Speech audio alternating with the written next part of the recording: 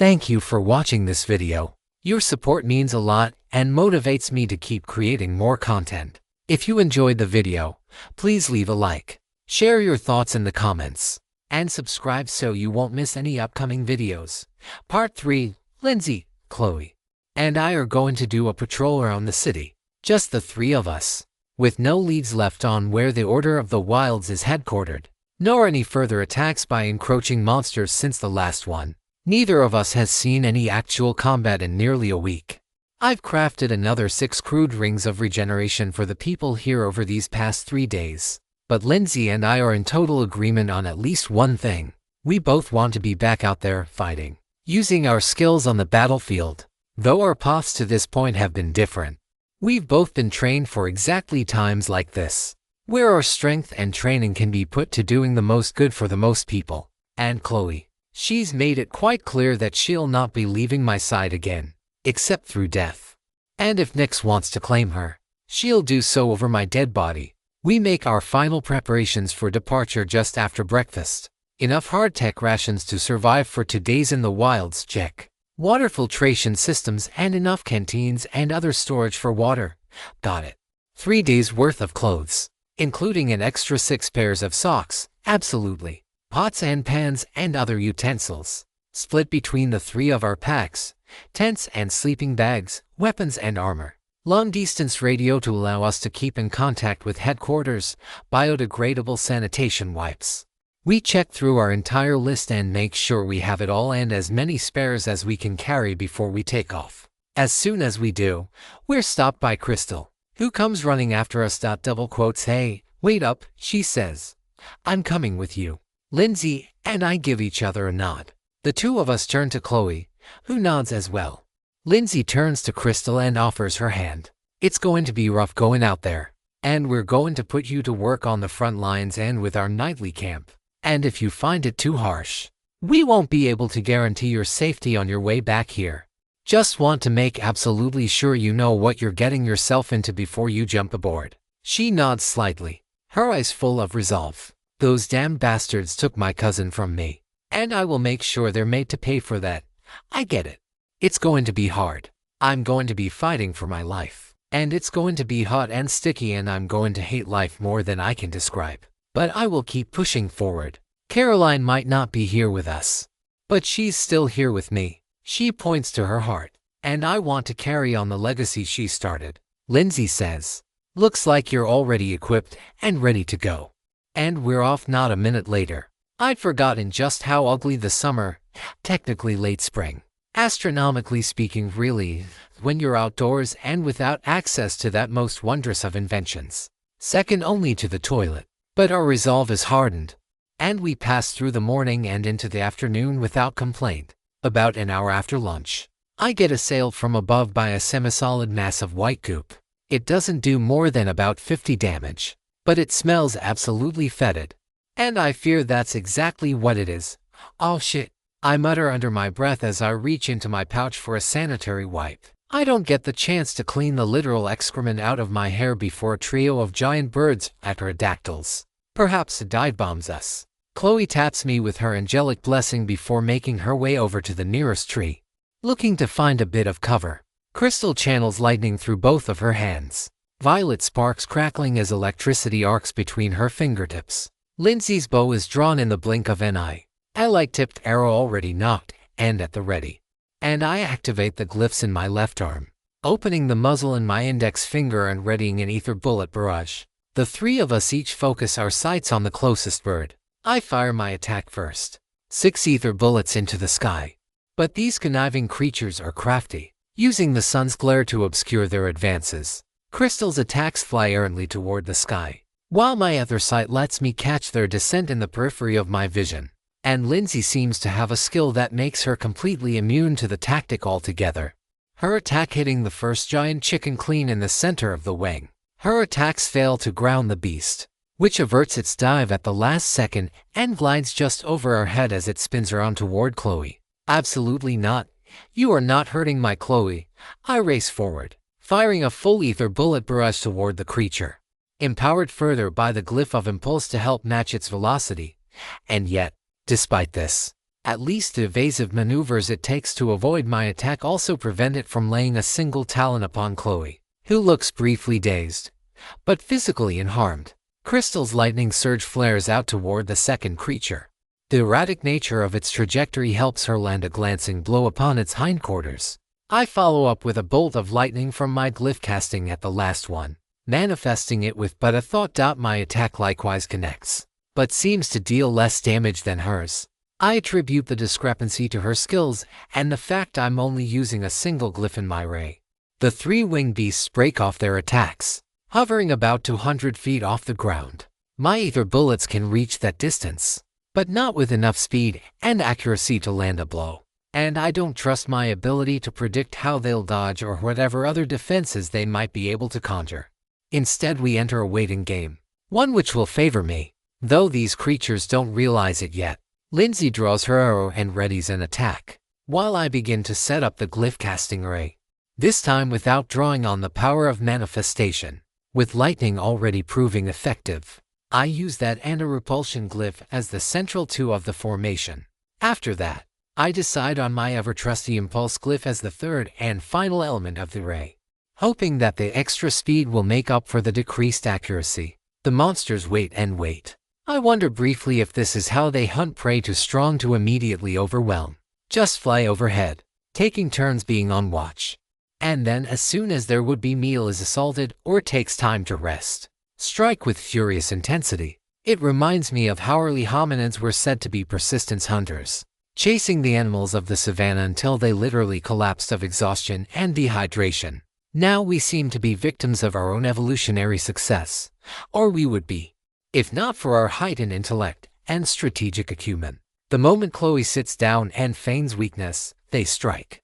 Lindsay grabs her and pulls her away from the center of the blast, while Crystal channels more lightning of her own to augment our joint attack. The creatures realize too late the ruse we played upon their instincts, and before long, all three are fried to a golden brown and delicious crisped out at least. I hope they're delicious, considering they're likely to be the centerpiece of tonight's evening meal. No system notifications await us, which suggests that the creatures are merely paralyzed rather than killed. I briefly consider doing the dirty deed myself, but hand Crystal my lightning-sheathed dagger and allow her to take two of the three coups de grace, knowing that the system seems to give a bit of extra experience to those who score the finishing blow, with her being the lowest level of the four of us so far as I am aware, and considering the harsh scaling factor at play. This seems best for our overall team performance. I take the last bird myself, my touched by the multiverse giving me a little extra room for the trouble. Your party has slain 3 Great Plains pterosaurs level 2626-27. You have been awarded a boosted 3900 experience. Level 27 experience 169,395 to next. 5,280 current stats health 2,550 to 2,598 ether 890 for over 1 current stats. Strength of 3025, speed 3025, vitality 7963, mind 10685. Your glyph casting rank X has upgraded to glyph casting rank X. The four of us nod and get to work, cleaning and dressing our meal for tonight. 39 around the campfire. The four of us sit around the campfire in the late afternoon, enjoying a meal of pterosaur stew. With the heat of the day long gone, the cool breeze takes over, filling our campsite with a pleasant sensation to complement our meal, a meal which, in accordance with all cliches involving the phrase, actually tastes a lot like chicken. I guess birds being the modern descendants of dinosaurs also applies to the taste of their flesh when seared over an open flame. Charbroiled too, not perfection.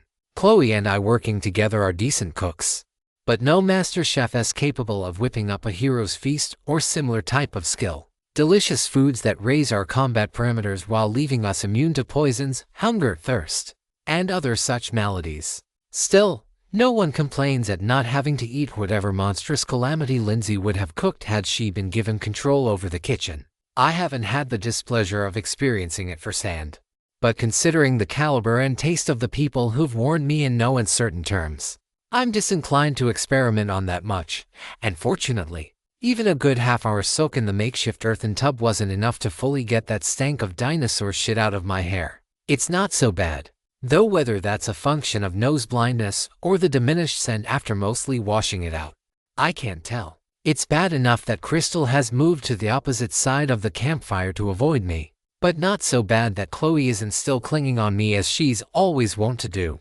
So, Crystal, Lindsay asks, how do you think you did in our first battle working among the four of us?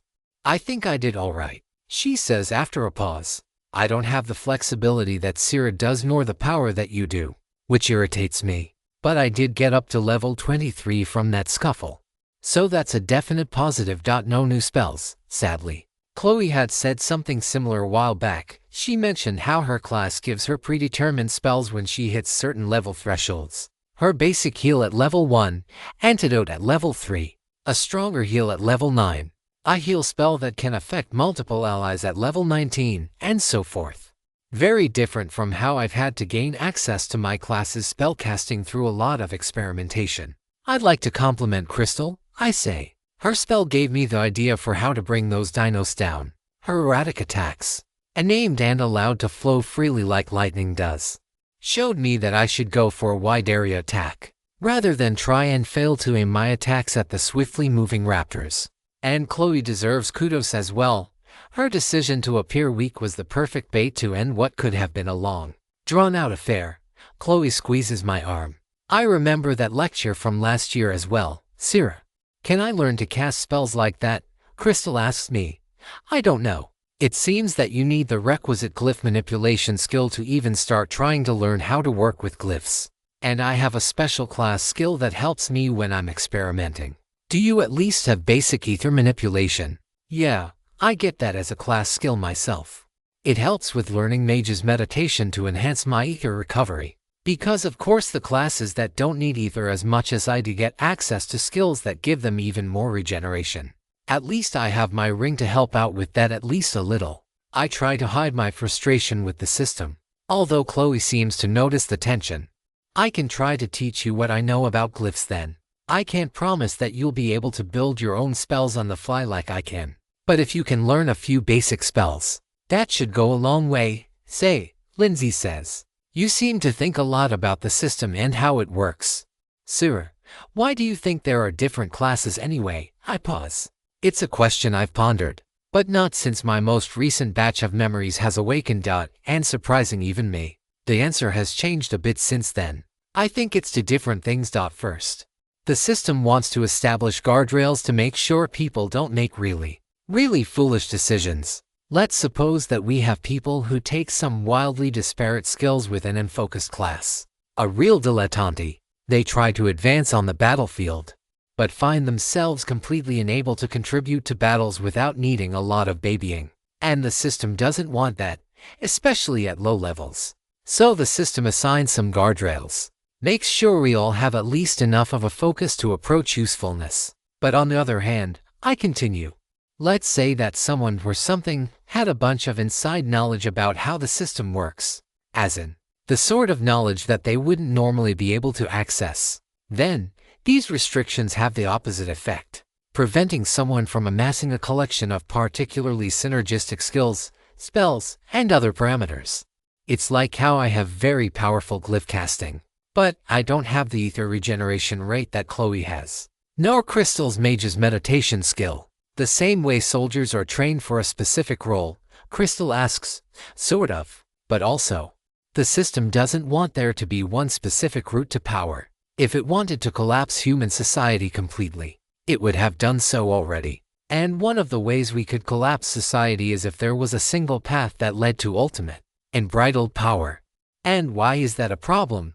Crystal asks. Because an army needs more than generals to function, Lindsay responds. We need officers to guide soldiers. But we also need people on the front lines, people handling the equipment, the logistics, the meals. I sure as hell can't do that last one. We all laugh. Just like we need truck drivers, merchants and retailers, doctors and medics, office workers, farmers, and everyone else who makes modern life possible, Chloe adds. I nod. Some of us will choose the path of a soldier, but plenty more won't. And the system probably doesn't want to punish the people who don't. But then why do we all need to fight monsters to gain experience to advance in levels? Crystal asks. Isn't that what this Order of the Wilds is all about? Do we know that's completely, definitively true for all people in all situations? Lindsay asks. All of us have combat-focused classes.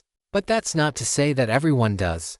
And besides, we got bonus experience when we cleared a dungeon. I get bonus stats whenever I max out the ranks on a skill.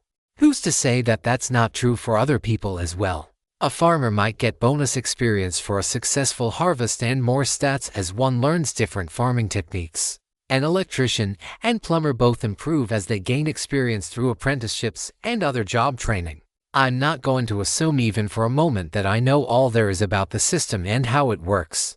I guess that would be a blind spot for me, Lindsay says. I've been in the military my entire adult life. Most of the people I know are either military or ex-military, and nearly all of them have some sort of soldier or ranger or other combat-related class. Makes sense why I jump to assuming the same is true of every class. Chloe gives me a wistful smile and rubs her hand against my thigh before looking up toward the twilight sky. My hand wraps around hers, and for a few moments, there's no sound but the light rustle of nearby trees and the crackle of our evening fire. Anyway, you two, Lindsay says, before you go all lovey-dovey on us, we should probably finish the end of our report. I have a question for you, Sarah. Crystal starts. Why did your spell take so long to form? I've never had a spell that took more than a few seconds to cast. Because glyphs are extremely finicky. I can manifest a couple of glyphs together using my own power. But for anything more complicated than 3 glyphs, I have to trace them all out by hand. And while most of my spells aren't more than 3 or 4 glyphs, there's still dozens of linking runes and definitions that all have to be drawn perfectly. A single error of drawing a stroke at the wrong angle can cause the whole ray to backfire, which is how I lost my arm a couple months back. Seems like you're coping. Thanks to a lot of sleepless nights and a lot of help from a lot of people who wanted to thank me for my sacrifice. Crystal shudders. Maybe I should take a rain check on that glyph instruction. If you change your mind, let me know. That does remind me that I've still promised Nicholas his treatise on glyphs and ethertech. As per our agreement, I have made a ton of progress over the last 2 months, but not as much as he's likely to accept. And yes, he did agree that I'd have time to train and gain levels in combat. But it has been a good while without much progress on that front. Worse, I haven't seen Alana stop by either.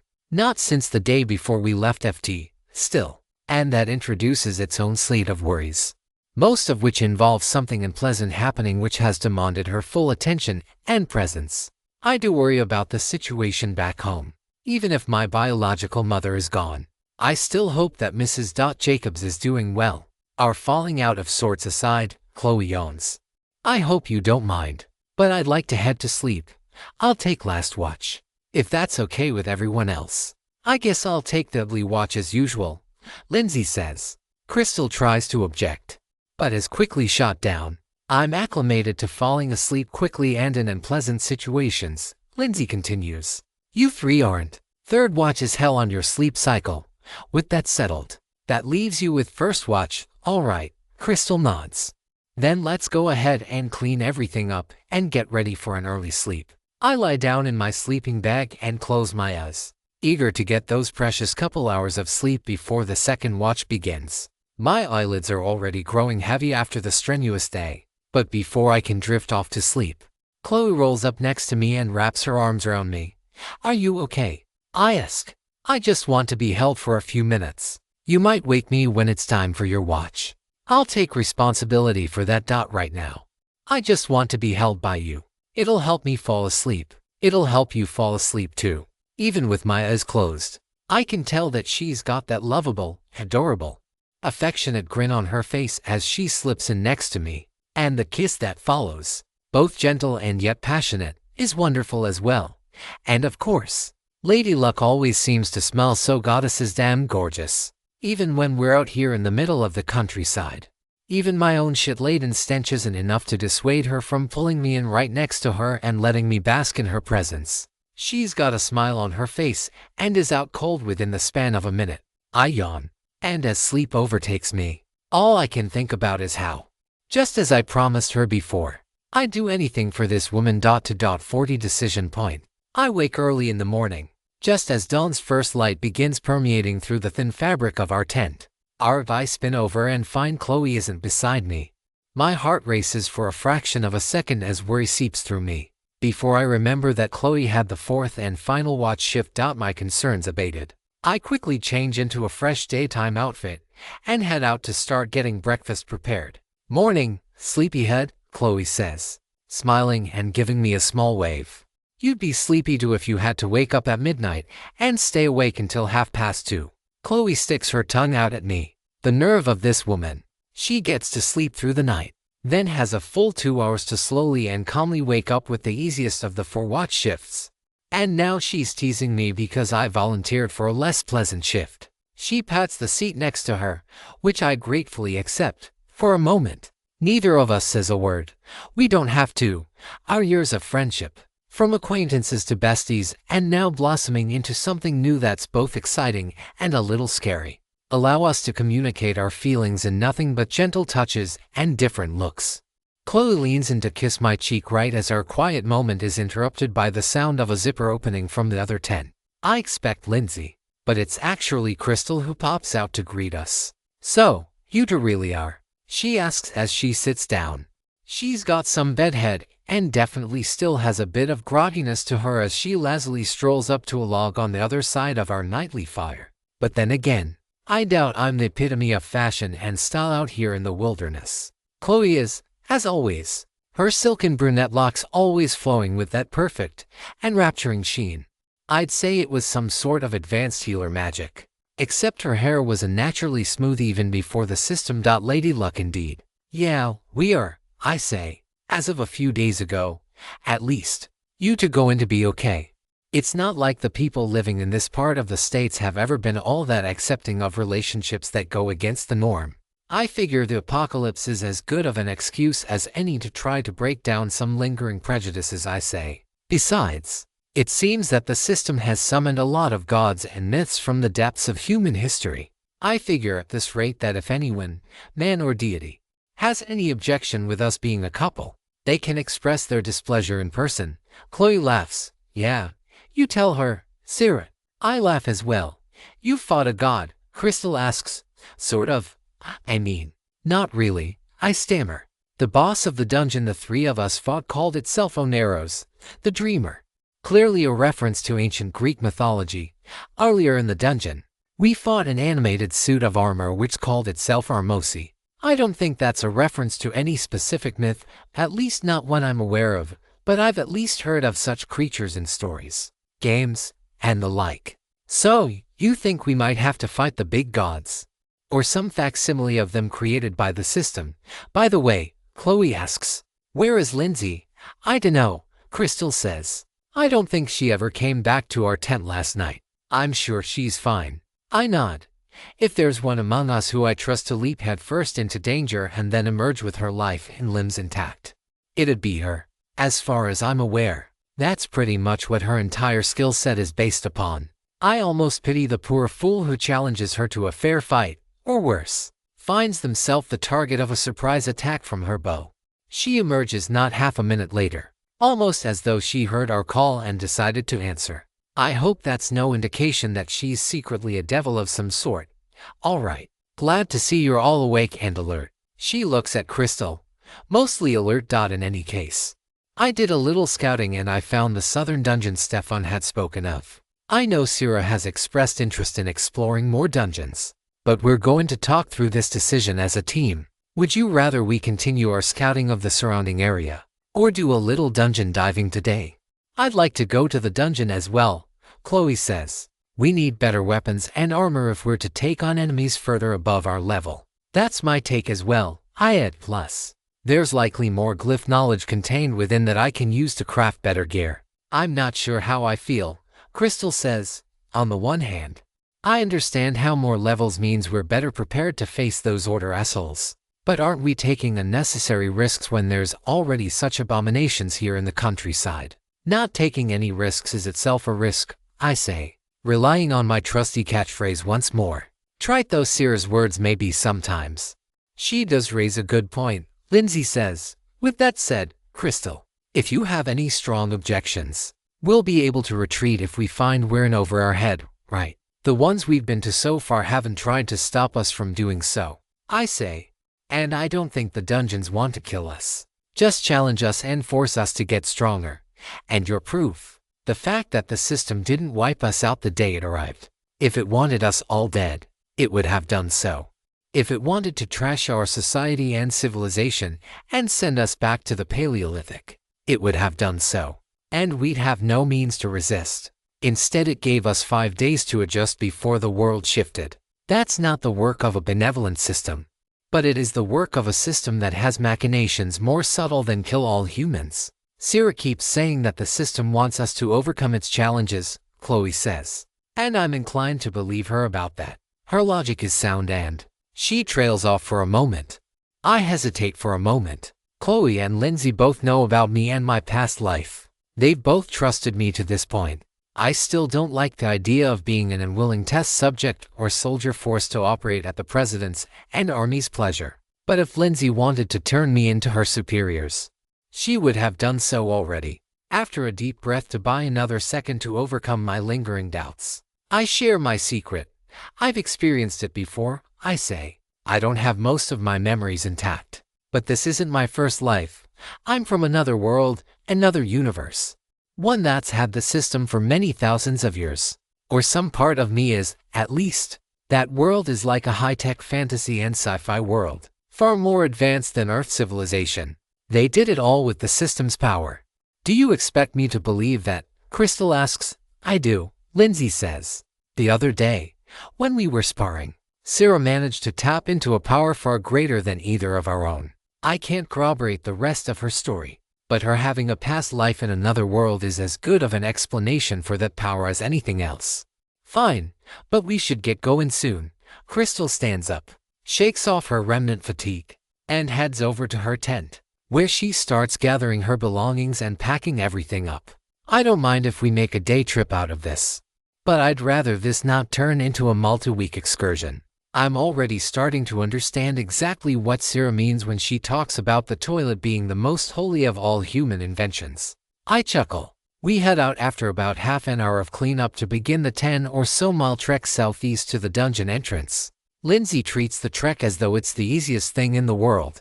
I'm handling the journey without too much difficulty, and Chloe is keeping pace as well. Although her cheeks look a bit flushed, might just be her thinking about me, though. In contrast, Crystal looks a bit winded. Despite her protestations to the contrary, it's pretty clear to all three of us that Crystal's trying her hardest to keep up with us, even though she lacks the speed and vitality the three of us have, instead focusing far more heavily on mine than even I have. None of us want to say anything that might discourage her, or otherwise give her a crisis of ego, and so Lindsay has ever so subtly slowed us down. 5 minutes is a small price to pay to keep morale high as we enter the dungeon. No guards or other site staff the way there were back home. I can't imagine the National Guard here is going to have a wildly different command structure. Seeing we're in the same state, this leaves several options. First, there's been enough research conducted to conclusively demonstrate that monsters don't, in fact, wander out of them. If so, the need for guards is no longer necessary, and they've been moved where they're needed more. Not a good reason, but it's a potential explanation. Second, Red Clay City is much larger than our hometown. A greater area to patrol, coupled with the larger distance to a population center, mean they've had to retreat to positions further toward the heart of the city which they can better defend.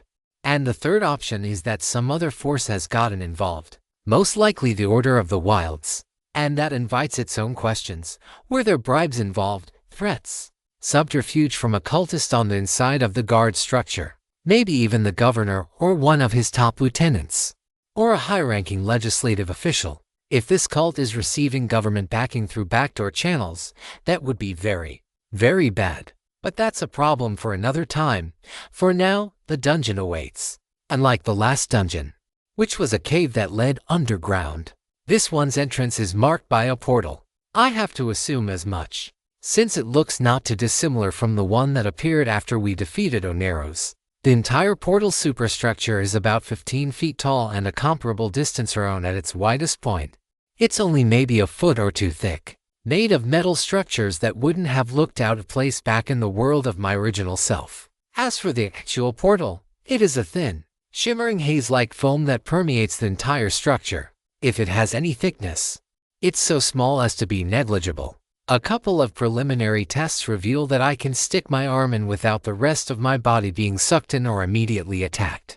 Lindsay's Identify detects no microscopic damage to my right arm, and Chloe's Heal spell finds no purchase, which together convinces me of the other side's safety, at least from immediate harm. No trace of you from the other side of the portal, Crystal says, confirming what I suspected before. I do notice an inscription on the front of the structure, written in the language of the system. I can't read it perfectly, but I can get the gist of it from context. It is a dungeon, as we'd expect, though instead of being underground, it's located on an island high in the sky. The standard inscriptions about dungeon and danger and treasure apply, along with something I didn't find in the South County dungeon. A recommended level for clearing the dungeon, 31, and of the four of us, only Lindsay has reached that threshold. Do we let this new information change our earlier decision? I ask. Absolutely not, Crystal says. If this is how those Order bastards have been gaining levels so quickly, then I'll be damned if I don't put myself through the same. Caroline demands vengeance. No one else says anything to the contrary, and with held breath, the four of us step into the portal, ready for the challenges to come. To point for one Sky Island dungeon, I mutter under my breath once all four of us have stepped through the portal. At this high altitude, it's a good 30 degrees cooler than down on the surface, and with a chilly breeze of maybe 15 miles per hour blowing all around, it feels closer to 40. We emerge out on a small grassy field, about 60 feet in radius. Just as the inscription said, we're standing on an island suspended in midair, high in midair. I quickly correct as I walk toward the side of the platform. Not quite airplane at cruising altitude high, but a good 12 to 14,000 feet based on a glance of the sprawling city to our northeast. Before us is a pyramid or ziggurat or similar structure. It's maybe 400 feet tall and triple that on either dimension of its square base. However, I know from experience that space is twisted whenever the system wishes it to be such. I have to assume it'll be much, much larger, with levels that go for a higher end or lower than the visual distance indicates. My head grows light. It seems a bit of altitude sickness is setting in. Crystal in particular isn't taking it well. Lindsay pulls out a canteen of water and orders her to drink, which she does. Chloe and I turn to one another and follow suit, downing a few ounces of water to help our bodies acclimate. As we stand around in tranceway, preparing for battle, Chloe approaches me and latches her arms around my mechanical left arm, pulling me toward her. I turn to her, and as soon as I open my mouth to ask her a question, she stands on her tiptoes and plants a kiss upon my lips. Lindsay shakes her head, Crystal rolls her eyes, and I'm left blissfully befuddled in the middle of it. I'll take the front, I say. I slip away from Chloe's embrace and ready my mechanical arm cannon for battle. Chloe taps me with her angelic blessing and walks just behind me, her hands grazing against my back as she flickers on her other side to look around. Crystal follows, a thin glow of violet lightning at her fingertips, providing a bit of extra light to supplement my own. And Lindsay takes the rear, her bow drawn and an arrow nocked, her eyes always in motion. The entrance stretches high, its rectangular maw like a monolith towering to a good 25 feet. And though I expect the inside to be completely dark, it's not. Tiny slits in the walls let in just enough light that I can see vague impressions of shapes and muted colors without my other sight. With it, I can see perfectly, at least out to the edge of its meager range. Upon the walls are statues and some strange stone structures that look like they might be sarcophagi. That is odd. Why evoke the iconography of ancient Egypt or maybe Mesopotamia here on a floating island in the middle of the United States? I dare not try to match wits with the system's intellect, but ponder in the back of my mind what it might forebode going forward. No creatures approach us in this antechamber of golden treasure. Save for our footsteps and the sound of our breaths, it's eerily quiet. I approach the middle of the room, upon which a circular dais lies. Upon it is a pedestal, which I brush the top of and begin to read the glyphs thereon as best I can. Herein lies great wealth, I think. I start. A monument to the kings of old who coveted, maybe, based on context. I mutter. Who coveted jewels and gold and the symbols of their divine enunciation. But like Ozymandias, all those kings of yore crumbled to dust. Most forgotten in the annals of history. Do not relive their folly. Within these walls, you will find great treasure and temptation. Be forewarned. Your wealth will weigh you down. Peril and calamity will befall you in proportion to that which you take. With empty pockets, walk through every room without fear. But those weighed down by the wealth found here may find themselves losing more than just the gains they seek. So it's a test, Lindsay says. Do we want to just stroll to the boss and call the dungeon cleared? Or try for treasure and risk being strangled by it? Nothing ventured, nothing gained. Chloe says, I don't think we should take nothing. But taking too much is risky. It's a question of how much risk we're willing to tolerate. I don't like it. Crystal says, there's no trying to value our lives against treasure. We should take only what we absolutely have to. One other factor to consider, I add. Rejoining the others off the pedestal. The amount of experience we gain here is tied to the difficulty of the battles we fight. Take too little and we will deprive ourselves of more than just better gear for the battles ahead. Can we lighten our load if we decide we've taken too much? Crystal asks. Who knows? Lindsay replies. We've got a sample size of one dungeon to work with so far, and it didn't have any such stipulation that I'm aware of. We should assume not until proven otherwise. I pick up a coin of silver off the ground. It's heavy. Heavier than I expect of such a coin, but then again, silver is far denser than iron, let alone the alloy which makes up my left arm. I drop the coin, and it slips out of my hand and onto the ground below just fine. I check my pockets, wondering for a moment if such trinkets have a mind of their own, wanting to be taken and refusing to be let go of. A certain ring comes to mind as an example of such sapient artifacts. My pockets remain empty. And if it somehow slipped into my bag through the system's power, I don't notice the change in weight. A promising result to the experiment, but far from conclusive proof of anything. With heart and resolve, we push into a narrow hallway leading into the next chamber. Immediately, I hear a click, followed by a whooshing sound and an arrow going just behind the back of my head. Floor traps, Lindsay says. One right here. Chloe stepped on it. Good reflexes. By the way, both of you.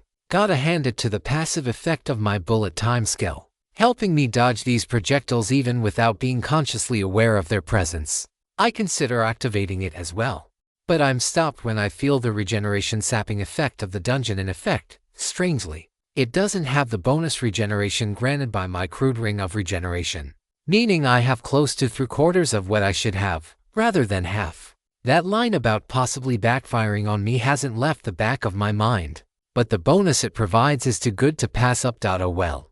It's likely to only cost a hand, which wouldn't be so bad, except it's the only one I have left that can properly caress Chloe's cheek when she needs comfort.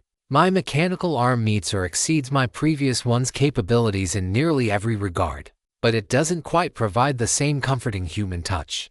But maybe it doesn't have to. Chloe accepted me for me, alien, cyborg, and everything else included. My musing is cut short by the roar of a monster in the next room. I suppress a sigh. What will we be fighting today? A sphinx, mayhaps a manticore. I try to cycle through my admittedly lacking knowledge of Egyptian and Near Eastern mythology, scrambling with possible ideas for what we'll be up against, along with any weaknesses or domains that those creatures might possess. What we see is something I am unfamiliar with. A creature sitting on a throne in the center of a large room. Its body looks vaguely humanoid, but with 2 pairs of wings off his back, talons for arms, and, gross. As it stands up, I shudder. Why does this naked male creature have to be anatomically correct? And why can't he put on some gotta-stand clothes already? Adrenaline keeps me from hurling from the disgusting stench, but only barely. He's about 12 feet tall, with a mouth snarling like a rabid dog's. Wind whips around him like a tornado, likely capable of deflecting projectile attacks, like those all of us use. I don't doubt for a second that his wind can deflect lightning and even light, despite plenty of experiments confirming that light travels through space independent of a long-debunked luminiferous ether. Another roar bellows out as we emerge into the main room, a rectangular chamber comparable in size to a football field, and at least 50 feet tall. Two large skylights high above shine sunlight down upon the central dais. The creature raises its right arm, sending the gale about him into a raging tempest. He attacks with swiftness belying his size. Lindsay rushes in front to defend, but the residual tempests still damage Chloe and I. The wind like dozens of swirling razors that find purchase in our skin and flesh. Chloe's healing is keeping the damage superficial, but it doesn't keep it from stinging to the high hells. I go for the attraction setting of my mechanical arm cannon, reasoning that it might counteract the natural repulsion tendencies of this monster's wind barrier. After sidestepping out of the way of Lindsay's aegis, I launch my blast, aiming a bit to the left of the creature to take advantage of the counterclockwise rotation of its barrier. The attack connects as I'd hoped, but it doesn't do much damage to the creature. I ready another round, this time manifesting the impulse glyph to push extra forward momentum into the attack. I have to adjust the trajectory ever so slightly to accommodate the faster velocity and decrease time in midair, but not too much that the blowback falls in Lindsay's face. With bullet time briefly active to give myself another split second to properly aim, I release my attack. It does some damage this time around, but not nearly enough. And, despite my attempts to aim properly, Lindsay does suffer a modest amount of blowback damage, which Chloe quickly heals. I grip my teeth in frustration. How do I move forward from here? My options are to dispel the wind somehow, or try to launch an attack from above, where the rotation will focus the blast upon the monster rather than deflect it. But I can't fly. Not without invoking Seraphina over limit, which I can't do right now. And it's not like the system is going to provide me that information, considering it was a power concocted specifically to fight the system itself. That leaves dispelling the wind, or there is one other option. Goofy though it may look, does give me some resistance against wind-type attacks, and I bet my left arm is more structurally sound than most flesh and blood beings. I leap into the fray, activating bullet time once more to slow down the effective speed and force I feel as I charge directly into the heart of the storm. My face is in pain from the razor wind, and it's a struggle to keep my eyes open as the excruciating pain of a scratched cornea fills my consciousness. But I power forward, embracing the pain, knowing that it fuels me and my drive to become strong enough to carry out the tasks I was meant to accomplish. Once I'm in the wall of the eye, with winds so strong I can barely keep upright, let alone moving forward, I channel every bit of my meager strength together and force my left arm into the eye of the storm. One barrage of repulsion bullets later, and the winds have been completely vaporized. I fall back to the ground, my body cut and bloodied in 100 places and my health down to about 1/3. But I did my job.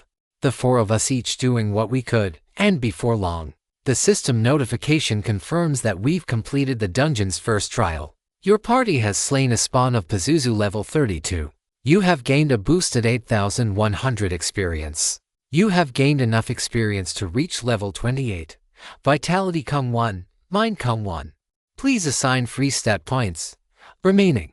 I put 2 of them into strength and 2 of them into mind, reasoning that I'm going to need considerably more offensive capabilities to properly balance this party. The out-of-battle benefits improving my ability to haul larger quantities of gear and in this dungeon especially. Loot influence my decision as well. Maximum health increases by Vitality X to current level Ran 1, 3 equals 159. Maximum Ether increases by Mind current level Ran 0, 2 equals 118 level. 28. Experience, 177,495. To next, 23,685 current stats. Health, 1,047, 2,757 Ether. 1,047 1 current stats, strength 30 for 27, speed 3125, vitality 8164, mind 11188. Your Ether Bullet Barrage rank I has upgraded to Ether Bullet Barrage rank 2. To point for to Sky Island Dungeon 2. Once the spawn of Pazuzu's corpse has disintegrated and Chloe has a chance to fill me with the fresh, minty sensation of her healing, the 4 of us get to work surveying the rest of the chamber, most notably, rather than the single loot chest that I expect, for in total spawn, each of them is marked with logographs corresponding to one of our 4 classes. A bow and arrow for Lindsay, a wrench for me, an angel's feather for Chloe, and a wizard's hat with a lightning glyph emblazoned on it for Crystal. A pedestal appears, followed by symbols glowing upon them. I'm expecting to see more glyphs to decipher, so I'm shocked when they morph into English text, glowing a bright teal for all to read. Take one, take none, take some, or take all. The choice is yours and yours alone. Within each chest contains an item worthy of your chosen class. But be warned, for there is no such thing as a free lunch. A curse shall befall each person who claims an item, until such time as they have cleared the dungeon. Well, this is problematic, I say. More so than what we read before, Chloe asks. Yeah, I was urgently thinking that the curse would be placed on the gear. In other words, we'd have equipment that would literally weigh us down, but we could get rid of the curse by getting rid of the gear. But it seems we're not going to get off that easily. Chloe snickers, apparently at my choice of words. And we're cursed until we clear the dungeon, Lindsay adds. Not until we remove the gear or until we leave the dungeon through other means. In short, it's the ultimate risk. Once we commit to taking an item, we're committing to one or more curses until we're able to beat the dungeon. And should we retreat and let someone else finish the dungeon in the interim, we could be waiting weeks or longer until we even get a chance to do so. Can we at least see what's inside before we make our decision? Crystal asks. Honestly, probably not, I say. I'd be willing to bet the $20 I don't actually have that we'll be hit with the curse the moment we open the chest, regardless of whether we keep the items. Well, screw that, Crystal says. What a crock of shit, making us commit to being cursed before we even find out what's inside. She hesitates for a moment, but what the hell, she continues. Nothing ventured, nothing gained.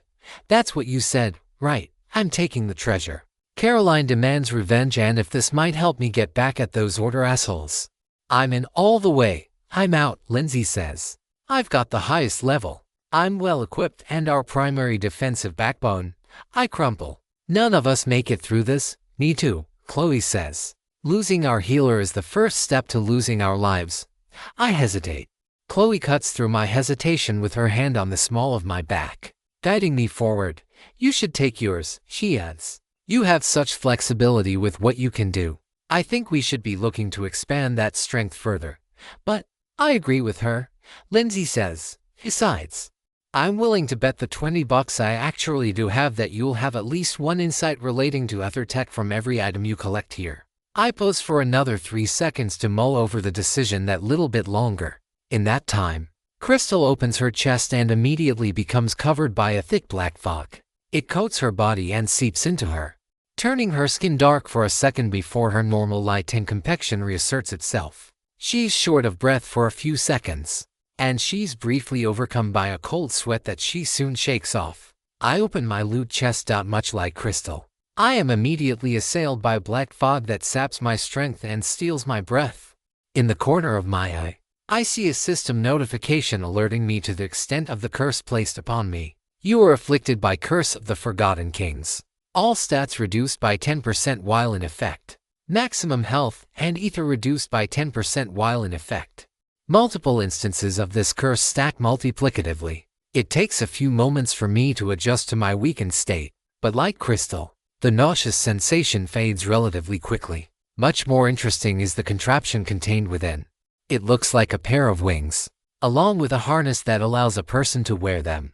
Although they look like mere cosplay decorations, I suspect they wouldn't be here without good reason. Give and take in equal measure. That was the principle of this dungeon. I take my backpack off and slip the wings on, with Chloe's help, of course, as she volunteered herself well before I could even think to ask her. The harness is a damn fine fit, the marvels of the system enabling our armor and weapons to perfectly mold to our bodies as we put them on. I probably look even sillier than I did before, even including the hot pink bandana of swiftness I've been wearing the whole time.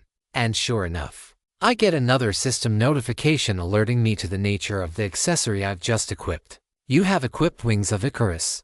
Wings of Icarus, a facsimile of the original mechanical marvel crafted by an ancient artisan who coveted the gods and their flight, and wished to soar among them. Be sure that you do not meet his ill-timed fate. Enables its wearer to fly, Flight speed and maneuverability scale with both speed and mind. Costs 15 ether per second to operate. When ether expires, wings immediately stop working. I can see exactly why the wings are called what they are. No inherent featherfall skill or its equivalent. No gently floating back to the ground. If I fly too high for too long and run out of ether to power them, I'm going to crash violently if I'm lucky. Chloe will be able to heal me. Probably best not to count on being lucky. I decided to take them for a test ride. And it's weird at first. I can't exactly feel my mechanical arm. I can intuit its motion based on how the glyphs are operating. But I can feel these wings as though they are an extension of my body, and can flap them as easily as I imagine a bird or a dragon or whatever else can. Higher and higher I fly, leaping up toward the skylight. But as soon as I feel the powerful sky island breezes beginning to distort my flight trajectory, I cut my test short and drift back to the surface, deactivating them the instant my toes touch the ground. "Wow," Chloe says. "You looked so amazing up there." She wraps in a hug and whispers, "You will be taking me flying once we get back to the adventurers' headquarters." I nod. I don't even have 2 minutes of flight time before my ether expires, maybe a bit more when my regeneration is factored in. But I'd gladly share that time with Chloe if that's what she wants. It would be pretty romantic. "Seems I got a new spell for my trouble," Crystal says. She snaps her finger, causing a surge of lightning to flood her hand. She makes a whipping motion, adding a little flourish with her downswing, and as she does, the lightning surge trails behind her like a cheerleader's streamer. She spins around with all the grace of a dancer, flicking her crackling, violet whip-like tendril back and forth before retracting it into herself. "Impressive," Lindsay says. Chloe nods in agreement. As the three of them chat about the new ability, I rummage into my backpack for the sword hilt I found way back during our first incursion within the South County dungeon. I try the same thing that I did back in my recent visions. How I fought with a blade of pure etheric energy, but it doesn't work. Not even trying to channel the power of the anomaly finds any purchase. "Can you try channeling your new spell through this?" I ask Crystal. "It's a powerful artifact Chloe and I found a while back. I've been trying to get it to work, but I've gotten nothing out of it." She takes the hilt and examines it carefully, tracing her fingers along either side of the grip, then along the crossguard of the bladeless sword. After giving me an incredulous look, she does. And just as I'd thought, the blade activates, channeling her lightning into a sword not unlike a falchion. She furrows her brow and grimaces a bit, and the blade changes from a falchion to a broadsword, then to a katana, then to a claymore, before finally settling on a thin, narrow foil often seen in contemporary fencing. "Thanks, Sarah," she says.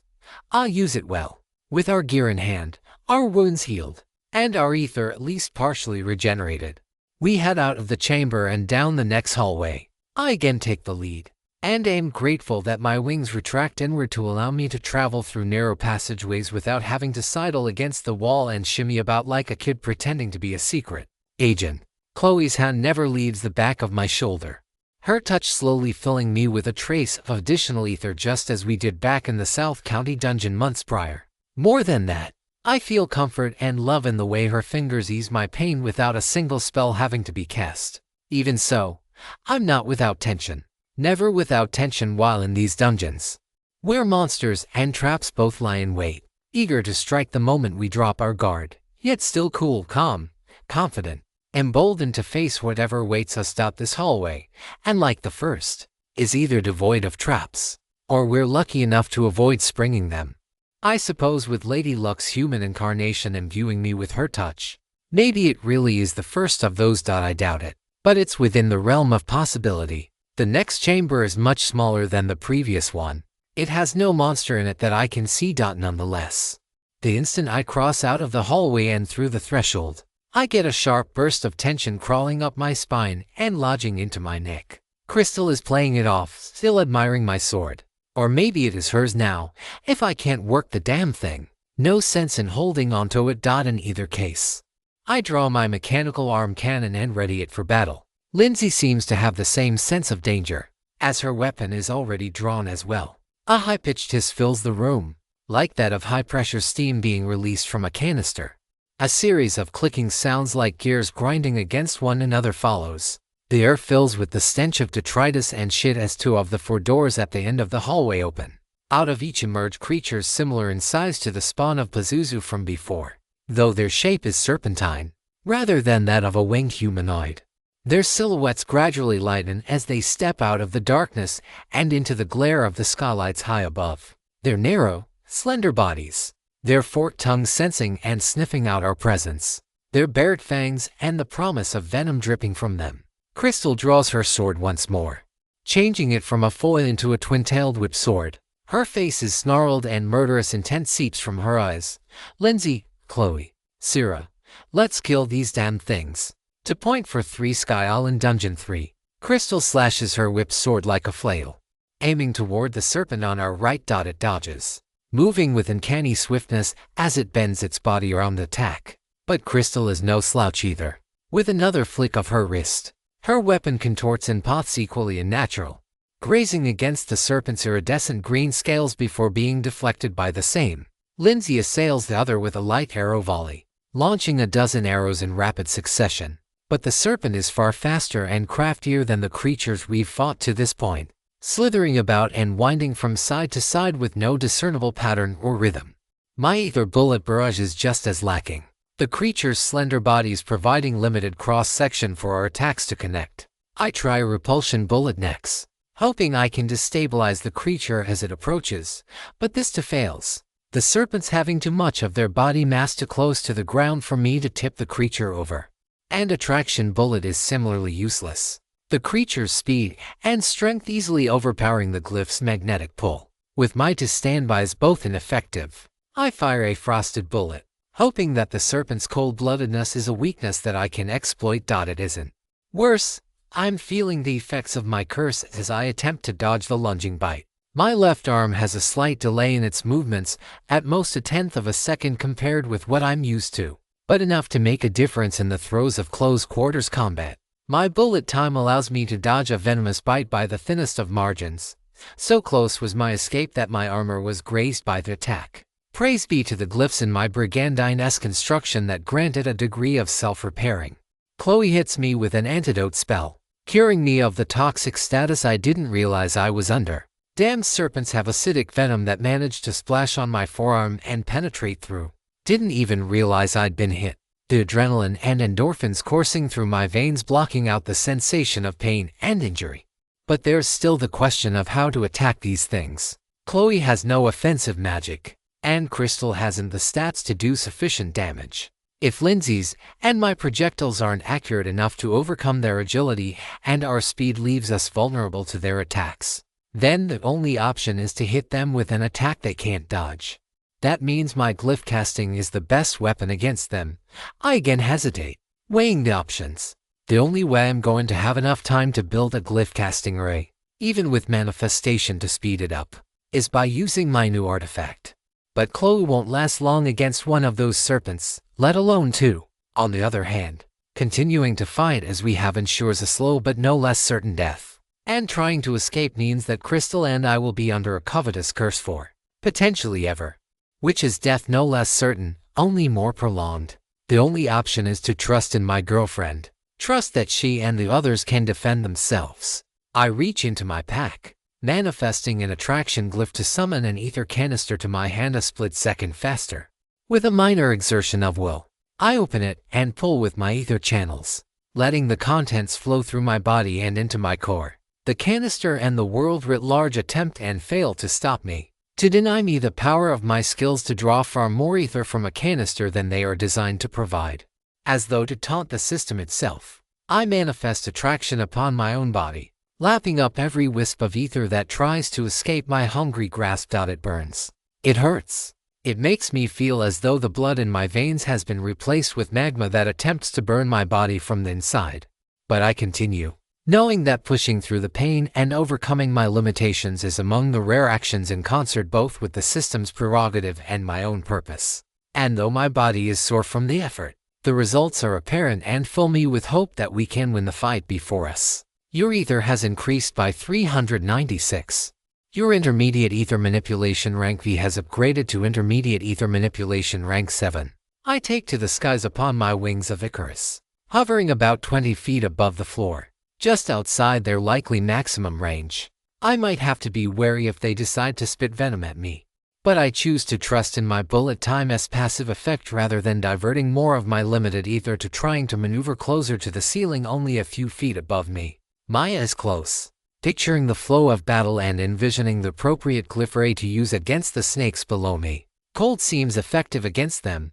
They seem resistant both to heat and lightning from everything I've seen so far. As such, I draw the inverted heat glyph in the center of my glyph casting circle. Inverted repulsion slots in necks, my best weapon against their speed and slithery movements. I add in an intensity glyph, drawing linking runes to specify that I want to intensify the amount of heat removed from the area. Finally, I water glyph to finish the ray. I consider just an ice glyph, but that would launch shards of ice all around the battlefield. I want instead a flood of super cold water which will freeze around the serpents, solidifying them within an icy tomb and sedating them long enough for us to slay them for good. Everything looks right. My Tinkerer skill alerts me to the presence of no imperfections in the ray. My circle looks complete to my eyes, and my other sight shows no signs of ether leakage that might backfire upon me as it did against the Intoids. Another split second to appease that lingering doubt that lodged itself in the back of my mind the moment my left arm shattered.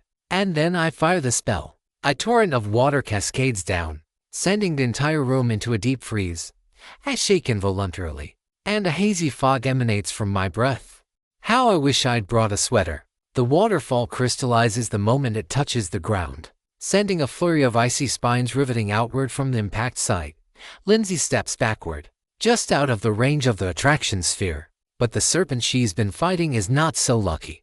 The lower half of its body is coated in ice several inches thick. It thrashes about, trying to break free of its eternal resting place, but it's in vain.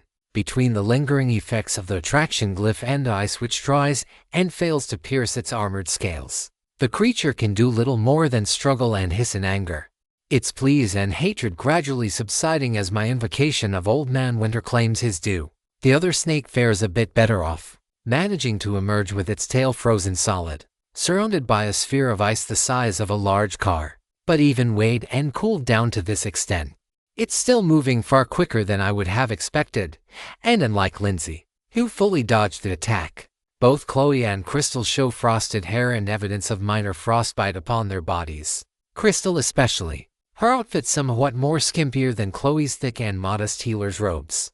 I owe them each an apology once we beat these bastards. Not if. None of us are dying here. I fly down to the surface just in time to catch Chloe and fly her out of the way of a venomous bite that would surely have left her in Nyx's cold embrace. She turns to me and gives me a warm blush.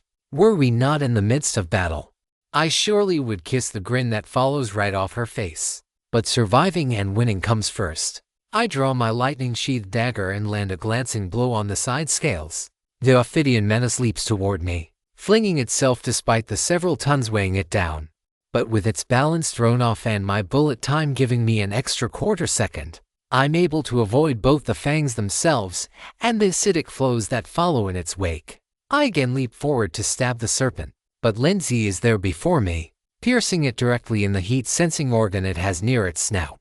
And unlike all our attacks to this point, whatever she did seems oddly effective, the creature giving one last snarl before succumbing to its wounds. "How did you do that?" I ask. "And what's with your hand?" I ask. It's blackened, sickening, like those horrid pictures of fetid disease and gangrene. Chloe notices immediately and rushes over to her, casting a curing light followed by an antidote, which together return Lindsay's hand to its normal color and shape.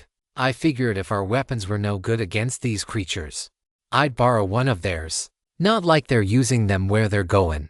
This gets the four of us to chuckle for a few seconds, right until Crystal gets in my face and opens her mouth as though she's about to spout every obscenity I've ever heard of and probably a few I've not. "I'm sorry," I say without needing further prompting. I tried to mitigate the blowback, but I judged it was better to overshoot on the intensity of the spell than have it rendered ineffective. She cuts herself off, lowering the arm that's raised toward my face slightly, as I follows. "Just give us some warning next time." "All right." Chloe walks up to us, pulling Crystal into a hug and casting a heal upon her. "We'll get you feeling better in no time." I'm still tense for what awaits us next. More pressingly, the system notifications haven't appeared yet. Did one of the two survive the attack? I walk over to the one that I entombed earlier. Its baleful eyes stare at me despite the creature being completely torpid. Screw this asshole's indignant gaze. Should anyone try to harm Chloe, this will be their end fate. I stab both eyes with my lightning-sheathed dagger. The creature flails about, an autonomous motion caused by the surge of lightning frying its nerves. And finally, the system notifications appear. Your party has slain to Apophysis level 32. 33. You have gained a boosted 16,700 experience. Level 28. Experience 194,195. To next. 6,685 current stats. Health 2,154, 2,481, 2,757. Ether 527 over 1. 598 1 current stats. Strength 3127 3. Speed 2925 -3. Vitality 7364 -6. Mind 100 Your glyph casting rank X has upgraded to glyph casting rank She. The tension eases from my neck and shoulders. Only as the adrenaline wave passes do I notice the periphery of ether strain setting in, then gradually subsiding as my ring and natural regeneration fill my core beyond that crucial 1/3 threshold. What happens next? Chloe asks. I don't see any no passages, and I hardly think it's a good idea to go crawling through where the Apophysis came out of. Wait, Lindsay says. Look carefully at the doors that opened. Of the 4, 2 open. Specifically, the 2 corresponding to the 2 chests that Sierra and Crystal opened. So, the more treasure we take, the more monsters we'll have to fight. Peril and calamity will befall you in proportion to that which you take. I say, with empty pockets. Walk through every room without fear. That seems to line up with the inscription at the start of the dungeon. As if on cue. 4 more treasure chests appear in place of the dissolving Apophysis corpses, alongside a hidden passageway on the right side of the room from the perspective of when we first walked in. Alright, let's figure out what to do, Lindsay says. To point for Sky Island dungeon for what's there to discuss, Crystal says. We take nothing and we get the hell out of here as soon as possible. The quicker we get done with this nightmarish place. And I'm not keen on another ice bath courtesy of Miss Sprays-a-lot over here. Would you like me to warm you up? I can manifest a. No, you will not do any such thing, Crystal says, cutting me off. She sighs and trails off. I can understand her frustration. My glyph casting is erratic, ad hoc, prone to inelegance, waste, backfiring, and all sorts of other issues I attribute as much to my inexperience as to the crude methods behind my merger of magic and ether tech. In contrast, Crystal's system designed and imbued spells are designed by an intelligence far beyond mine, boasting perfect efficiency, predictability, and control over their shape and output. But that's not what a planet-touched mechanist is. That's not who I am. Alright, Lindsay says. Crystal, there will be time for debriefing and after-action analysis shortly. For now, we need to keep our focus on the task at hand. Here. Crystal sighs. Fine. So what do we do about the chests? Chloe asks. If Sierra and Lindsay are right, we'll have to fight more monsters if we take more treasures. We should at least consider what happens if we don't take any. I'm on board with that, especially if we don't have to deal with our supposed allies freezing us half to death. Crystal shouts. Crystal, Lindsay says, that is quite enough. I understand that you are a civilian. I understand that you don't have a soldier's training and that you're motivated to get revenge for your sister. I understand your frustration with how Sierra's spells work or sometimes don't. And you know what else? What? Crystal says. That arm of hers froze it off casting a spell just like the one she used a few minutes ago. She knows the risks involved with what she's doing. When she came to after that fight, I was worried she'd want to go home, settle back into civilian life as a hero. But she just kept pushing forward. She keeps moving forward even now. And if she lost her other arm, she'd be working on rebuilding it the next day so she can get right back out here. I don't know how I feel about the compliment made about me right in front of my face. At least, I think it's a compliment and I'm going to treat it as such. Truth is, Lindsay is right. Fighting out here, developing both my latent power and enhancing my system-granted power, building ethertech and advancing my knowledge of glyphs and glyph casting. I was created to do exactly that. That drive is a part of me, as much as my own blood and flesh. Crystal shakes her head. You're right. Throwing a pity party isn't going to bring Caroline back. And it isn't going to bring us any closer to seeing her killers brought to justice. But there's still the question of what to do with the treasures. One thing I noticed about the curse is that the system says that the penalties stack multiplicatively as we accept multiple instances of it. I say, which means we'll have 81% strength, then 70.9%, then 65, 61%, and so forth for 2, 3, and 4 instances. We're not seriously going to get cursed 4 times, are we? Crystal glares at me, making clear that her enmity toward me hasn't fully subsided. I felt like shit after just one. Probably not a good idea, I say, but it should weigh into our decisions. Is it better to have one person with multiple curses, or have us each take a single one? I'll pass, Lindsay says. I've got the highest level and stats of anyone here. I'm also the only one who's crossed the level 32 threshold. Unless Sera's not telling me something, still a few away, I say. In any case, based on Sera's statement, we'll suffer the largest absolute penalty in our overall fighting prowess if I end up taking a curse. I think Chloe and Crystal should take their items while Lindsay and I abstain. I say, Crystal is the lowest level of us. Meaning the exact same argument Lindsay said about herself should still apply, only with the opposite conclusion in this case. And I've got the potential to make my own gear. So, I'm less reliant on system gear than you 3 are. Plus, we'll get immediate benefits from any new spells we might learn. Crystal hesitates for a moment before nodding. She and Chloe head to their respective boxes and open them, succumbing to the curses as they do. I rush over to comfort Chloe, who looks ashen as the curse takes effect. But she only smiles at seeing my concern and takes my offered hand, squeezing it gently as her body acclimates to the diminishment of her stats. That was unpleasant, she says. This gets me to laugh. It is. You also get used to it surprisingly quickly.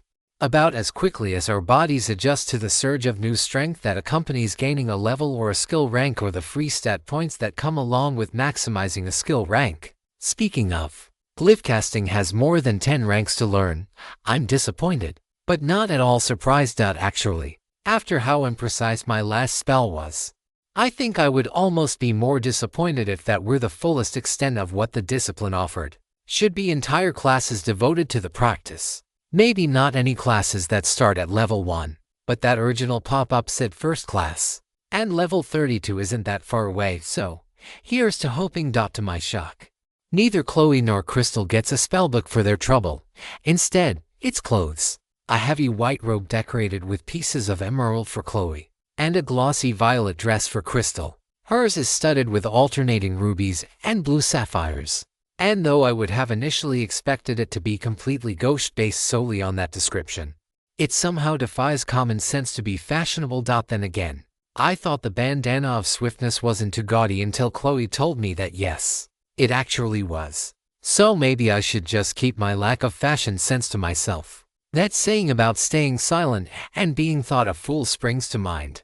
Chloe gives me a coy wink as she stands right in front of me, using my body as a makeshift curtain while she changes outfits. I swear she pauses for a good 2 seconds after she finishes stripping, daring me to look at her. And, despite my better judgment, despite my willpower to look away, I look. And she's beautiful, in a cute way. Beautiful enough that I have to wonder what she sees in me, when she could have pretty much anyone she wants. She slips her new robes on, fastening them and tying the various loose ends together as the robes stretch and shrink to accommodate her exact body shape.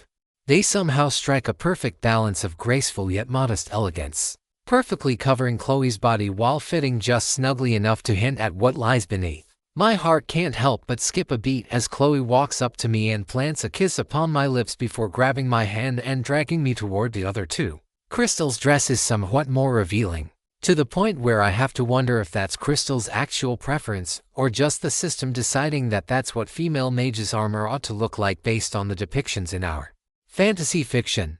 These bosses, like Onero's before, have been named for ancient deities and mythological creatures.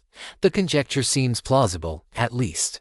In either case, It's a dark violet dress with a low but not too low neckline that tapers into a short bottom ending just above the knee. She's also now wearing a pair of flat boots that come up to the top of her calves, leaving only the area right around her kneecap exposed.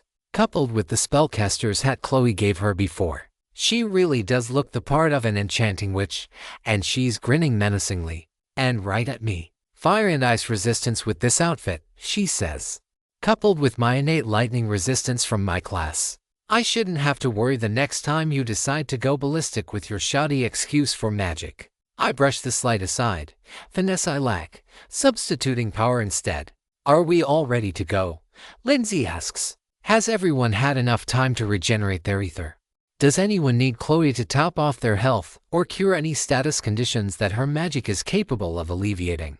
I do a quick look over. Level 28, experience 194,195, to next 6,685 current stats. Health 2,479, 2,481, 2,757, ether 1,245, 1,598. 1.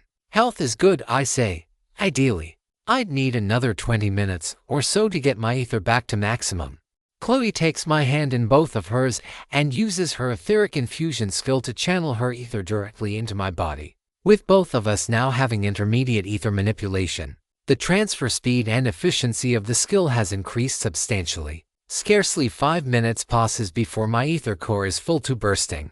Perhaps I should try overfilling it, compressing it further with my manipulation skill and try to rank the skill up that way. A good idea, but not while we're here in the dungeon. With nothing left to do and my health now topped off as well, we head into the passageway that appeared after the battle concluded. This one is darker than the last few, as though anyone who survived to this point is going to be scared of the dark. I flicker on my ether sight as I take the lead. Chloe right behind me with her glowing golden eyes to match mine of teal. Another trap. This time darts fired from blowguns which emerge out of the sides of the walls. I can't help but wonder if this is a particular taunt directed at me after having used such a weapon for so long.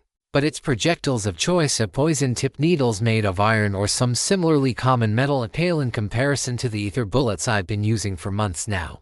No trick shot to empower them, no explosive impact, no glyphs to modify their attributes or allow their speed to overcome air resistance. Just ordinary darts. Crystal might have said that my glyph casting lacks finesse, but I won't brook such insults about my mechanical arm cannon. I rub the alloyed plating of my finest piece of ethertech, which is starting to feel more and more like a part of my body than a simple prosthetic. And that makes me giddy with excitement as I think about how I can engineer myself further. How I can one day reclaim the body that I ought to have always had. My lips curl upward into a smile, imagining pushing against and then thrashing through the limits of biology, system augmented or no. We emerge into the next chamber to find a room much like the room where we fought the first monster. Only this floor's monster is different, another winged humanoid. Though instead of wings like those of a bird, these creatures are like a bat's, or a demon's. It's a bit smaller than the spawn of Pazuzu.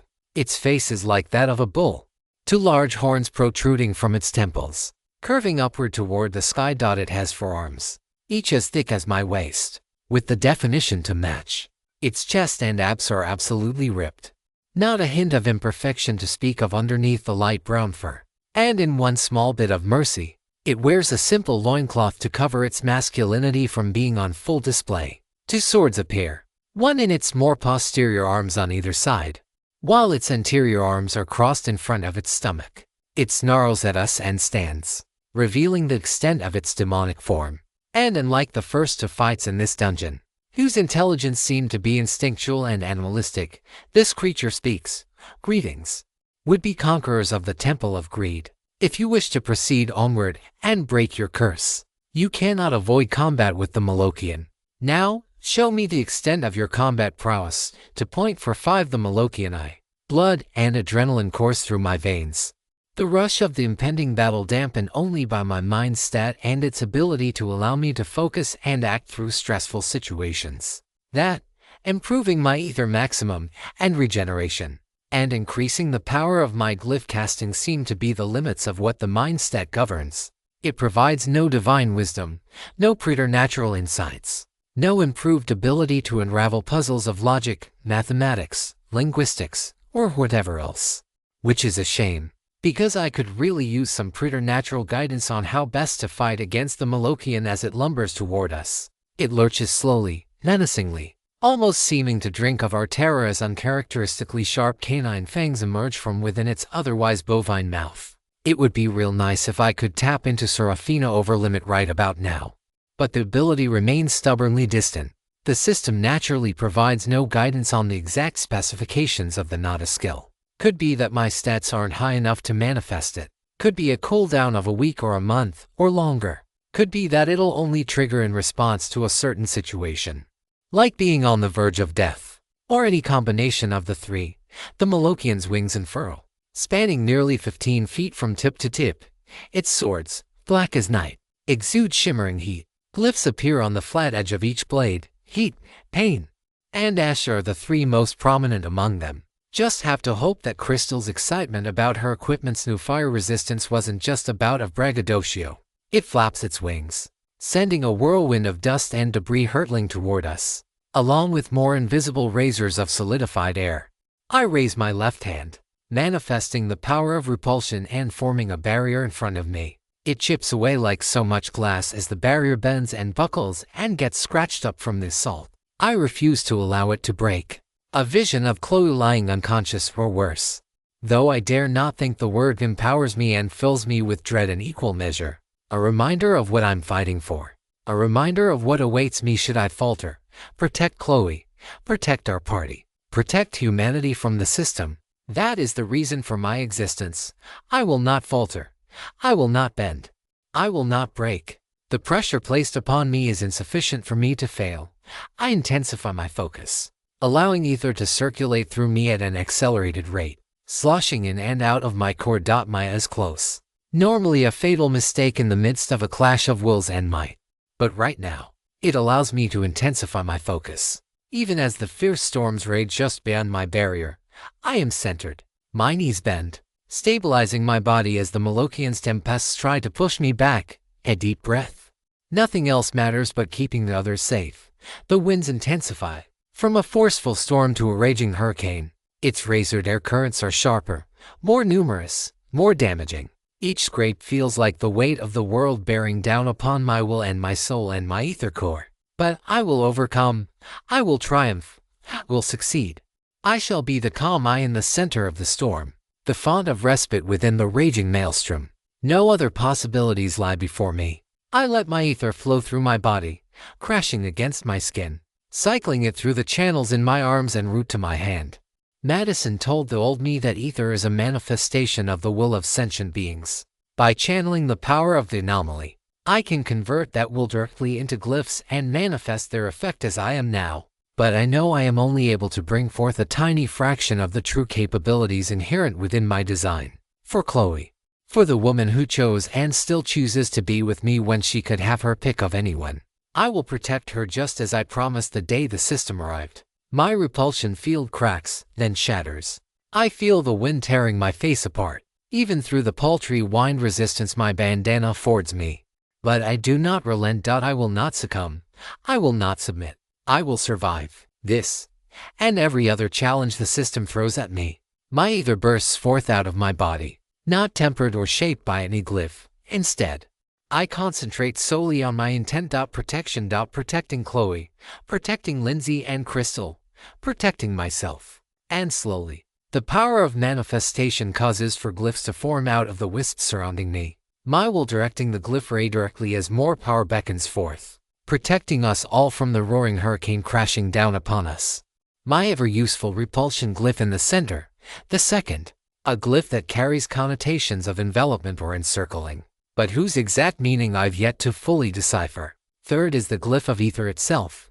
And finally, despite the seeming contradiction, the attraction glyph, slotting below the repulsion glyph, is like its reflection in an invisible mirror. More linking runes follow, clarifying the intent of the overall array. To gather ether from the outside and wrap it around a person's body, then use it like a shield or suit of armor to repel attacks. Better yet, I'm willing to wager that this armor works against magical attacks just as effectively as it does physical attacks. something I fear will soon be put to the test. Your glyph casting rank she has upgraded to glyph casting rank 12. Your intermediate ether manipulation rank 7 has upgraded to intermediate ether manipulation rank X. Your basic glyph manipulation rank X has evolved to basic glyph manifestation rank VI and replaced it as a general skill. You have learned the general skill Etheric Armor. Would you like to learn this skill? General skill slots remaining. Despite the potential dangers of checking a system notification in the midst of battle, it feels as though time itself is slowing down to accommodate. Perhaps a trace of the power of the anomaly leaking outward. Etheric Armor. The perfect defense for a mage or anyone else who dabbles in the magical arts and sciences. This skill allows its wielder to channel their ether into a thin, translucent barrier surrounding some or all of their body, deflecting attacks both physical and magical alike. Damage reduction and ether costs scale proportionally with the amount of surface covered and inversely to the rank of the skill. I take the skill in the split second I have. The Molokian seems to have realized the futility of continuing its storming assault, and has switched tactics, launching to downward slashes directly upon me. My body wants to wince and cower by instinct, but my mind powers through the physiological response. I stand unerringly, my heart now completely calm. I call upon the power of Etheric Armor, pulling it from around my body and concentrating its full mass into a 3-inch thick mass surrounding my buckler. My reinforced shield bends and contorts, but it does not break. Another, even harsher strike follows, but again, I don't succumb. Just as I promised myself that I wouldn't. Lindsay springs into action behind me, firing a cluster of light arrows directly into the eyes of the beast. They miss, deflected by the winds and the shimmering heat, but they still strike into the sinuous wings at his back, but not enough to prevent the beast from going airborne. I take a quick look at my ether. Just over 800. Not nearly as much as I would like. The massive display of magical might took more out of me than I'd thought, though maybe not as much as I had feared. I activate the wings of Icarus. I'm only good for about 65 seconds, factoring in my regeneration rate. And that's before I take into consideration how much more ether I'll have to use while fighting. I'll have to make them count. The inevitable ether strain be damned. The Molokian scowls at me, huffing through its nostrils as it charges directly at me. Its speed is equal to my own, but where my movements are ragged and uncoordinated from inexperience. The creature flies with adeptness which belies its size and brutish appearance. My small solace is that Lindsay's light arrows and Crystal's lightning surges continue to pepper our foe, buying me critical milliseconds to avoid its onslaught without having to dip into my already depleting reserves of ether to use bullet time. The skill is still proving useful, helping me dodge any errant arrow strikes that veer off course as we fly around the chamber at increasingly faster speeds. Another pair of slashes attempt to sunder my wings and break my resolve. They fail. A burst of impulse manifested at the last second to sidestep the attack. Sweat percolates down my back. The little stunt cost me another 20 ether. My upgraded skill only reducing the cost so much. Mild ether strain sets in, augmenting the discomfort as we continue our multi-pronged assault. For a split second, I turn my attention to Chloe. Her eyes are closed, her hands clasped together as though in prayer, and she's chanting something. With my ether sight, I notice her own ether swirling about her. Perhaps there is something more to her new robes. Or maybe there was a spellbook inside the chest that she didn't tell us about. Maybe she absorbed its contents while she was paused, knowing I'd be too distracted looking away from her body to notice. My musing is cut short by another side swipe courtesy of our demonic friend. I raise my etheric armor in a plate formation upon my arm.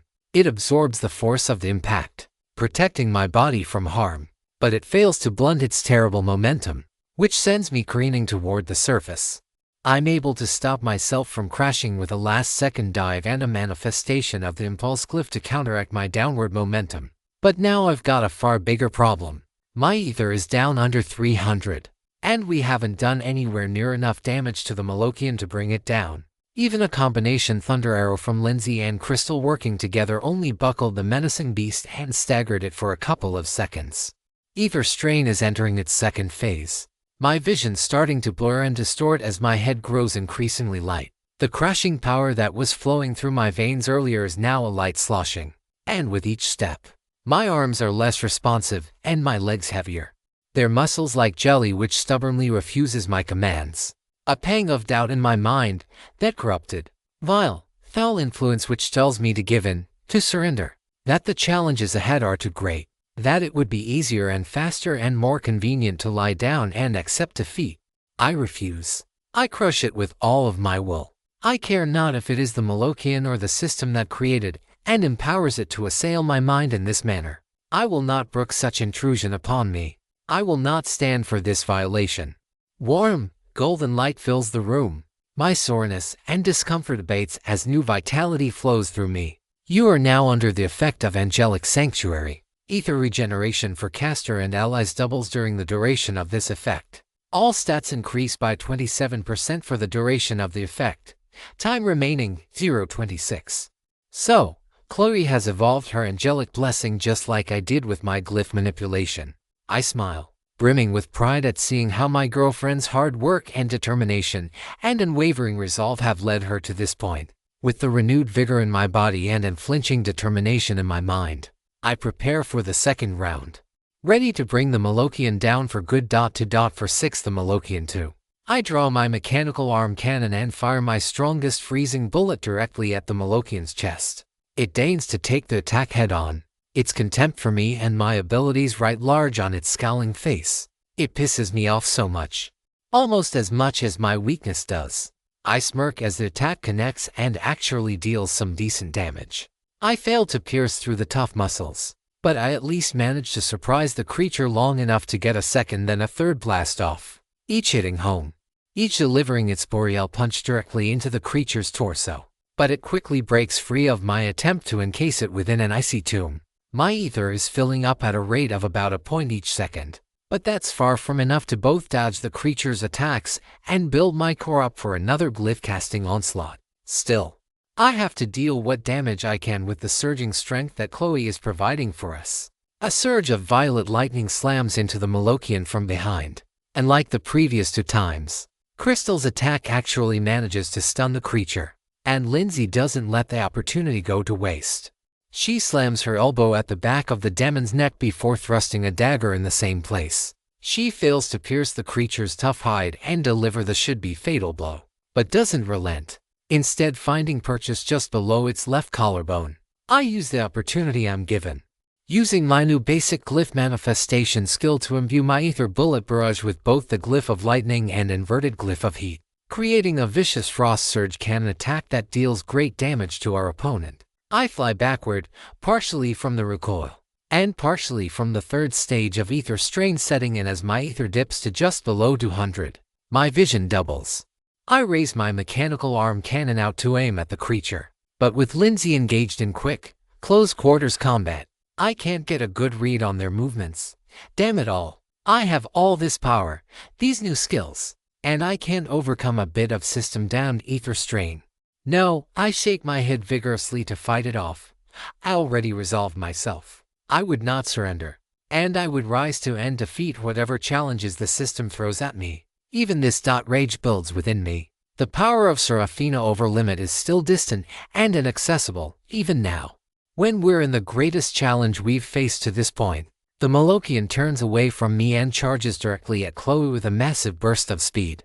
Lindsay stabs it in the calf, staggering it, and I begin to chase. It growls, it roars. I imagine its glee, its malice, the unbidden satisfaction it must feel as it threatens to take my Chloe. And I won't stand for that. I won't let it or anyone else hurt her. My calves burn. My lungs feel like acid is pooling in their depths, screaming bloody murder with every step I take and every breath I make. My heart pounds so fast it causes my throat to tighten and tense. Sweat beads down the back of my neck, my palms, my forehead, the underside of my breasts from within my armor. Fear envelops me, but it does not take me. No, I push forward, past my limits, through the pain, overcoming for Chloe's sake, renewing the vow I made to her that day. My stomach grows queasy, bile building within me, a struggle not to lose my lunch. A goddess's damn Charlie horse right as I'm sprinting forward, my calves refusing to relax as I run. It burns just like the rest of my body as I flicker on my bullet time to try to catch the beast. But I power through it, compared with the pain of ether strain entering its fourth and most debilitating phase. A few ordinary cramps is nothing. I leap forward and grab hold of the beast's right leg just as its blades are about to crash down upon Chloe. I pull with all the meager strength I can bring out of my rapidly failing body, all for the purpose of making sure that she survives, that she continues to protect and heal. And Asira, she screams. Time seems to freeze once more. A single heartbeat thumps. My ether is just under 100 now, below 5% of its maximum. Consciousness itself is increasingly difficult to maintain, as one's mental exertion becomes too great to continue onward. I don't have time to rest, to recover. That'll be after this stinky, slimy, fetid, ashy prick of an asshole is finally dead, the beast screams. But it wasn't me that caused that blast. I look up and see its head impaled by a massive light arrow. Even with chunks of gray matter splattering over me, the creature still hasn't fallen. It thrashes about, trying to throw me off its leg. It tries to attack Chloe, who is now kneeling as she continues to chant her spell and fill us with the magic of her sanctuary. I hold on with every ounce of strength I can muster. My body convulses as Crystal's next attack surges through our adversary, but I take advantage of the situation, first ensuring that no part of me is touching the ground. And then I focus what little ether still flows through me into guiding the bits of electricity inside me to tighten my hold, employing the power of manifestation one last time to guide the last vestiges of my will. My mental strength now completely spent, I lie motionless.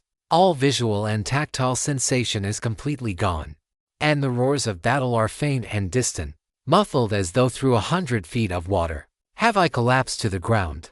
Am I still clinging to the Malokian? Still fighting the good fight even as I'm no longer able to feel the battle? Am I dying? All I see is black. Black and dark and emptiness for eternity. I want to curse myself, that even after everything, I still don't have the strength to save myself, much less Chloe. Was it because I was too greedy? Did we ignore that recommended level inscription at my peril? My only hope is that Chloe survives, that she and Lindsay and Crystal find a way to escape this sky island with their lives intact, that they get stronger and one day avenge me. Maybe Crystal and Chloe can make each other happy, the way I was unable to do for the woman I love. My thoughts grow weak, muted, ethereal. Consciousness slips away. I love you, Chloe, now and always. I wake up in a cold, dark chamber. It smells atrocious.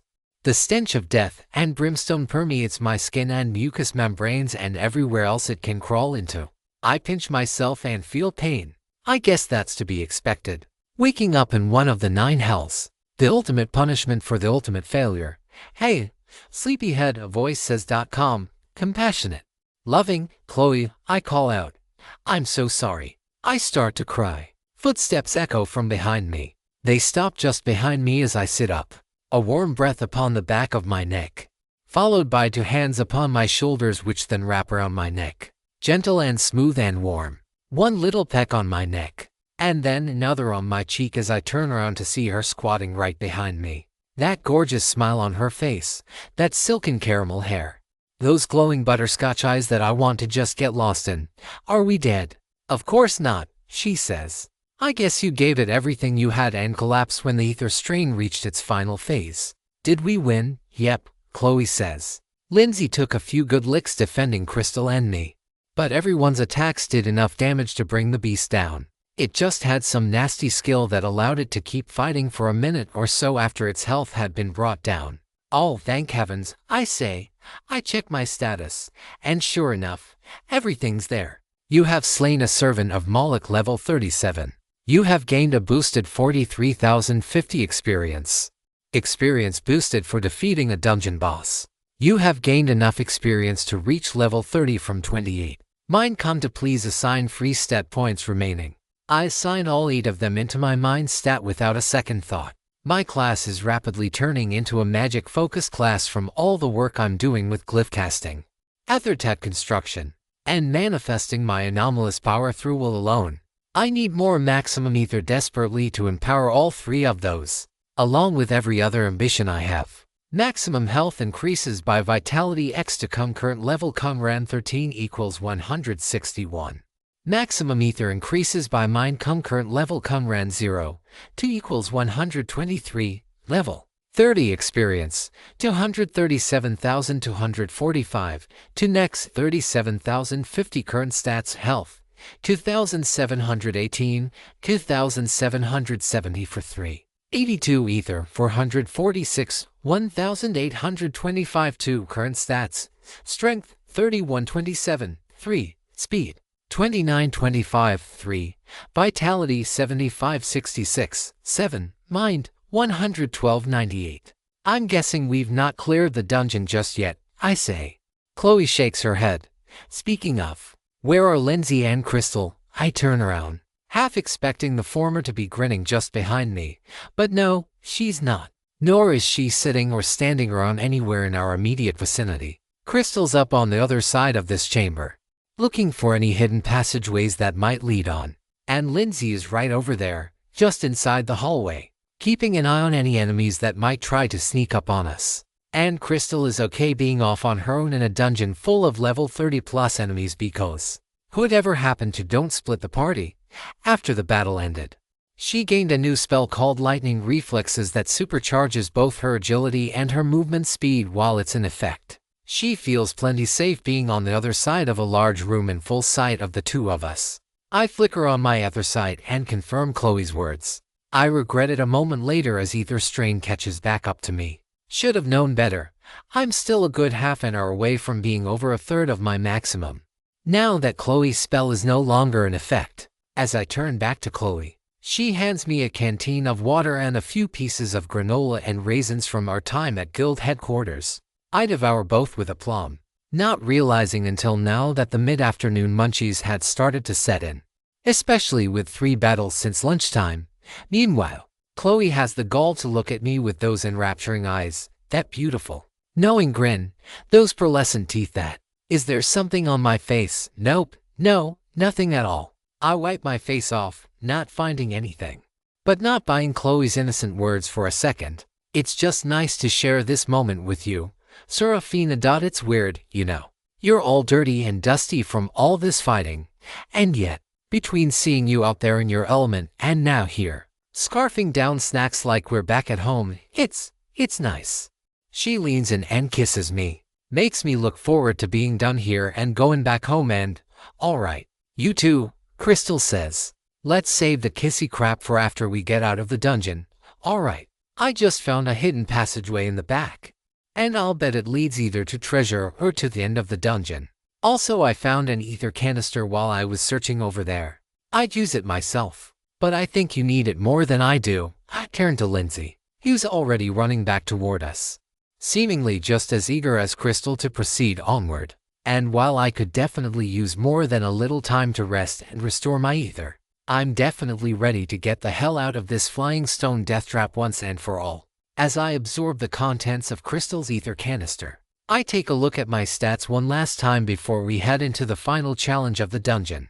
Name: Seraphina Mortensen. Age: 18. Level: 30. Experience: 237,245. To next: 37,050. Current stats: Health: 2,774, 2,770 for 3,082. Ether: 1,023, 1,825 2. Current stats: Strength 3127 base, 10%, Con 27%, Speed 2925 base, 10%, Con 27%, Vitality 7566 base, 10%, Con 27%, Mind 11298 base, 10%, Con 27%. Combat parameters: Attack physical damage dealing capability 136 base, Strength 27. Agility ability to dodge attacks 60 for base, speed 25. Defense damage reduction from physical attacks 113 base, vitality 66. Magic attack magic damage dealing capability 112 base, mind. Magic defense damage reduction from magical attacks 117 base, mind. Equipment: weapon, mechanical arm cannon.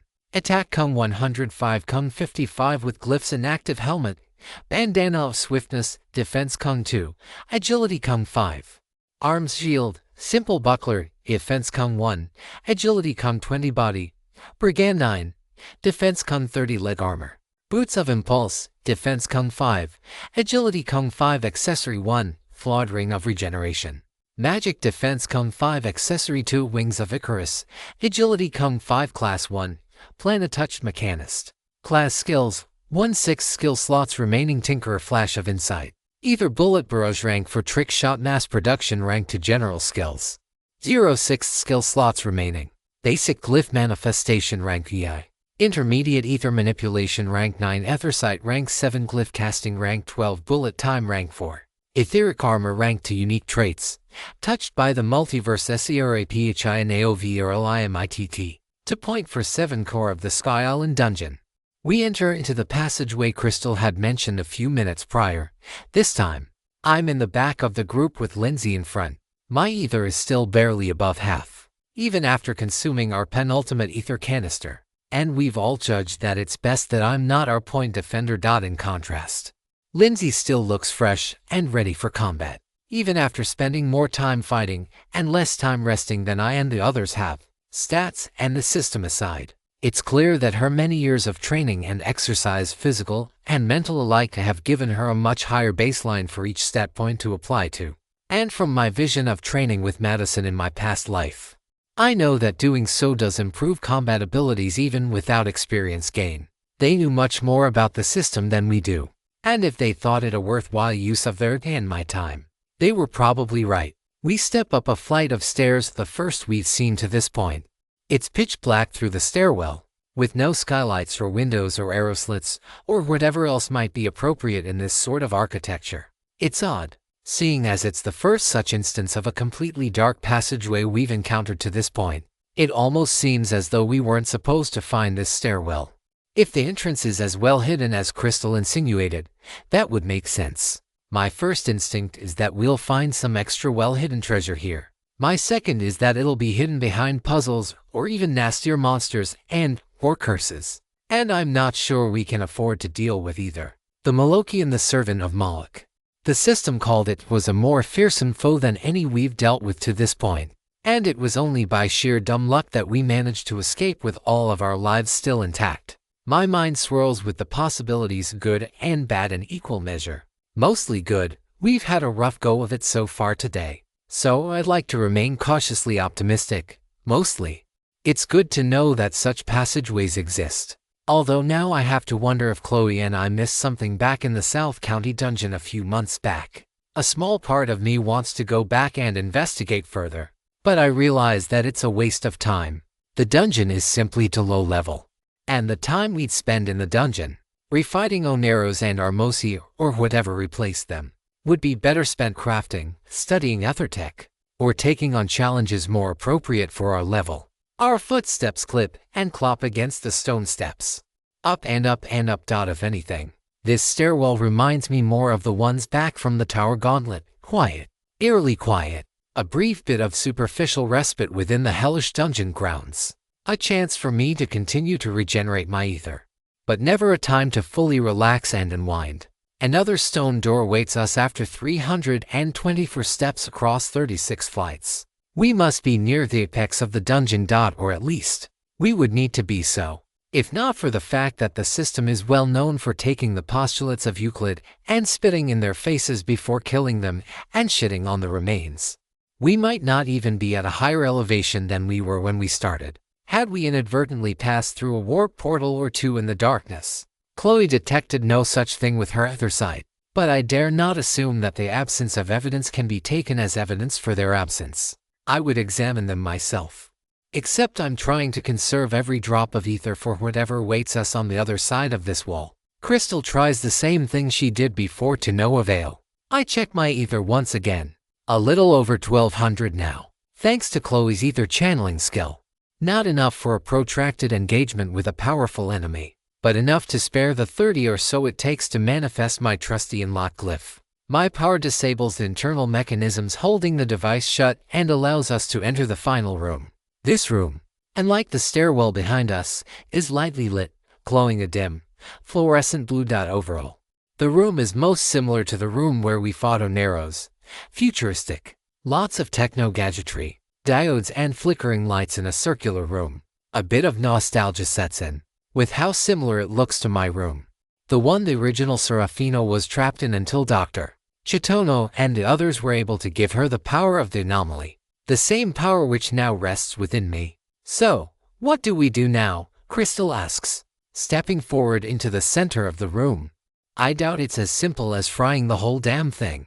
Well, considering we are on a sky island over Red Clay City and scrapping the whole thing might cause us to catastrophically tumble back down to the surface, I must ask you to reconsider, Lindsay says.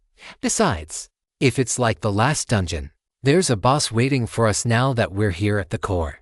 Well, that's just 10 pounds of shit in a 5-pound bag, Crystal says. I can't help but be amused by the expression, but I do my best to not let it show on my face. Considering that Chloe is also trying and failing to suppress a grin, I have to assume I'm not doing a great job. Crystal doesn't seem to notice either of us, nor the fact that our fingers have found their way to one another and are currently intertwined. Lindsay's quick elbow jab, despite her still looking ahead and not at us, shows that our antics haven't gone wholly unnoticed. It's still too damn quiet. Our arrows didn't show up immediately, but it wasn't more than a minute or two before he did. Maybe the consequence of us appearing through a hidden passageway instead of the intended route. Maybe no. No sense in baseless speculation. Thoughts of Nicholas's and Alexi's warnings about getting to speculative spring to the surface. I turn on my other side, wondering if there's something we're overlooking. One of these diodes, a switch on the wall, a remnant, a half-formed glyph carved into one of these strange computational devices, maybe a screen like our televisions back home. I search and search for anything that seems out of place within this strange room. Everything does, but not by the standards of the room itself. My eyes drift downward toward the floor, then up to the ceiling. For a split second, I think I see a glint in the corner of my eye. I focus a bit more, taking flight once more upon the wings of Icarus until I reach the ceiling 50 feet above. I see symbols on the ceiling, though they look like no glyphs I've encountered to this point, and channeling ether through them produces no effect, at least none that I can detect.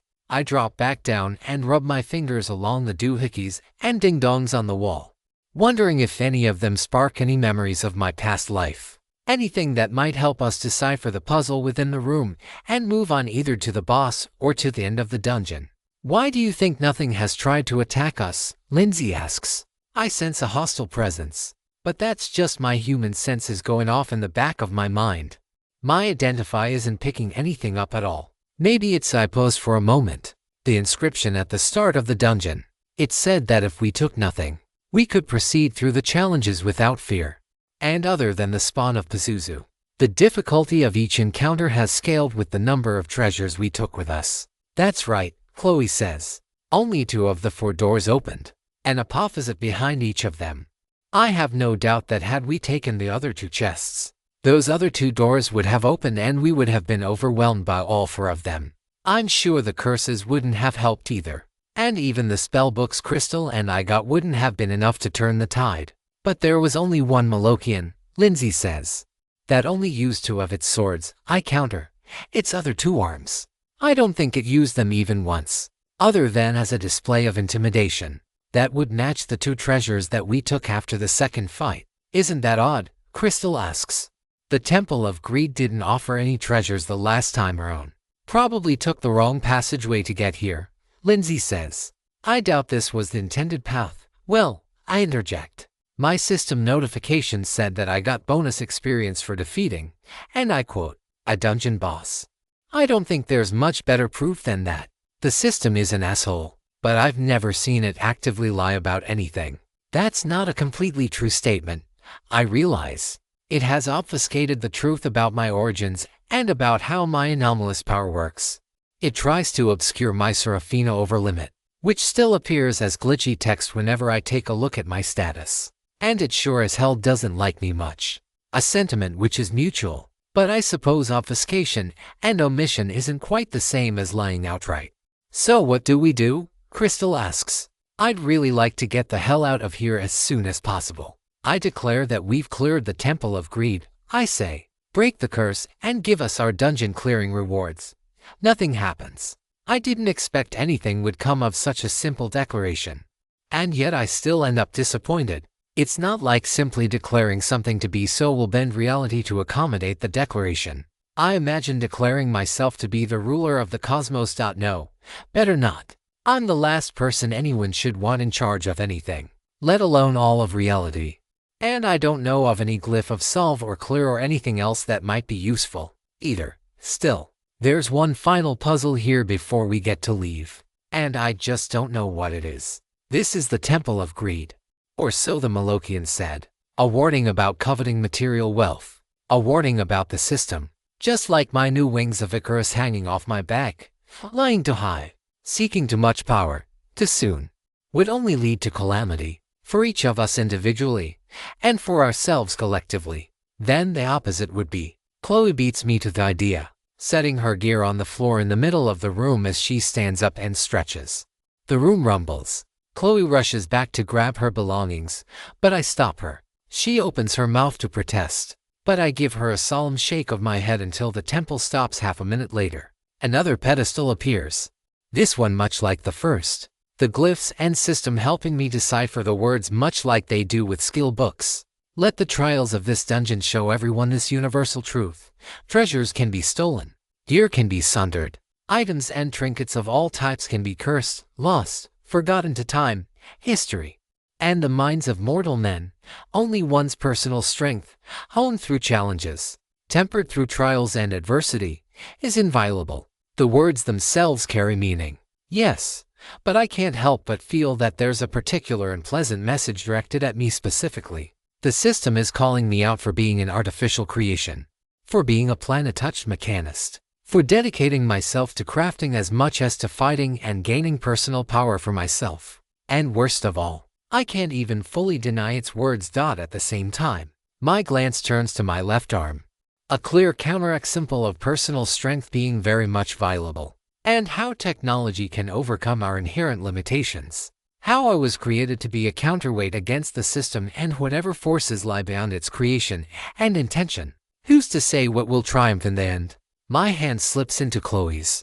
The two of us sharing a smile as we look to the center of the room.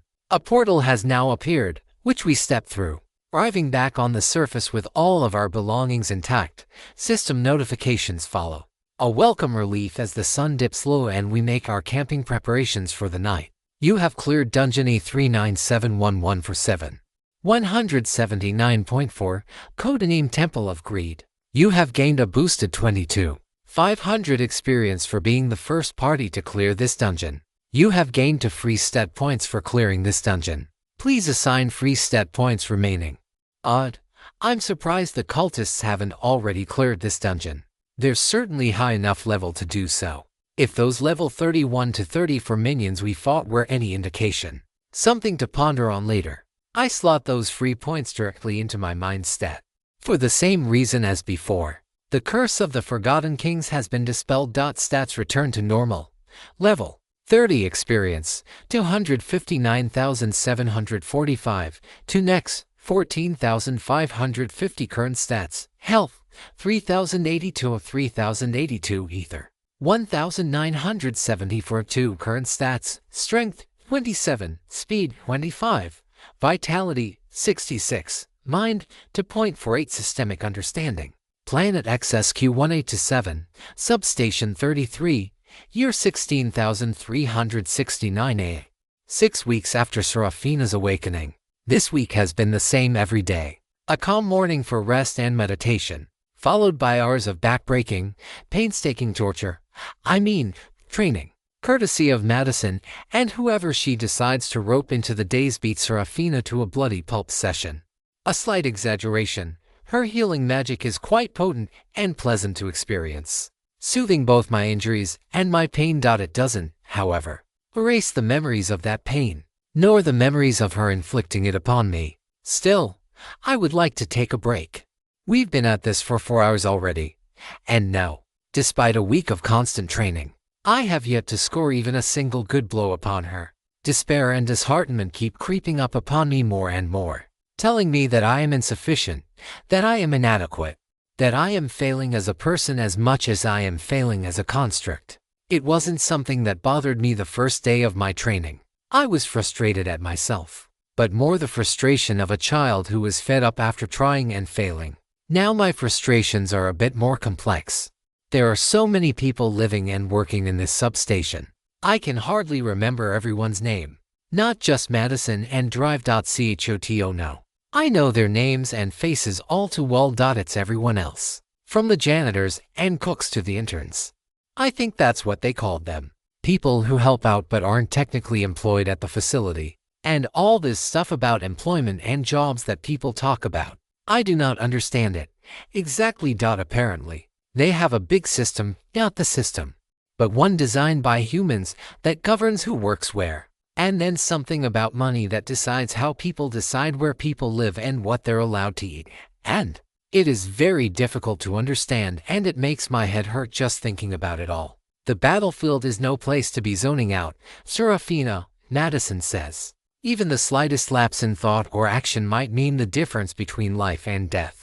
And it might not be you who ends up losing your life at the end of the day. It could be me or the doctor or any of your friends or the others who live and work here. That's why we train here every day, to make sure that when it's time for you to go out on the battlefield, that you will be ready and able to do what needs to be done to keep your friends safe. Now, back on your feet. Why do I have to fight? I ask.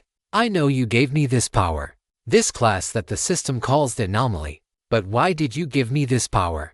Why couldn't you have given it to someone who knows better, someone stronger, faster, more powerful, someone like you? It was our only option. For that, I am sorry. We could not give this power to anyone else. Every natural life form is established within the system on the day they are born. And upon reaching an age when the system judges them competent to do so, age 10 for humans, the system awakens. And they become able to start using their power. But you are different. You are a life form not born from a life form, in the traditional sense. And your construction took place entirely in chambers that we have engineered to be immune to the system's gaze. Like my room. Not just like your room, but your room exactly, Madison says. I'm glad to hear that you have been paying attention to my lectures. I smile at the rare compliment while in our training arena. Madison is kind and thoughtful after we are done training for the day. And in the mornings while we're meeting people and exploring the facility. But while she is here, in the gym turned torture chamber, she is as unpleasant and uncompromising as they come. Now, again, use your skills. Don't just come at me recklessly. I nod, grit my teeth, and draw on my laser spear. Although I'm not quite as proficient with a spear as I am with a sword. Madison has made it clear that I need to practice with a wide variety of different weapon types.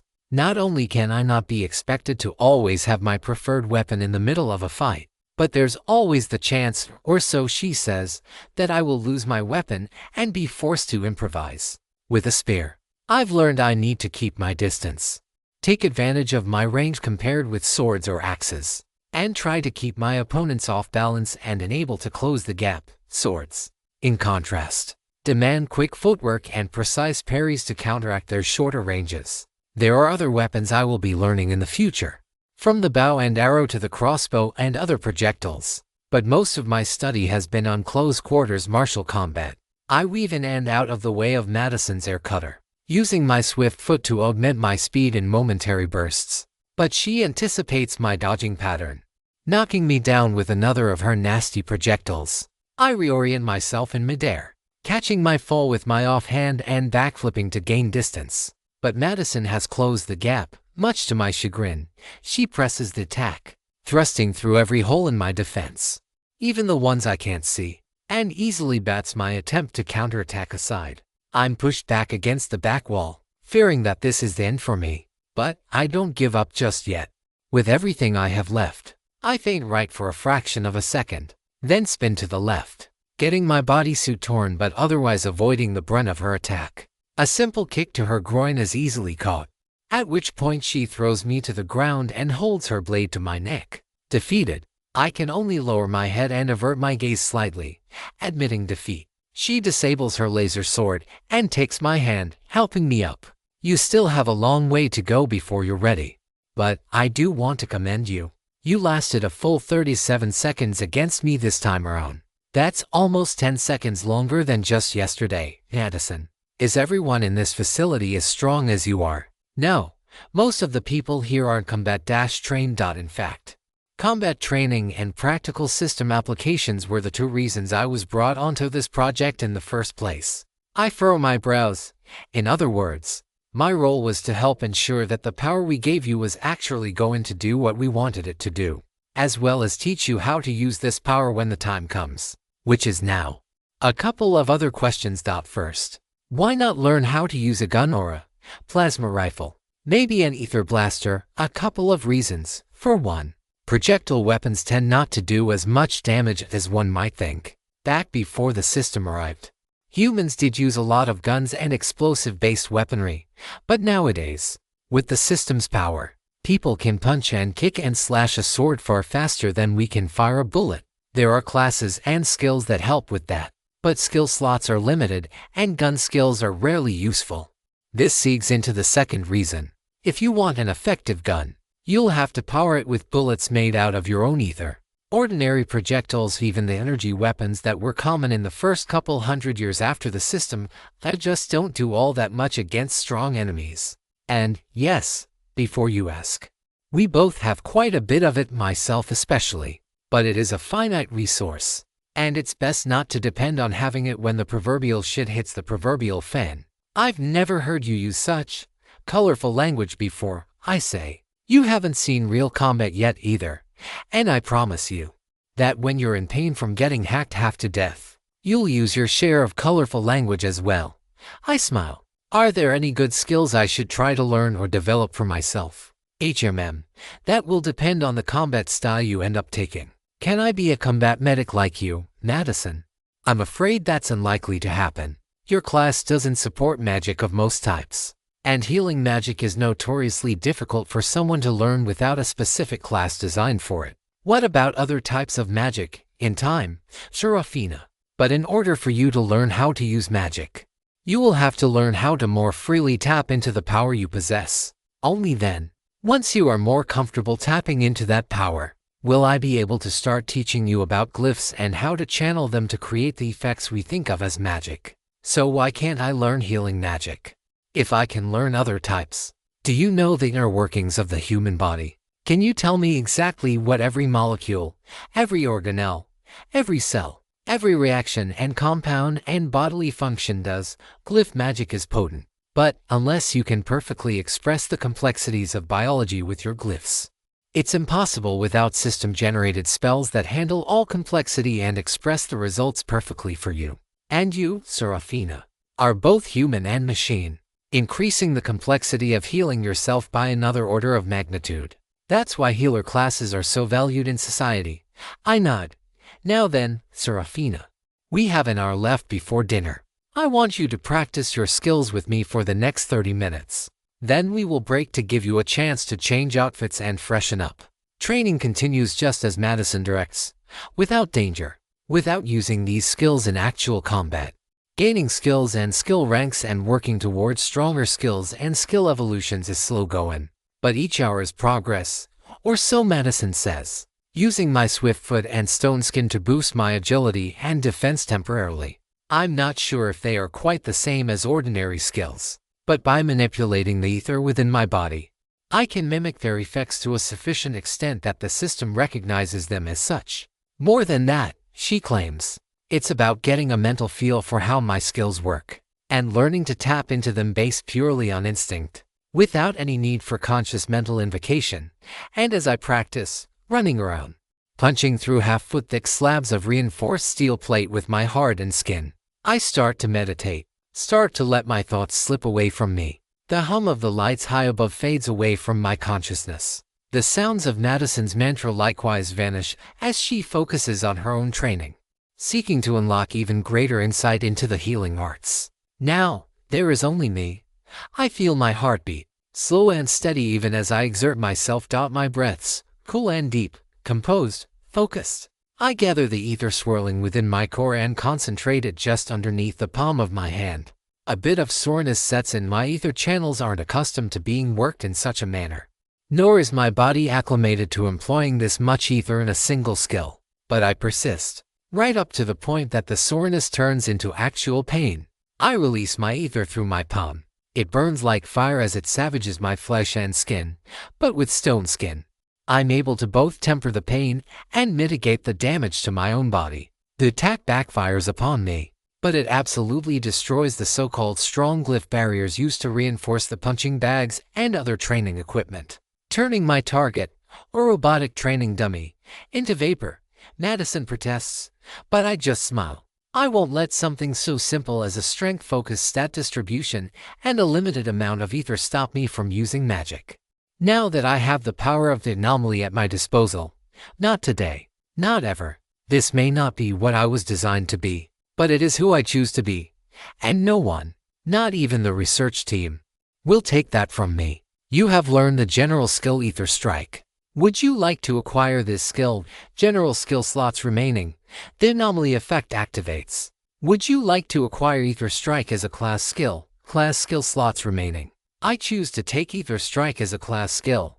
That is, after all, the truest, most fundamental power of the anomaly. The power to shape my own evolution and decide for myself who I am to become.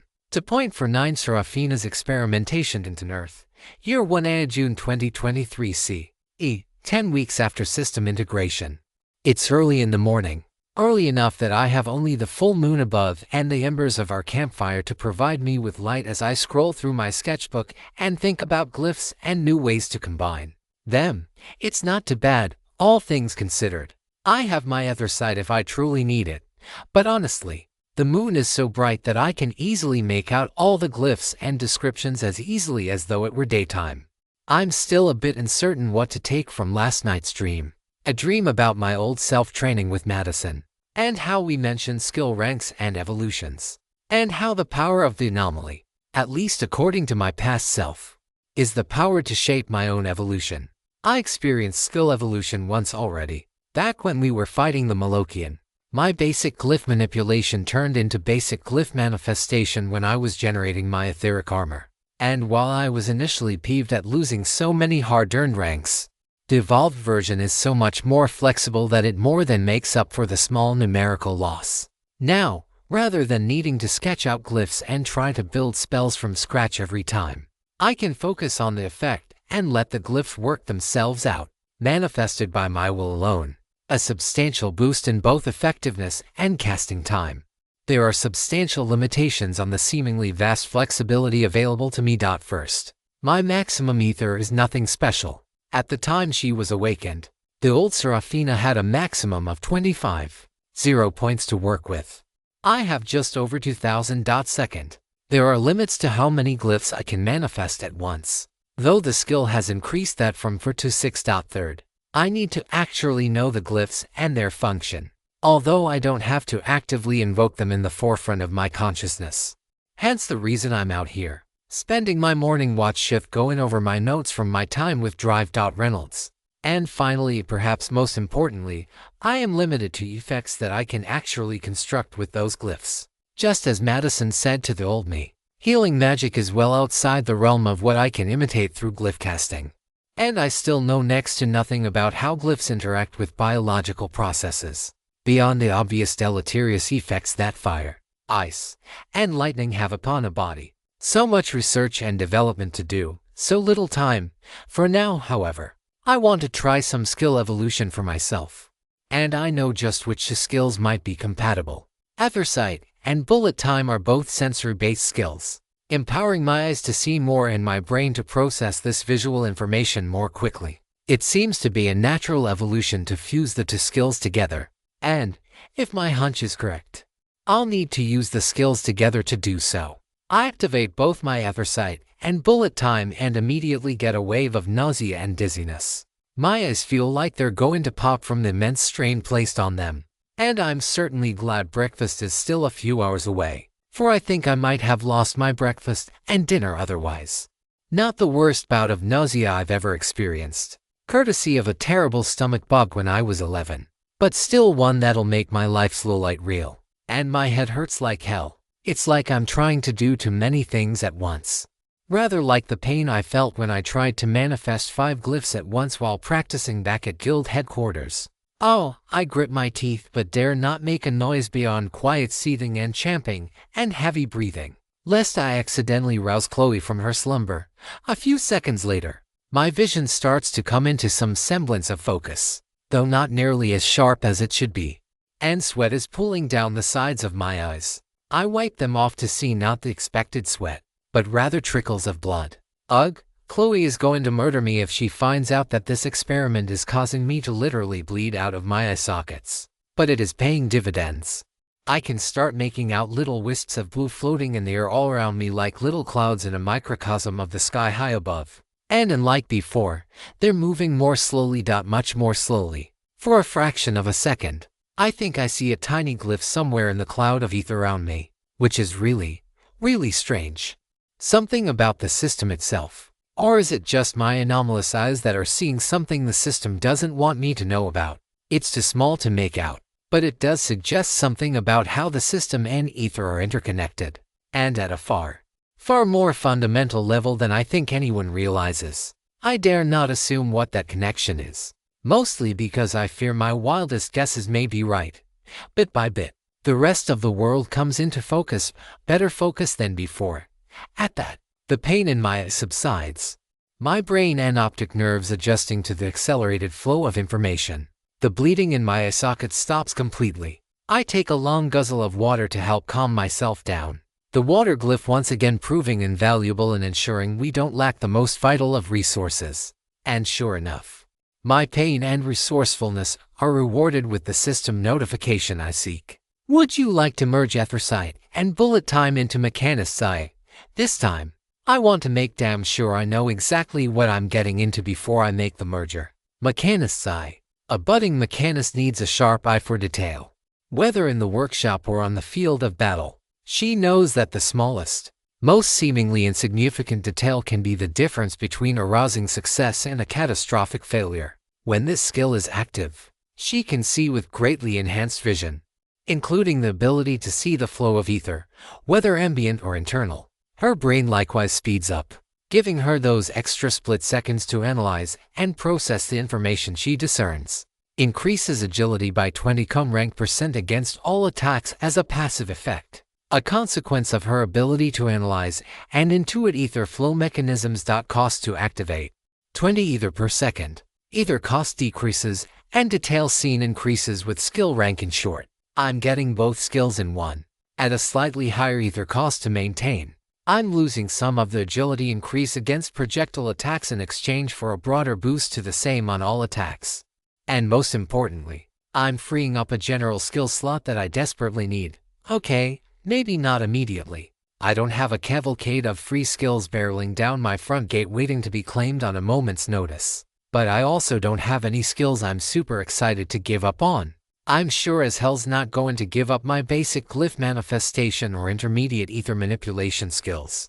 And glyph casting is at the core of my current martial competency. That leaves only etheric armor as a viable option. Yes, I can probably cast it ad hoc as a manifested glyph cast as I did before, but the added benefits that come with having the spell as a specific skill are worth it, especially given that neither Chloe nor I are a dedicated frontline fighter. Lindsay does a passable job for now, but I can't assume that she'll be with us forever. When the time comes, I'll feel better if I have some more skills that can keep us, especially Chloe, alive and safe. She's a pure healer and support in battle, with very limited offensive capabilities. A fireball per hour, to be exact. What have you been doing this morning? Chloe asks, the devil herself slipping her arms around my waist from behind.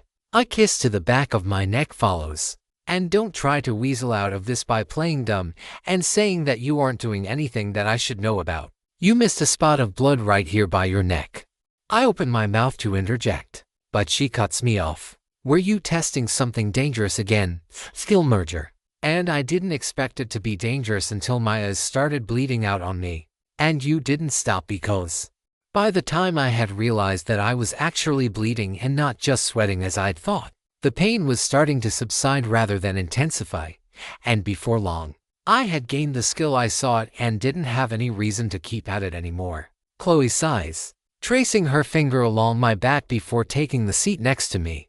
Goddesses help me, Seraphina Mortensen, I love you, but you and your reckless antics are going to, I know.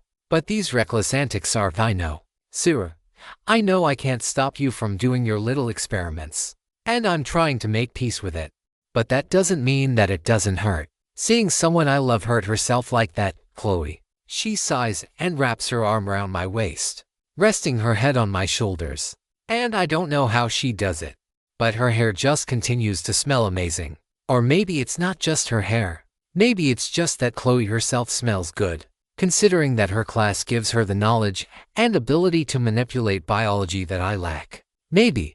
Or maybe she has a smell really damn good skill, with no one else awake except maybe Lindsay half asleep and still awake through ranger training shenanigans. I ask her. Chloe, do you have a special skill that allows you to smell good? Asks Sarah. Why would you? She blushes. Because you always smell so wonderful, even when we're out here in the middle of the sticks, camping, with no such thing as a warm bath or vibrant, fragrant perfumes or shampoos or whatever other modern tools and products people use to smell good. I dunno. Do you have a pretty skill, or maybe attractive? Her voice grows low and sultry, hardly more than a whisper. Maybe a hot or sexy one as well. Now, I'm the one blushing. Double quotes nope. Just this. I activate Mechanist's eye. I can see every bit of Chloe left uncovered, every pore, every wrinkle, the way her muscles move, the way her skin of her cheeks moves as she inhales and exhales.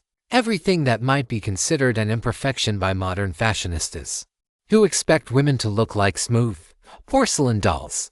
And maybe Chloe doesn't meet that unattainable standard, but to my eyes, she is perfect.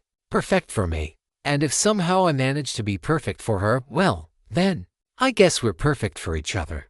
Which is all we can really ask for. Your eyes are stellar. Not just in the sense of being beautiful, which they are. They're twinkling like stars in the night sky. Or maybe like light refracting in a diamond. My eyes are like gemstones, I ask.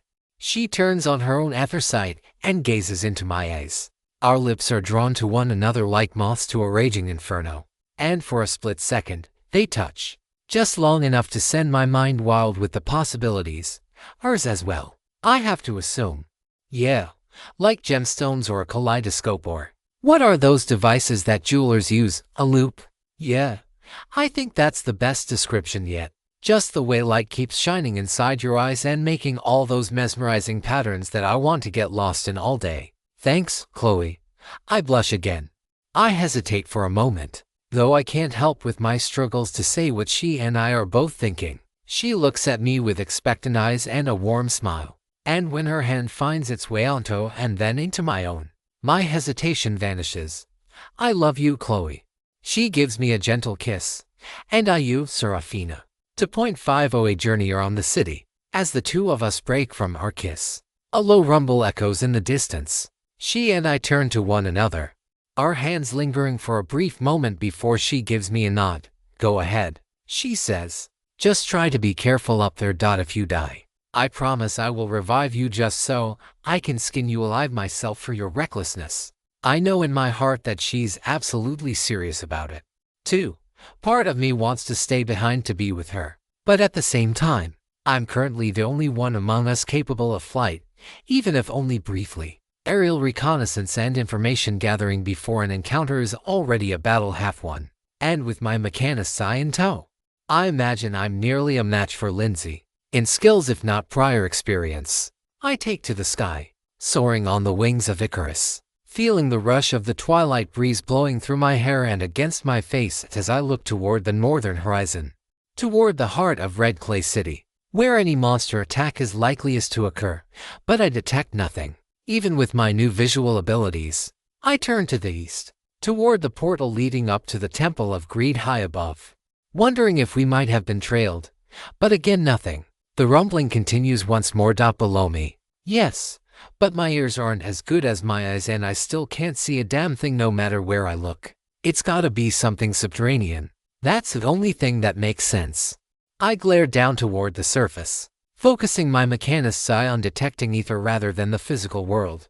When I do, I see something deep underground. Though the attenuated picture is distorted and impossible to make out, it's definitely the biggest creature we've fought to this point.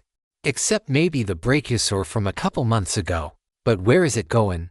What is it doing? And why? I clench my fist in anger. I don't have the skills that would allow me to disrupt such a thing. But if it's some cultist prick who's planning to use a giant worm or mole or whatever else to attack innocent civilians, then it falls upon us to take what action we can to save as many lives as possible. I have a couple of tremor and quake glyphs that might be useful, but anything this large isn't going to be stopped by something like that. No, it's going to take all of us working together to bring this creature down. And that means we'll probably have to chase it down and then interrupt it whenever it starts doing whatever it plans to do. Damn my powerlessness yet again. I barrel down to the surface, not caring that I get scuffed by a few branches along the way. Lindsay and Crystal are already awake, the two of them and Chloe frantically gathering all of our belongings. There's a pouch of hardtack waiting for me, which I quickly devour in between tasks as we pack everything away and make sure that we're as ready as we can be for the combat that likely awaits us when we arrive. Status report, Lindsay says, sparing no time for pleasantries or introductions. Subterranean creature, possibly giant mole or worm, moving north of northeast toward the city at a pace of 20-ish miles per hour. Should arrive at the outskirts within the next 40 minutes. Powerful creature. I don't think I can fight it solo. We should be able to take it down as a team. Can your other sight see that far? I was under the impression that it was heavily range limited. I activate Mechanist Eye to show the evolution of the skill. New skill variant. Doesn't seem to have that same limitation. Nice. And good to know. Are you ready to depart? I grab another piece of hardtack and shove it in my mouth as I nod. Barely a minute of final preparations and packing done at superhuman speeds follows before we take off. We head along a nearby set of roads leading into Red Clay City. And damn, I hadn't really noticed until now, but running on asphalt is a hell of a lot easier and faster than doing so through the thick, gooey clay at our feet. More strength and speed means we push that much more forcefully, and get that much more stuck in the dirt at our feet with each step. Here, on these solid roads, I feel light as a feather. My every stride taking me further and faster as we barrel through at speeds that would have been unthinkable just a few weeks ago. And through it all, Chloe, Crystal, and I power forward. Lindsay looks like she's just casually strolling along. The power of a class and a stat distribution actually focused on strength or speed, while the three of us are all mind-focused mages, or mage-adjacent in my case. If not for my desperate need for additional ether and ether regeneration, I would definitely be thinking long and hard about investing a few more points into my physical stats. We push forward, Crystal now activating her lightning reflexes while Chloe places me and herself under the effects of her angelic blessing spell. New vitality and energy courses through me, helping me power through the hint of muscle fatigue that is starting to set in. But it's still not enough. We're barely keeping pace with the creature, seeming to taunt us from its underground den. I dread what comes next, knowing well that splitting the party is a recipe for disaster, but in this circumstance, I agree that it's the lesser of two evils. Lindsay turns to us with a nod, and we reciprocate in kind. And then she's off, blazing forward with such alacrity that I can't help but be awed. We rush forward as well, doing our damnedest to keep up with the blistering speed of our ranger and unofficial squad captain, but we have to temper our pace appropriately. All three of us are already bolstering ourselves with skills and dripping our ether down to keep the pace we are. And there's no benefit to arriving on the battlefield winded, succumbing to ether strain, and being easy pickings for whatever waits us when we arrive. It's a delicate balance, and not one I trust we're optimizing perfectly. Still we rush forward, ignoring a couple of Great Plains guerrillas and other potential threats to the people living only a few miles away. But none of us have the energy to deal with mere potential problems. Not when there's a certain, very imminent problem ahead and below. Charging forward toward a city of nearly 1 million at the speed of an automobile. Maybe my next project really ought to be not building new wings or a better gun, but actually just fixing my damn clunker still sitting in Chloe's parents' driveway. Or no, it's probably been towed off to the nearest junk heap by now.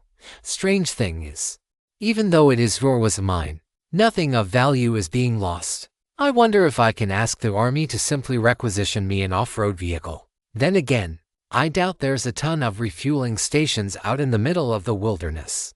Concerns for later. I'm going to take to the air, I say. That way we have at least some warning if something is trying to ambush us. Or Lindsay is already fighting something, Chloe says. I nod, not wanting to verbally acknowledge the possibility.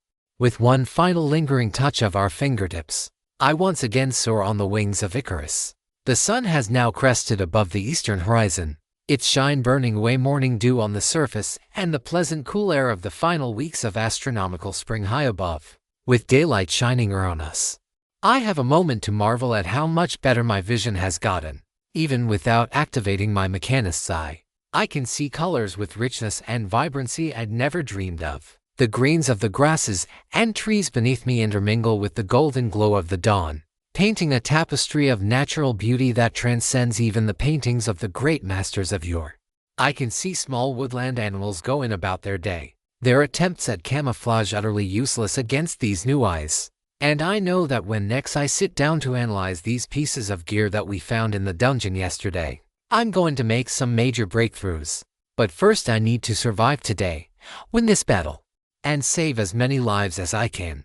Echoes of the Brachiosaurus fight still haunt my mind, those mangled, battered corpses. The pictures of the two soldiers who were so broken that we couldn't even give their remains that much recourse. The smell of blood, those torn and mauled faces and bodies, rent asunder with talon marks and chewed off pieces of flesh from raptors feeding in the middle of the battle. People crying and grieving dead comrades, friends and family members, children losing parents, parents losing children. A scene I never again want to relive. Nothing ahead of me, nothing trailing us along the road. Plenty of critters on either side of us, but they seem content to leave us be. I drop back to the ground, knowing I need to conserve my ether for the battle ahead. I've still got a full 1700 points left. And as we start passing from the wilds into the exurbs, I know I'm going to need it. That incessant rumbling just keeps going, and that makes me worry. Are they targeting underground infrastructure? I hope not. If they destroy our water and sewage lines, we're going to be swimming in literal shit. Maybe, but if their base is here in the city as Stefan suspects, they're not going to take actions that are going to have blowback consequences upon them. Probably I shouldn't overestimate the sanity of a cultist, but it hits me like a freight train. This isn't an attack on the city itself. They're going after the thrice-damned politicians, trying to cripple the government at its core, and quite frankly, that pisses me off. Not because I have any more respect for the politicians than the pigs who work for them. If anything, it's far, far less. But because I'm now in the uncomfortable position of actually defending the state's most wretched hive of scum and villainy against an even more menacing force.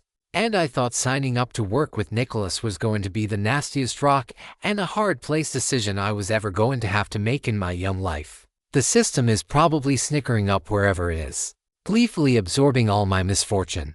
Damn it all, straight to the deepest hell. Crystal stops to catch her breath. While I'm worried about Lindsay, I trust her to stay calm and alive far more than I do Crystal. And if Crystal gets incapacitated, Chloe's going to be next on the chopping block. I can compromise to some extent with many things, but Chloe's safety and well-being is not among that list. How are things ahead? Chloe asks, is it bad? If my hunch is right, the cultists are heading straight for the capital. I answer, they've expressed hostility toward the government already. And this sort of an attack would be in accordance with both their stated intentions and methods to this point. You're not. Chloe carries off. Not what? Crystal asks. No, I've made up my mind. I can't stand those horrible pissants we keep putting in charge of the government. And I bet a literal colony of ants could do a better job. It hurts my soul defending them, however tangentially. I sigh. But I think Lindsay is right. We need to be banding together collectively to fight against the system and ensure our continued survival as a people. Not tearing each other apart. Crystal rolls her eyes. So many speeches. Sura, you ready to stop yapping and get ready to fight these cultist pricks? I nod. As ready as I'll ever be. To .51 battle at the capital. We sprint through the streets leading into the heart of Red Clay City. With dawn now past and the morning in full swing, the streets start to bustle with the sights and sounds of people commuting into work, completely unaware of the menace which lurks just beneath the surface. Another rumble shakes the world around me. It seems so obvious that there's an attack. Do they not realize that their city has been under siege for the past several weeks? Or are they merely burying their heads in the sand, pretending that it's just an ordinary earthquake, oblivious to the battles raging just beyond their front porches? My mind slips to my mother. to the horrid state she was left in. Part of me still rages at the fact that there were people out there willing to do such depraved, horrid things to a woman who worked so hard for so little, just to give me a chance at a decent life. And that's the mindset I need to have if I'm to do what I've committed to. To not see the politicians as blood-sucking leeches wearing human skin, but to pretend for one day that they are actual humans with human families who might be sad if they get savaged by whatever is approaching them. We race through the streets, not bothering to stay on the sidewalks. Most streets don't even have sidewalks. A consequence of shitty urban planning designed entirely around the automobile, with god-awful public transportation and no concern for pedestrians. The looks on people's faces has yet to stop amusing me as we dash through the streets, fully keeping up with automobile commuters under our own power and skills. And we're not alone.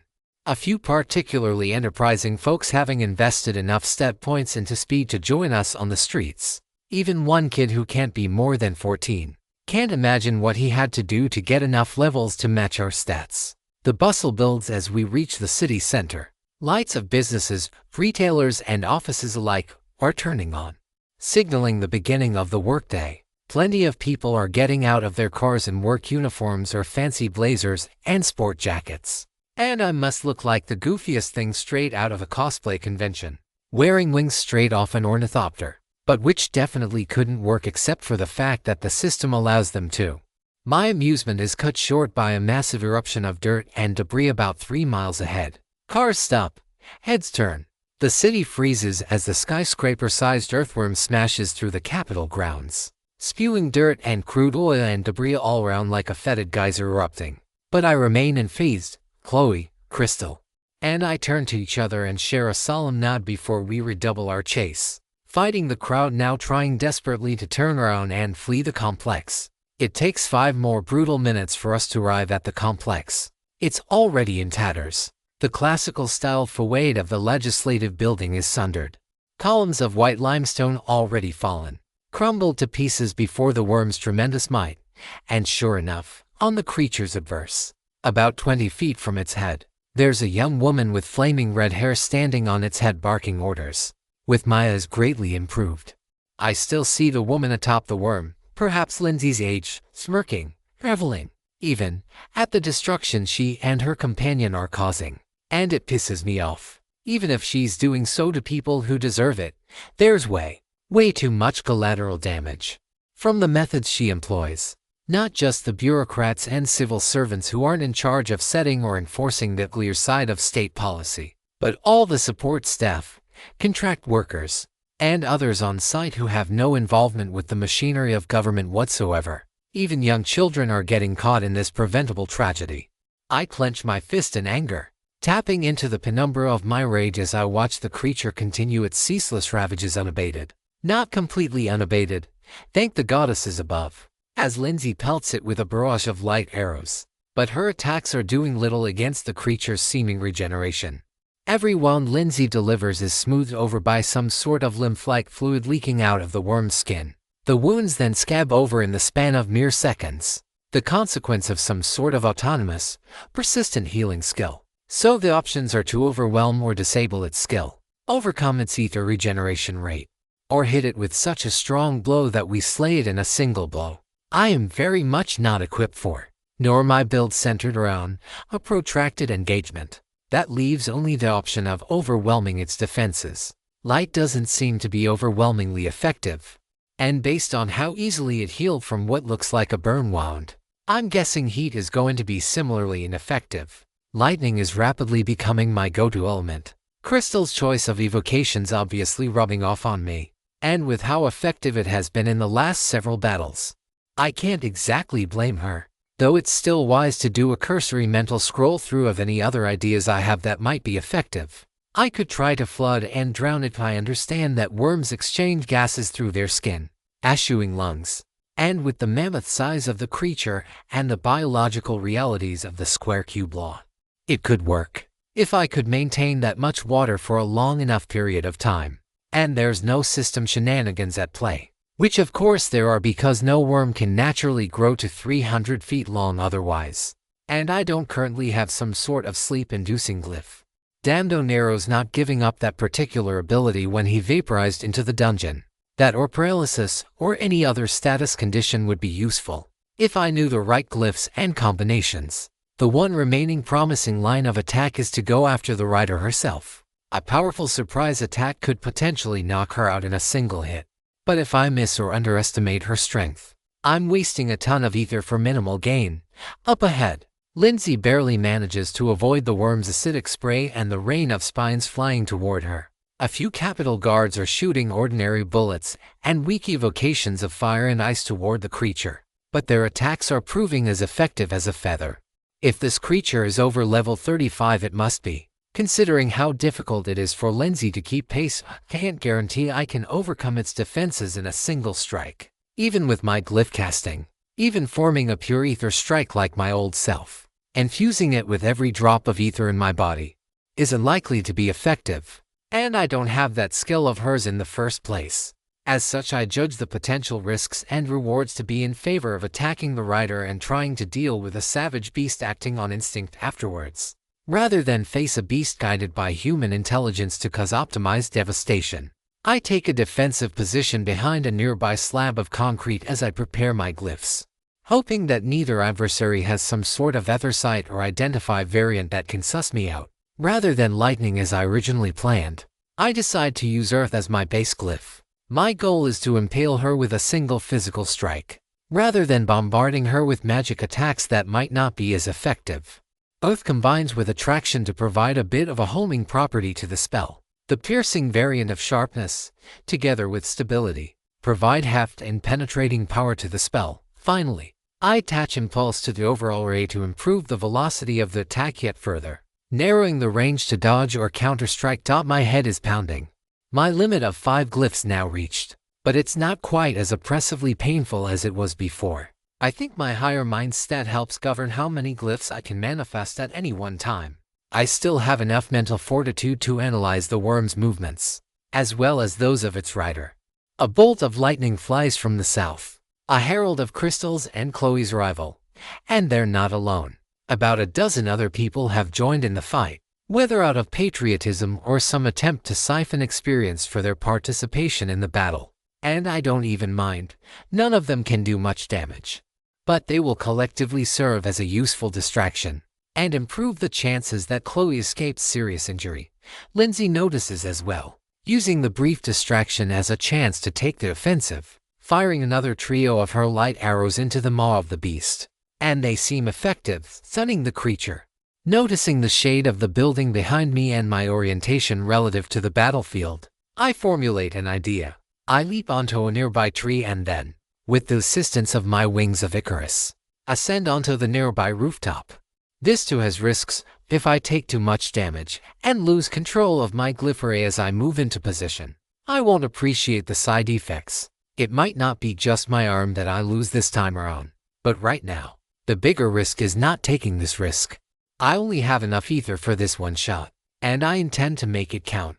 I soar high into the air, using the glare of the rising sun as cover for my approach. My mental strain gets compounded by ether strain setting in, and it's only getting worse with each passing second as I hold myself aloft, watching the battle under Mechanist's eye and waiting for the perfect opportunity to strike. Why the hell are you fighting so hard to protect these loathsome, sickening lizards in human skin? The woman asks. Don't you understand how much better the world will be once we rid ourselves of these pathetic, worthless leeches once and for all? Lindsay doesn't say a word. She doesn't give any indication of my presence at all, high above the battlefield, but she does shift herself just a bit, ensuring that she's directly opposite of me relative to the worm and its handler. I'll have to thank her later, if this all works out, and I'm glad we're working together this morning. She's a consummate professional soldier, aware of exactly what I'm doing and playing her part perfectly. I release the ether flow to the wings of Icarus, descending from a hover into a freefall. The wind whips at my body, but with my vitality reinforcing my physical form, I hardly notice the raging gales assaulting my eyes. Yet another boon of the visual skills I've developed.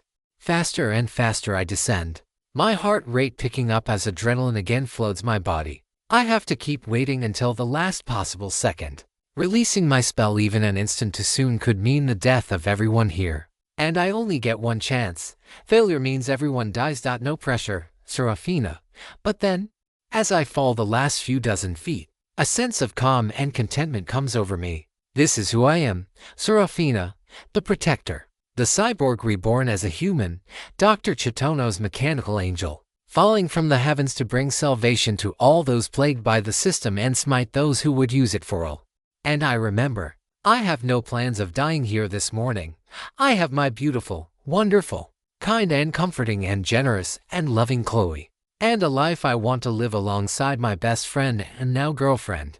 I release my spell when I'm a quarter second from impact. A spear of earth and crystals, hardened and sharpened to the fullest extent of my capabilities, forms before me and launches directly at the attacker's head. In the blink of an eye, I collapse onto the worm's oozy flesh as the spear punctures clean through the back of her skull and splatters blood and gore everywhere. She lets out one last scream, one that etches itself into my psyche for all eternity. I don't know if she died instantly, or if she has enough vitality and health to tank such a critical blow to the most vital part of her body and somehow maintain some vestiges of life. But I doubt she has enough gray matter left to form a coherent thought before Lindsay rushes in and severs her throat. A system notification within the second confirming her death, and sure enough, between the bouncy flesh of the worm to cushion my fall and my vitality reinforcing my body, launching myself out of the sky at terminal velocity doesn't even do a quarter of my maximum health and damage. Just some bruises in the morning. Ether strain threatens to steal my wakefulness. Only the rampaging worm before me keeping me from succumbing, but now, with no direction. Its healing flow starts to break down and its movements become erratic, primal, and unfocused. My body may be battered, but my confidence is soaring. We can win, and we will survive.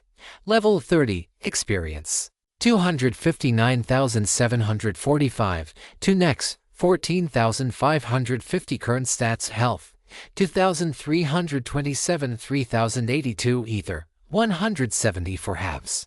Current stats, Strength 35-27, Speed 30-25, Vitality 80 for 66, Mind 128-100. Your basic glyph manifestation rank VI has upgraded to basic glyph manifestation rank 7. Your glyph casting rank 12 has upgraded to glyph casting rank 13, to point 5 to conclusion and ascension. I stumble back to my feet. Goddesses above, I beseech thee for assistance in dealing with this hell's damned ether strain I'm under. My mechanist side disables itself. My mind no longer able to maintain enough focus and will to keep it active. I scurry off to the side, taking shelter in the entryway of one of the office buildings within the Capitol complex, grabbing my final ether canister and beginning the far too slow process of absorbing its contents. I hold nothing back, taking full advantage of my intermediate ether manipulation, yanking every drop of the contents out of the air and into my tired, aching ether channels. With my core at less than 10% of its maximum capacity, I'm able to osmose even more ether into my body. The combination of my heightened natural regeneration, my flawed ring of regeneration, and the ether canister supercharging one another's effects. But I don't stop even when the sensation goes from refreshing to sore, knowing that I need to continue the fight to make sure that everyone's work is rewarded. A little pain is a small price to pay for the ether and power I need to emerge triumphant. The two go in hand again and again. This is the one constant that I've experienced with everything system-related. The system rewards pushing one's limits. It rewards danger, it rewards experimentation, and it rewards defying what is believed to be possible, bestowing power unto those with the will to seek it. This is consistent with Madison's explanation of ether as being the will of sapient beings manifested in a semi-physical form.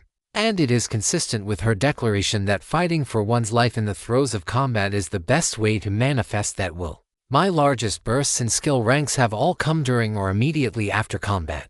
The next largest have been at times when I've made major breakthroughs in my research, but only once I shift from theoretical advancements into practical applications, specifically those with practical applications in combat. And throughout all of this, the system takes into consideration danger and challenge in determining how much experience to award. My little stunt from before should be worth a good chunk of experience. Possibly enough to get me to that all-important level 32 threshold that I've heard good things about. Or maybe not. Neither Lindsay nor Alexi has mentioned what exactly happens at this point, only that it's allegedly important and a big deal. The slamming of the worm's undulating body against the grassy fields outside the capital forces my attention back into the present. My ether is now back to just under 600. Enough that I can focus, and the lightheadedness has subsided. But not enough to glyphcast worth a damn. But that doesn't matter. People are out there fighting. And I've still got a mechanical arm cannon, several volleys of ether bullet barrage, and the second highest level among the people fighting this overgrown annelid. I rush back into the fray, my ether bullets empowered by impulse for extra kinetic energy as I fire 15 blasts in rapid succession like a machine gun. The attacks don't do much individually, but once I explode the bullets from within the creature's innards, the damage compounds. Again we manage to stun the creature, buying Lindsay a crucial moment to regroup and reposition herself while the rest of us get a moment's breather. A moment that ends when the creature attempts to flatten us with its own body, spinning around like a giant rolling cylinder across the commons. I doubt it would be a lethal attack to Chloe or Crystal, but I'm not confident everyone else present would emerge alive, even with Chloe's prodigious, but limited, healing magic. Trying to knock the creature off course isn't possible. I simply lack the strength to wrestle with a behemoth which must weigh nearly as much as a jumbo jet. And while I could pull Chloe out of the way, there's no way to do the same for everyone else.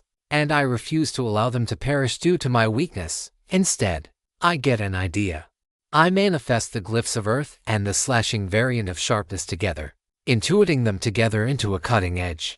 It hurts to cast the spell, ether strain again damning my body, but I'm able to focus it enough to slice a trench across the commons. Chloe and Crystal realize my plan immediately and start pulling our comrades into the hole. I leap in as well, charging my lightning-sheathed dagger and delivering a quick slash across the creature's underbelly as it rolls overhead. And then it does so again, giving me another chance to strike. This time, however, I'm well enough of mind to follow my slash up with an ether bullet barrage delivered directly into the creature's flesh from point-blank range. Pink goo splatters all over me. It burns and smells disgusting, and the tiny bit that gets in my mouth tastes even worse, forcing me to concentrate on not involuntarily retching from the sickening sensation. But the creature does seem wounded. Now stunned long enough for everyone else to get their own attacks in, Crystal follows up with another lightning surge, while the others shoot ordinary bullets and use whatever other weapons and spells they have on hand. None save for the first of those do much damage, but every point is helpful. And it is adding up. The wounds are much slower to heal, giving us more time to attack its insides. I'm sure Lindsay is hard at work elsewhere, whittling down the creature's health, and at a pace none of us, individually or collectively, can accomplish. After a third pass over our trench to the same result, not a productive or painless one, for the worm, our adversary changes its attack pattern again. It is neither looking nor smelling pleasant at this point as it lifts its head a couple dozen feet into the air. Its head rises into the sky, and I recognize this immediately for what it is. Everyone fall back, now, I say. Behind me if you can. I wait in the trench until the last possible moment, hoping that I'm a more attractive target than the others. I draw my left arm and point it at the creature, loosing a single weak bullet. It barely scratches its slimy skin, but the intention right now is to keep the wave of acid it's about to spray on me and away from everyone else. And without its handler to steer it away from the obvious ploy I'm using, my ruse is successful. A spigot of acidic saliva flies directly toward me, far larger and faster than I had anticipated. But I trust in my abilities. I trust in the glyph research I've done to this point. I vowed that I would not fall. Not to this overgrown vermin. Not to anyone or anything. No matter what the system throws at me. I manifest to glyphs of repulsion, forming a convex barrier in front of my body. The spray hits the barrier, filling the trench at my feet, and it's clearly an acidic toxin to boot. The yellowish-green sludge sizzling the dirt and even the rubber soles of my shoes as it piles within the trench. A couple droplets burn into the flesh of my calves and upper arms. But I'm far beyond this level of pain already. I shake it off, leaping up once the spigot starts to slow. The acidity has managed to partially eat through my barrier, something I didn't even think was possible. given my current hypothesis is that my barrier acts like a powerful omnimagnet, repelling all mass and energy. Yet again, the system is turning the impossible into reality. Crystal fires another bolt of purple lightning, this one some sort of thunder serpent based on its appearance. And I feel the renewing pulse of ether accelerating into my core as a system notification alerts me to the presence of Chloe's angelic sanctuary washing over us. Even her spell isn't giving me enough strength to deliver the final blow. And though my ether regeneration is skyrocketing under the effects of my love spell, it's not quickly enough even to build another barrier of that capacity. But I will never surrender. Not as long as my body still draws breath. I still can't tap into Seraphina over limit. But that doesn't mean I can't try to scratch the outer surface of the other powers of the anomaly. The power to overcome limits, the power to defy the system, and the power to shape my own evolution, freedom incarnate. And right now, I force the pain of ether strain to vanish. I will be the master of my own body. I will not be encumbered by a failing will. Not when it is needed most. I will overcome, just as my creators wanted and I need. You have gained the general skill ether strain immunity. Would you like? Yes, I would. I slot it into my newly empty skill slot after fusing Mechanist MC and the pain vanishes. I'm well aware that there are still consequences for trying to go to or below zero ether. And I'm just as well aware that the system is going to be all too eager to make those consequences as harsh as possible. Pain is important for living creatures. And this isn't the system granting me a beneficent skill. This is deleterious.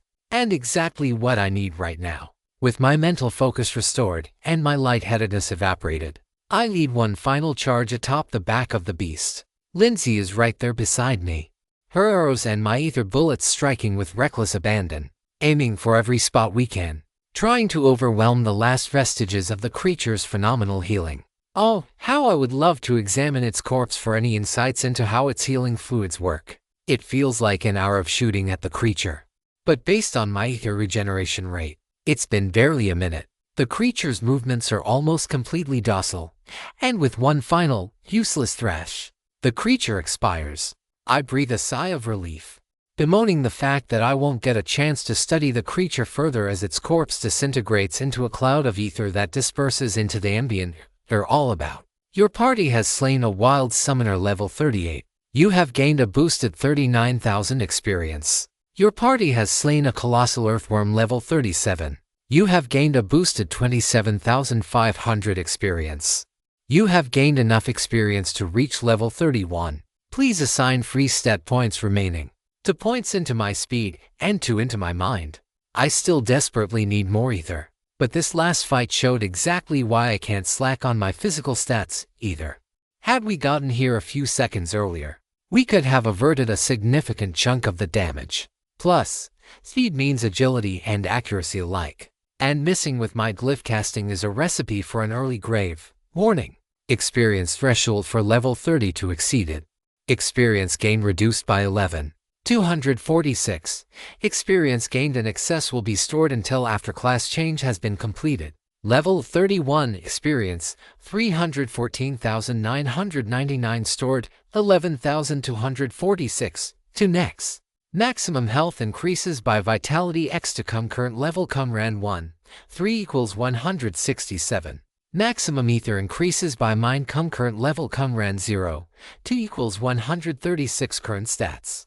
Health, 2,896 of 3,249, Ether, 267 halves, current stats, Strength, 3527, Speed, 3527, Vitality, 8567, Mind, 130 to 103. I also take a moment to check the Ether Strain immunity skill I gained in the last fight. It's pretty much exactly what I'd expected from the name, Ether Strain immunity. You have become practiced in pushing yourself in combat and other dangerous situations even when your willpower is flagging and your ether is running low. You are now immune to all negative effects associated with ether strain. Warning: deleterious consequences will still occur when ether hits 0. Exercise extreme caution. Congrats. Zero. Lindsay says, "It wasn't just me. I protest. It was you and me and Chloe and Crystal and everyone else working together. There's no way we would have made it through without everyone's contributions. I don't mean about the fight. I mean about you. And how you've done it. Good luck. By the way. Chloe walks up behind me and wraps her arm around mine before swiveling around and planting a kiss upon my lips. In front of everyone, I whisper. Chloe grins that alluring grin of hers. If there are any politicians watching who have any objections to me kissing my girlfriend, they are welcome to clutch their pearls to my complaint representative. She extends her middle finger slightly, directing it behind her toward the Capitol building itself. I can't help but smile at Chloe's well-deserved and brazen disrespect for authority. Though the idea of having to meet with any of the politicians, especially our sorry excuse of a governor, makes me want to lose my breakfast almost as much as the worm's acidic breath and burning flesh did earlier. Thankfully, Lindsay seems to notice my twitchy discomfort before I can bring it up. Great work. All three of you, she says. Why don't you all head back to guild headquarters after our battle? I'm sure you can all use a bath and some good food. And Sera's going to need some time to herself. That last bit earns a bit of a side-eye from Chloe, but Crystal says, don't worry about me, Lindsay says. I've been in more stressful situations than this before. Handling a few politicians and reporters is nothing. All right, Chloe says. Shall we get going? I nod, taking Chloe's hand in my own as we head off. To point 53 classing up After rinsing off all the dirt and sludge and goop off my body, I slip deep into the hot water of the bathtub. I take special care to make sure my hair gets an extra long soak. And as I take deep breaths and let the steam seep into my pores, I'm able to relax and really give my body the long, slow stretch I didn't realize I needed. My head and neck spin around in slow, deliberate circles. I arch my back, puffing out my chest and forcing my arms, easing tension out of my deltoids and trapezi with each cycle of extension and flexion. And I repeat the process with my arms and legs, closing my eyes and letting soothing heat etch sweet relief into my weary body. Some amount of time passes. I'm not sure if it's a lot or a little, and I'm not sure I was fully awake and fully conscious through all of it. I do know that when I step out and dry off, I'm feeling much better than I was before.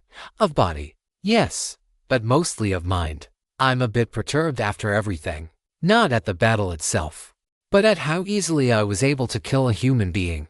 I can't say it was in cold blood, it was the heat of battle. A woman actively trying to kill civilians in order to further the cause of the Order of the Wilds and its sinister leader. The sight and smell and that last blood-curdling scream as her life spilled onto her bonded beast.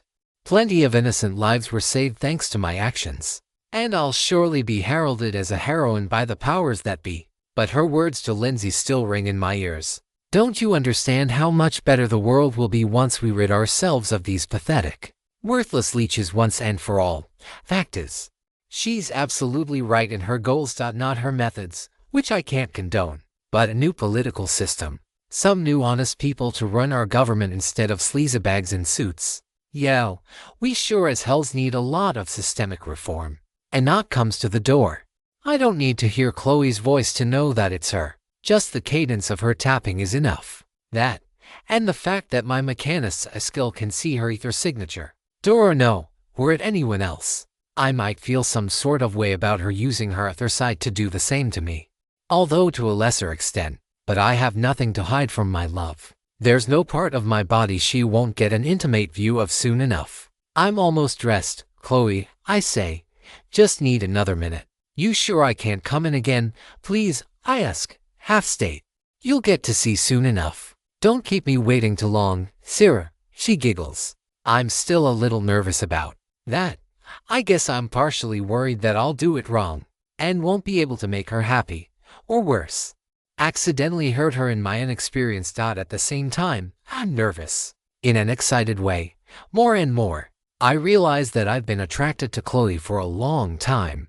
I just hadn't been able to admit it to anyone, least of all myself. I blame a combination of living in a part of the country that was never keen on same-sex relationships and focusing so hard on my studies that I never stopped to consider the possibility of a relationship with anyone, regardless of gender. But I want to be with her, in any and every way. I guess the only reason I'm so hesitant is that I want to make sure it's just perfect, or as perfect as I can make it. When that day finally does happen, Chloe deserves that much. I emerge from the restroom 70 seconds later. I know this exactly because Chloe informs me the second I walk out that I was 10 seconds late in joining her in the main room of the guild hall. And damn, I have to say, she cleans up even better than I do. So, Lindsay told you good luck before we started coming back here. And you told me to wait until later to tell me what she was referring to. I did. Well, now is then's later. So spill. I whisper in her ear. Class change. I might not be able to do much for a while. Can I ask you to look after me while I do so? Of course. Love. I can't wait to see what you get. After a light meal of sandwiches on sourdough bread, we head back to the ladies' dorm wing.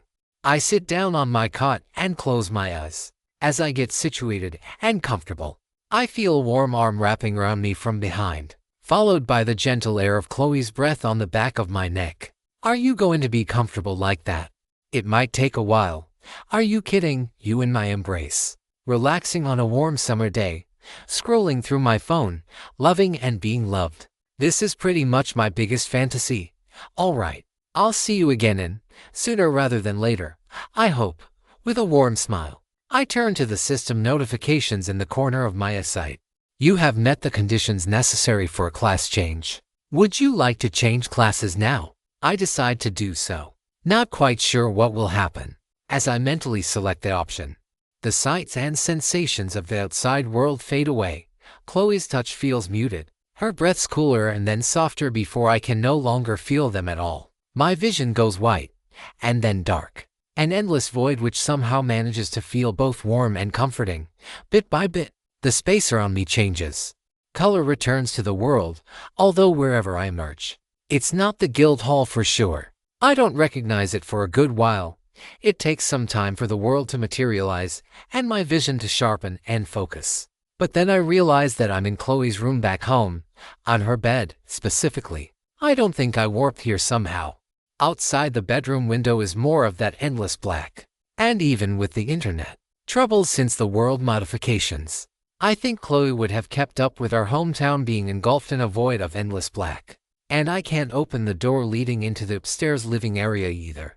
The world then shifts again. I'm growing smaller. No, the room is going wider. All of Chloe's personal effects are disappearing, and in their place, I see silhouettes of myself, all wearing different outfits. It takes a moment to figure it out. These silhouettes represent different paths for me, different classes I could take, and now I have to figure out which one of these best speaks to me. I start with the one nearest me. This me wearing a lab coat and carrying my trusty sketchbook of all the glyphs I've compiled to this point. Class, Spell Researcher. The Spell Researcher isn't content to just cast magic. She wants to understand it. From the most fundamental principles to the myriad applications. She has heard the maxim any sufficiently advanced technology is indistinguishable from magic and has set out to prove the statement. Its converse, and every other variant. A spell researcher's knowledge of glyphs, ether, and the properties of both are second to none. And she effortlessly translates that knowledge into power against all who would make an enemy of her. Strength -1, Speed Kung 0, Vitality Kung 0, Mind Kung 8, Maximum Health Kung 100, Maximum Ether Kung 300 when choosing this class, Mind Kung 2, 6 free stat points per level. 1. Try to get some information about ether regeneration rates and possible skill changes. And to my great surprise, the system actually grants this information.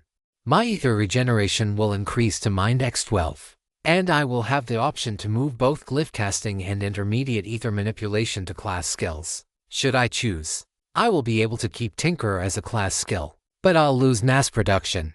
A result of this class focusing a bit less on the weapon and ether tech crafting and more on the spell crafting side of things. All in all, in terms of combat potential, it seems a strong choice. I'm not sure how I feel about it overall, but thankfully, there doesn't seem to be a time limit of how long I can look around the room, and I still have several more classes to check out. The next version of me is dressed in a cowboy or cowgirl. I guess a get up straight out of an old-time western, brown leather chaps, a well-worn blouse, knee-high boots, a vest, and even a 10-gallon cowboy hat. Most notably, however, is the pistol holstered at her side and the shotgun strapped around her shoulder. Class, Gunner Elementalist. The gunner elementalist knows that you can go further with a kind word and a gun than you can with a kind word alone. The gun was the weapon that won the. Yeah, I'm gonna skip over the neo-colonial bullshit. Gun go shooty tool, so-called peacekeeper, and so on. Let's see what the class actually does. Strength Kung 8, Speed Kung 4, Vitality -1, Mind -3, Maximum Health Kung 100, Maximum Ether -50 when selecting this class. Strength Kung 2, Speed Kung 2, Vitality Kung 1. To free stat points per level. That makes sense. This is definitely a class geared more toward physical combat, and it's going to boost my physical stats at the cost of a few points of mind.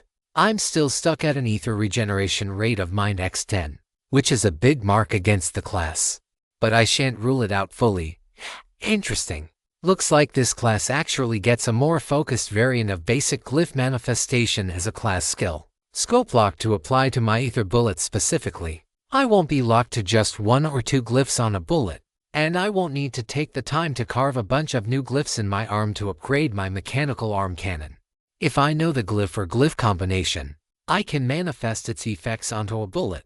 It will require some advanced knowledge and practice, since I'll need to formulate entire arrays on the fly otherwise. So, maybe not as inflexible as I had originally assumed. This class sadly loses access to Tinkerer and mass production as class skills. In other words, I'm eschewing the research side to a pretty substantial degree in order to focus on being a gunslinger heroine. Flash of Insight changes to a gun-based variant, and Mechanist Eye changes to Gunslinger's Eye, losing a bit of the ether sensing for far greater visual acuity of the physical world, including at night. Bullseying desert critters from atop an airplane or spaceship, no problem. I don't like it, but I can't rule it out completely. Moving on. I see another version of myself, this one in a set of wizard's robes. One's very much like Crystal's, including the parts of her outfit showing a little more leg and cleavage than I'm entirely comfortable exposing, even without seeing the class name and description. I can tell this class is going to be absolutely murder on my equipment. I'm probably switching from wearing medium armor to robes and light armor only, which means dungeon crawling and hopefully getting lucky enough to find an outfit on par with Chloe's and Crystal's. But I should do my due diligence. Class, Glyph Casting Evoker. The Glyph Casting Evoker is a student of magic not content to study from only a single school. She laughs in the face of those claiming to be a master of all 4 elements. She's studied 1,000 glyphs and has plans to research 10,000 more. Although some may decry her methods as lacking the artistic flair and finesse of a true mage, her scientific rigor and methodology to magic gets the most important thing, results. Sure enough, I lose my armor proficiency, though it seems like I can buy it back at the cost of a general skill slot. I also get to keep Tinkerer, which changes from a more tech-focused skill to one designed around spellcraft and building new glyph arrays. In pretty much every regard, this is the pure, niche-focused class, and I like it. I like casting spells. I like studying glyphs and glyph casting and building a library of arrays just like a wizard jotting spells into her spellbook. But the stats give me pause. Strength -3, Speed Kung 0, Vitality -1, Mind Kung 10. Maximum Health -300, Maximum Ether Kung 700 when choosing this class, Mind Kung 2, 5 free stat points per level, and my Ether regeneration increases to Mind x18 per hour, the biggest jump yet. Comparing it to the Spell Researcher class, this class is more of a pure mage that dabbles in spellcraft, while that one is more focused on research and studying. On the other hand, this class gives the fewest stat points each level, which I can't ignore either. I'm not sure how many levels I'll be stuck with in this class, but I have a sneaking suspicion that it's going to be more than 32. But that's just more reason to survey the rest of the options available to me. And I still have a few more before I'm even ready to start making a decision. To point 5 for classing up to. I've already got 3 potential options for a new class, and there's still at least 3 options remaining. I'm starting to see why Lindsay was so coy about wishing me good luck earlier this morning. Not because I'd face such a grand trial or have to fight a boss within the center of my mind, but because there are so many options, and they all have so many different factors to consider. I could make an amazing choice that sets me up for the next 32 or 64 or 96 levels, or I could choose a shitty choice that I hate, and end up getting stuck and stifling any chance of continued growth as a fighter. It's a lot more pressure than I had originally realized when I saw the opportunity for a class up. But I should give the other options a good analysis before I make up my mind. The next class is a picture of me in a suit of shining metal full plate, bearing a sword that shines with a holy light. I'm nonplussed at this depiction. Why am I being offered a paladin class? When I rejected it and continue to do so forcefully, it's not until I look closer and see the pair of wings on the shield that I realize this isn't a paladin class. Class, Valkyria. The Valkyria embodies the ancient mythological tradition of the warrior woman fighting for truth, justice, and honor. Unlike a divine paladin, the Valkyria is not bound to a specific creed or beholden to a deific patron. While many Valkyries swear oaths to defend the meek and innocent, others set out to smite the wicked wherever they may dwell. Take this sword and this class, and carry out your mission to be the shining beacon of light in the sea of darkness. Now that I think about it a bit more, the class offering makes sense. I've wielded a holy blade before, and my wings of Icarus allow me to manifest like an angel, descending from the heavens against those who would harm innocents. Hell, I did exactly that earlier today. The fact that I've met Alana probably also influences this class offering. Strength Kung 6. Speed Kung 0, Vitality Kung 4, Mind -1, Maximum Health Kung 700, Maximum Ether -100 when choosing this class, Strength Kung 1, Vitality Kung 2, 5 free stat points per level. In terms of skills, losing Tinkerer is going to be a big setback, and the loss of NAS production a much smaller one. On the other hand, Flash of Insight gets upgraded in a big way, becoming a weaker version of Chloe's angelic sanctuary, though only affecting myself. It also allows me to imbue all of my weapons with holy light, dealing light-type damage to targets. I haven't come across many foes with specific elemental weaknesses or resistances beyond oozes, but I suspect we'll face more of those as we progress through our journey. I'll be able to keep glyph casting and basic glyph manifestation as general skills, but I don't really get much magic in the class itself. Ether regeneration stays at Mind X10. Another downside to the class, strangely, Mechanist's Eye does become a class skill, albeit renamed to Valkyrie's Eye. It seems to be basically the same skill for all intents and purposes. I do get a couple of defensive bulwark skills, along with a pretty powerful skill that supercharges all of my stats when I'm fighting in the defense of another, against the Saurian, the oozes, the cultists, and so forth. That skill could have made the fights way easier, but I also want to go exploring dungeons, and I'll need to more than ever thanks to a lack of good gear. It's a fine class overall, and I can see why I'm being offered it, but it's not really speaking to the heart of who I am. This is in sharp contrast to the next version of myself. On the surface, I look similar to how I did as a Valkyria, but instead of shiny full-plate armor, I'm coated in all sorts of gadgets and cybernetics. I rub my left arm, which is still metal in this weird mental realm. Class, Mechanical Angel. Already my interest is fully piqued. The Mechanical Angel is a seamless blend of scientific advancement with the desire to protect. Neither fully content in the laboratory or on the battlefield, the Mechanical Angel chooses both, enhancing her body and gear alike before showcasing her advancements in combat, to the detriment of those on the opposing side. Take this class, and embody the being you were always meant to be. Well, damn.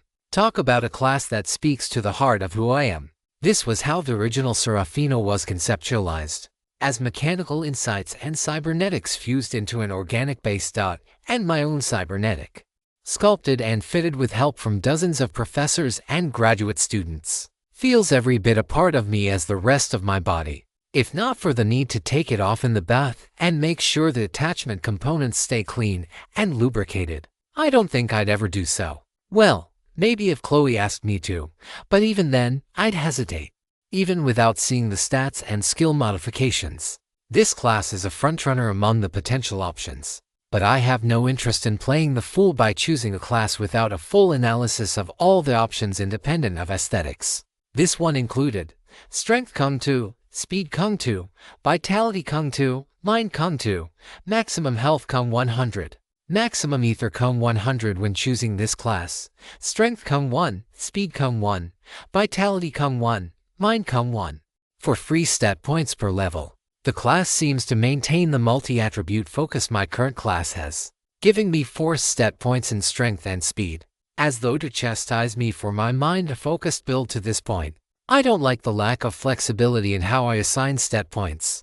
But that's not a complete deal breaker. Stat points don't seem to scale linearly, so it might actually be a small boon to being a bit more balanced than I currently am. In terms of ether regeneration, it's still Mind X10, which is the first major blemish against the class. As far as skills are concerned, I'm not going to get any earth-shattering changes. The biggest boon of the class is that Mechanist MC and Tinkerer actually merge into a class skill called Angelic Insight. Not only do I get the benefits of both in a single slot, but the skill promises even stronger evolutions in the future. I also get more or less the same, weaker form of Chloe's angelic blessing that Valkyria provides. Although I don't get any other magical benefits from my class, I do lose mass production. I suppose because the class is about engineering myself, rather than engineering gear for distribution. More artisan and master crafter rather than technician and titan of industrial production. Now onto the 6th and final option. A version of myself decked out in a soldier's uniform. I'm pretty confident I'm not going to like this choice, but I owe it to myself to do a full analysis all the same, even if I'm pretty sure I'm just going to dismiss the choice out of hand. Class: Ranger Technician. The Ranger Technician is a martial-focused class, specializing in the use of technology and reconnaissance to turn the tide of battle. The Ranger Technician already has unparalleled skills and training in the fields of espionage, intelligence gathering, and information processing. With the benefit of her inventions to increase her strengths further, she seeks to supercharge her allies' prospects in combat, know one's enemy and oneself, and march into 100 battles without fear. And with this class, you will always do so. Huh? I had expected this to be some shitty class that has me bowing to every general and politician, but I can't just write it off without further analysis. It's pretty clear why I've been offered this class. I've been working with Lindsay quite a bit over the previous few months, and I've developed respect for her as a person, if not for her superiors and the way she obeys their orders. I personally have been involved in the military to an extent, even though it sickens me to admit as much. I've already done some work in this field with my current Mechanist class, and I did promise that I'd turn over at least some Ethertech principles to them in exchange for their hospitality. I still should be paid in real money for the work I've done. I guess heroism doesn't pay here on Earth, never really has. Strength Kung 1, Speed Kung 5, Vitality Kung 2, Mind Kung 0, Maximum Health Kung 400. Maximum Ether Kung 0 when choosing this class. Strength Kung 1, Speed Kung 2, 5 free stat points per level. Not ideal. This is more of a speed-focused class, eschewing the tanking capability of a Bulwark or even Alexi's Bludgeoner in return for quick movements and the ability to avoid getting hit. The rare agility tank class. If I were alone, this wouldn't be a problem, but traveling with Chloe and needing to protect her makes this a more concerning issue. That I'm stuck with a Mind by 10 ether regeneration rate isn't helping matters. In terms of skills, I get to keep Tinkerer and Mechanist MC, which remains unchanged. Well, not quite. The agility bonus increases from level % to level X1, 25%, keeping with the theme of the class. I also keep mass production, but I don't get Flash of Insight any longer. Instead, I get the all-valuable Identify. Goddesses help me. But why the hells is that a class lock skill? That should be a general skill available to everyone. I also get a ranged communication skill, somewhere between a weak telepathy and the sending spell I've seen in some tabletop games. The biggest complaint about this class, other than the fact that it has a soldier theme to it, is that it does absolutely nothing for my magic and glyph casting. It's more Ethertech for martial combat, without the aspects that delve into spellcraft analysis. For good or ill, my glyph casting has been among my most crucial aspects as a combatant. I won't lose the general skills relating to them, but this class does nothing to advance that part of me further. I'm not willing to dismiss the class completely for that reason, but it's definitely near the bottom of the list. All in all, I see 6 options, and not one of them is a class I can just dismiss outright. Among them, however, the Gunner Elementalist and the Ranger Technician are my least preferred choices. Both are ranged fighter classes with limited magic and limited ability to defend others. The glyph casting evoker is similarly squishier, but it operates on the principle of defense through overwhelming offense. I'm not sure that principle really works in protracted engagements against strong or numerous enemies, but it is something. It's also the class most built around glyph casting in practical application. In contrast, the Spell Researcher class is the most natural direct evolution of Planetouched Mechanist. It maintains the research and development aspects of my class that I enjoy while also allowing me to move my glyph casting into a class skill. This, in turn, frees up a general skill for me to expand my focus outward. Valkyria is a fine class, and I don't hate it like I'd originally expected I would. It's just inferior to Mechanical Angel for what I'd like to do with my life. And hot damn does Mechanical Angel speak to my very soul. If not for the need to make a good decision for the long run, I choose it just for the feel-good it provides me thinking about myself. Spell Researcher and Mechanical Angel are the two standout options. The other four don't have the right combination of offerings that appeal to my intentions and desires. Who I am versus who the original Seraphina was, that's really the choice. Do I want to embrace my past self and the life she lived, or blaze forward with a new path for myself? But of course, there's always a complication at play. As I weigh these options, a seventh, final option appears, and it's again one I have to consider very strongly. To .55, the seventh option was Seraphina's decision. Just when I think I have my options narrowed down, a seventh hologrammatic image of myself appears in front of me. But unlike all of the others, this hologram is fuzzy, indistinct, and flickering, as though the system itself used a bunch of cheap, third-rate tech and now is facing the inevitable consequences of that decision. Well, I am. At least. Of course, there is one huge question. Why and how did some artificial superintelligence from I don't think even the goddesses know where manage to screw up the technology in some psychic plane of its own creation? Does it not have a damn debugger for times like this?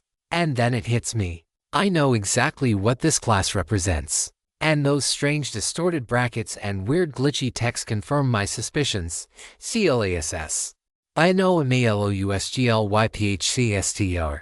I pull up the class's description. I get nothing. I try a couple more times. Nothing. I try to tap into the power of manifestation and force my will into the system to override whatever failsafes are in place. And all I get is a damned error message. Error. No class description exists for the chosen selection. Very helpful. I guess the system doesn't want me choosing the class. Then again, it's probably unique to me as the inheritor of the power of the anomaly. Reasonable chance that no such description even could or should exist. Okay, no description. Can I at least see what the stat gains will be? To my surprise, I can, but they're not the greatest. 7 free stat points when choosing this class. Maximum health Kung 200. Maximum ether Kung 200 when choosing this class. 7 free stat points per level. The stat gains are definitely tapping into the flexibility aspect of the anomaly. No assigned stat points. Full freedom both with the class up and the level gains. This much I like. The problem is that I don't have any indication of what sort of skills I'll get, and that lack of information is a strong mark against the class. I do maintain, as always, that not taking a risk is, itself, a risk. But there's a difference between a measurable, calculated risk and one based in fundamental uncertainty that can't be measured or evaluated, and with no knowledge about the skill potentials or how that class might evolve. It's dangerous to take it. On the one hand, it could be full of phenomenal cosmic power. It probably is related to my hidden power, and just might give me some sort of benefit as I learn to harness the power of the anomaly. Even better, it might also help me in doing so. On the other hand, it could be the class equivalent of a red herring, set there to deliberately entice me into choosing a class with no potential. Ultimately, if I had 2 or 3 classes, spending one on this class would be a defensible gamble. The system did say first class, so it's certainly not beyond the pale to assume we might be able to hold multiple classes simultaneously, without the fallback of another class and its abilities. I just can't take the risk. Maybe at some future point, once I get a second class, I'll have a chance to revisit this decision, and perhaps if I go down this path then, I'll realize I was an idiot for not choosing to become an anomalous glyphcaster today. but for now, I value the certainty of my other options a little too much. This leaves Spell Researcher and Mechanical Angel as my two frontrunners, with Valkyria as a somewhat distant third. Spell Researcher is closer to what I currently have. I'll get to keep my classes focus rooted in magical knowledge and get further skills that will assist me in unlocking the secrets of glyph casting. Moving glyph casting and intermediate ether manipulation to class skills will greatly help improve what new pursuits I want to take up. And the 20% increase in ether regeneration is nothing to scoff at either. If it were just a matter of raw utility, I think that would be enough to edge out the benefits of Mechanical Angel. Angelic Insight seems like it'll be a phenomenal skill. And being able to cast a boosting spell on Chloe promises some nice benefits as well. Losing mass production is not nothing, but I haven't gotten a ton of benefit from it either. But being stuck with my glyph casting eating one of my 6 general skills for the foreseeable future, and pleasant. I can drop etheric armor and ether strain immunity probably, but even that means I've still got 3 largely irreplaceable general skills. Really a matter of 6 skill slot syndrome. The problem is that Mechanical Angel speaks to me. It speaks to that part of the old Seraphina that still lives within me. And, though this part is purely speculative and probably irrational, I think it'll lead me down a better path toward unlocking the mysteries of Seraphina over limit and the anomaly more generally. Ironic, considering the other class is literally a researcher class. Too bad it doesn't come with a caffeine wellspring skill for those late night, last-minute cram sessions before exams and paper deadlines. That might almost make it worth it. I take one last moment within the center of my mind to make sure that I'm completely at peace with my decision. I think of myself as a spell researcher and imagine losing all of the benefits of a Mechanical Angel. And then I repeat the thought exercise in reverse, envisioning myself actualizing the Mechanical Angel class and then transitioning to being a spell researcher. And I think that only solidifies my decision, not because I am a hyper-rational, calculating machine, but because the idea of remaining trapped within a fully organic shell and the limitations thereof just isn't what I want to be. I have enough experience with my mechanical arm cannon and enough bodily memory inherited from my former self to know that this is who and what I was supposed to be. Maybe that's not quite right. Whether or not I'm supposed to be, by my creator, by my memory, or some other power, the truth remains that this is also a decision I am making for myself. I see myself as a Mechanical Angel flying over a battlefield far more than I do a spell researcher sitting in a laboratory from behind the vanguard, researching in safety while others fight along the front lines. I know it's maybe reckless and selfish of me. I hope Chloe will forgive me for my decision, but it's the one thing that I think has to be selfish, or at least, the one thing I can be fully selfish about without regret. My mind now decided. I walk back over to the Mechanical Angel hologram. I'm not quite sure what I need to do to select the class. After an embarrassingly long time, I figure out that I simply need to stand in the center of the hologram and will the contents into my own body. Once I do, I see the system notification appear. Would you like to select Mechanical Angel as your new first class? Warning: choosing a class will have major implications. This decision is final and cannot be easily changed or reversed. You first class. That pretty much confirms that we'll be able to have a second class once we get to a higher level. And with that, my remaining doubts vanish. I select yes. The sights and sounds of Chloe's room vanish, replaced by the endless black void. And then, light and sound and smell and all the sensations of the outside world slowly return. The sun is now about halfway down the western horizon, suggesting it's mid-afternoon. So I've been away in my mind for about 5 hours, give or take. Chloe is still embracing me. Though her phone is closed beside me, I take her hands, coiled around my waist, and caress them gently. She gasped before sighing full of contentment and nuzzling my upper back with her cheek. Did everything turn out okay? She asks. I think so, I say. My head rings with dizziness and my vision blurs, the sensation of my sight expanding once more. For now, all I can focus upon are the array of system notifications which have appeared one after another. Seraphina Mortensen has now become a Mechanical Angel. Stats modified accordingly. Strength Kung 2, Speed Kung 2, Vitality Kung 2, Mind Kung 2, Maximum Health Kung 100, Maximum Ether Kung 100. You have received enough experience to reach level 32. Strength come 1, Speed come 1, Vitality come 1, Mind come 1. Please assign free stat points for remaining. I assigned 2 points each to Vitality and Mind in keeping with my general build to this point. Being stuck with a Mind by 10 ether regeneration rate means I need that much more Mind to properly function as a combatant. Level 32 experience, 326,245, to next 37,305 class, Mechanical Angel. Maximum health increases by Vitality X to come current level come ran 1, 3 equals 179. Maximum ether increases by Mind come current level come ran 0, 2 equals 140 to current stats. Health, 3,528 to 3,528, Ether, 2,462, current stats, Strength 30, Speed 28, Vitality 72, Mind. Now for my skills, I am excited. Mechanist Sci and Tinkerer have fused to form Angelic Insight. Angelic Insight has been added as a class skill. Angelic Insight.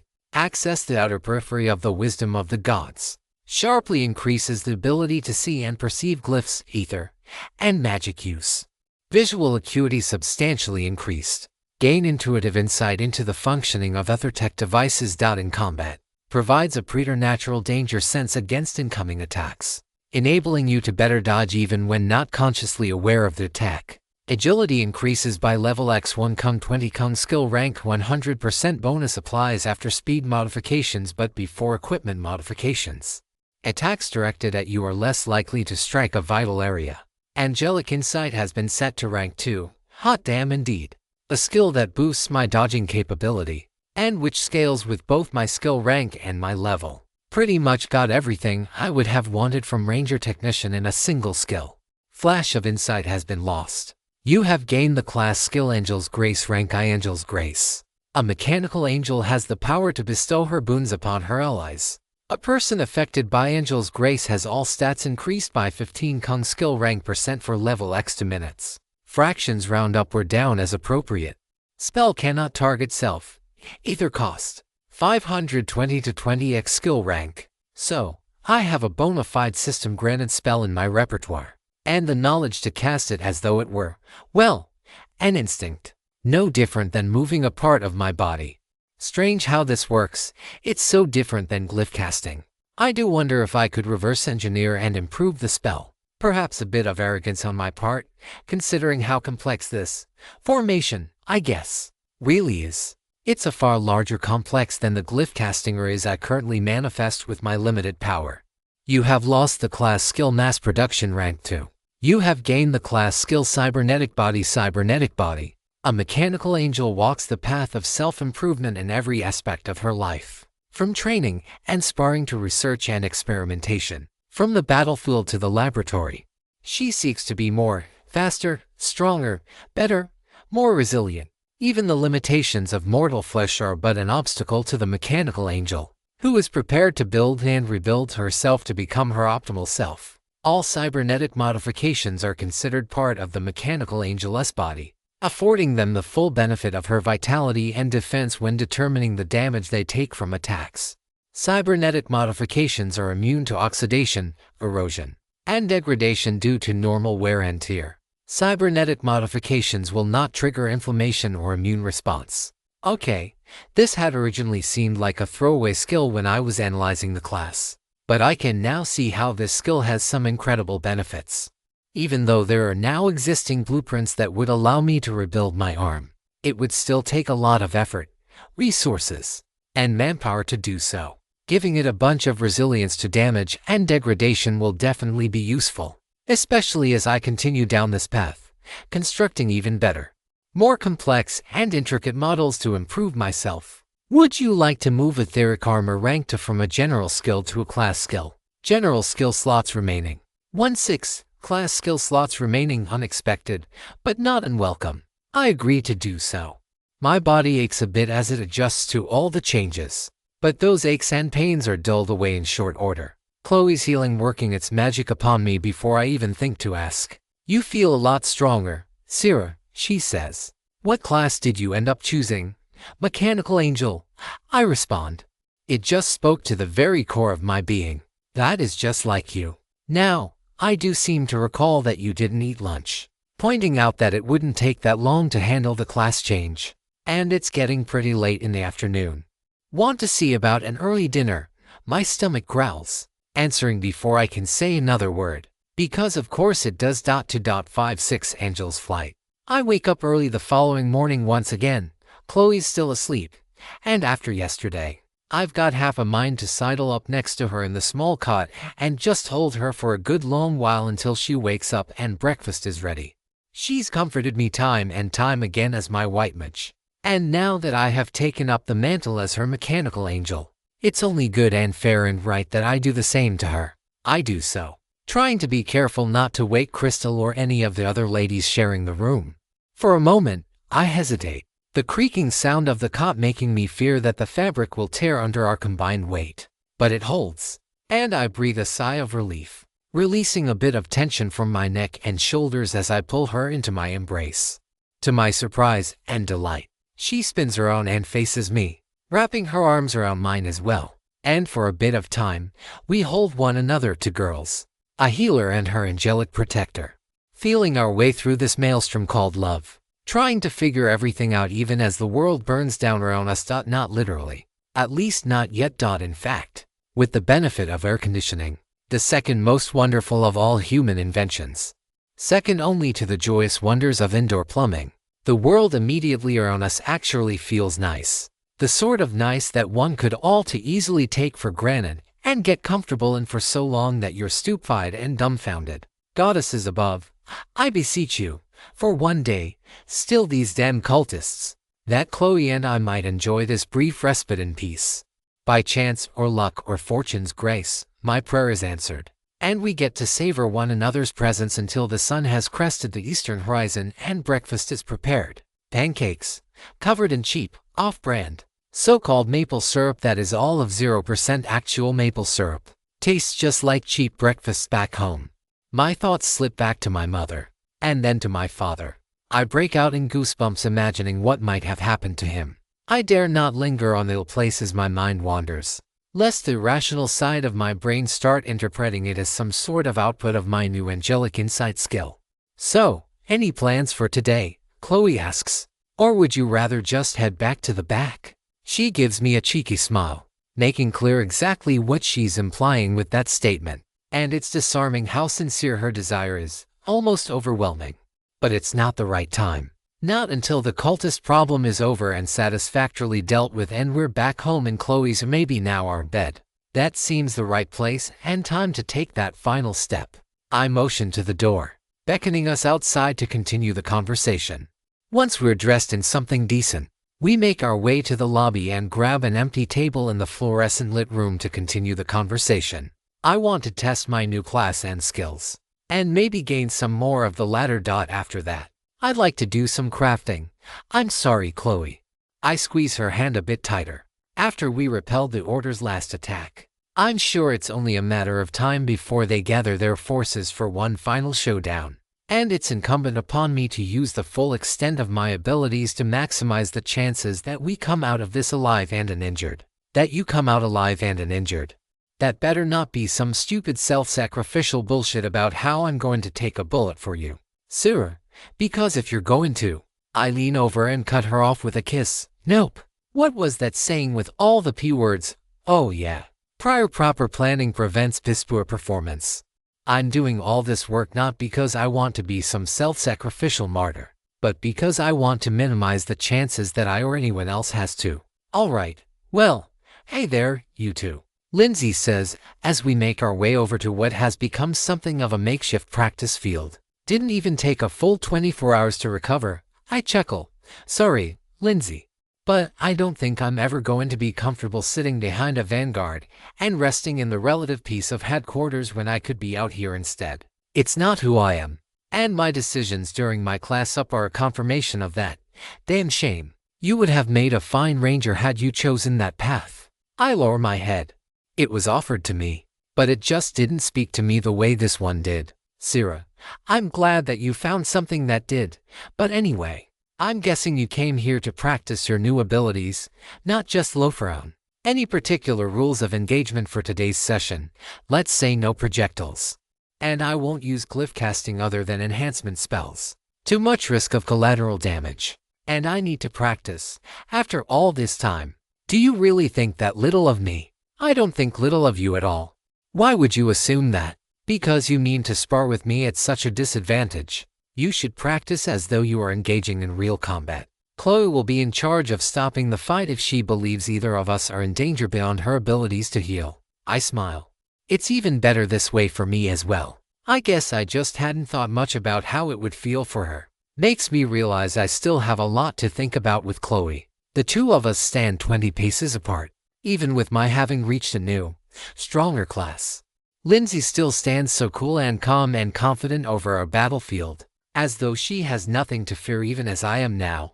That whole Ranger Technician class, and finally getting a Heaven Blessed Identify would be real nice right about now. But all I can do is trust in myself, in my new power, and in the skills and experience I've gained since the system arrived 2.5 months ago.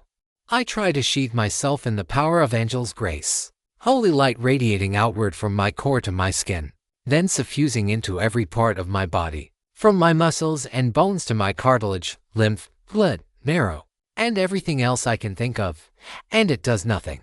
Because I completely overlook the fact that the spell can't target myself. Don't lose your focus, Lindsay says. She sprints forward, attacking me with a vicious string of punches and kicks that puts me immediately on the back foot. She's a fair bit faster than before, showcasing the true depths of what her speed-focused build can do.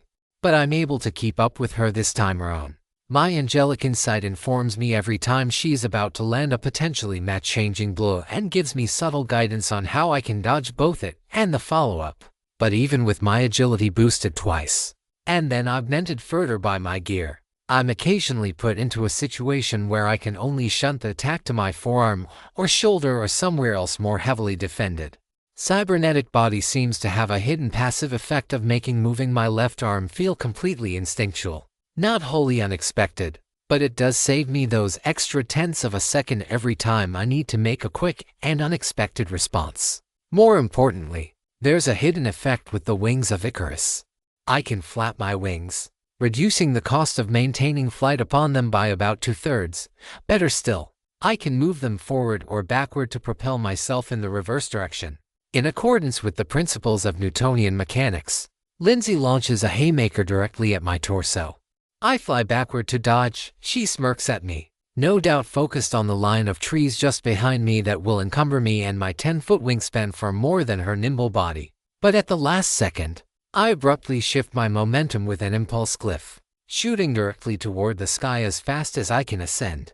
Lindsay grants me no quarter, immediately assailing me with half a dozen light arrows, thanks to angelic insight. Her attempt at a blind spot attack again fails, my body reacting before I even see the bull, and her next attack, an invisible beam akin to an etheric arrow, also fails to hit me, these eyes fully perceiving the attack from the instant she begins charging it. She watches me, her bow at the ready. No doubt she plans to get me to exhaust my ether up here before continuing the fight down below. But I have more than enough time and ether regeneration to build an even more powerful glyph casting array than the ones I've used so far. And I quickly come up with the idea for a perfect counter to her wily agility of focused build. I start with an inverted light glyph as my base. I haven't used darkness much to this point. There are a few battles where blinding an enemy might have been effective. But oozes, for instance, probably sense their prey through tremor sense or some similar phenomenon. But now, I expect it to be extremely effective against Lindsay's light element attacks. I just need to combine it with the material glyph. Perhaps Solidify would be more apt to condense darkness into solid form, and the snake glyph that I've previously employed against one of those creatures to twist lightning. At the last second, I decide to include my ever-trusty impulse as well to speed up the spell's trajectory further. My basic glyph manifestation helps me form the mental image of the ray, constructing it all within my subconscious. Once I have the shape finalized, a process that takes about 3 seconds, I release the spell. A tendril of solid darkness emerges from my right hand, shooting toward Lindsay in a blur. She dodges, as I expected she would. I beckon my dark tentacle to wrap back around, and it obeys my command as fluidly as it would were it my own physical arm. The second attack is dodged as effortlessly as the first, as is the third. But as the fourth sets in, the wave of darkness starts to disorient her. Finally, the moment I've been waiting for. Lindsay starts firing light arrows out of her palm, causing the light and darkness of our respective attacks to annihilate one another into wisps of harmless ether.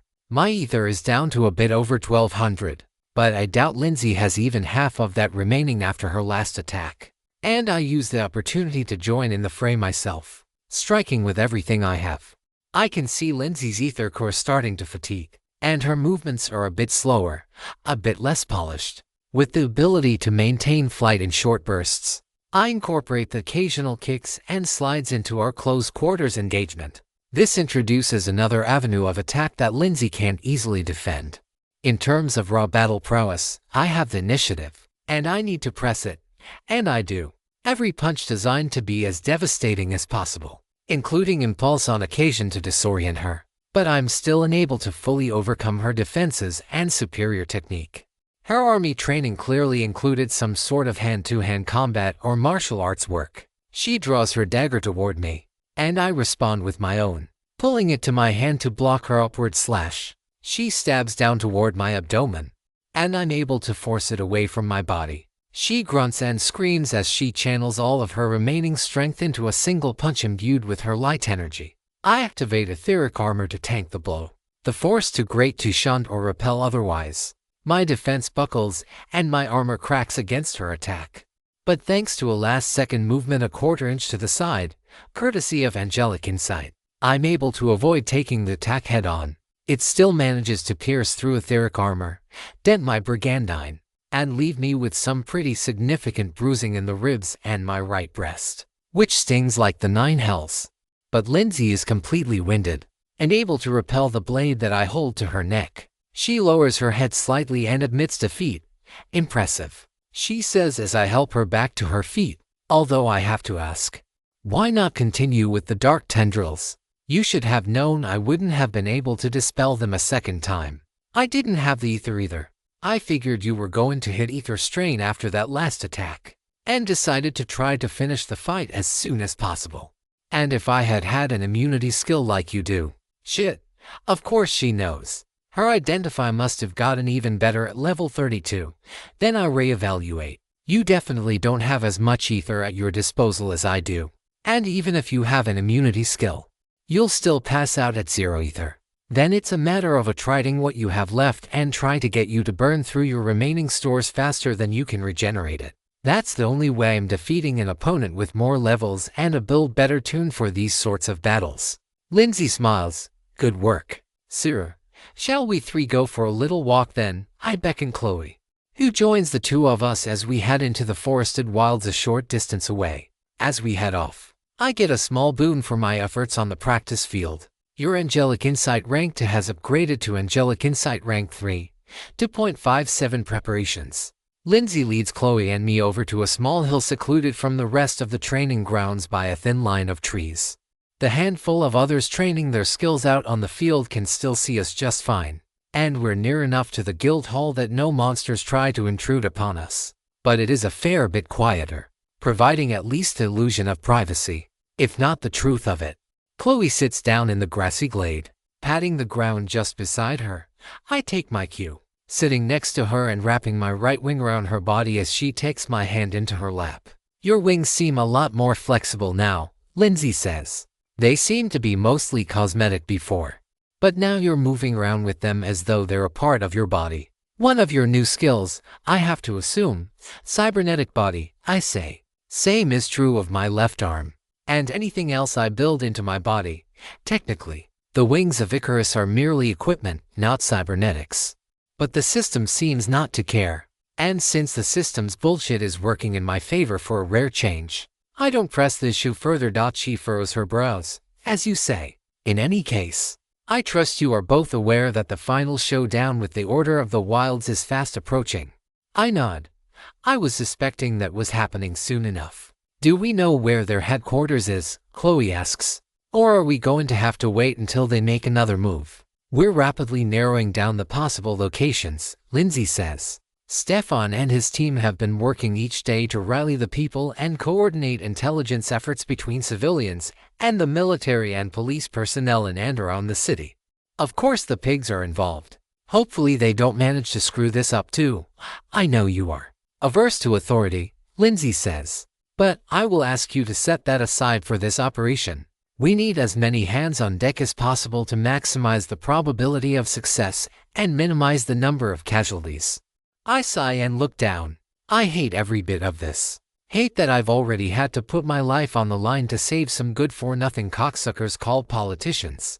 And now I've got to work side by side with the goddamn pigs. But all I can really do is smile, nod, grit my teeth, and extract as many concessions as I can get. By the way, Chloe says, while we're on the topic of authority, what happened with all the folks down at the Capitol? I know Sarah wants to avoid any involvement with them, and I doubt you're particularly interested in liaising with our elected leaders. Chloe shakes her head, acknowledging her disinterest.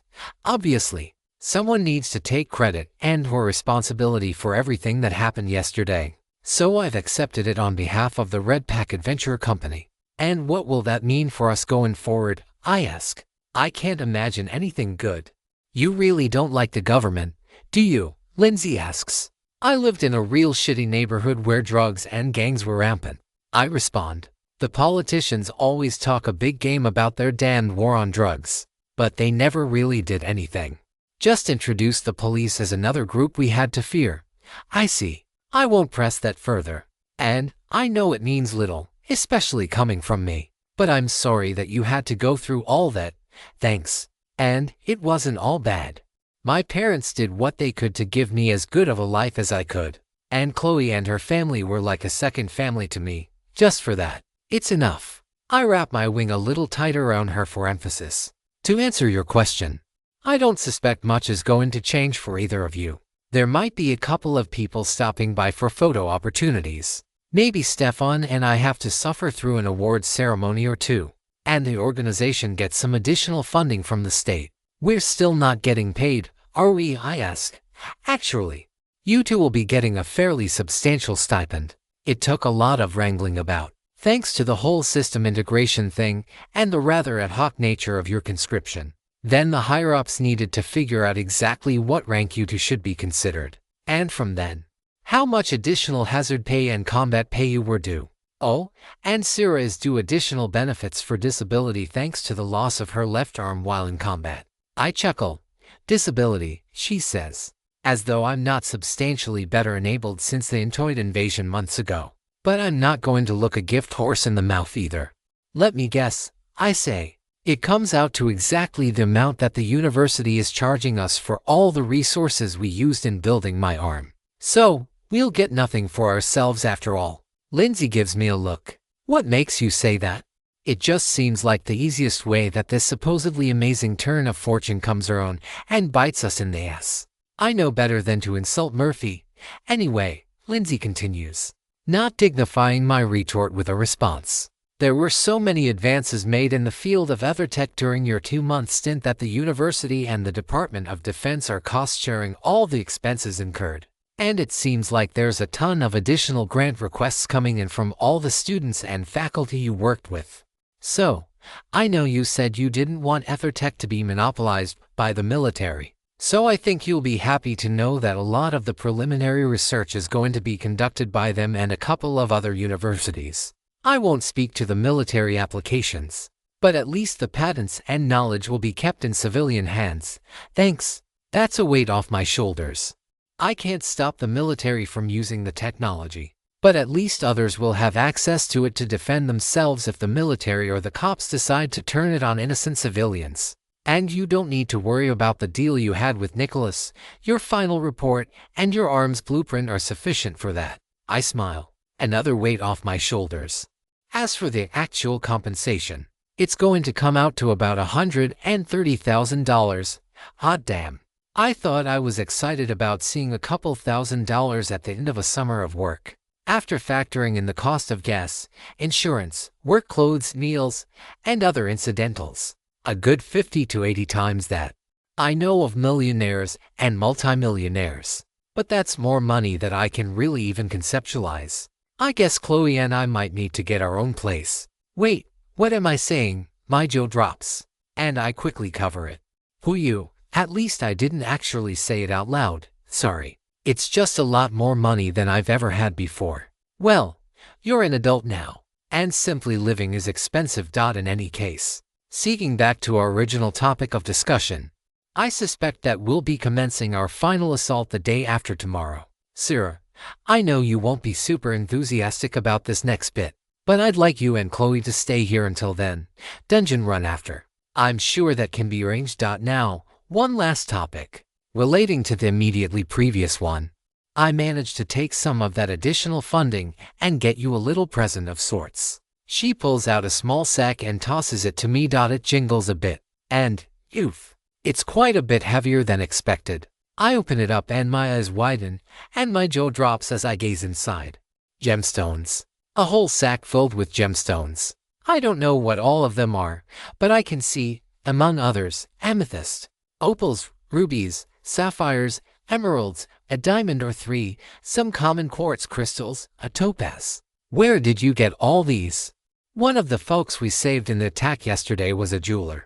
He gave me quite a substantial discount for saving his life. I'm not quite sure I'm fully buying Lindsay's story. It seems a little too convenient.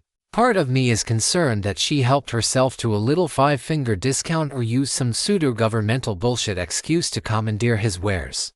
I don't like the idea, but I also have no proof that there actually is anything shady going on here. Instead of prying and making a big deal about it, I decide it's best just to accept the crafting materials, and I know full well that's what they are in the spirit they are being given.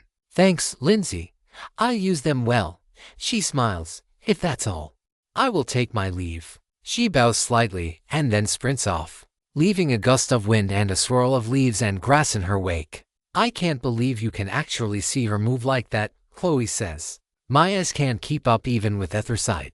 It's not quite that I can see her move. It's more that my angelic insight helps me calculate how she's moving and how best to respond, even though I'm slower than she is, and by a significant margin. Chloe shakes her head and leans into me. Still, that's incredible. I'm sure you're pretty close to level 32 yourself, maybe after the cultists. Just hit 30 yesterday. So yeah, 1 or 2 more battles ought to do it. Do you want to stay out here for a while longer, or head inside while I start crafting? Wait, Chloe says. I want you to promise me something. Anything, Chloe. Just name it. When all of this is over and done, when the cultists are defeated and we get some peace and quiet, I want you to take me flying, preferably at night, over a clear, starry sky. Yeah, I nod. It does sound really romantic. Besides, how many people can say that their girlfriend can fly? Not to mention that it'll probably involve her wrapped very tightly around me. I stand up, offering my hand to help Chloe up as well, before we head inside. I'm curious if you've heard or seen anything interesting on social media. Not a whole lot. I can say that there aren't many people getting any levels close to 30. Plenty of people are reaching level 10, and a fair few are making it to 15. But only a couple of videos are showcasing levels close to 20. Makes sense. I doubt there's that many people who are out here, constantly fighting for their lives, day in and day out, and of those, I bet most are spending more time fighting and keeping their strength hidden, and less time on social media bragging about their strength like a jackass screaming free experience. Ripe for the taking.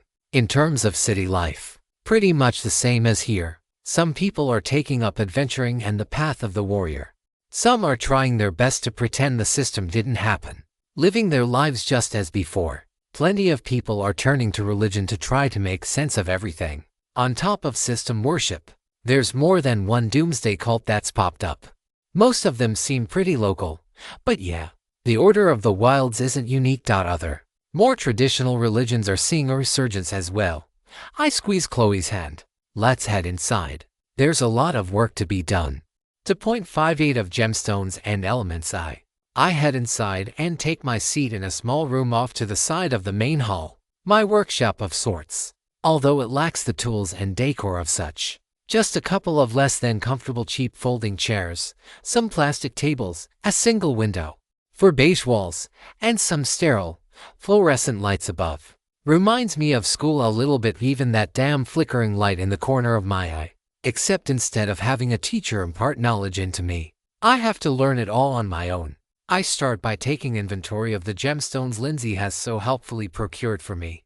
They come in every color of the rainbow, as well as some brown, some white, some black, and a few other odd colors.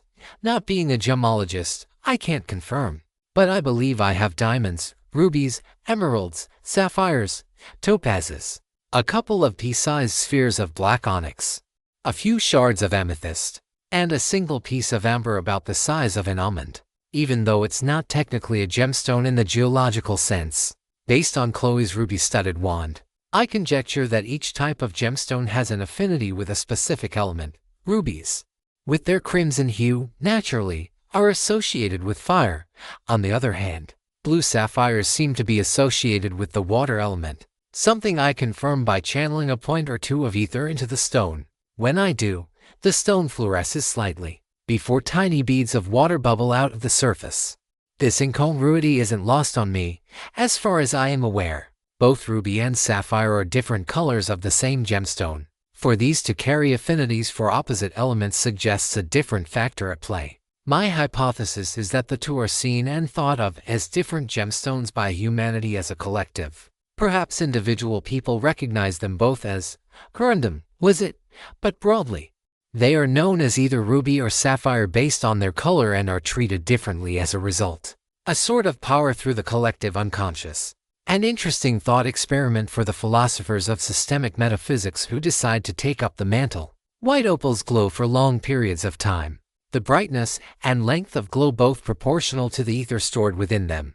Black onyx, on the other hand, acts like a natural effector of the darkness glyph, to the point where I wonder if there are tiny, microscopic glyphs embedded within the lattice structures of each individual gemstone. At the very least, the system could do it. And it would be a way to reconcile my current knowledge of ethertech and glyphs with this new study. On the other hand, the system needn't be systematic. Ironic though the phrasing of that may be, it can employ whatever arbitrary and seemingly bullshit rules it wishes. And it's my job to document them first, and try to make sense of them later. The general principle throughout it all is that the color of the stone, rather than the underlying mineralogy, seems to govern the elemental affinity. Red stones like rubies and garnets are associated with fire. Blue stones like sapphire and lapis lazuli coalesce water energy. Green and teal stones, including emeralds and the single piece of jade before me, concentrate wind energy. And orange stones generate earth and debris when ether is channeled through them. The one special exception to the rule is the amber, which seems to channel not the same earthen energy as the topaz. Instead, it creates a fruity, almost rotten scent.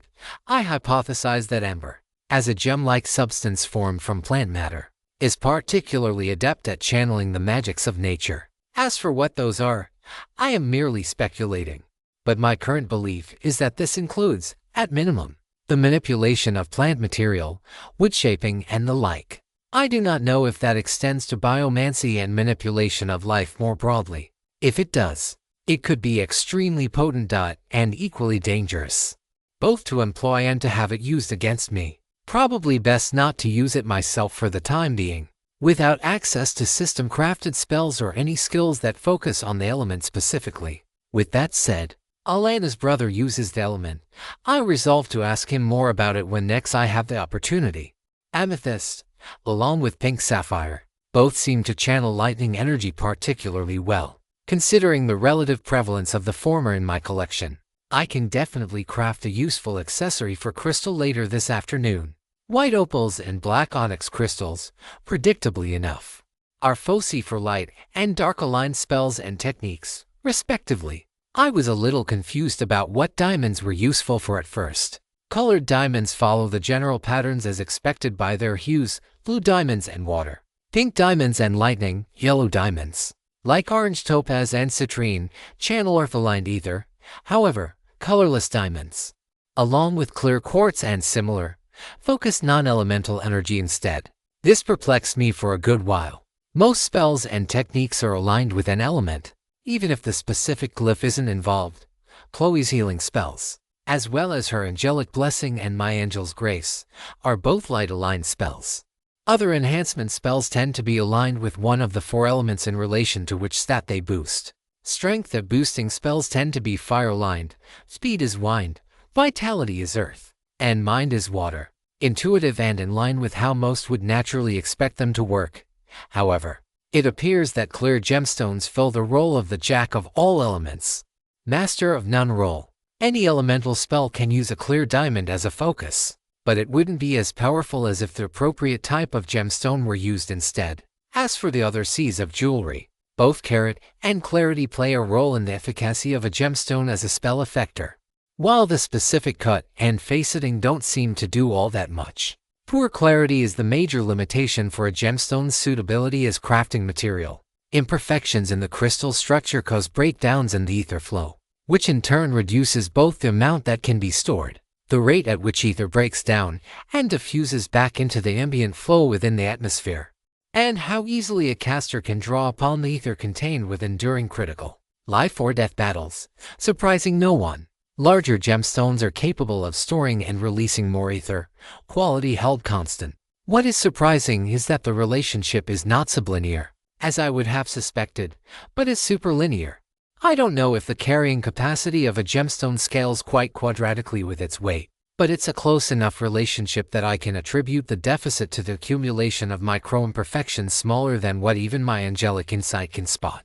As for the substrates, I see half a dozen sterling silver rings laid out among the gemstones, along with a few lumps of metal that I could probably sculpt into a passable accessory with my intermediate ether manipulation. Knowing what I do about the materials, I would imagine that gold, platinum, and even palladium would be better crafting materials where cost and physical availability of resources no constraint. Perhaps there are even better materials out there. Exotic alloys or even substances which didn't exist before the arrival of the system. But silver is still a considerable improvement over copper, which is itself far superior to iron and edges out even my aluminum titanium alloyed arm. I want to craft an accessory for each of the 4 of us, Lindsay included. If I had weeks instead of the day and a half that I do, I would craft more gear for everyone. Instead, I'm choosing to focus on the 4 of us. Myself for simple self-preservation. Chloe because Chloe. Always Chloe. And Lindsay and Crystal mostly because I know their skills, fighting styles, and general capabilities better than most, with time being my most valuable resource. I can't afford to make any accessories that won't be used to their fullest extent. I start with Lindsay's ring, grabbing the largest opal and smoothing it down to a fine ovoid cut, although there might be a small loss in total storage capacity. Better to get rid of the outer edges more prone to microscopic imperfections. Plus, it looks a little nicer. And while that's never the focus of anything I craft, I don't want to make myself or anyone else look even more gaudy. If I can avoid it. Okay, yes. It's probably too late for me, but it isn't a wholly irrelevant concern. I trace out the idea for the glyph I want to use. I start with the basic ether attractionary that I used before when glyphing the rings of regeneration. This time, due to the different function, I don't need to add the repulsion complex to push that gathered ether out of the ring and into the wearer's body. Instead, I use the sluice method to channel the gathered ether into the ring's bezel, and from there, the opal can absorb the gathered energy, storing it and converting it into light. The glyphs of ether, multiply, and light form the core of the primary array. The multiply glyph is an absolute bitch to work with. The tolerances are stupidly narrow and it's hard to get a good read on the shape even with angelic insight giving me a better mindset to grasp the shape. The best I can describe the difficulty is that the multiply glyph really exists in more than 3 dimensions. So I have to envision the 3's dimensional projection onto our reality. From there, it's a simple matter of understanding and constructing the corresponding 2-dimensional model. But simple isn't the same as easy. And it proves to take a solid 2 hours to get just that one glyph slotted into the overall complex. Once it's completed, I give it a once-over, using my enhanced vision to gaze over the ring for any signs of imperfection with the glyph crafting. I see no such errors, and so I slip it on my finger. Like other system-registered pieces of gear, it immediately changes size to fit my finger perfectly. I get 2 messages back-to-back, ring of etheric duplicate. A shining silver ring with a stunning pearlescent opal inlaid into its center. It is the handiwork of an amateur craftswoman who nevertheless shows promise in the discipline. The shimmering haze creates a minor illusion around the wearer, increasing agility by 15%. At the cost of 600 ether, conjure a lesser etheric duplicate, lasting for wearer's level to minutes. The duplicate will act on its own initiative. It bears the will of its creator, and so will never attack allies or otherwise act in a way contrary to the original's intent. Duplicate stats are equal to the original's multiplied by 75%. Cooldown on lesser etheric duplicate, 1-hour warning. You are wearing too many accessories. And equip one or more accessories or one will be disabled at random. Accessories equipped, 3 halves. I take off the ring of etheric duplicate. Next is a ring for Chloe, again using a white opal gemstone, and fortunately, I don't know any healing glyphs. And even watching Chloe cast her basic healing spell fails to provide me any additional insight into how it actually works. My skill of the same name be damned. I might be able to manifest healing directly with the power of the anomaly, but that's currently far beyond my capabilities. Except maybe under the influence of Seraphina over limit. Still can't tap into it again. Not since that first time nearly a week ago. I consider imbuing it with the power of Angel's grace. But 2 things stop me. First, her spell mimics most of the same effects, and more importantly, I don't intend to ever be apart from her.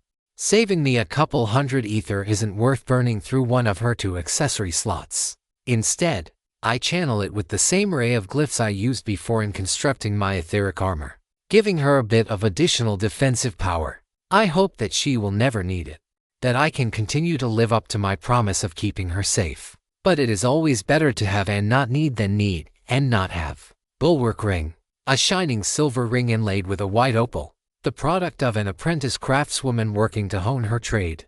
The defensive glyphs contained within channel the ether of the wearer into a barrier that protects them from harm. Ether regeneration rate reduced by 10%. In exchange, all incoming damage, both physical and magical, is reduced by 20%. Hey Chloe, I say, can you try this ring on? She jolts up, having been watching me this whole time with varying levels of interest and focus. A ring for me, yeah. She extends her hand toward me, allowing me to slip the ring on her right hand. She giggles at me, no doubt thinking about all the implications that follow from a woman being offered a ring by her romantic partner. I don't mind one bit. I did promise her that I would protect her, and with this, I'm one step closer to fulfilling that promise. To 0.59 of gemstones and elements Seraphina. There's a reference of puberty and reference to potential for Sa in this chapter. No such violations occur. I resume my work in my gemstone laboratory shortly after dinner, over Chloe's objections, who has made it clear that she wants to spend this short respite cuddling and otherwise engaging in intimate activities.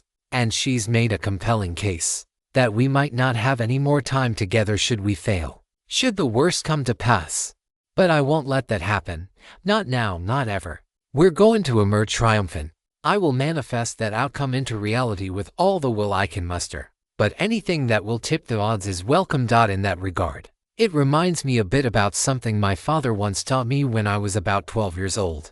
Right when I started developing, he told me that there might come a time where some man might try to take advantage of me. And if anyone did, I should first try to get away, to find an adult, or otherwise extricate myself from the situation.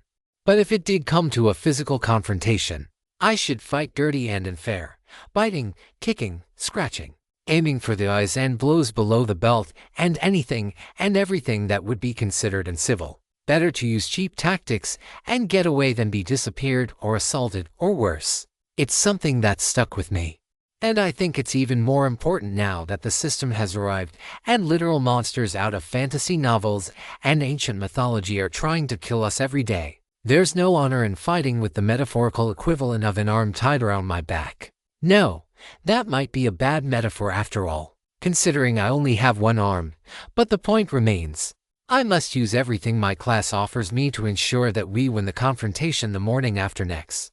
That means crafting the best accessories I can, advancing my cybernetics, and otherwise making every preparation possible to maximize our odds of success. Anything less would be to spit upon the promise I made to Chloe the day the system arrived. Crystal's accessory is next, and for hers, I grab the largest amethyst in my budding collection.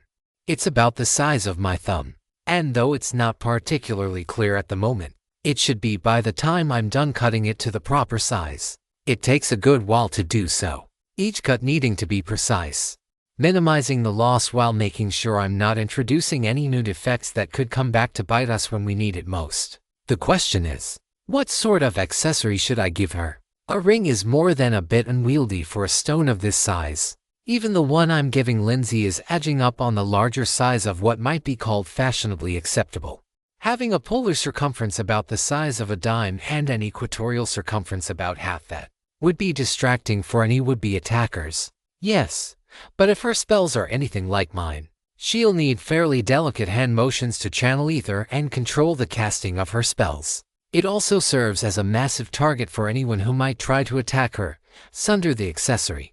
And her fighting prowess is greatly reduced. All in all, a poor option. I rule out an armlet for similar reasons. It's going to be just a bit too conspicuous. And with Crystal's tight thigh-high boots as part of her armor set, I don't think an anklet will work well either. That leaves either some sort of necklace, or maybe a tiara or crown. Except she's using Chloe's spellcaster's hat, so necklace it is. I'm not sure I have enough metal to do so, but I'd rather try and fail than waste my time working on something that isn't going to work. I rush outside and grab some famous clay-like red dirt that gives the town its new name. Once I have enough of it, a couple £100 worth, I get to work. I form a makeshift kiln in the center of the room, and then within I shape a smaller crucible. This crucible I plan to use as a mold for melting down all these metal scraps.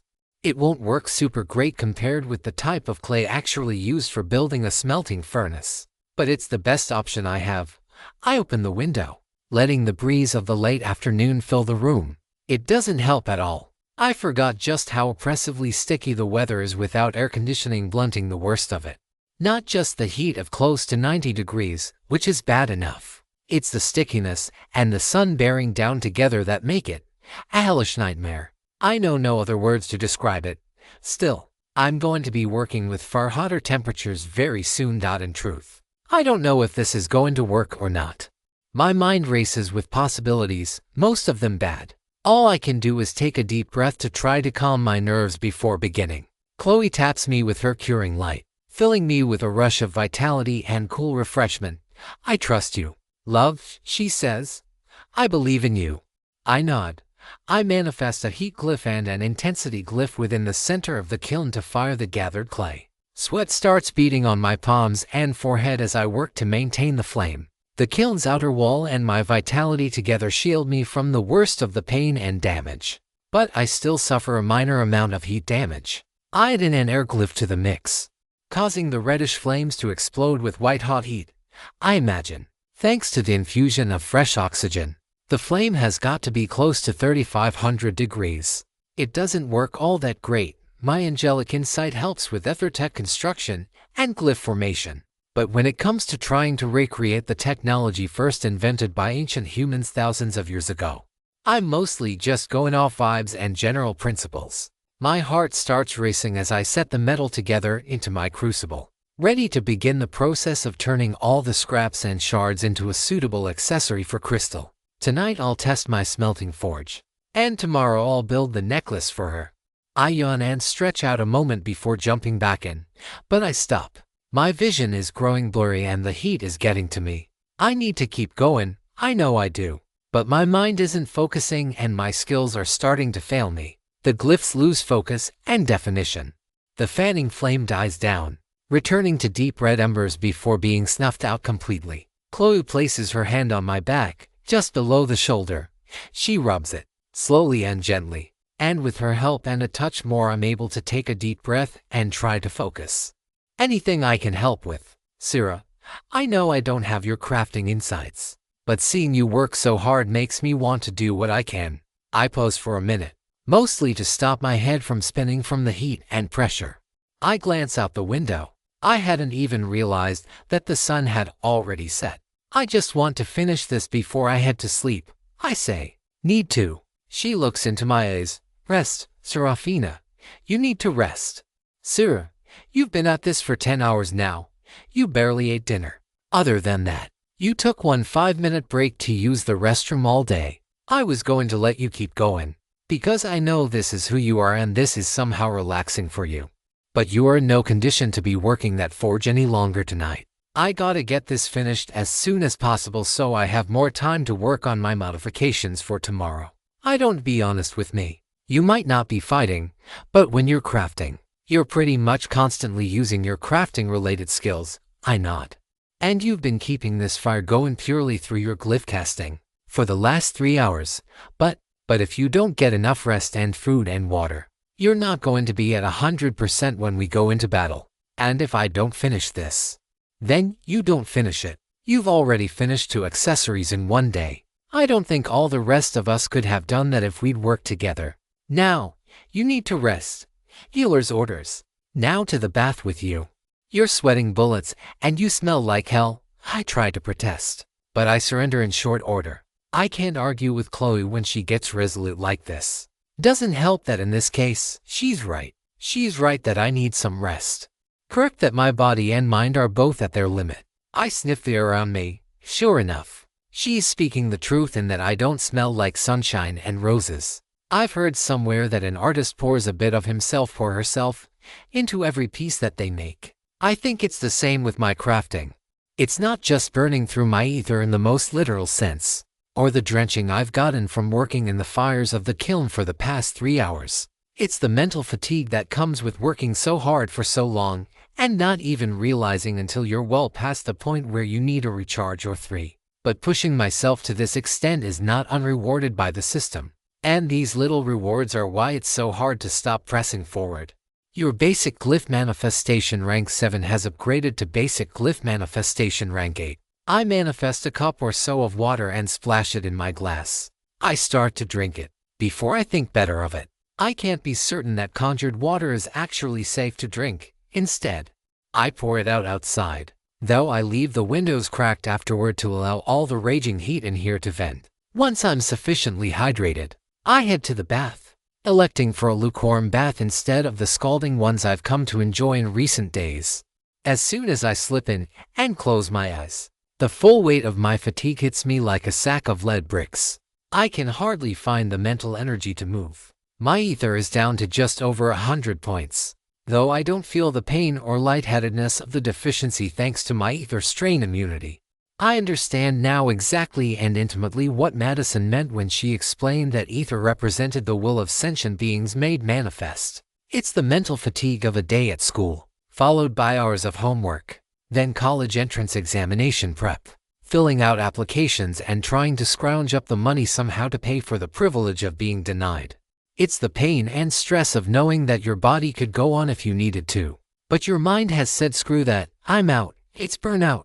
Plain and simple, and an accurate description after literally fanning and conjuring the flames of my makeshift forge for several hours. My body can keep going. The surge of strength that came with hitting level 30 to sees damn well to that. My heart is telling me that I need to push forward, that any time spent resting is time I could be working, and that my work could save lives. Not just mine or Chloe's, but any number of bystanders who might be caught in the battle. But my mind has fully noped out. I can't even be arsed to move right now. If not for the fact that I can't breathe underwater, I think I'd just go to sleep right here. Decorum and propriety be damned. My eyes remain closed, and I lie motionless. Time passes. I don't know how much before a knock breaks me from my stupor. It's Chloe. Of course it is. I've been worrying her so much. Shitty girlfriend I am. Unable to properly treat her with the respect and care she deserves. It's what I was worried about when I agreed to start dating her. I slip out of the tub, my body feeling much better than before. I then put on some clothing and head into the back room. Chloe and I don't say a word. There's no need. Her quiet smile, her warm embrace, her gentle, loving acceptance of me at the end of a long yet productive day says everything. I lie down, still wrapped within her arms, and sleep takes me within the minute. 60 final preparations. The light of the early morning sun streams in through the window in our barracks, landing on my eyes and giving me firm notice. Daylight is burning and I need to make the most of the opportunity I'm given. The problem, though I hesitate to call it one, is that Chloe is still lying down on top of me, holding onto me, and still fast asleep with the most contented look on her face. I dare not wake her up. Much as I loathe the idea of letting this final day of preparations go to waste. Instead, I close my eyes once more, continuing the intermediate ether manipulation training that I've been neglecting to this point. Pull the ether out of my core. Guide it to my legs. Imagine it like a pair of springs, bouncing me forward with each step I take. Pull it back into my core. A bit of it is lost. But what is lost is swiftly restored as my body absorbs more from the outside world. Then, I move it to my eyes, sharpening my already prodigious vision yet further. It's not quite sharp enough to make out individual bacteria to my great relief. But it's not that far off either. I release the ether flow from my eyes, returning my vision to something resembling normal. Next, I move it to my arms, feeling my muscles crackle with newfound strength. Then I try to guide it across my entire body, coalescing it in a thin, subdermal layer. I don't know if this can be fashioned into a sort of exoskeletal armor around my body, but the idea of doing so intrigues me, if nothing else. It's one of the cybernetics I need to strongly consider to augment the equipment I can wear. This does seem to be the first true exploit I've found in the system.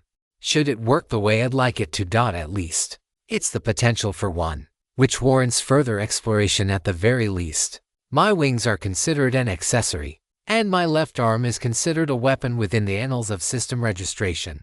But could I modify my body further and also wear other equipment as armor? Maybe. Or would an exoskeletal shell, which I guess isn't technically an exoskeleton if it's subdermal, be considered my body armor? How much can I modify my body without it occupying a gear slot? I doubt a person's pacemaker or artificial knee implant occupies an entire gear slot.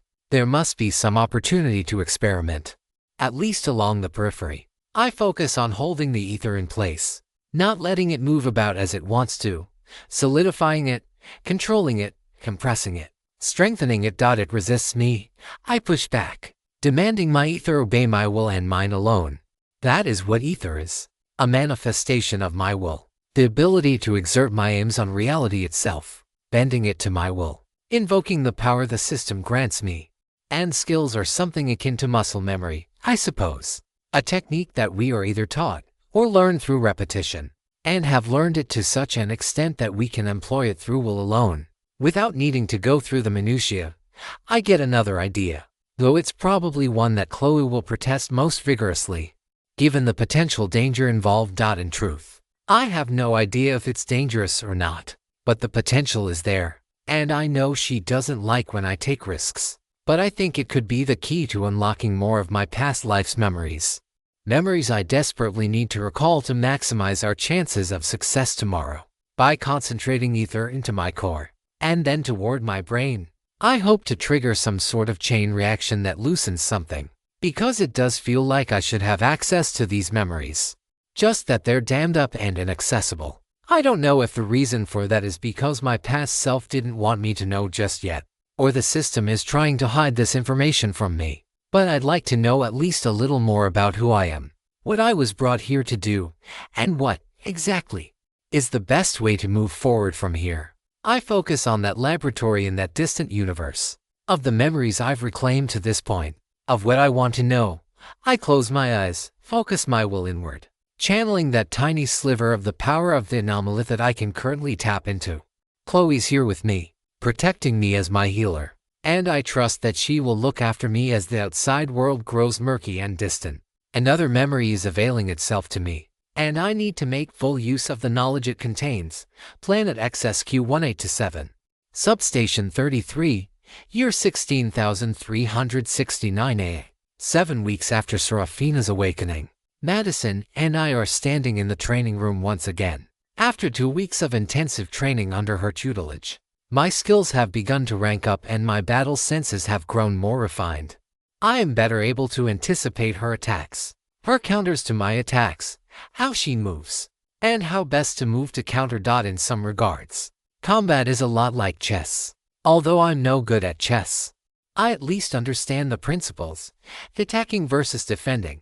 One player makes a move, the other responds, or perhaps they counterattack. Reasoning that the attack is weak, there is jockeying for position on the battlefield or chessboard, moving around until the perfect moment to attack. Sacrifices are made, powerful skills are employed.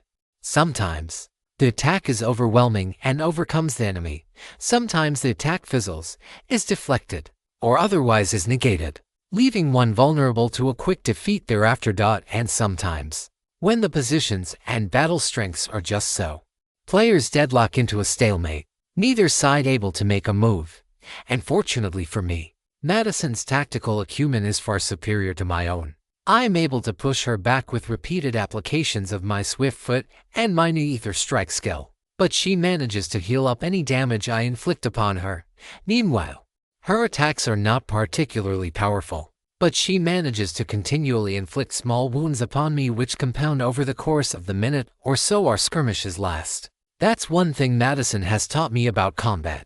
Always make full use of every skill at your disposal. While the ether costs on skills look substantial, dozens or even hundreds of points per second, that's only by the standards of low-level combatants. Fights between people of levels over 100 rarely last longer than a minute or two, or an effective level that high in my case. Since I don't possess such a level at this time, we simply move too quickly. We process information too fast, and our spells fire with too much force. For those mythical beings with levels pushing past 200, they can have an entire battle take place in the span of a single breath.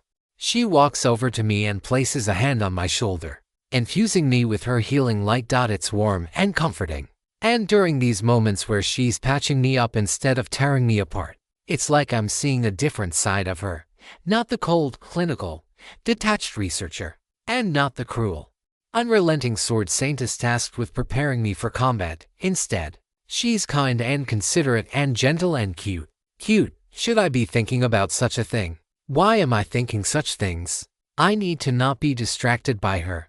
I steady myself and channel my energy sword into the shape of a spear. It's the weapon I'm most comfortable with. Greater range than a sword, with immense flexibility in terms of keeping my distance from Madison. At the very least, I'm able to force her to take the initiative and try to close the gap. She always can, to my dismay and displeasure, but I am able to hold out for longer. Close to a minute now, even when she's being what she calls serious. I doubt it's her coming at me with true killing intent. But I don't think it's that far off either. She attacks. I parry her first blow, swatting her simple thrust aside and to the left. She spins her blade around and out of our weapon lock, aiming for an attack on my weaker right side. I expected as much. She knows my slight bias toward my left side. I force myself backward, letting my swift foot propel me out of the slicing attack. Madison doesn't relent. Even as I unleash my new ether strike, a beam of pure white energy launches from my right hand, aimed directly at her face. A small part of me wants to hold back lest I hurt her inadvertently, but the far larger part of me wants to demonstrate exactly what I'm capable of. She thinks I'm too weak. She looks down upon me, and I can't stand it. At the same time, I can't help but feel that she has a point. How can I hope to do anything that they want me to do? How can I be entrusted with the freedom to leave this place and venture forth on my own, if I lack the power to protect myself? I hate it. Hate.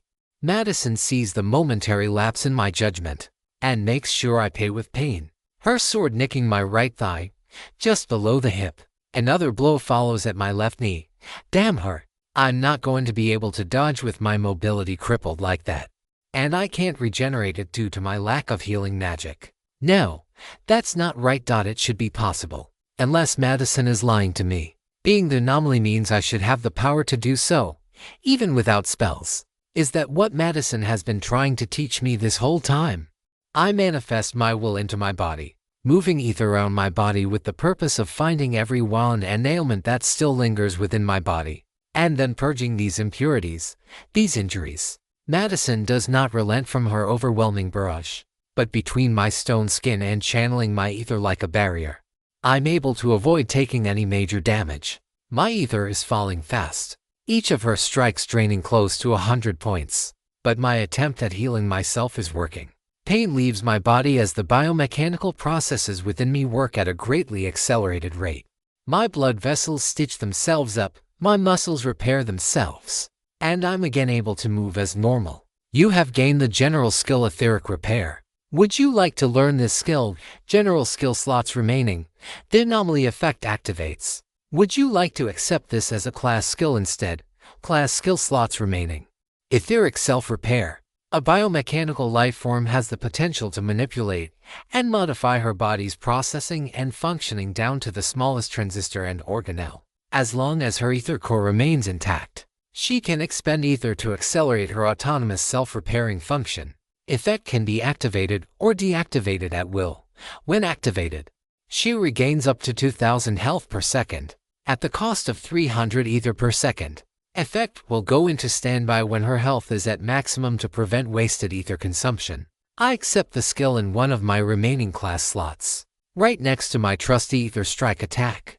With my body now repaired, I lunge forward, catching Madison off guard and knocking her to the ground with a single swing of my energy lance. I expect anger from her, but she deactivates her weapon and smiles, healing her own wounds before sitting back upright.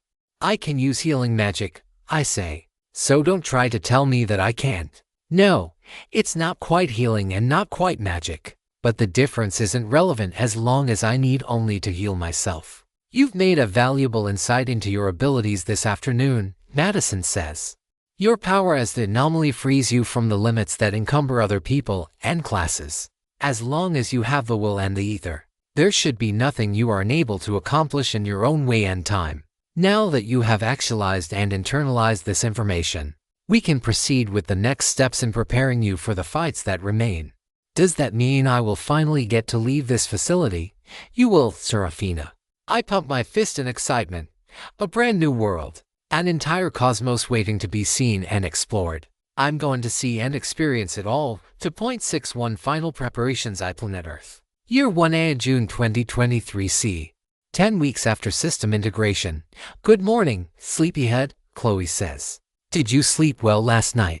I awaken from my memory, which might or might not have also been a dream, to find Chloe fully awake, lying on top of me, and grinning that grin that she's so fond of. The sun is still streaming in through the same window as before, so it can't have been an excessively long time, unless, of course, an entire day has passed. My heart races. Too late. I did. Not as well as I would have hoped. I didn't sleep through the whole day again, did I? You were experiencing another memory, weren't you? Chloe asks. Yeah, I was. Time to come clean and face the music. I was experiencing another memory just now. Decided to practice some ether manipulation exercises while waiting for you to wake up. Did some experimentation, trying to see if I could enhance my body with ether. Then I did the same to my brain, and yes, feel free to chew me out for my recklessness later. That was when the memory resurfaced. Sarah, I've made my peace with the fact that this is who you are. I hope you can make peace with the fact that I'm still going to worry about you. Just how I love. I caressed Chloe's cheek and smiled. I didn't expect anything else, though I'm curious how you knew I was living through a memory. Your eyes changed color. I didn't realize it the first couple of times, and more recently. You've been having these dreams of visions in your sleep, but you looked like you were staring out into space a little while ago, and your eyes turned from teal to silver. They turned back to normal just before you woke a couple minutes ago. Silver eyes. Odd. Madison also had silver eyes. The rational part of my brain wants to dismiss that as mere coincidence. There's no concrete reason I can point to, but something is telling me that there's more to the story than sheer happenstance. Though I can do nothing to investigate that right now. And no, Sarah, you didn't sleep through the day. You've still got a day left. Thank the goddesses. I breathe a sigh of relief. Double quotes though. I'd really not like to burn daylight. Not right before the biggest challenge we've faced to this point. Promise me something, Sarah. Name it. When all this business with the Order of the Wilds is over and done with, I want us to go back home. See Mom again. Spend a few days at home without worrying about monsters and levels and experience points and the system. Yeah. And maybe spend more than a little time getting to know one another. Before I can interject that we've been best friends for over a decade. She continues in a whisper. As a couple. Her tone leaves no uncertainty about exactly what she means by that phrasing. And I can't say it doesn't excite me either. If not also making me as nervous as it does excited. I nod, the words being stolen from my throat. We share a quick kiss before we prepare ourselves for the day ahead. A day, which Chloe informs me in no uncertain terms, We'll include a full 30-minute break for lunch and dinner, and uninterrupted 5-minute breaks no less often than once every 90 minutes. After receiving my marching orders from my girlfriend-turned-doctor and a hearty bowl of warm strawberry oatmeal for breakfast, I return to my workshop to begin today's tasks. The heat from yesterday's firing session has long dissipated, and with the cool morning still upon us, the breeze that fills the room is comforting. It won't last more than another couple hours, and I need to take full advantage of it if I don't want to end up sweat-drenched and incapacitated by afternoon. The problem is that I simply don't have the tools or time I would need to sculpt hundreds of tiny rings of silvered alloy to form a necklace of the right size and shape that crystal might be able to wear. But the idea of simply tapping the anomaly spore directly is appealing. Moreover, it's a good, fairly low-stakes way to do so. At least I don't foresee using magic for such purposes to be riskier than anything else. I hold the lump of metal in my hand and envision the overall shape and size of the piece. I go for a length of 19 inches. Something that won't be too tight when worn but won't cause the amethyst effector to dangle or chafe too much. Each ring of the necklace's string should be a torus with inner major radius of 1/6 of an inch and outer major radius of 1/5 of an inch. With a bit of calculation, I'm able to determine that I need about 150 of these little rings, plus some additional metal for the bezel and a special clasp for the back. All in all, probably only about a cubic inch of metal, plus whatever I lose in shavings and inaccuracy in the sculpting. The process is slow going at first. While I could certainly do all the sculpting by hand with ether alone, much as I've done to this point, this is an opportunity to practice with my will alone. It's also an opportunity to lament the loss of the mass production skill I briefly had in my final days as a planetouched mechanist. This I realize as I craft the 8th loop of the 150 I need. But I persevere, gathering about 1/500th of the mass before me, melting it down, reshaping it into something akin to a tiny horseshoe, and then setting it aside. I'll handle linking them all together in the next step. The process is slow at first, and twice again as tedious. It's not quite as simple as simply thinking really hard that I want this metal to turn into tiny silver ringlets. Although that would be nice. Instead, I have to convert that will into instructions that my ether can carry out directly. Instructions which are analogous to the glyphs that I have in my repertoire. In short, it's something more akin to my glyph manifestation. Although I needn't actually manifest the glyphs themselves in physical reality, by the time I've gotten through 15 of the little loops, I fall into a steady rhythm, cut a piece off, heat it to near melting so it's easy to work with, use the snake-shaped glyph to twist it into a horseshoe shape, and then use an inverted heat glyph to cool it down to around 300 degrees. Too much lower and there's the risk of making the alloy too brittle to work with. At least a small mass of each means there's not much total heat to dissipate into the room, though it is warming some. Not enough to be uncomfortable just yet, but enough to make me happy that I'm doing this in the morning rather than during the heat of the day. With the rhythm falling to place and my adeptness with this small bit of my latent power growing, I'm able to finish the remainder of the loops in just over an hour, just in time for my first Chloe-mandated break of the day. 5 minutes to stand up, stretch my legs and wings, take a quick trip to the restroom, and then return to my workshop to begin the next task.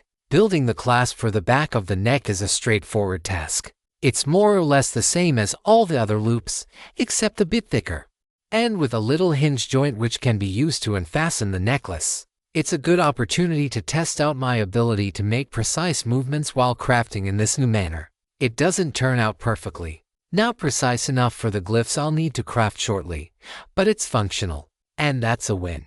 It takes another half an hour to interlink all the little toroid pieces together into 2 strands of 75. One end of each of the strands is then linked into the clasp, and I then weld one of the 2 links to the clasp, ensuring that the small piece of silvery metal isn't going to get misplaced somewhere. Probably not anyway. Now for the bezel. I can use all of the remaining metal, although I suspect I'll need nowhere near this much. The piece of amethyst is cut roughly in the shape of a regular hexagonal prism, save that one of the 2 ends that tapers into a sharp point, rather like a pencil. Though far shorter and fatter, the bezel, therefore, needs to be shaped the same, long and deep enough to reach from the base to the tapered end. The process is actually quite easy once I realize I can just use the crystal as a mold. The only challenge is getting the metal into a solid layer of uniform thickness. Well, nearly uniform. Not going to suggest that I was perfect. Just because I'm a mechanical angel and my angelic insight supposedly lets me access the periphery of the wisdom of the gods per its description, doesn't mean I'm perfect. Though there's the question of what the gods are. Is it just referencing the gods as an abstract concept, or are there actual, tangible gods? And if so, are they more gods in the sense of having immortality and mastery of a domain? Or are they like the one true creator God with true omnipotence and omniscience? And in either case, which gods, Oneros, Pazuzu, Apophis, Moloch? For different deities, or at least, supernatural beings from four different Earth mythologies. Each of them was referenced by a boss we've fought to this point. Do these beings now actually exist in some capacity? And if so, will we have to face them in battle? How does an angel stand up to a god? I muse on the topic some more to distract myself from the monotonous process of evening out all the imperfections that I can see with my ether-boosted eyesight. There are a lot of imperfections, and so I choose to focus on the small handful that I consider most an eyesore. Nothing too bad, but, yeah, definitely a ways off from being a master craftswoman.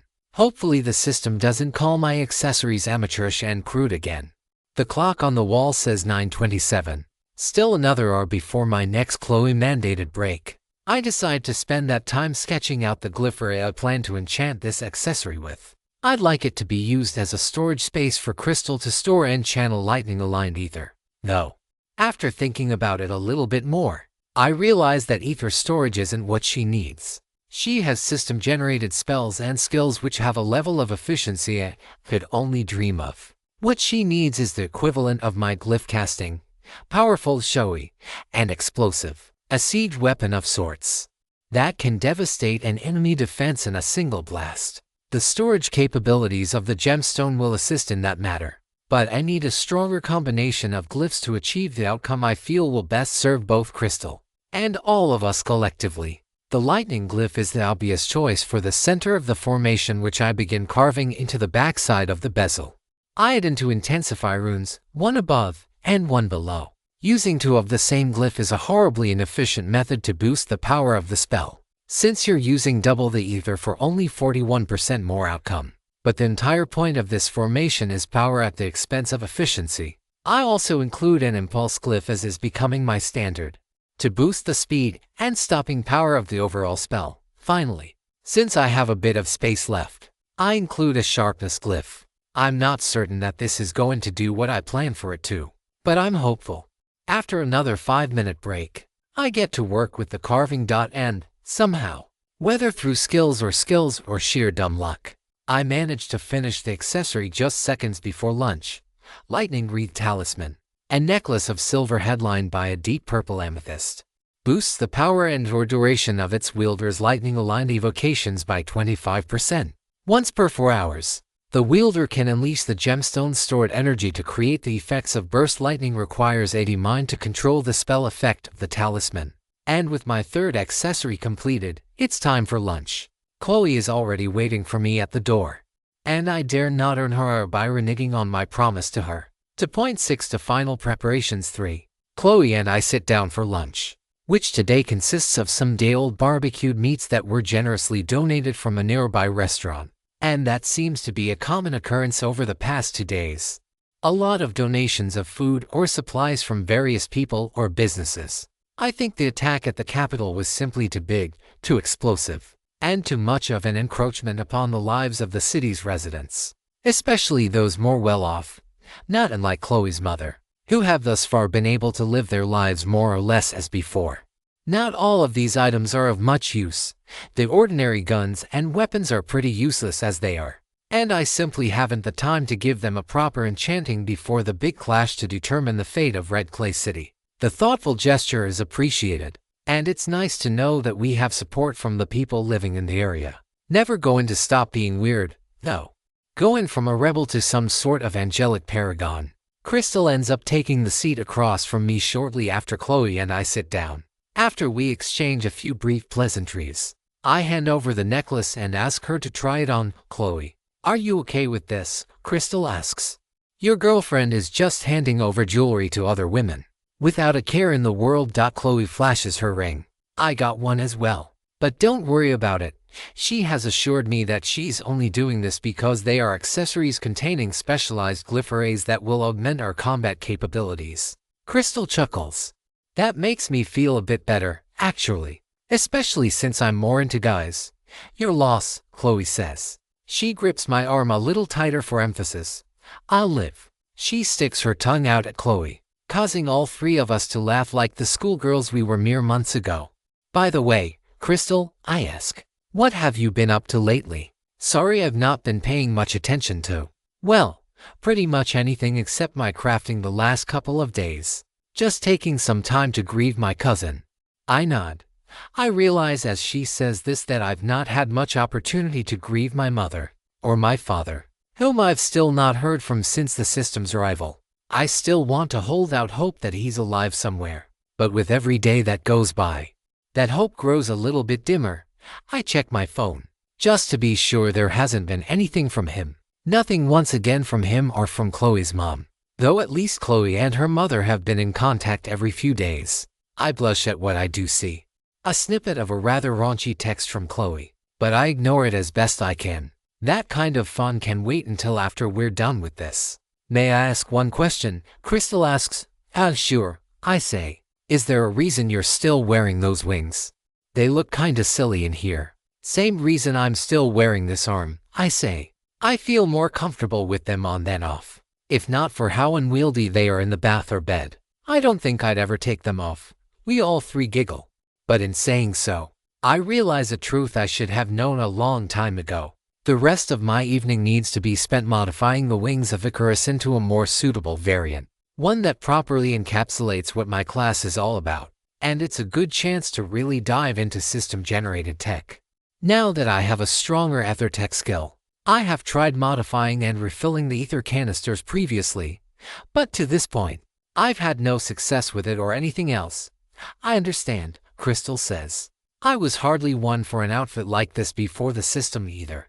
It does make me wonder, to what extent are our classes and skills influencing our personality? I think it's mostly the other way around. We are assigned our class options based on our actions and worldview. But if what Crystal says is accurate, there's a non-zero amount of reverse causality as well. Maybe some analog of how brains work to reduce cognitive dissonance. After finishing up my meal, I head back to my workshop. The heat outside has gotten to the point where it's far more comfortable with the windows closed and the air conditioning set to full blast. And since I'm not planning to use my little forge today, I actually get to avail myself of that joyousness for a change. With some reluctance and grumbling, I deactivate the harness holding my wings affixed to my body and set them onto the table before me. A part of me wants to rush in and start building whatever apparatus I need in order to graft it onto my spine, taking full advantage of my cybernetic body skill. Unfortunately, my knowledge of ethertech is far from sufficient, and I'd like to make sure I don't need to fully rely on system skills when I can help it. At some point in the near future, though. For now, though, I start looking through all of the glyphs that are etched into my wings, and it's a ton of them, thousands of them at least, all on the order of mere microns across. I can't make them all out, even with my eyes as improved as they are. I do see my trusty repulsion glyph, often linked to another glyph that I assume has to be associated with gravity in some capacity. It's quite an odd shape, a sort of cross between a circle and a triple helix curling inward toward an inner circle that looks nearly black. Intuitively, I have to imagine it's even more complex than what I can discern. What appears to be a black circle in the center probably has a number of grooves and conduits and sluices so tiny that I can't see. But I jot what I can down in my sketchpad nonetheless, reasoning that it's at least some clue as to the nature of the overall functioning of the device. Some other glyphs are, unsurprisingly enough, related to the wind element. It seems like the natural choice for flight. And, like everything else, that realization brings up other questions. Could I still fly on these wings in outer space, or some other near vacuum? Excluding the whole surviving in a vacuum question, of course. Intuitively, I shouldn't be able to. Although if this mysterious new glyph really does relate to gravity, maybe I actually could.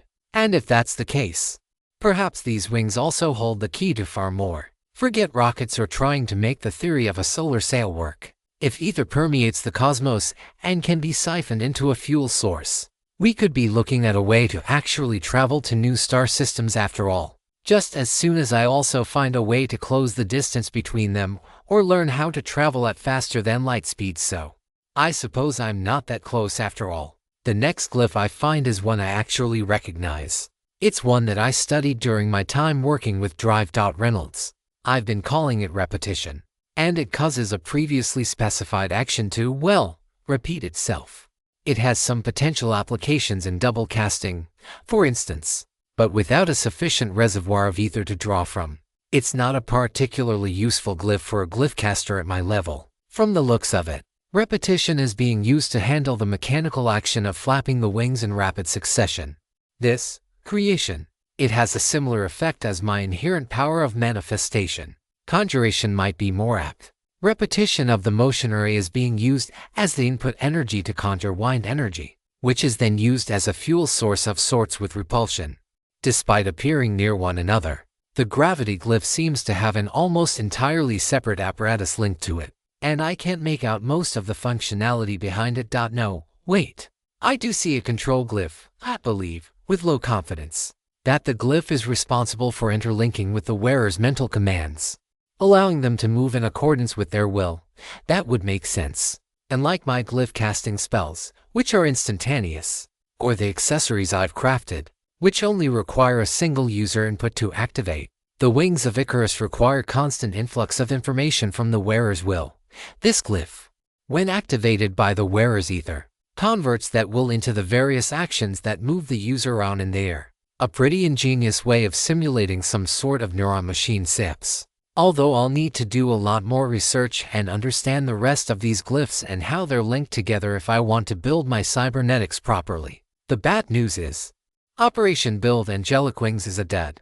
I could decorate them with feathers and maybe add on a couple of light glyphs. Maybe build some rudimentary glamour to make them look a little more angelic. But it wouldn't be functional. And right now, I need functional. Although I do have an idea.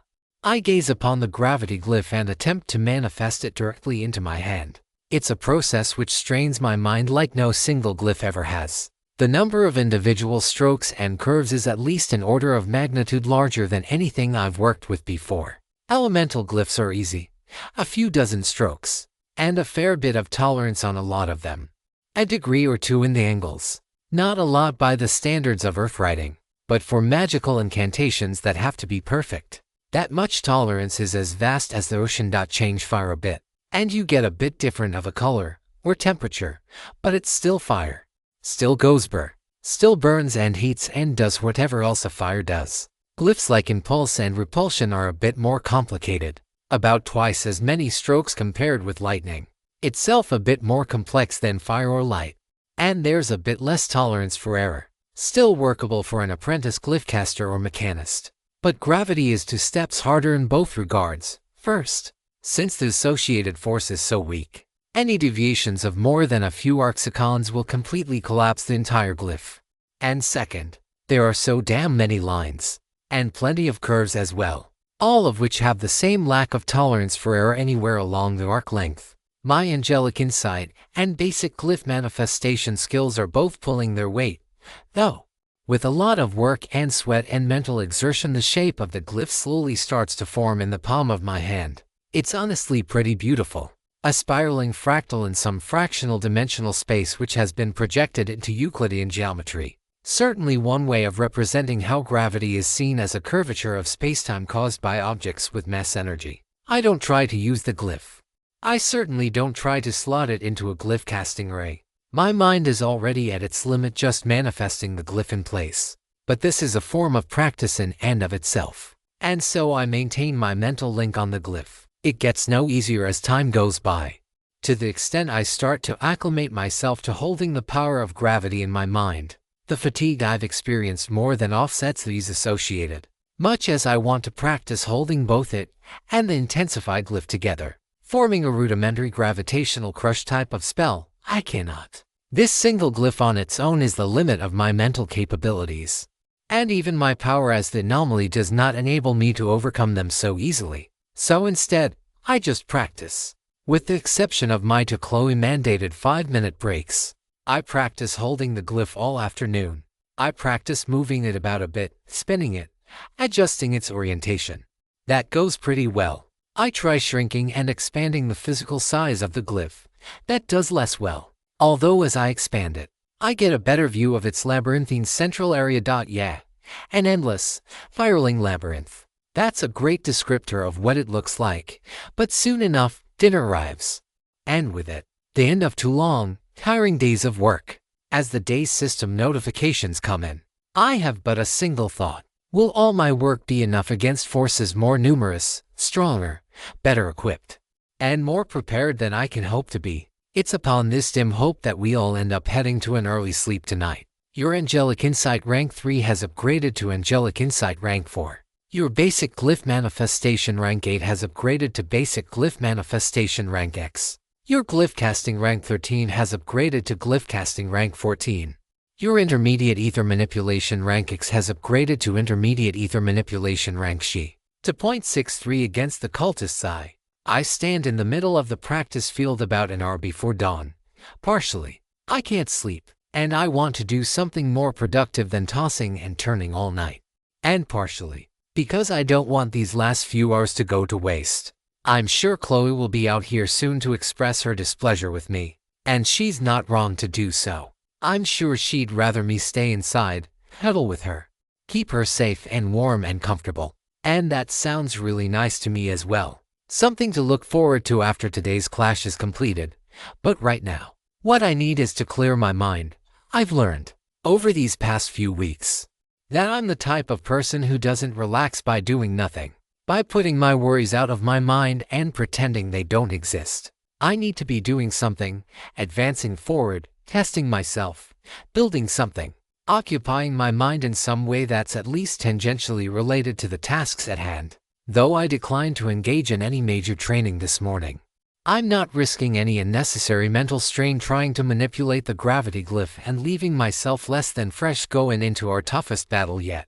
Instead, I spend the hour before dawn engaged in mental training, replaying our last fight against the cultists down at the Capitol complex. Madison had stressed to the old me about the importance of understanding my opponents.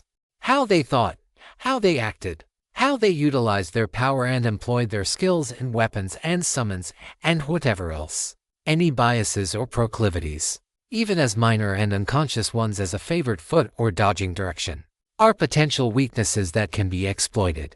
I dare not expect that all of the cultists share all of the same weaknesses, but they have similar aims and all of them to this point have been summoners or callers of some variety. This similarity of creed and purpose, along with the fact that they frequently interact with one another, suggests there might be some overlap in weaknesses. Considering the number of summoners of large bonded creatures, it's likely that we'll need to be prepared to fight in either very large spaces, or very small ones where we'll have limited ability to dodge whatever creatures await us. I'm particularly enthused about fighting oozes and worms in a dark compound where poor vision will hurt us far more than them. I channel a simple light glyph as a sort of warm-up exercise while I bemoan the loss of my flash of insight skill. The light glyph is far more versatile than my previous skill, but it takes a solid 50 ether to use for even a couple of seconds. This, in contrast to being able to use flash of insight for a mere 20. At least my maximum capacity has increased substantially since back then, reducing the sting considerably. You ready for today? Lindsay's voice asks. No, not a chance, I respond. I don't think anyone really can be ready for something like this. Lindsay laughs. Again, you're proving that you would have made a damn fine ranger had you chosen to go down that path. By not being ready. Sounds like I'm doing the exact opposite of being a fine ranger. No, not because you're not ready. No matter how much you practice, no matter how many drills you go through, you're never fully prepared to face death in the eyes. But it's the fact that you're still willing to do so, even knowing that you're not ready. That proves that you would have been great in the position. I demur for a moment. So, how much longer until all this starts? I imagine we're going to want to eat and properly gear up before we head off to. Where are we going anyway? Just after breakfast, we are.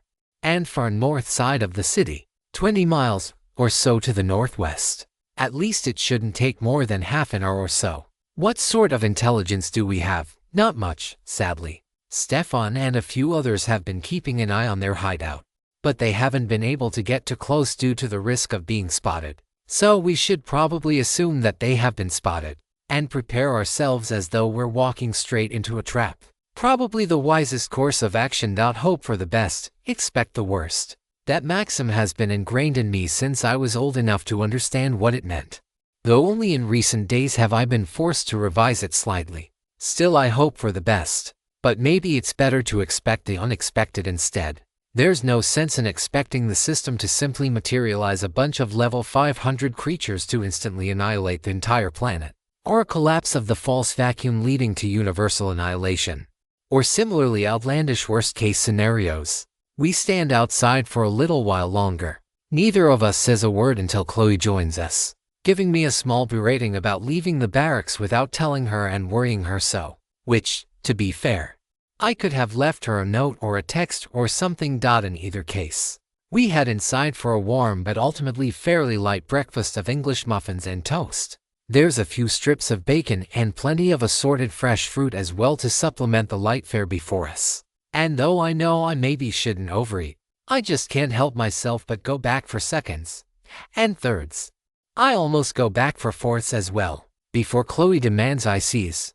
Can't refuse healer's orders. After all, with breakfast finished, a degree of unease settles over the entire company. The unease has probably been going on for far longer than just the morning, now that I think about it. Except I've been absorbed in my crafting and ether control exercises these past 2 days and haven't noticed. Some heroic angel of justice and good I am. Definitely something to work on in the future. As we finish gathering our belongings and make our way outside to march to our final battle of this campaign, Stefan calls all of us to attention.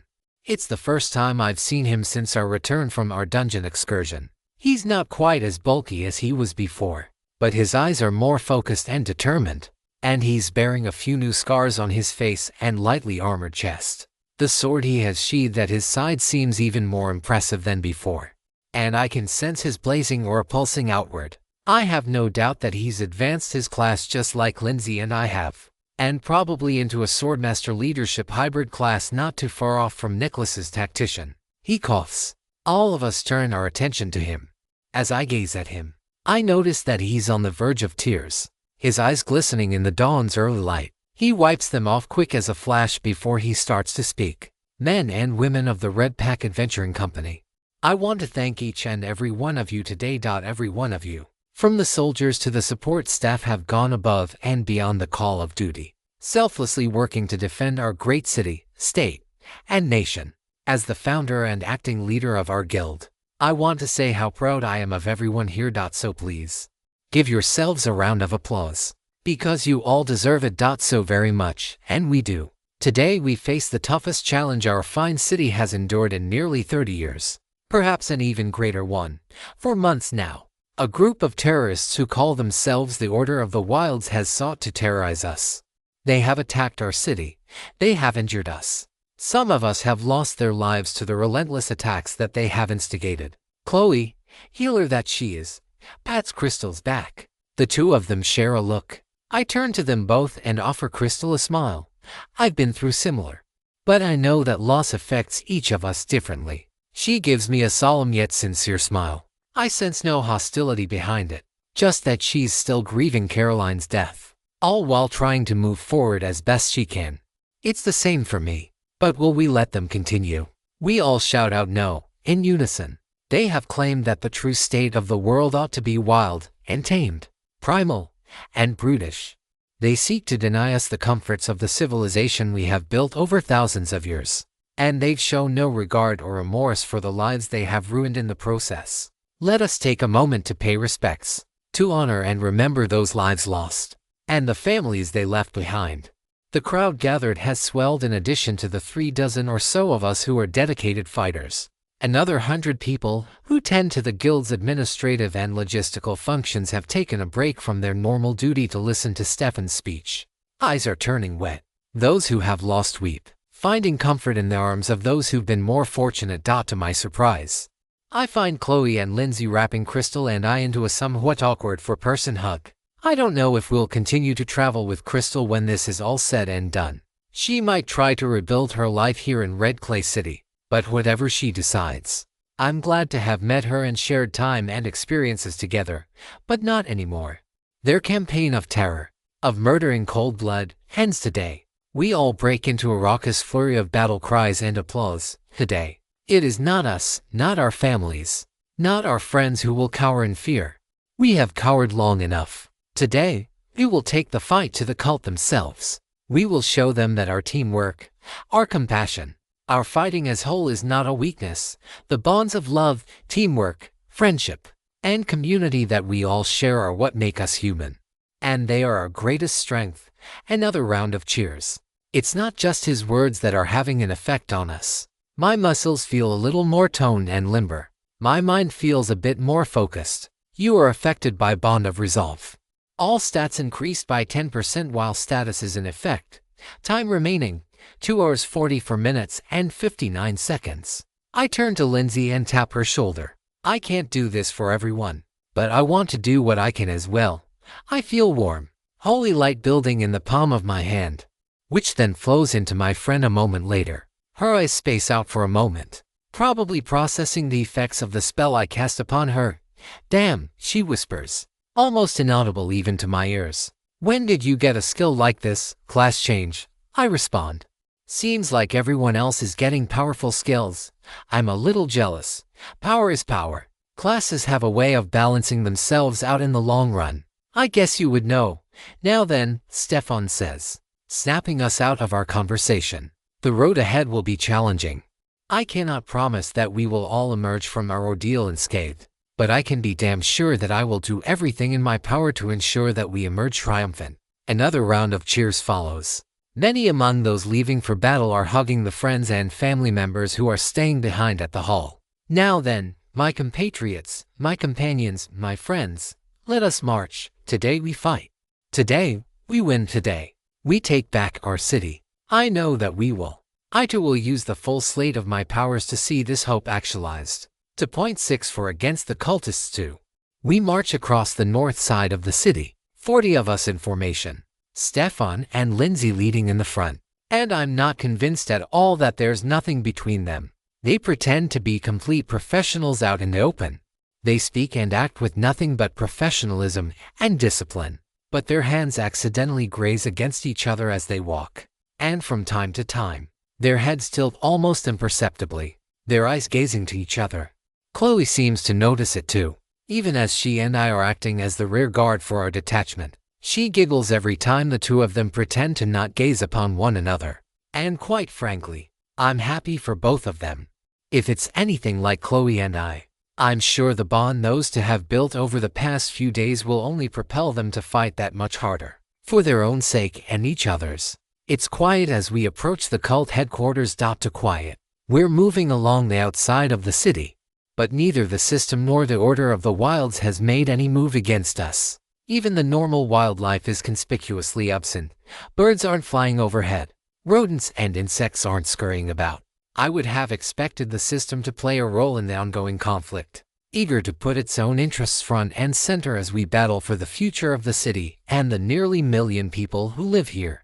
But it seems content for now to sit back and watch. Maybe this, too, is in keeping with its overall primary directive. If, as I suspect, it wants to have us clash, growing stronger with each bout as one side falls and the other gains experience. Then it profits no matter how we fight and die. It's not long before we arrive. Maybe half an hour. It's still early in the morning, around 8:00. Enough that the orange and red of dawn has been dispersed. But not all of the morning dew has evaporated. Cool breeze meets warm sunlight. The red clay dirt of the city about to be stained crimson with blood. One way or the other. After our march, after Stefan's words, as we crest the final hill and set eyes upon the compound, my nerves stop and my heart rate returns to normal. I feel calm, focused, resolved, fighting under the system, living or dying, invoking my skills and overpowering my foes. All of this is what I was built to do. The part of me that transcended time and space to be here today remembers the intense training under Madison. It remembers the many missions I have been on over the years. Even though my conscious mind has not yet recalled those memories, I will succeed. Chloe looks a bit more unnerved. I grip her hand, giving her a quiet nod. She and I spare a glance toward one another before we advance. The compound looks like it was once a set of old, abandoned aircraft hangars. 9 massive warehouses of brick and steel sprawled out over rough, rugged plains of asphalt turned to rubble. Among those rubbled fields are numerous tunnels that descend far down into the depths, no doubt where their summoned worm beasts rest underneath. No signs of sentries that I can see patrolling the perimeter. A sense of foreboding comes over me. Not unlike how my angelic insight alerts me to danger. We're not being attacked. Not yet. But we are being watched. Some sort of scrying skill. Perhaps a tremor sense. Or maybe another farsight variant like the one Lindsay has. I scan the air around us as far as my vision allows, and detect nothing larger than a dragonfly out to a range of 1,000 yards in any direction, nor any bird-sized object within a mile. Considering the number of summoners among the cultists' ranks, though, I wouldn't be shocked if there's a hawk or eagle soaring far higher than I can see. Obscured by some skill or one of the handful of clouds overhead, we don't rush, although there are quite a few among our ranks whose eyes are darkened by bloodthirst. Crystal is among them, her eyes narrowed and her fingers crackling with electrical power as we survey the surroundings. So far, she's holding her murderous yet righteous indignation in check, but only just. I place my hand on her shoulder. She grimaces. "Don't try to stop me," she says. "When the time comes, we'll get those bastards. Let's just make sure we stay focused and disciplined a little longer." She grits her teeth a bit before nodding in approval. Lindsay turns to us all. "This is the place. I've identified 30 cultists and 18 companions. Levels ranging from 25 to 40. Thankfully, only 5 among them and 4 of their companions have reached level 32. I shudder. 40 is definitely a step and a half above anything we've fought to this point. Even with my having also crossed the class threshold since then, we'll be down in both numbers and strength. Our only advantages are my glyph casting and the handful of accessories I was able to craft since then. I pray to the goddesses that it'll be enough. What's the plan? A man in the front asks. We're not going to fight them all head on, are we? We're going to split up into 3 groups, Stefan says. Lindsay will go alone. She's the single highest level of all of us, and has several stealth and reconnaissance skills. Her job will be to find any Order bastards off guard and dispose of them before they can join the fight. Chloe, Seraphina, and Crystal are going to comprise the second group. Crystal and Seraphina both have high-level magic attacks, and I think you all know how capable Chloe is. Their job is to cause as much damage and havoc as they can. If they can get a few of the heavyweights taken out, that'll be all the better, and the rest of us will be the main army. Our job is to push through, and more importantly, survive. The longer we all survive, the more time we buy the other 2 groups to do what they have to do. But that's, one person interjects. Yeah? I'm not going to sugarcoat it, Stefan says. There's a real chance that we die today. There's more of them than we expected, and they are higher level than we anticipated. But we all knew this when we left. If we turn tail, or heaven forbid, we fail, then these Order pricks are going to kill our friends and family down to the last man, woman, and child. So we can either crawl back and wait for the end to come, or we can fight back. And maybe we take a few of these assholes with us. We still have a chance to win, I say. Let's not be in a hurry to lay down our lives just yet. And I mean it, too. Based on the strength I felt when I first tapped into the power of Seraphina over limit against Lindsay, I'm more than enough to crush a group of level 40 fighters on my own. The problem is that I still can't access it. I have to assume that we haven't been in enough danger yet. But I trust that when the time is right, that power will manifest itself once more. I tap Stefan's shoulder. It's not much. And I'm sorry I can't do this for everyone. Chloe pulls me aside. I'll do it. You need to conserve your ether for your role in this. She closes her eyes. Her own warm, angelic radiance bubbles forth, suffusing Stefan's body. It's like we've got our very own pair of angels here to ensure our victory today. That's why we're here. That's why I have to keep pressing forward to ensure our victory, or barring that, the survival of as many of these brave people as I can. You three take care of yourselves out there, Lindsay says. I better see all three of you alive when we get done here. I'll make sure to buy you all a really nice dinner after. You as well. Lindsay, Chloe says. Crystal and I nod. In the blink of an eye, Lindsay is already off to the eastern side of the compound. Her speed-focused build is enhanced by my angel's grace, allowing her to move even swifter and silenter than before. I worry for her, just a little, but I resolve to trust in her capabilities. We have our own job to do this morning. We doing this? Crystal asks. I've got a shocking delivery for some raging assholes, and I'm ready to get going. I can't help but crack a smile at the somewhat over-the-top declaration. With one final nod, we're off toward the western side of the compound. My angelic insight is firing harder than before. Not the raging ping of imminent danger encroaching, but one that stresses above the baseline level of vigilance.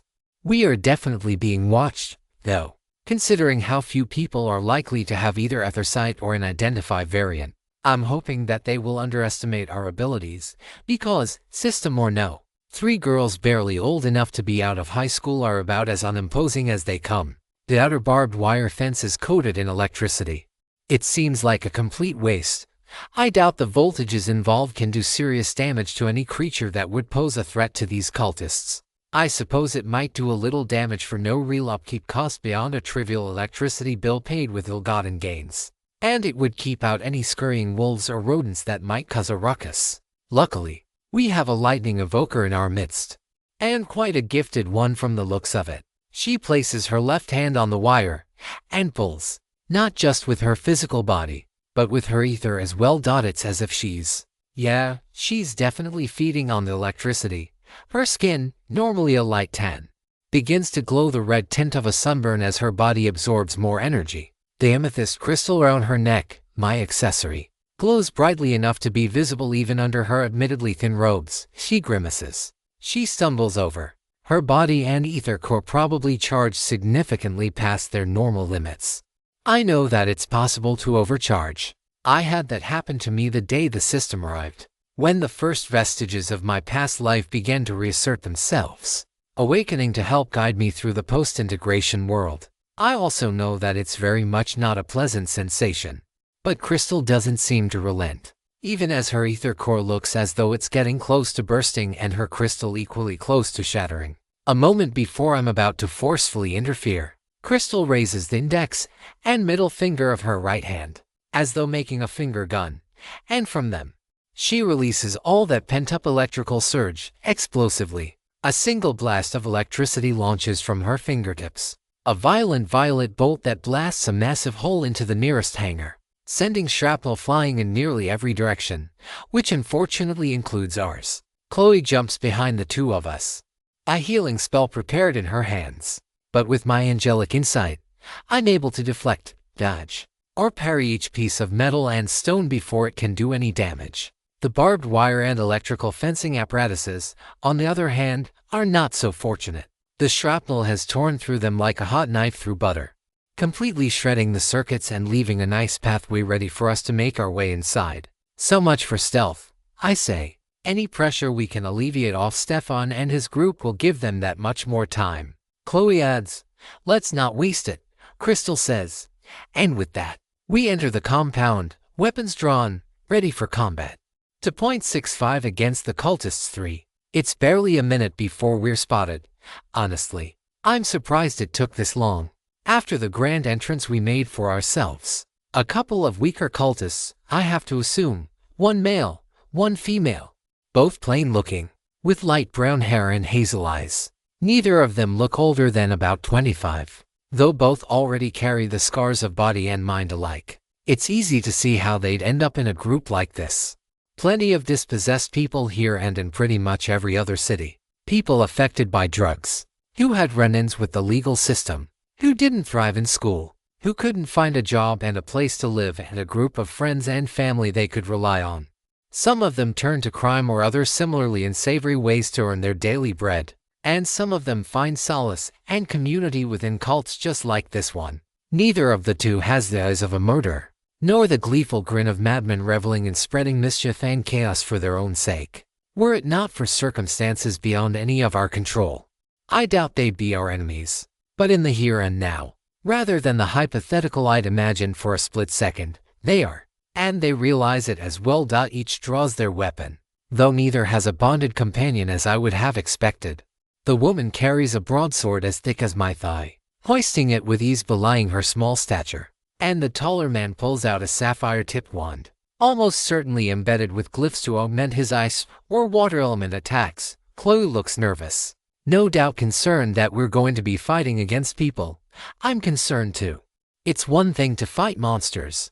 I'm trained and experienced in that. It's another to fight someone like the bitch back at the Capitol. She was actively threatening the lives of countless innocent civilians. Maybe not truly innocent in the case of the actual politicians, but the point remains. But it's something else to go into a compound and start killing people who aren't actively murdering innocents. Crystal doesn't seem to care about such moral quandaries. Her bloodlust, previously suppressed, boils over as electricity crackles all around her. Part of me wants to tell her to stop and at least try to have a pleasant conversation. It hurts more than I care to admit as I feel relief washing over me. Relief that fighting has started. A clash of ice and lightning. And I wasn't the instigator. It doesn't absolve me, but it does steel me. We came here with a purpose. If we succeed, people will die. But if we fail, more people will die. Having power means having the responsibility to make these sorts of ugly decisions. I don't like it. It'd be no understatement to say that I actively hate it. But I promised Chloe that I would protect her, come hell, high water, or anything in between. And she wants to be here, stopping these cultists before they can cause more harm. I raise my left hand and switch it from grasping mode to cannon mode. The shift in my arm, the joints and metal columns shifting into proper arrangements, once felt so distant, but now, thanks to cybernetic body, it feels instinctual, like it's always been a part of my body that I can modify with just a thought. And it feels so wonderful and fulfilling to change myself like that. But I set the high of my minor transformation aside. This is ugly business. The least I can do is treat it with the gravity and dignity that it deserves. I fire an ether bullet barrage toward the woman sprinting toward us. Her weapons in hand. Each attack lands home, damaging and staggering her but failing to drop her to the ground. It's gruesome work, especially because I can hear each scream. From the outflux of air from her lungs to the rhythmic, discordant vibrations in her vocal cords all the way to her tongue and lips making those sounds of pain and suffering. It affects Chloe as much as it does the woman before us. How I wish we didn't have to fight. How we should be saving one another and banding together, not slaughtering one another. Is there truly no other way? She stumbles to the ground after 17 shots. Her breathing is short and shallow, accompanied by whimpers of pain. She doesn't appear to be on death's door just yet, but her injuries are slowly catching up to her. For the first time, I truly don't know what to do. I wish I could just tie her up, ask Chloe to stabilize her, and leave her until after the battle concludes. But I might be damning someone else, should she escape and rejoin the fray. Over on the other side of the battle, Crystal is fighting with relentless ferocity. She's long resolved to avenge her cousin. The moral calculus I struggle with, not even a passing concern for her. She sees only enemies, smells only blood, and thirsts for vengeance alone. If I am an angel of guiding light, she is the harbinger of wrath, the herald of the unrelenting storm. Her attacks are fierce and numerous, her lightning reflexes catapulting her physical prowess yet further. And it seems that some combination of her higher level and mind, her practice with the skill, and her unflinching resolve has triggered an evolution in the skill, allowing her to cloak her own body in violet lightning with each blow. Between her will expanding, her levels, and the accessory I made for her, it's not long before she's dominated and then subjugated the Ice Wizard. She doesn't hesitate. She doesn't look to us for our opinion, and she surely doesn't deign to offer any mercy but the mercy of a quick death. Another life snuffed out before I can try to talk her out of it. What are you doing? The woman before me asks. Are you going to finish me off? Or are you just going to leave me here for the vermin? Why, I ask. Why fight? Why join this cult? She laughs, her haughty chuckles interrupted by her coughing and grimaces of pain. You wouldn't understand what it's like. Losing everything to this damn system. I do, I say. My mother was killed by thieves or other petty criminals the day the system arrived. My father is missing, and I have to presume dead. Chloe is about all I have left. Well, your friend just took my brother from me. So, quit with the false sympathy. I can't stand it. Just finish me off already and be on your goddamned way. Why, I ask? This is the state of the world we live in. We both understood it when we saw our parents' bloodied, mutilated corpses. She grimaces. Her voice now barely more than a whisper, though I can make out her words as easily as if she were a drill sergeant screaming in my face. Live and fight to become strong.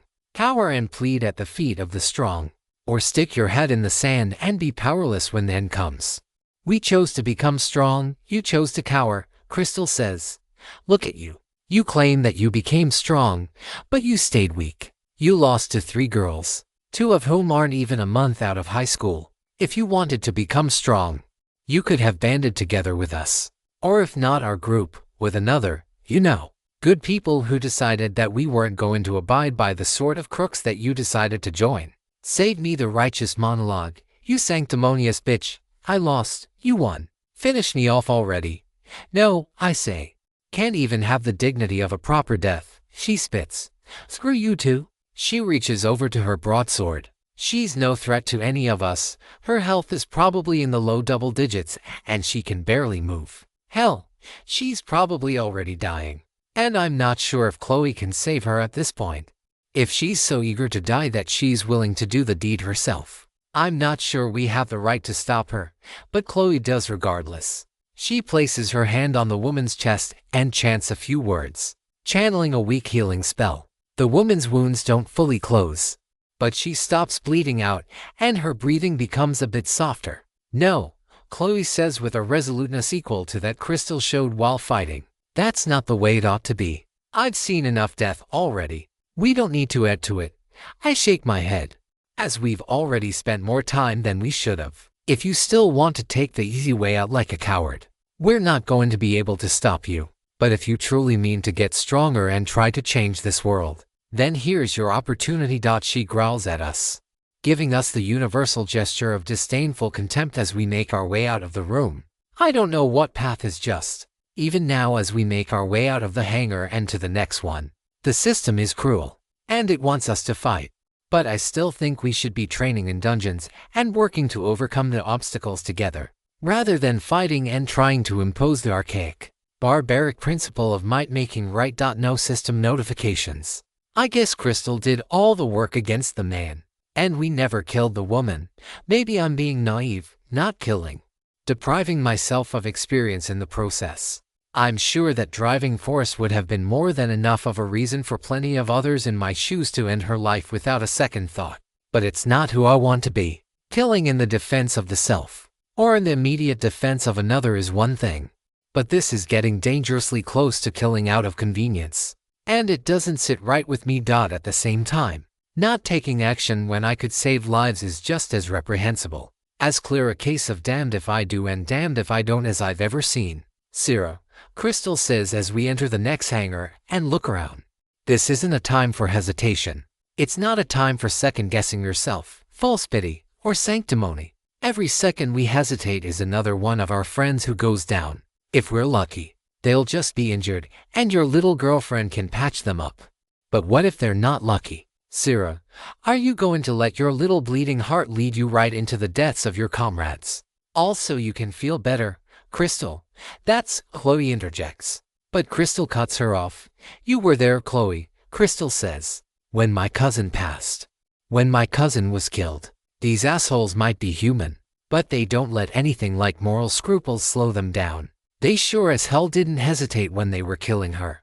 But I stammer. I get where you're coming from, Sierra. I really do, Crystal, Chloe says.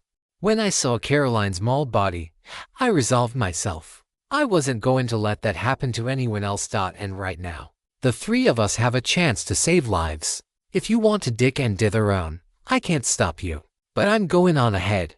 I'm going to stop these assholes once and for all, before they can kill anyone else. We rush toward a small office area sectioned off from the main part of the hangar. Out in the distance, I can already see and hear the battle raging. People on both sides are fighting. And just as Crystal said a moment ago, people are falling. Whether or not we do anything, people will die. All I can do at this point is try to tip the balance in favor of the people who aren't actively trying to destroy the lives of the people of Red Clay City. But my resolve falters when the office door opens, revealing the one person I never in a million years would have expected. Father, I mutter. To .66 against the cultist side Seraphina. Content warning for fighting against the death of parent. For those not in the mindset to read. An abridged synopsis is provided in the post-chapter note. Father, is that really you? I say, I can't believe my eyes. Even though I know they are far beyond what humans could ever aspire to in the pre-system world, I know that Chloe and I have both changed somewhat over the past couple of months. In appearance, as well as in terms of our personalities. But the man standing before me, that tired, slightly wizened face, those piercing blue eyes I inherited, that sandy blonde hair, now a bit long and a bit silly looking, that's definitely my father. Or the best damn doppelganger I've ever seen.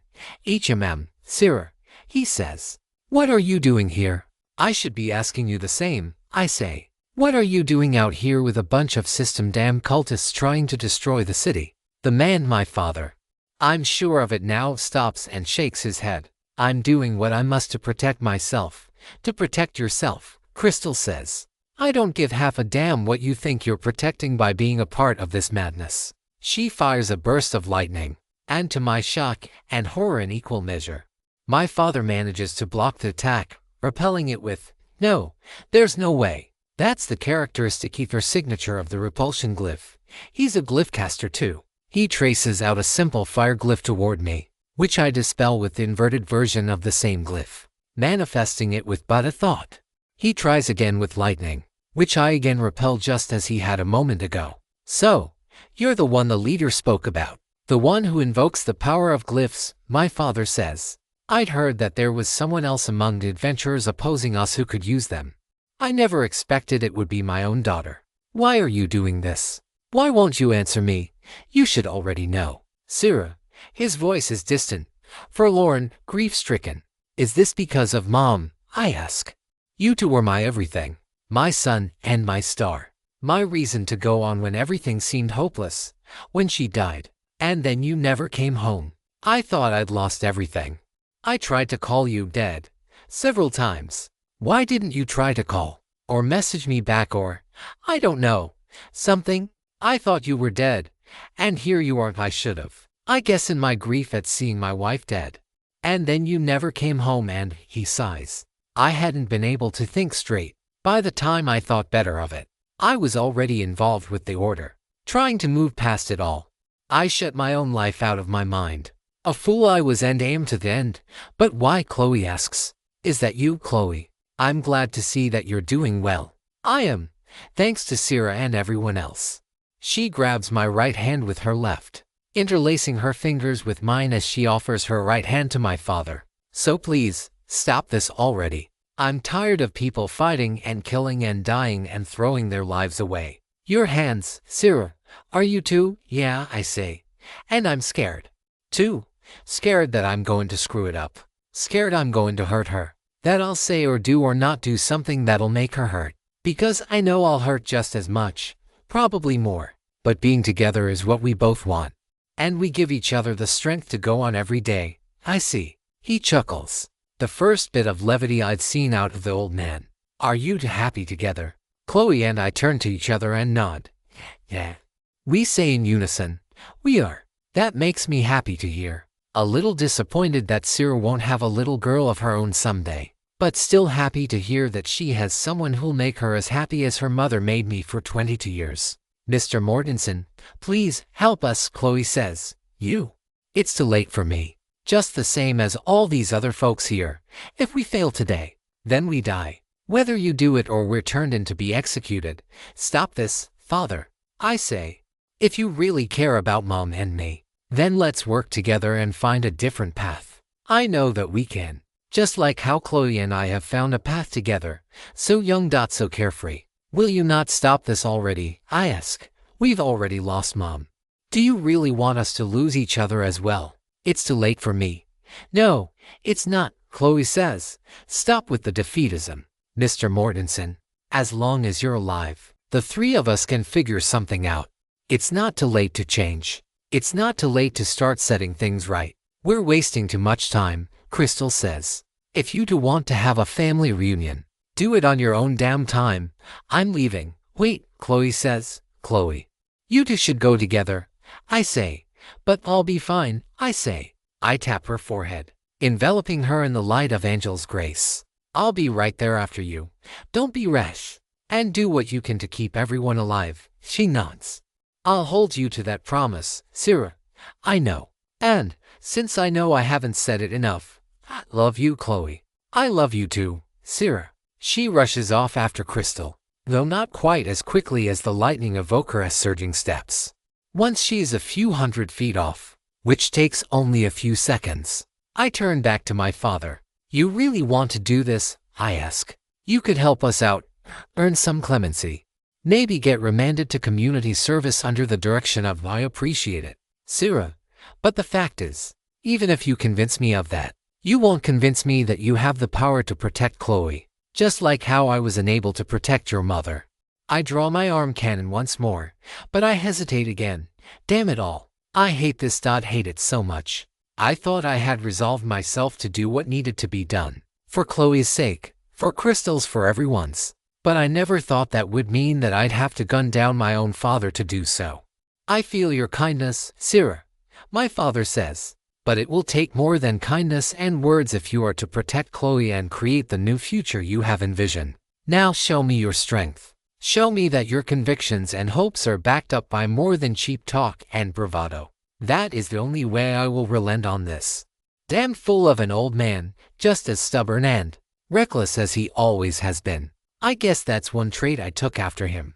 I spread my wings and point my mechanical arm cannon at my father, who, against all reason, is actually smiling at me. I shove the tears away for later, readying myself for a fight I hope I'll never have to relive. I fire an ether bullet barrage at him, aiming toward his shoulders, legs, and other less vital areas.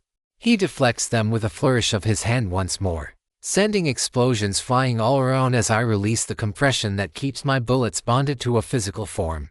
And now his smile is a sinister smirk. Damn, he's pissing me off. Stubborn bastard of an old man. I manifest impulse into my next barrage, hoping to break through his repulsion barrier that way. I fail. His barrier now reinforced with a second layer, and in a way I hadn't expected possible. He's merged repulsion with what I assume is elasticity, giving the barrier the flexibility it needs to bend and absorb impacts, rather than shatter from a sufficiently powerful impact. You're too soft, Sarah, my father. No, Theo says. I can't think of the man before me as my father anymore. This is what he wants, right? He wants me to prove that I won't be soft, that I won't hesitate to protect Chloe, that, when the time is right, I'll do what I have to, even if it's ugly and repulsive to everything I strive to be. As a person and as a mechanical angel alike, I'll match his stubborn will, blow for blow. I apply impulse to my feet, accelerating my movements with each step as I attempt to close the gap. I land a repulsion-filled punch on his barrier, sending sparks flying as our shields collide with one another. He raises a single hand to catch the kick which follows. I spin in midair, using my wings to keep myself aloft as I do, and aim my other foot at his head. He catches that one too. I don't relent. I bend my waist, forcing my upper body toward the ground. With the help of my impulse glyph again manifested from my feet, I'm able to handstand, redirecting that force into my legs, which break free of Theo's grip, too easily, as though he let me go. Damn it again. He wants me to go all out, and yet, here he is toying with me. And how is he this strong? Just how many things did he have to kill to get to this level? And how many of those things were other people? Innocent people who wanted no part of this brutal life, but were killed by it nonetheless. I hate it. Just thinking about the lives this man cut short sickens and angers me. My rage builds, thinking about everyone who died and who didn't need to. Sacrifices to an altar all so that a few madman murderers could gain more power for themselves. On this, Chloe and I are in complete agreement. This callous disregard for life needs to end. No more holding back. This man isn't my father. Just a beast who wears his face. A sick mockery of the stubborn, stern, yet ultimately steadfast and loyal man my father once was. Maybe this is his way of seeking penance through death. If so, I don't like the idea of giving him the quick death he doesn't deserve. I doubt his victims got off so cleanly. But right now, finishing this fight and saving the others is more important than balancing some sort of scales of karmic justice. I invert repulsion in my mind, placing my hand on his barrier and attempting to cancel it with equal force. Our eyes meet one last time as sparks fly. Theo pushes against me, holding his barrier firm, but he realizes the truth. His barrier is starting to crack under the combination of my barrier nullity effect and the barrage of ether bullets I continue to blast at him. I suffer minor blowback damage, but I'll survive. My equipment is far superior to his, and that is more than sufficient to counteract his slightly higher level and stats. His repulsion shield bends out, it cracks, and then it shatters, dissolving into ether that fades into the ambience. I follow up with a punch to the gut that sends him keeling over. But before I can try to stop myself in the heat of battle, I've already followed up with a pair of bullets to the gut that send his blood spraying everywhere. I hesitate once more, unable even now to deliver the final blow and put Theo Mortensen out of his suffering. But despite it all, he's smiling through his grimaces as his life's blood leaves his eyes. He has the gall to smile and gloat as though he won. And this pisses me off most of all, as I prepare to leave him to his fate, because a clean death really is too good for this man after what he put Chloe and me through just now. He coughs and whispers to me. Sarah, he says, Chloe's father, is alive. Find him. He can tell you more. About who and what you. Chloe's father knows something about me. I guess the man who does highly classified government research might have some idea about me. So many questions this raises. And as Theo's life expires and the system notification appears, I throw it on the pile of things to do once I have more time. But for now, it'll have to wait until the current problem is addressed. You have slain a glyph casting bulwark level 34. You have gained a boosted 37,500 experience. Damn it. Theo, forcing me into this. Forcing me to fight you like this. Forcing me to listen to some goddess damn cryptic message with your dying words. And then just screwing off to hell with a smile on your face and a song in your heart. May your soul never know peace.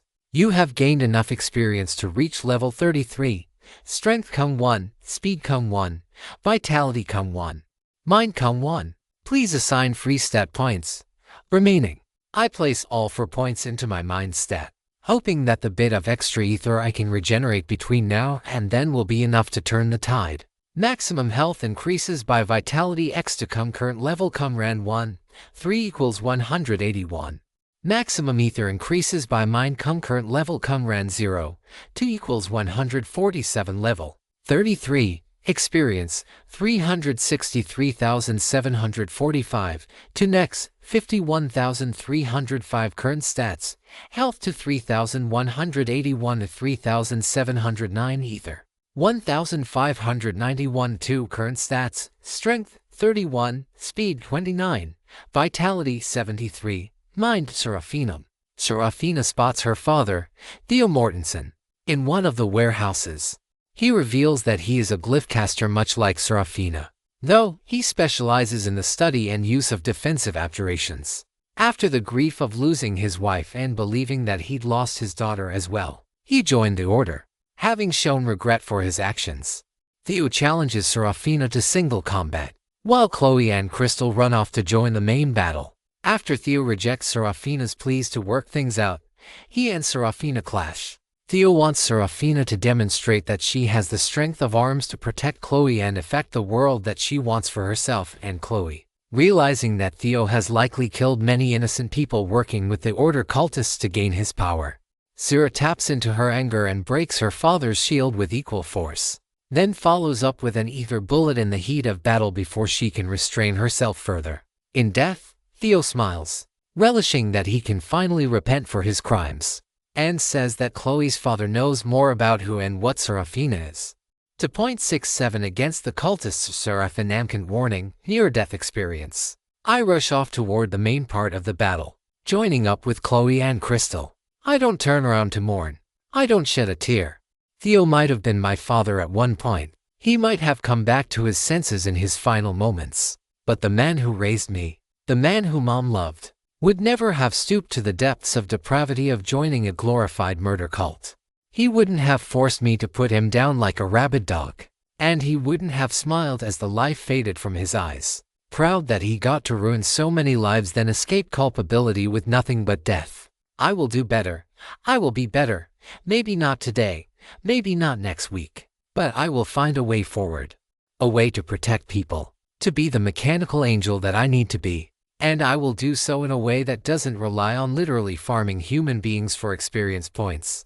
I rush toward the center of the compound. The first thing I see as I approach are four giant monsters. One which looks like a giant brown slug, some 40 feet tall and double that in length. In its wake is a caustic yellow sludge that infests my nose even from a quarter mile away. The second is another silver Trulianus, smaller than most of the ones we've faced to this point, but somewhat greater in level, maybe 36 or so. Third, a snake, winding in and out of the adventurer's attacks, striking just as quickly. Of the four, it appears the most immediately dangerous. My angelic insight suggests it is the highest level as well. Finally, a hawk or some other bird of prey.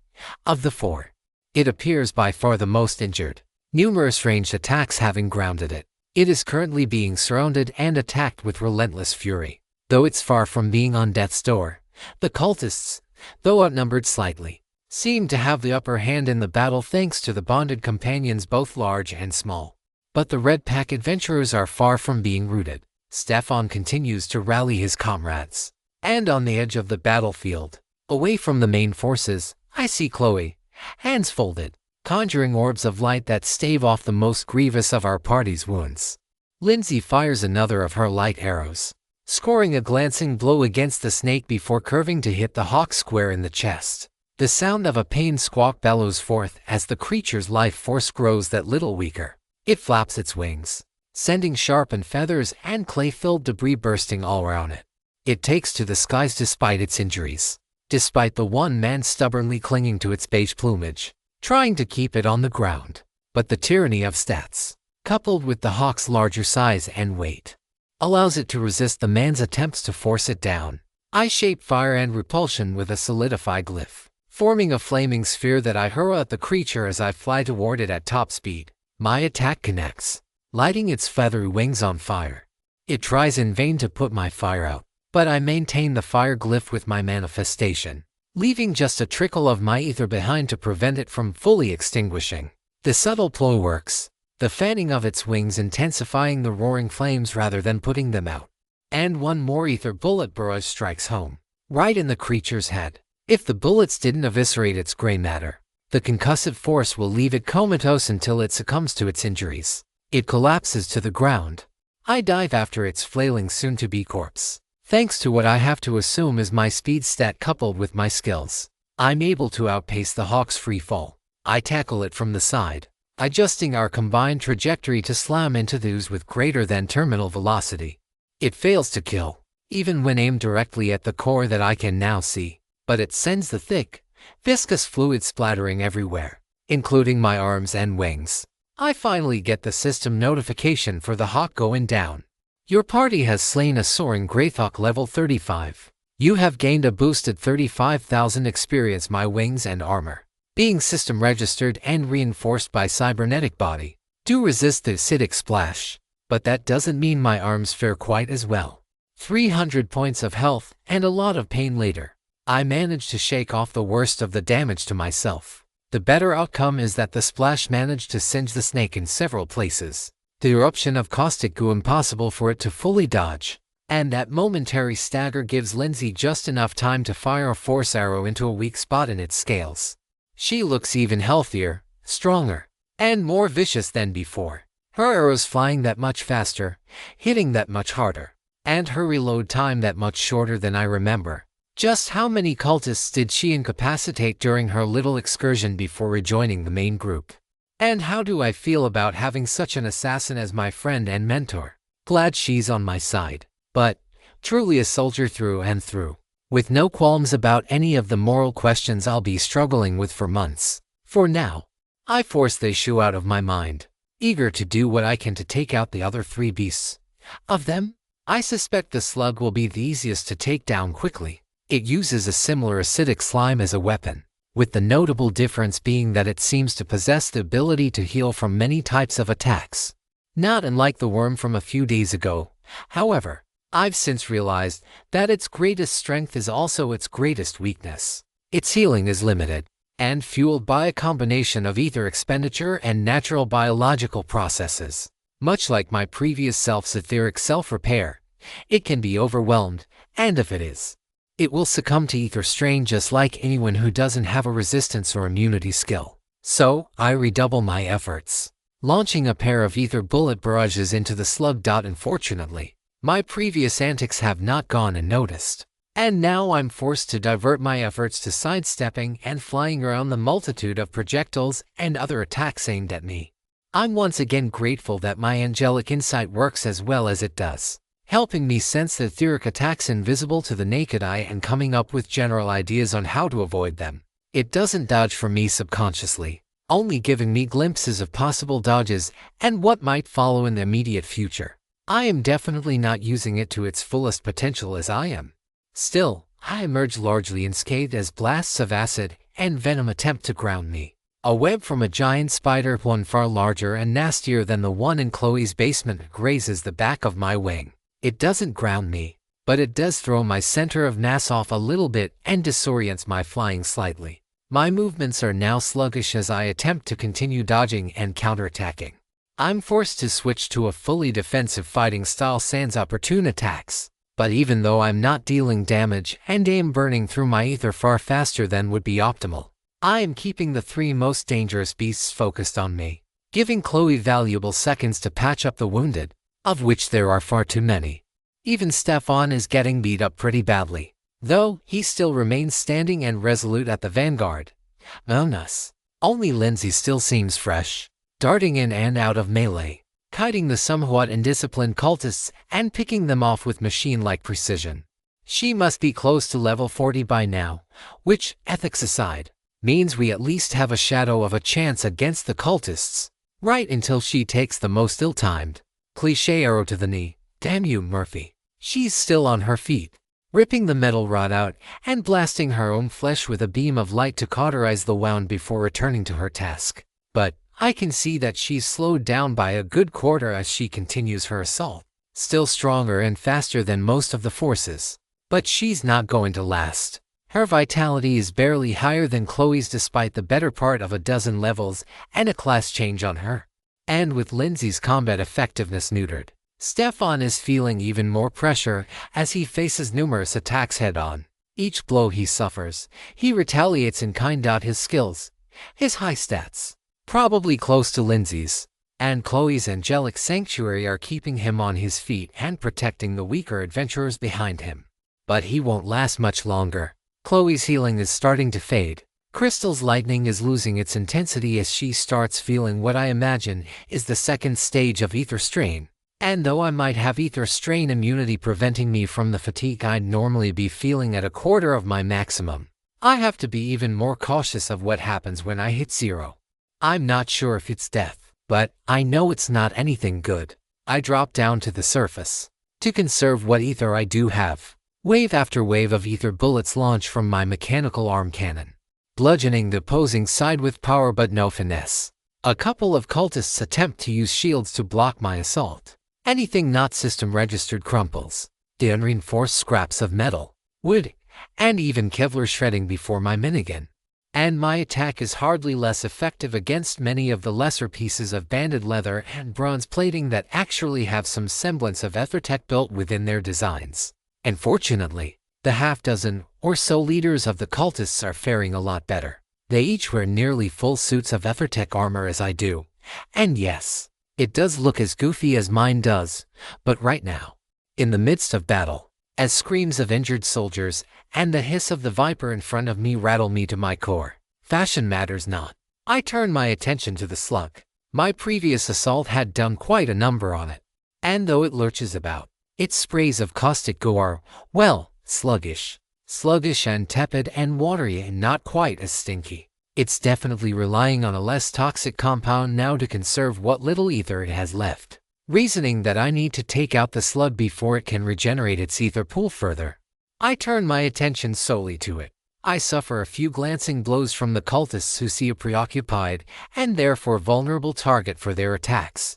Nothing that does more than low double digits to my health, thanks to tiny movements I make to cause the attacks to hit shielded and armored parts of my body. But even still, the damage adds up, bit by bit as I focus fire the slug. It's on its last leg, and after another 21 shots, I manage to collapse it onto its side, with what little ether is still sloshing through my nearly empty core. I rush forward and jump onto the creature's head, firing bullet after bullet until I'm completely spent, and the system notification finally alerts me that I've vanquished the beast. You have slain a giant crosslug level 34. You have gained a boosted 34,500 experience. I stumble off the creature's disintegrating corpse and look around. The battle is rapidly turning against us. Even though the hawk, thews, and now the slug are destroyed, the viper, together with the last half-dozen cultists, has the clear upper hand. Stefan is barely standing as he resists the enemy onslaught. Chloe is nearly spent. Crystal is staggered. Having fallen to one knee, she clutches her chest, a sure sign of advanced ether strain setting in. Only Lindsay continues to put up more than a token resistance, but with numbers against her, she'll succumb sooner or later. My angelic insight alerts me to an attack fast approaching, but in my weakened state, I'm too late to dodge. A silvery blade stabs through my stomach, spraying my crimson life onto the ground at my feet. I collapse, unable to speak, unable to move. The outside world goes dark. I grow cold. I think I hear a voice calling for me, a light shining in the darkness of the endless void. It's so calm, so comforting. I'm sorry, Chloe. I failed you. I failed us all. Current stats: health 34, 3,709, ether 41 halves. You are affected by bleed, stage 2. Health will continue to drop until it hits 0. To 0.68. The power of the anomaly planet XSQ-1827, substation 33, year 16,369 A. 8 weeks after Seraphina's awakening. Today is the big day. After too many weeks, I'm finally able to leave this rusty metal prison and get to explore the outside world. At least, that's what I've been told. I swear to someone that if Dr.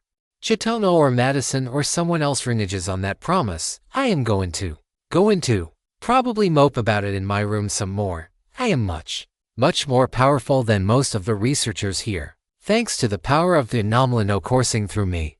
Powerful enough to defend myself from whatever may befall me. Or so, I would like to believe. Madison has demonstrated in no uncertain terms that though I have great strength, I am far from insurmountable. Moreover, it is incumbent upon me to use my power responsibly, to demonstrate that the research that has led to my creation and existence was not in vain. I am still concerned about their end goal. The system is omnipresent. I don't know if it can read my mind, but I would not be surprised if it could, or at least predict my thoughts with a high degree of accuracy and specificity. How can I hope to overcome a presence that knows everything I could or might do long before I even conceive of the idea?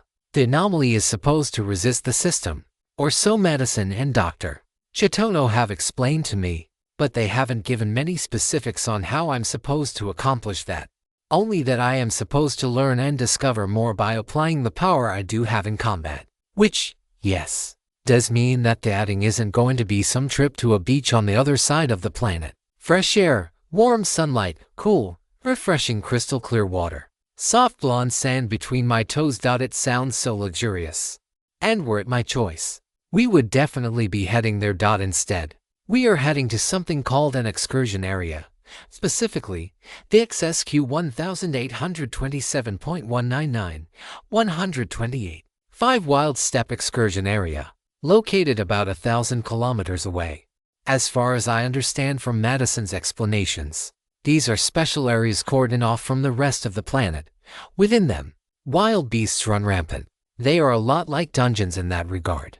Only there are none of the spatial shenanigans and no random treasure spawns that sometimes appear within.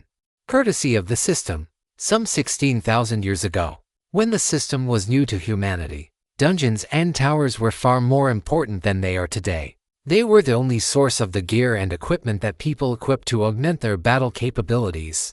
Those brave enough to venture into the depths and heights to claim their prize would be rewarded with greater physical might.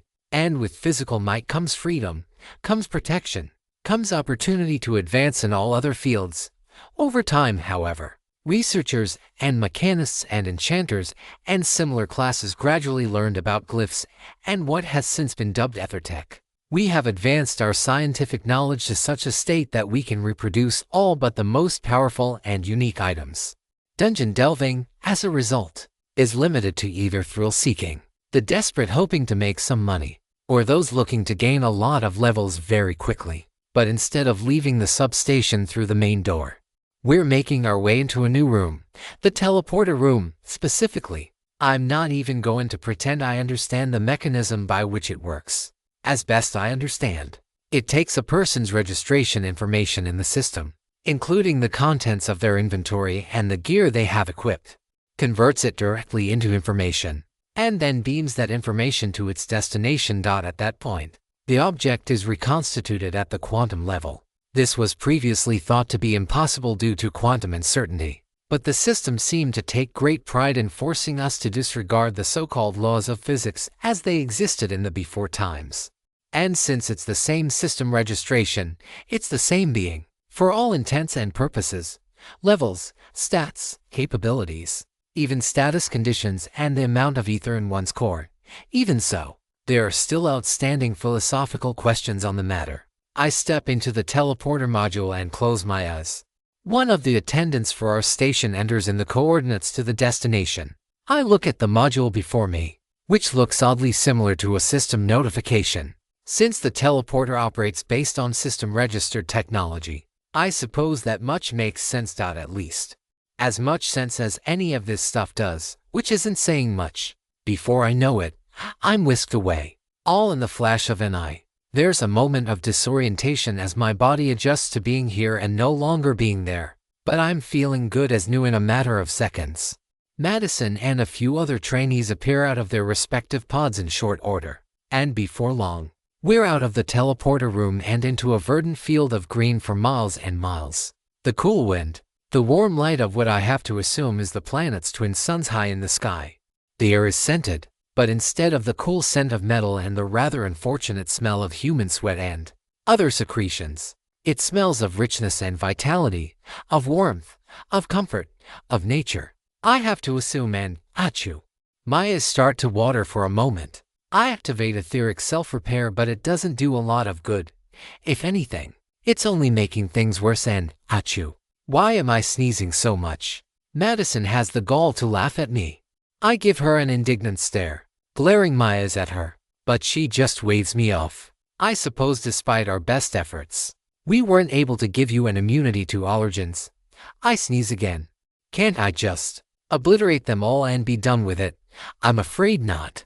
Consider acclimating to these new conditions as a part of your training. You cannot hope that every battle will take place in favorable circumstances. You will receive bad intelligence. You will have to fight in freezing cold and scorching heat, and under clouds of toxic gas, in marshes and deserts and tundras and jungles alike, not to mention the vacuum of space. But at least you will have a breathing apparatus for that. That all sounds entirely less than pleasant. I do not look forward to it in the slightest. We continue down a path of dirt leading deeper into the compound. I want to stop and admire the trees and listen to the chirping of the birds, but I am chastised by Madison whenever I stop. Apparently we have a job to do and we can't afford to waste time standing around. I imagine saying the words in the most sarcastic manner right back at Madison, but I know that won't end well for anyone, especially me. Instead, I continue on in silence as we continue on, running for a good 15 minutes and covering close to 50 miles. Well, mostly silence, the exception being the occasional sneeze. And far worse, the sneeze that builds and builds but never comes, denying me the sweet release that's promised. Eventually, we reach our target, a massive dinosaur some 50 feet from toe to top and at least thrice that in length. It's covered from head to toe in thick plates of bone and keratin, with a large, spiny tail. The tail is more akin to a morning star as I've seen in my books. Hundreds of sharp, jagged spikes on the end. I have no doubt that being attacked by that thing would be more than just a little painful. All right, Seraphina, Madison says. Your task is to bring that creature down. I and the others will stay back to watch and step in if you get in over your head. But otherwise, it's all on you. I pull out my energy sword and adjust it into the shape of a heavy, curved blade. A Dao, I believe it is called. I activate my swift foot and stone skin both, charging forward as I calculate how best to bring this creature down. I doubt I'm going to exhaust its enormous health pool down so quickly. Larger creatures tend to have more health. Their larger size affording them both greater vitality and allowing them to take a greater number of total wounds before they succumb. I decide that the best way to approach the fight is to ground the creature. Its legs, though thicker than tree trunks, are a lot less armored than its back, its head, or especially its tail. And I suspect it'll have weaker defenses on its underbelly. Most creatures do. Just some of the combat knowledge that I have installed into my brain circuits. I don't know for sure. I charge forward, ignoring a stream of bony projectiles it spits out of its mouth. Each piece of bone or tooth or whatever is as large as my legs. A spray of needles that attempt to skewer me through the torso. But with over 200 speed, I'm able to dodge the barely subsonic attack with, not quite ease, but not extensive difficulty either. Before long, I'm at the creature's left forelimb. I hack my blade into the back of its leg, right where the heel tendon would be if it had humanoid anatomy. My attack connects, drawing just a hint of blood, but the creature's vitality is likely above my own, 300 to 400, not impervious to my attacks, especially with such a powerful weapon. But far from a simple matter to down it. I get to work, hacking away. The creature does have defenses, though, and ones I quickly realize. It buckles its forelegs at the knees I didn't notice before, attempting to crush me under its massive belly. As the stinking mass of flesh bears down upon me, I deactivate my energy sword and channel my ether into a rather weak ether strike aimed at the dirt beneath my feet. Given the ground lacks either a vitality stat or a shielding barrier to resist my attack, it disintegrates on contact, forming a crevice that I'm able to jump inside. The creature slams down upon me. It reeks to the substation and back. And now my bodysuit is covered in grass and dirt and other stench. But I am alive and unharmed save for my pride. My health remains at maximum. The creature sloshes about, rubbing itself on the ground more, releasing yet more noxious but thankfully non-toxic musk all over. It stands back up, and I notice that it is hobbling just a bit, not much. Barely enough for me to notice it, but it's proof that my attacks are having an effect. This encourages me, and I redouble my efforts, hacking away at the creature. This time, it twists its short, sinewed neck down and leans forward, trying to attack me with another spray of bony shrapnel. Unfortunately for it, I am so much smaller than the creature that I'm able to take cover behind its leg, ensuring that its attacks fail to connect. My confidence swells. Despite my earlier concerns, I'm actually making progress against the creature. My attacks are sharper, my mind more focused, my every sense better attuned to the fight before me, and before long, I send the creature crashing down to the ground. It tumbles, weakened, disoriented, but not dead. There's no way that I had already dealt enough damage to kill it. The tumble might have done something, but I'm willing to bet this creature's maximum health is well in excess of 250,000. It simply lacks the speed and intellect to make proper use of its high strength and vitality. I leap onto one of the plates atop the creature's back and then onto its side, which is now facing upward. I carry myself forward, energy sword again activated, and begin to cut at the relatively softer tissue of the underbelly. And I immediately wish I hadn't. The cantankerous odor making the previous musk smell like the sweetest honey. It takes all of my willpower to suppress the desire to retch building from within my stomach. But I do, and I continue my assault, cutting and hacking away with each blow, and slowly, bit by bit, the creature succumbs to my unrelenting assault. Its thrashing becomes weaker and more sluggish. Its attempts to swat me with its tail miss, and one time, it manages even to gash its own body with its spine, making my job that much easier. And soon it stops moving altogether. I turn around to face Madison, and immediately regret it. I'm impaled in the back of the chest. Thankfully, it misses my heart or lungs, but the wound is grave nonetheless. The moment I feel the injury taking effect, I activate my etheric self-repair, which starts the far too slow process of repairing my damaged substructures. And I see the damage all too clear in my status. My health drops precipitously, from nearly 115,000 down to just over 7,500, and it continues to fall. Thanks to the bleed status the wound inflicted, my ether is falling fast, but I'm only able to stem the damage inflicted by my status condition without actually repairing the root cause. Damn it, I am such a damned fool, and I committed the gravest sin of all in the midst of battle. I got overconfident. I got so damned excited about facing a foe I could actually overcome that I let my arrogance get the best of me. And now I'm going to die for my mistake. I collapse onto the ground. This field my final resting area. Everything grows cold, quiet, distant. My vision blurs and fades, all except for a dim glowing light in the center, one that stubbornly refuses to go out, even as my mind starts to shut down. In a dim attempt to save myself, I reach out for the light, but just as I'm about to grasp it, the pain subsides. My vision returns to normal. The lightheadedness goes away, and I hear Madison's voice, half angry, half, I don't know, concerned, worried. It is very unlike her. Seraphina, you are such an idiot, she says, but her anger is completely spent.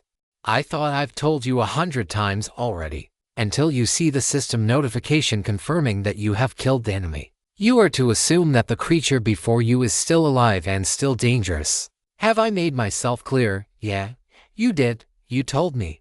And I was just too excited to pay attention. She shakes her head. I'm sure you won't make that mistake again. Nope. I smile. Madison laughs, throwing a shining blade through the creature's neck and ending its life once and for all. You have slain a giant plated dinosaur level 124. You have gained 117,000 experience. Experience reduced considerably due to outside assistance. Current experience, to next, error. Cannot establish baseline with. The anomaly effect activates, converting experience gain into stat parameter gains.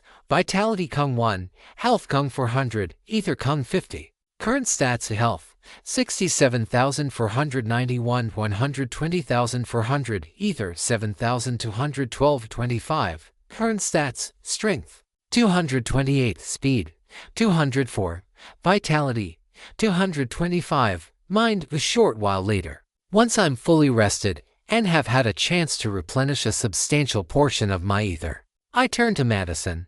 The others are out, doing their own combat drills, leaving the two of us with some time just to ourselves. Sometimes I don't like her very much, but she has become something of a friend to me. It makes me wonder if she feels the same way about me. Some pain in my stomach builds, wondering if she dislikes me, especially now after making such a boneheaded blunder that nearly cost me my life. Though, there's still a lingering curiosity eating at me, one I feel I can abide by no longer. Madison, a question. When I had collapsed and had crumpled down, my vision went black, all except for a single light. Do you by any chance know what that light might have been? I might have an idea, but what do you think it was? I don't know.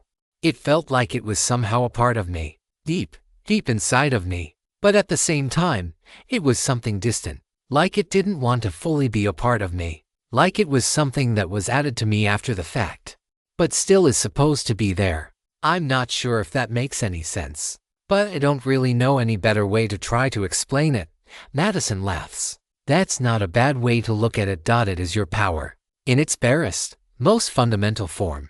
And I'm glad I stopped you from using it. Why, it is your overlimit. A special power we gave you to use when things are at their most desperate. You are able to break free from the bounds the system places upon you, and achieve a power far greater than anyone else. That same power I unleashed during training that one time, the very same. But why shouldn't I use it? Well, it would defeat the entire purpose of your being here, right now. We're trying to train you to fight against the monsters you'll be facing in the coming weeks and months and years. Not to mention the system itself. When you're in your base state, using the powers granted to you by the system, you will gain experience. You will grow stronger as you refine your body and will connecting yourself with your ether that little bit stronger. But when you are in your overlimit state, separated from your system power, you will not gain experience for any creatures you defeat, and it will take time before you can use it again. Think of it as a desperation ability. It is there as a last resort, for when the time is right, it will save your life. I trust that, knowing this, you will know when to use it. I understand, Madison. And thank you for telling me this. Planet Earth, Year 1A. June 2023 CE. 10 weeks after system integration, my consciousness is fading. My health trickles lower and lower, and everything is going dark. All except for that one spark of light that stubbornly shines against the rising of the tenebrous tide. I doubt I'm going to be healed by Chloe right now. Assuming she's not in need of a healer herself, which, yes, she probably is. Alright, Madison, I think this is the right time to use it. Here goes nothing. I grasp the power before me, and the darkness is dispelled, replaced by a shining golden light that fills me to my very core. To 0.69 the power of the anomaly VI. Golden light rushes through my ether channels, suffusing my entire body within a warm, comforting radiance. The wounds I've sustained sizzle away.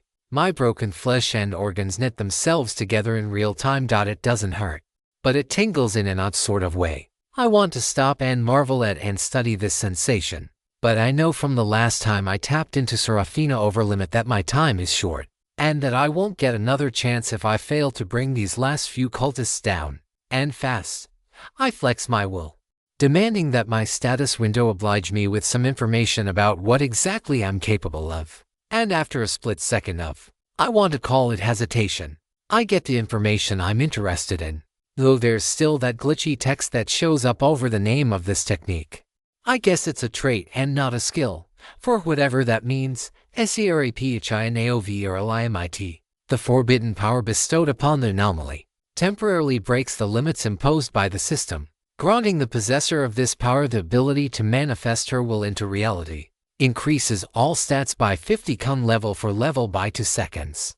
Bonus applies after other buffs, but before modifications due to equipment. Health and ether are fully restored and overfilled to 1.5 times their maximum values. Temporary health and ether in excess of maximum are lost when effect expires. No experience gained for enemies defeated while under the effects of Seraphina overlimit. Additional effects unknown. Cooldown: 168 hours. Current 167 to 59. And sure enough, the numbers are absolutely ridiculous. Level 33. Experience. To next year. Cannot determine experience values. An administrator has been notified. Well, screw that notification. But nothing I can do about administrators for now. Current stats: health 5,564 3. 709 ether 3,832. Current stats: strength 114.31, speed 112.29, vitality 156.73, mind 196.113. Everything feels so crisp and clear and completely untethered from all limitations, both those of reality and those which I have previously imposed upon myself. Whether consciously or not, I take a moment to look at myself, though I only have now 64 seconds of overlimit remaining. Time seems to move so much slower now. The battle before me plays in slow motion, as though everyone were now swimming through a thick molasses syrup. I look the same as I always do, though my hair is now glowing a rich, shining golden blonde, far brighter even than my normal sandy locks. I have no mirror, but I'm confident my eyes have switched from teal to silver. My wounds have completely healed as expected, and even my armor is stitching itself back together before my eyes. A true miracle for horror of the system, and I'm not sure which of the two it is. Every muscle of my body feels electrified with raw strength. My ether channels are filled to the bursting point with that strange violet power the first time I tapped into my overlimit, and my entire body is coated in a golden aura, not quite under my conscious control, but which I instinctively know will act autonomously to protect me. I clench my fists. My tendons are tight, ready to snap on my command. And I see a giant snake that needs to live out the rest of its life as a new purse. A gift from me to Chloe to celebrate our relationship. I charge forward with brutality and purpose. I had expected to leave a tremendous gale and a cloud of dust in my wake, but neither appears. Just some quirk of how the system's stats play out.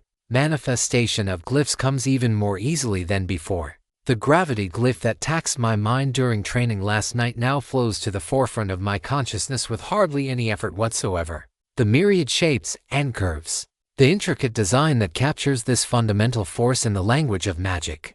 All of it is borderline intuitive. And with but a thought, I power and release the glyph, aiming it squarely at the man who moments ago literally stabbed me in the back. He falls face first into the dirt. I channel lightning, intensify, solidify, and sharpness together into an electrical spear and throw it at the man, impaling him in the back just as he did to me moments ago. And though I get no experience for it, I make damn sure I wait to see the system notification, confirming that he's dead and out of my and Chloe's misery for good. That nagging sensation about morals and killing humans still exists in the back of my mind, but right now, having been stabbed and left for worm food, that no longer matters. They made the choice to terrorize the good people of Red Clay City. We made the choice to stop them. They made the choice to stab me and leave me to die. Right now, I'm making the choice that if it's going to be me or them who falls today, it'll be them. 61 seconds remaining. The snake comes next. I fire an ether bullet barrage directly at its scaly Seraphina. It's difficult, and I have to do so manually, due to not having true access to my skills while in overlimit state. But I can manually form each bullet and power the glyphs with the barest of mental energy. Each bullet feels like it should send my arm flying backward, but with my strength at such astronomical levels now, I hardly even flinch as miniature explosions rocket out at supersonic speeds, tearing the snake's iridescent green-tinted scales and sending its blood spattering onto the ground.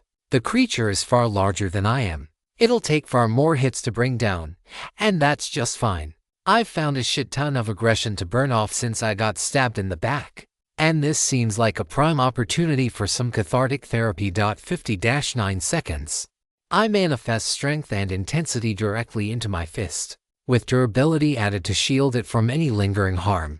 I punch directly into the scales I shredded before. Green-tinged blood and stringy sinew erupt out from the wound. A bit of it splashes onto my face, but it's burned off by the waves of golden light radiating out from my body. I don't hesitate. I activate my ether bullet barrage from within the creature's body and begin shooting its insides from point-blank range. It tries to spin around and bite me, but with over 100 strength, it's too easy to punch its snout and repel the attack before it can do more than helplessly splash its venom on my radiant skin. Venom which quickly denatures and dissipates without effect. My counterattack, a combination of ice, growth, and sharpness to form a giant blade, is far more effective. I shoot it directly into the creature's distended mouth, cutting away at its insides from that end even as I continue to unleash hell from within. Before my all-encompassing assault, even this massive serpent falls in a matter of seconds. Another system notification. Another confirmed kill. Another creature that will never harm another innocent civilian. And I smile, fighting to protect the people of this world and all others from monsters, whether they wear the skin of snakes, humans, the system, or otherwise. This is my purpose, the very reason I was created. And that's what the cultist leader is, standing before me, a monster wearing the skin of a human. I see those eyes, blackened, tainted by the sins of greed and lust for power at any cost. My eyes stand resolute as I rip my mechanical arm cannon out of the snake's disintegrating carcass and turn my attention squarely upon the madman responsible for so many lives lost and so much blood stained. He's a younger man, probably not older than 25, maybe a youthful 30. He wears a metal breastplate much like mine, but while the rest of my armor is a mishmash hodgepodge of whatever I could find, he wears the pants and boots of a well-dressed professional. Not sure if sleazy banker, calculating mob boss, or scheming politician. Probably a little of all three. His short hair not quite a buzz cut, but not far off, and clean-shaven face, on the other hand, scream military. And he's ripped. Arms not much smaller than my thighs, with the biceps of a bodybuilder. Power through strength. Returning society to the law of the jungle. Yeah, a guy with a figure like that is at least practicing what he's preaching. No matter. Today, he dies. He steps backward, and the two sentinels flanking him draw their guns in a vain attempt to stop me. Somehow, they're actually system registered. but the glyph inscriptions carved into the barrel are so rudimentary and flawed that I can't imagine they provide much of a boost. Damn it, Theo. If you were the one who did the inscribing, your work is shitty and an insult to mechanists and enchantresses everywhere. I feel disgusted just looking at it. I suppose Theo was a glyph-casting bulwark and focused entirely on defensive glyphs, both in battle and while crafting. It makes sense that his ability to use offensive glyphs is piss poor. Still don't like it. I set the feeling aside. A dozen bullets all ram into my shielding aura, as I'm calling it. 8 of them fail to pierce it, disintegrating before hitting me. The other 4 actually managed to get through it. But with my vitality sitting well over 100, plus my gear bonuses, they to deal a pittance of damage. 1 shot to each of them. My mechanical arm cannon is not so weak to be stopped by their pitiful excuse for armor. Except, they're still alive. That's probably a good thing. The leader has to die because he's simply too powerful to be detained. But these 2 deserve a chance at redemption, or at least, the right for the law to judge and sentence them. 2 more bullets to incapacitate the last man standing. And it's just me and the leader. The rest of the field full of soldiers and cultists either wounded or dead. And Chloe, who is tending to as many of the wounded on both sides as possible. I struggle with it, being a weapon rather than a human, especially in this state, but I don't object, at least, until the civilian government can figure out what to do with them. I suspect they'll still be executed. Mostly because there's no way to imprison a bunch of level 25 to 30 criminals at this time. But even in war, prisoners are entitled to certain rights. And I have no problem with her actions. The leader, however, will die. Not a threat, just a promise. I charge forward at my full speed, launching a single fist at the man's gut. To my surprise, he manages to partially block it, not completely. And I think I cracked his ulna from the force of impact. But it wasn't the incapacitating wound I had hoped. The next attack, a simple kick below the belt, is enough to send him to his knees. Were I in a position to do so, I'd like to ask him for information. Try to figure out his goals. Why he did all this. If he really meant what he says about a world for the strong alone, where those who are strong live and those who are weak die. But I've got only 39 seconds left before I'm at his mercy. I can't hesitate. I won't hesitate. At least, I say as much. Right until the word out of his mouth stops and infuriates me in equal measure. "Am mercy," he stammers. Something within me shifts. The violet ether of my overlimit surges to the forefront of my skin, causing it to tint red with rage. Mercy? You want mercy? Now, you had no problem building a cult to terrorize millions of people. You had no problem ordering the slaughter of innocents. You had no problem ordering us dead. Why in holy hell should you be given the mercy that you denied thousands? It was necessary. I raise my mechanical arm cannon to his temple. 20-7 seconds. No other hostile forces. I can afford to hear out his explanation. Double quotes visions. Had visions. Forces from other worlds. Terrors from the depths. Monsters from our myths and legends. All of us die. Because we are too weak to fight against them. Not just you and me. All of humanity. So you hope that by terrorizing people out of their complacency, you can get them strong enough to overcome the challenges in these visions. You called them. He nods slightly. You don't need to worry about them. Because we'll overcome those threats. We might suffer losses, but we will endure, adapt, and overcome. I will stand at the forefront and repel any force that threatens humanity. And we'll do it without indiscriminate slaughter of the masses. Ha ha, he mutters. Though his voice is still weak from my last attack. I lost. You won. This is how it ought to be. Just be quick about it. 16 seconds left. The entire conversation has been happening at superhuman speeds. Even if I wanted to spare him, I can't. My overlimit will expire soon. And then we'll be at his mercy. Mercy, I suspect. He will not grant us. I will. And I'll defend them. The right way. What? Bullshit, he says. Right before my bullet pierces his brain and ends his life. One system notification later. And finally, the threat of the Order of the Wilds is excised for good. You have slain a luminary oracle level 40. Seraphina overlimit prevents experience gain while active. Duration, 0 or 0 minutes and 14 seconds remaining. Your Angelic Insight rank 4 has upgraded to Angelic Insight rank V. Your Ether Bullet Barrage rank 4 has upgraded to Ether Bullet Barrage rank EI. Your Glyph Casting rank 14 has upgraded to Glyph Casting rank 15. Your Basic Glyph Manifestation rank X has upgraded to Basic Glyph Manifestation rank She. To .70 The Aftermath I. Once the Oracle, or so his class was called, is no more, my attention turns back to the battlefield, hyper-vigilant for any lingering threat. All four summons are slain, their corpses disintegrated back into the ether from which they came, no different than the other monsters generated by the system in dungeons and elsewhere. The few remaining cult members still alive are only barely so, groaning in semi-conscious states for the healing that Chloe is slowly providing. I don't want to jinx it. I half expect to be stabbed in the back the second my overlimit expires, leaving me a twitchy bundle of nerves as I dart my eyes from side to side. I fly over the battlefield, taking one last bird's eye view of the surroundings, as far out in every direction as I can identify. Now satisfied that we're not in imminent danger, I land next to Chloe and pull her into a hug. I pour what extra ether I can into her body, reversing the technique she's used on me from time to time, though without a skill to effect the transfer. I doubt it amounts to much. With some semblance of security in the immediate vicinity, I release my metaphysical grip on that golden power within me. Power fades from my body. The violet river coursing through my veins like a torrent slows to a trickle, then vanishes altogether, replaced by my normal ether. My radiance dims, then vanishes, and I feel sore all over, head to toe, my heart and lungs not spared, as though I'd just run a dozen miles without the benefit of the system.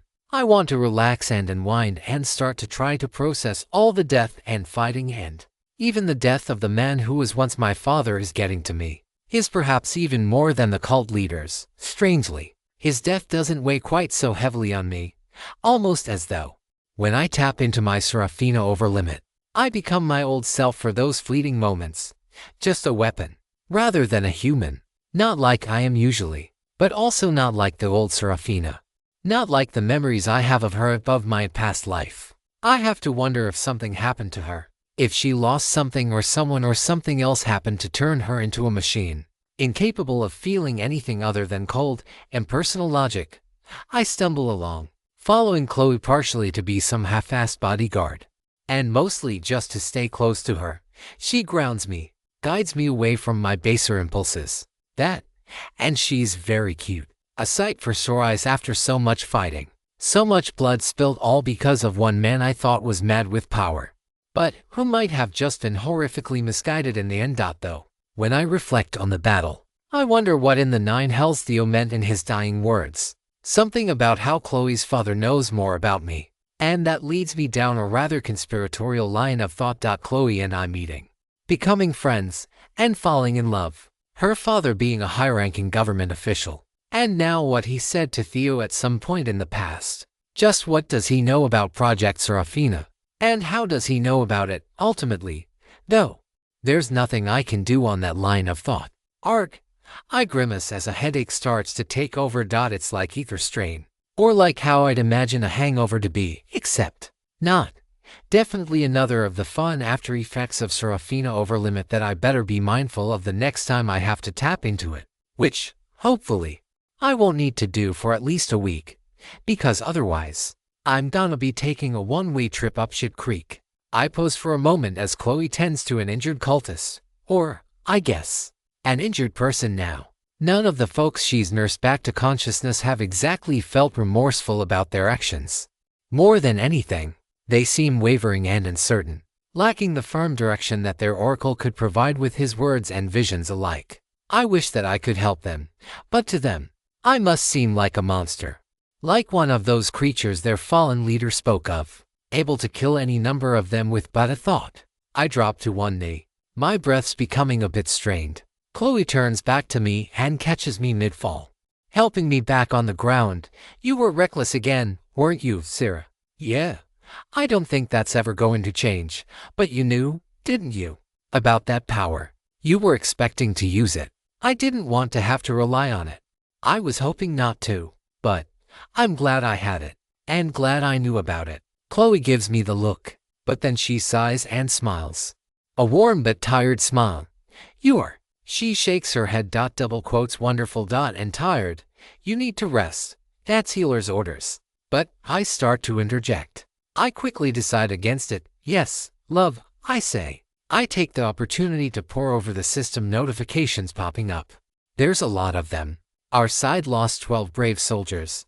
Lindsay, Chloe, Stefan, and I were among the fortunate.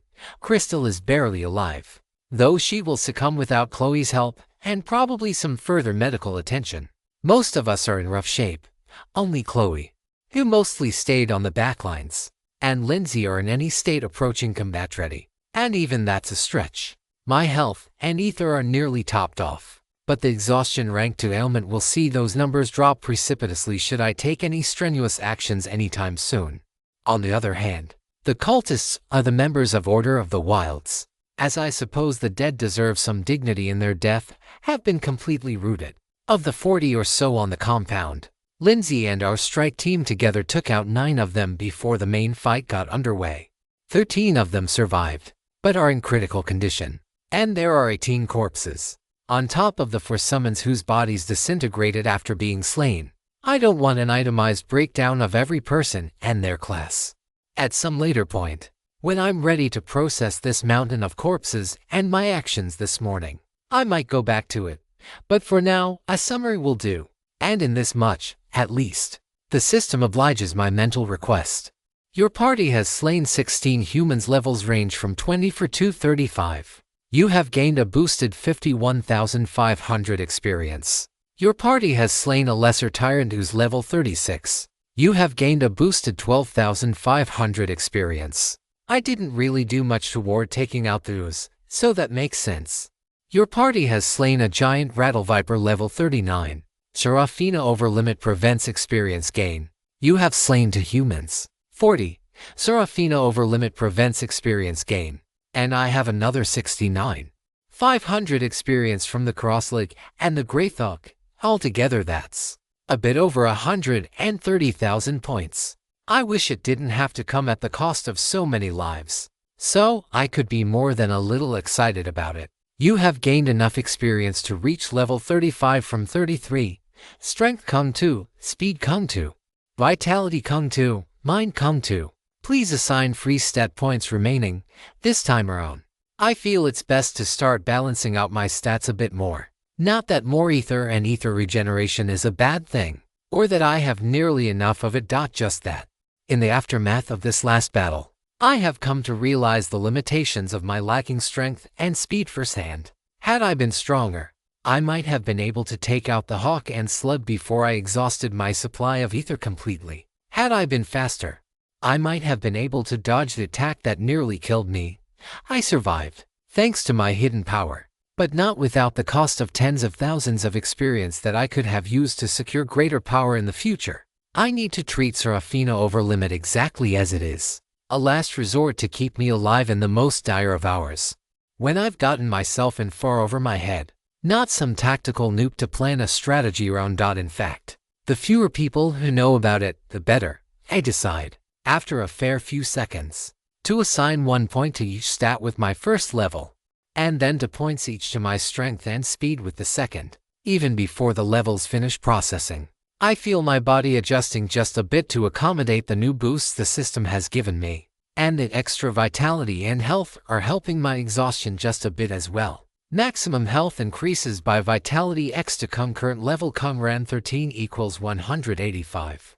Maximum ether increases by mind current level Ran 0, 2 equals 150, level 35, experience 497,245, to next 34,510 current stats, health to 4,083 ether, 2,856 to 2 current stats, strength 36, speed 34, vitality 76, mind. And then one more weird notification appears. Your cybernetic body has synchronized with the wings of Icarus. Cost to maintain flight reduced by 2/3. That's not enough for me to be able to maintain my flight long term, but it's a definite step in the right direction. I'll probably need one more skill or accessory to be able to do so, or find more glyph arrangements that will help lower the costs further. Chloe joins me a moment later, sitting on a patch of grass that's been heavily scarred and trampled underfoot during the battle. She seems even more fatigued than I do. A consequence of ether strain hitting her hard from all the time she's been spending healing the wounded before and after the battle. But she seems happy, okay? Maybe not happy. But she's got a look of contentment and fulfillment as can be as she lies her head in my lap and caresses her cheek with my hands. I'm sure that without her, the death toll on both sides would have been far higher. So, what do we do now? I ask. After all the horrors of today. It feels like the right call, not pushing any further. She needs to rest. And frankly, I do as well. I'd like to go home. See Mom again. Have a few days to just. It's been a lot for both of us. Yeah, and your father passed a couple of months ago. I keep saying this, but a part of me knows that it's just a convenient fiction. A way to cope with the fact that both of my parents are dead, and that I know this beyond a shadow of a doubt. You don't need to hold it all in anymore, Chloe says. I'm here for you, and I promise, I will never, ever leave your side. Not here. Not on the battlefield. Chloe just nods. It feels wrong sitting here, enjoying one another's company while so much death surrounds us. But at the same time, we're both too fatigued to do more than simply rest, and wait until whatever ends up happening next, which takes a lot less time than I'd expected, given that Lindsay is approaching us with purpose. All right, ladies, she says. I've notified the authorities about everything that's gone down this morning. In a few minutes, some ambulances will be here to take all of us to the nearest hospital for a full assessment and evaluation. And don't worry about the money, before you ask. It'll all be paid for by the city, but I'm fine. I try to protest, just tired. Even so, you're going, even I'm going. I turn to Chloe. Let me guess, healer's orders? Chloe gazes up at me and grins. Yep, healer's orders. I sigh, completely defeated before the sincerity of my girlfriend. All right, let's get to it. To point 7-1 the aftermath too. My time in the hospital is boring as all shit. So damn many tests. They draw blood, and they want urine samples, and I feel like this is less a checkup and more an opportunity for the government to get samples of all my biometric data, which, considering there are brand new poisons and diseases to worry about, I suppose there's some societal benefit to it all. I still don't like it, but I oblige for the sake of Chloe, and the sake of not causing a huge ruckus. To a significantly lesser extent. Thank the goddesses. But after 2 hours of being constantly ordered around by the nurses, I'm finally given a clean bill of health and permitted to leave the sprawling medical complex. I take Chloe in my arms and lift her up into a princess carry. She turns to me and grins. So, you're going to take me flying over the city? If that's what you want. Just hold on tight. Chloe's grin gets even bigger, as though such a thing were even possible. Her arms wrap gently around my neck as I flap my wings, and after a moment of adjusting my center of mass, I take to the air, to the shock of a number of bystanders entering and leaving the complex. More than one kid gasps in awe, grabbing their parents to watch as the two of us fly off. I take the opportunity, while so many people are staring, to lean in and give Chloe a nice, long kiss. At this point, let them stare and raise hell. If they want to throw a hissy fit, they can seethe in their own bigoted anger. Chloe licks her lips as we break our kiss. That was incredible. I smile. It really, truly is. We head up higher. Not so high that we are likely to interfere with any of the handful of commercial or military flight patterns. And to my shock, I'm not the only one flying about. Even more shocking, as the green-haired woman approaches, I realize that I know exactly who this is. And she seems to notice me as well, considering she is diverting her course over toward me. Sarah, Yuli asks, is that you? And Chloe too. I was just asking the same, I say. What are you doing out here?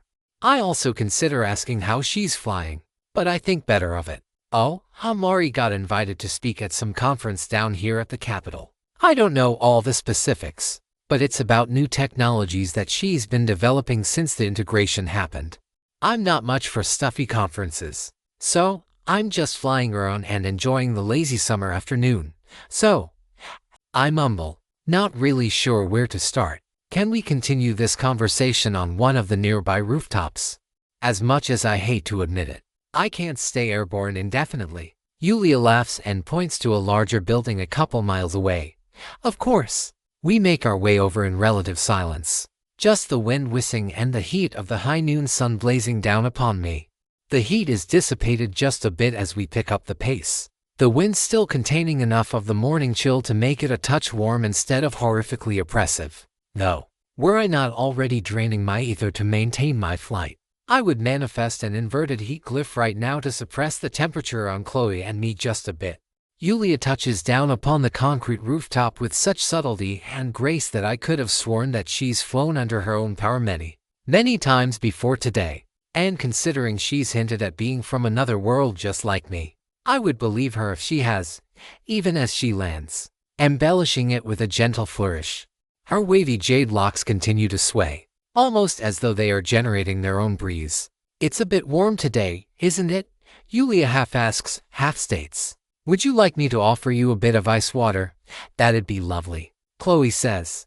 It's been a long day already. Yulia closes her eyes and makes a series of hand motions. Ether swirls about her, forming the air about her into a solid yet translucent mass in the shape of a glass of water. Another wave of her hand and a small trickle of crystal clear water materializes forth, filling into the cup of solidified air nearly to the brim. She hands it to Chloe with a smile. Chloe hesitates before taking the sip, but she does, and eagerly drinks the lot of it. I have no reason to believe that Yulia would intentionally try to poison Chloe, or that Chloe couldn't cure any poison Yulia might concoct. In addition, I'm still not convinced that conjured water is safe to drink. I don't say anything about that lingering doubt in the back of my mind, though, a doubt I have to attribute to some lingering tension after the events of the morning. Delicious, Chloe says. I've never tasted water so crisp, clean, and refreshing before. I'm glad to hear it. Just let me know when you're done, and I'll dispel the glass back into the breeze. I sigh. You are quite a gifted mage to be able to conjure something so delicate, and maintain it so effortlessly. Yulia smiles, looking out toward the main part of the city to the south. It's something that comes with having lifetimes of experience. I'm sure you can understand, Seraphina, and fortunately not. Oh, your aura isn't native to this world. I assumed you were a world wanderer like Amari and I are. A world wanderer? Chloe asks. There are countless worlds at different planes of existence. Normally, they are kept far apart from one another, separated by an incalculably vast void. But, due to actions in my world a long time ago, I was untethered from my world and forced to wander in that vast emptiness. At least, I was. Until a sudden shift in the dimensional boundary brought my love and me to this world. You mean Amari? I ask. Yulia nods. We both found each other and fell in love again, even with our memories lost. It wasn't until the system arrived that we regained those again. I wish I could be so fortunate, I say. I hesitate about this next part, but I feel a sort of camaraderie with Yulia. One that breaks past my desire not to inform others of my past. You're partially right. I am from another world. Sadly, I only have tiny bits of my memory, so I can't say much with any certainty. This next bit is conjecture, but I don't think I'm a world wanderer in the way that you describe. I also believe that the incident that brought me to this world is the one that funneled you here as well. But I have no proof of that. Yulia turns to Chloe. And you, Chloe? No, I'm just a regular person from this world. Born on Earth 18 years ago, to regular parents. Yulia gives Chloe a wistful look, as though she doesn't quite believe my girlfriend's words. You two are together now. Chloe and I both look at one another. I blush. Why yeah, I stutter. Chloe grins. Damn right we are. She wraps her arm around mine. I'm glad. You two make for a cute couple. Thanks. We both say in unison. So, what are you going to do now? I ask. Stay here in Red Clay City. Head off and explore the world, just you and Amari. Amari wants to do more research into these glyphs and the magic of this world. It is like the magic from my own world in some ways, but yet so terrifyingly different in others. Let me know if she ever wants to work together on the topic. I've been studying them myself and I'd be willing to share what I've learned so far with her. I'll relay the message. Now then. It was wonderful getting to see the two of you, but I'm afraid I must be off. Yulia smiles again, that soft, slightly somber smile, before she again takes to the sky and floats off seemingly without a care in the world. Chloe finishes the last of the water, and then, without her needing to say a thing, the cup vanishes. The thin jade veneer holding it together dissipates back in the air. Just as Yulia had insinuated, I can't help but wonder what to take from her conversation. So many more questions I have about these so-called world wanderers, and about the space between dimensions, about how whatever brought me to this world might have brought others with it, likely beings far less benevolent than Yulia and her girlfriend. As much as I hate to admit it, it also suggests that lingering thought of mine about having brought the system to Earth with me might well be the case. Which means, from a certain point of view, everything that happened since the system arrived is my responsibility. Chloe wraps me into a long hug. We don't say anything for a good while. Instead, we just hold each other. Her arms press against my back, and I let her bury her face into my chest. And she starts to cry. I feel the need to cry too, just to release all these pent-up emotions and start to try to process. But I hold that dam in place through sheer will, being strong for now as she allows herself time for the catharsis we both so desperately need. So horrible, she says. So many bodies. So much blood. Couldn't save. I hold her more. I know today has been hard on her, even though she's steeled herself in preparation to take a combat medic type of class at her level 30 to class change. I know how much it affects her, not just the fighting, but treating the wounded, and coming to terms with the fact that she can't save everyone, no matter how much she tries. She is, I realize more every day, a truly kind, empathetic, caring person who deserves only the best in life. And even though I might not be nor ever will be good enough for her, it behooves me to try as much as I can to reach those lofty goals. For her sake, I'm here for you, I say in between her sniffles. I'll always be, as much and as often as you need. And we hold each other for a good long while, moving to one of the only patches of shade on the roof to shield ourselves from heat and sunburn alike. Finally, once Chloe is cried out, she turns to me with those puffy red eyes. Still looking so beautiful and gorgeous. No, I correct. Even more beautiful than she already is. Did you figure it out? Chloe asks. Figure out that I want to be by your side, that I want to be here with you, sharing in your joys and sorrows, supporting you as you support me. Yeah, I figured out all that a good while ago. No, not that. Sarah, did you figure out what the cultists wanted, and how to meet that need? I think back to our conversation shortly after we learned about the cultists and what they were doing. I'd almost forgotten about that conversation, about trying to understand them. I got too self-assured, overconfident that they were just monsters who wanted to kill to lord over humans like petty tyrants. I think the anger of what they did at the Capitol, and the damage they would have caused had they not been stopped, despite my laudable intentions at the beginning. I lost sight of the real objective. I didn't understand. Not until the very end. Not until those last words with that oracle. And the visions that he supposedly had. Visions that were different from the ones I've been having, but might well have been visions of a distant past, or the very near future, of how scared so many people are. Some of them bury their heads in the sand and go about their lives as though nothing has changed. Some go insane. And still others turn to any quacksalver or demagogue who promises a quick fix to their problems. I do, Chloe. They wanted certainty. Assurance. They wanted to be able to sleep at night, knowing that even though the world is in turmoil, that all of this struggle will have had meaning, and that there will be a bright future at the end of it all. We've got to give it to them. Sir, we might be among the few who can. We need to find your father as well. Theo said he knows more about me. I say, I'm sure he's alive. How do we find him? I have an idea, but not today. Not right now. Today, I think we both need a long rest. Let's head home, love.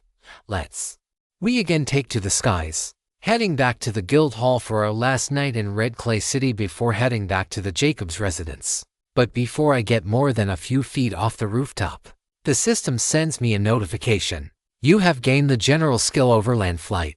Would you like to learn this skill? General Skill slots remaining. Overland Flight.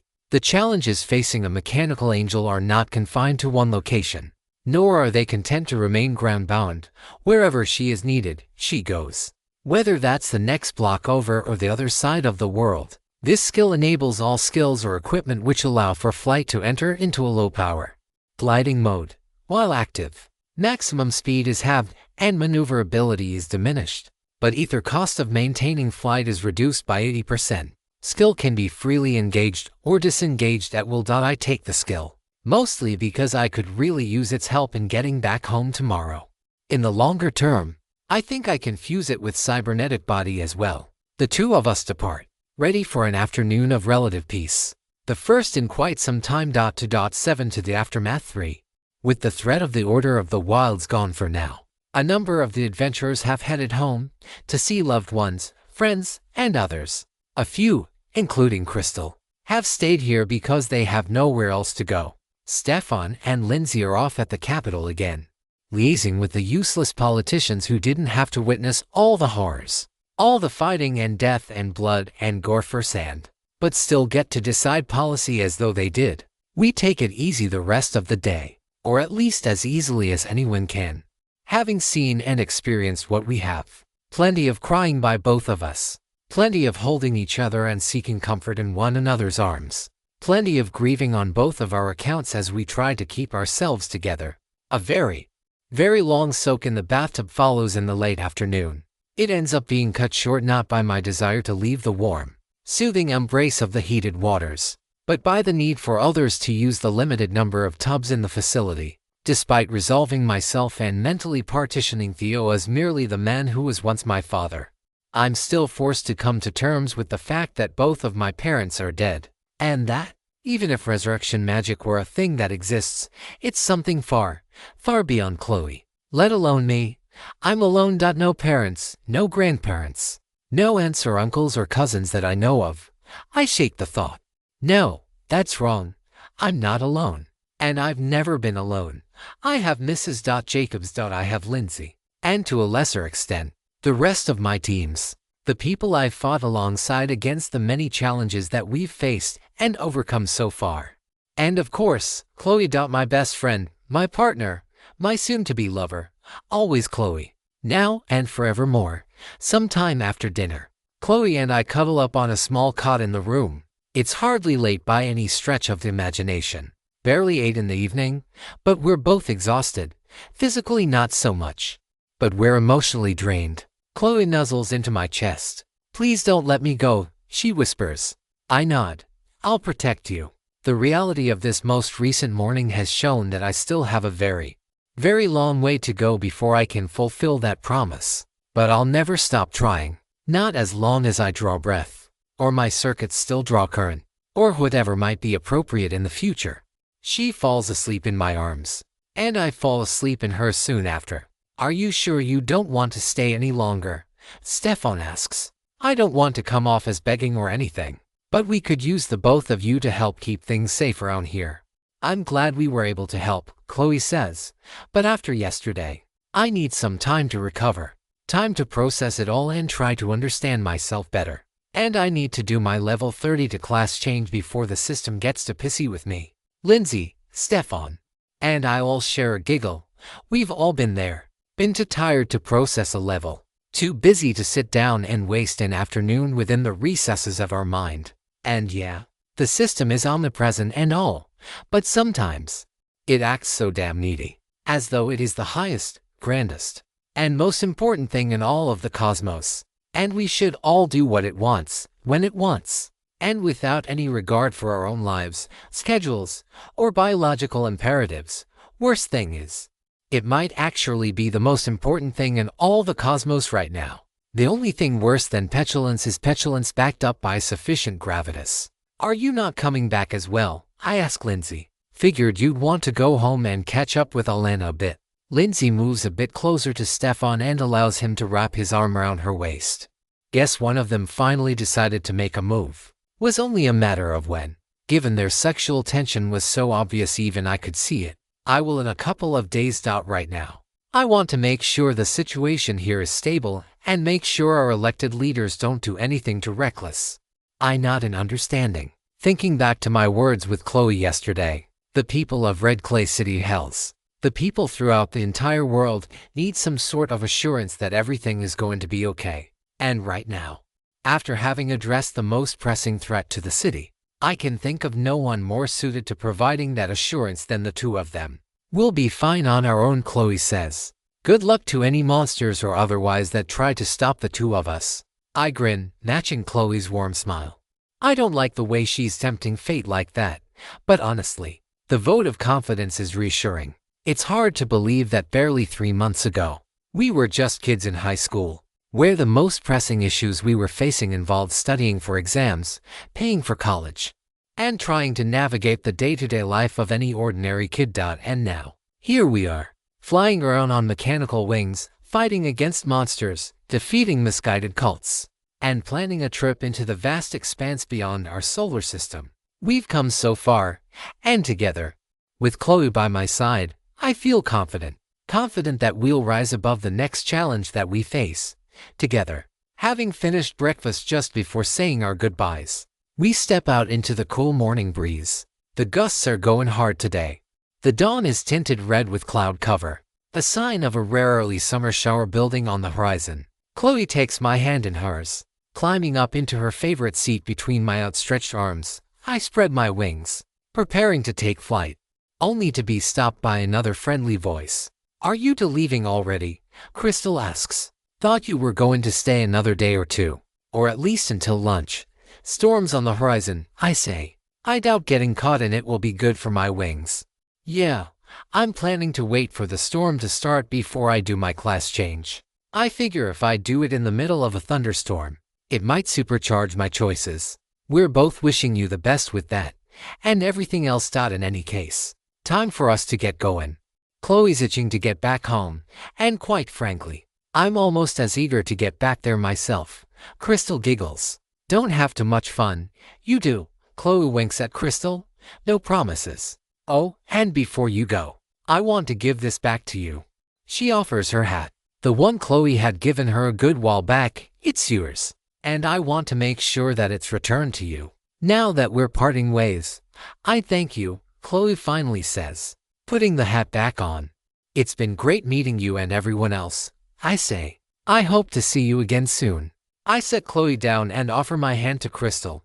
She shakes it, then pulls me into a hug. Chloe joins in, and the three of us share a warm embrace. My wings wrapped around the three of us. A moment later, we break apart. Chloe eagerly jumping back into a Princess Carrie, courtesy of yours truly. Don't be strangers. You hear? And we definitely will be seeing each other again. I look forward to it, I say. Come visit sometime, Chloe says. She waves goodbye before wrapping her arms around my neck. And with one final farewell, I take to the morning sky, the westerly breeze at my back, and we're off. Higher and higher we fly until the Guildhall looks like a tiny brown dot among a field of trees interspersed with the edges of suburbia. The main portion of Red Clay City is to the southwest, wide, but not too tall, with only a handful of buildings reaching even 500 feet tall. But the tower gauntlet of the city dwarfs all others, being larger even than the one back home. Something wrong, Sierra? Chloe asks. These tower gauntlets, I think they're our key to getting around the world. How so? I've been thinking back to the time we ventured into ours. It was heavily spatially modified. The inside was far larger than the outside, and that basement. I think it's a teleporter of some sort. Maybe some way to travel between each of them easily. You think? When we popped out of that basement exit, we were on the far side of town. What if all of the towers are connected? I feel like this is what Alexei was talking about when he mentioned the dangers of relying too much on speculation and conjecture and not enough grounding on the knowledge and information. You do have, I laugh. Yeah. I guess I'm getting more than a little ahead of myself. Still, there's a lot of technology locked up in those towers, and I think it's our best way to move forward. We're going to take a few days of rest first. She states it flatly, leaving no room for further question or discussion.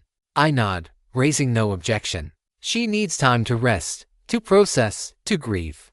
And though I might be able to shunt it aside thanks to my having more experience thanks to my past life, I need some time to rest and grieve myself. That doesn't mean I won't plan to do some minor experiments and artificing, but from the safety of home, not on the battlefield. Overland flight shows its versatility as we soar over the landscape. surveying the new Earth with a bird's eye view. And honestly, breathtaking doesn't do it justice. The part of the world that came from the old Earth is beautiful, but ordinary at the same time. Lush trees, small towns, and the occasional farmhouse. Lots of fields of mostly wheat and barley.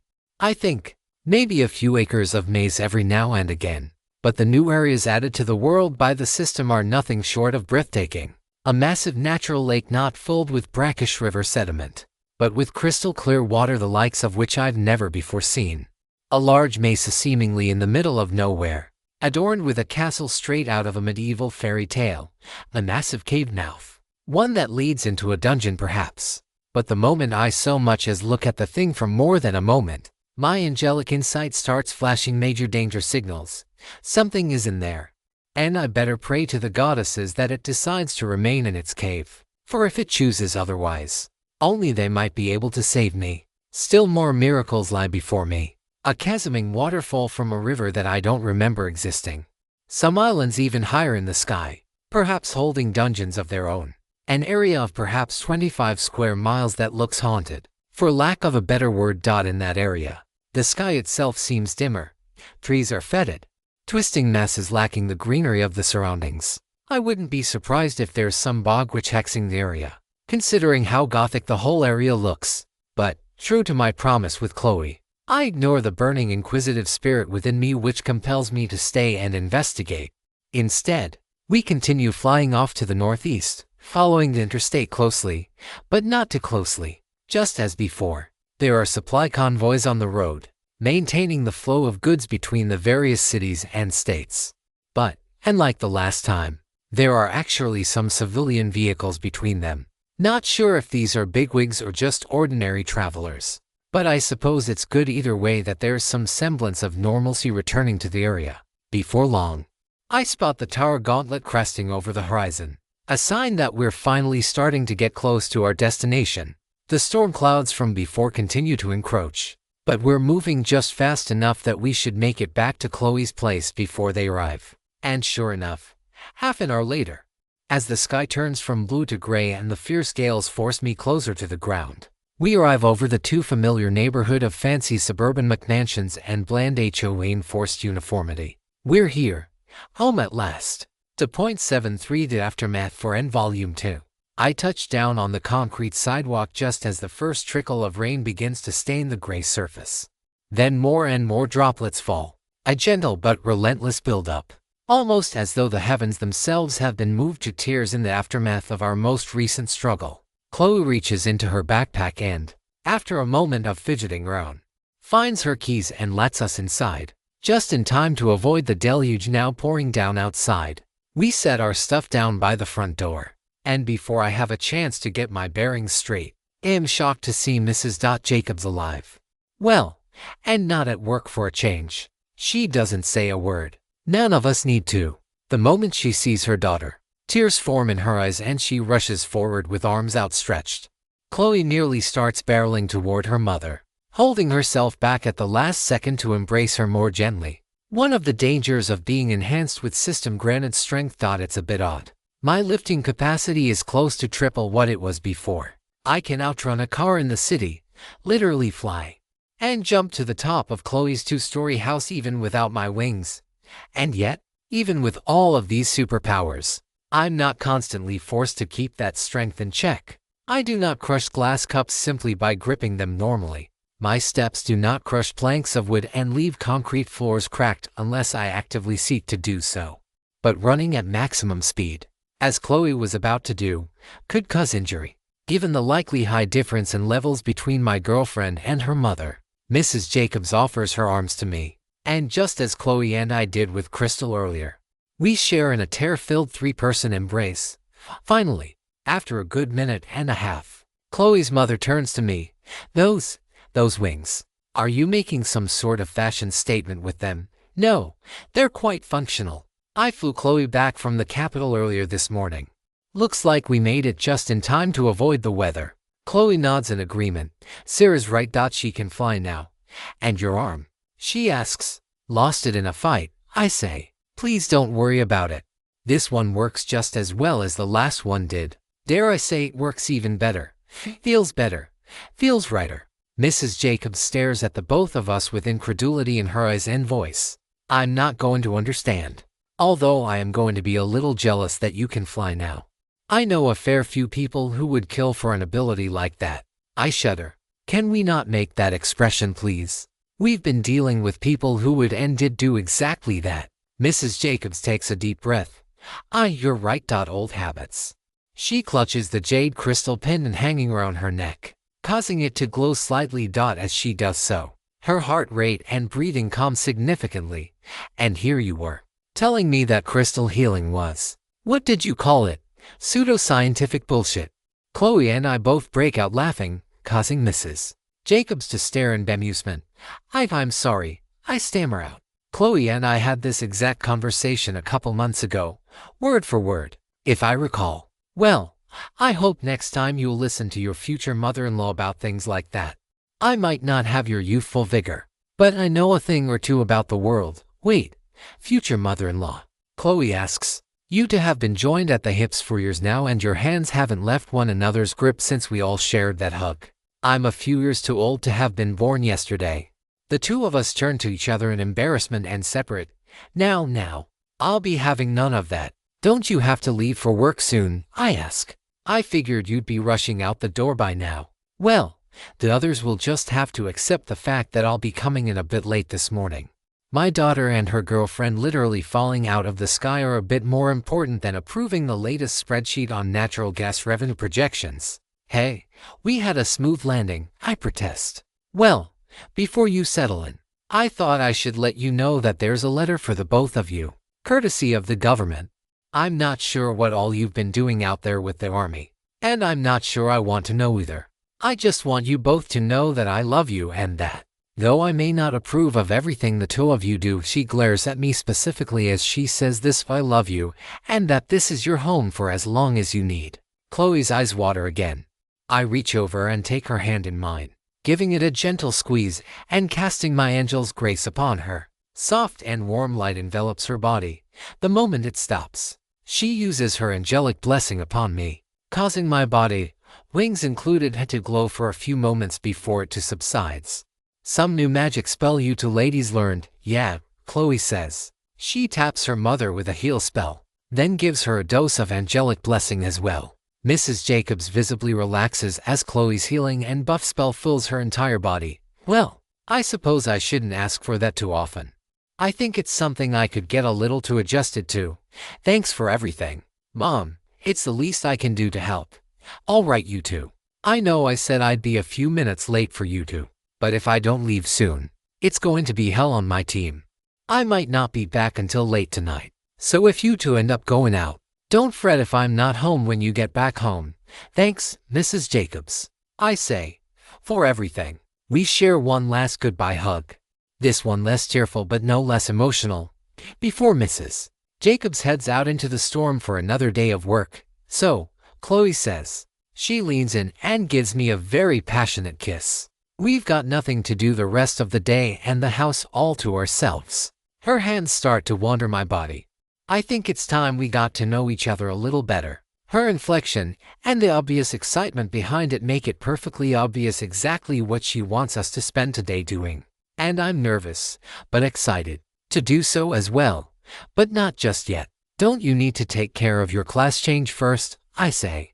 Probably better to get it done sooner rather than later. And I bet it'll be more enjoyable for the both of us if you get the class change done with before we have some fun. That, and I want some time to go over that letter Mrs. Jacobs mentioned. All right, love. I'll try not to keep you waiting for me too long. She leans in for another kiss before she prances up the stairs to her room, gleefully giggling all the while. Once she's closed the door, I know because I can hear it with my enhanced senses, I turn to the letter Mrs. Jacobs mentioned before. It's made out to both Chloe and me, and is contained within an official-looking envelope. Although I don't recognize either the insignia or the department name on the return address. The Defense Sciences Office. Is that an actual part of the government? I go ahead and open the letter. The letterhead is just as official-looking as the envelope.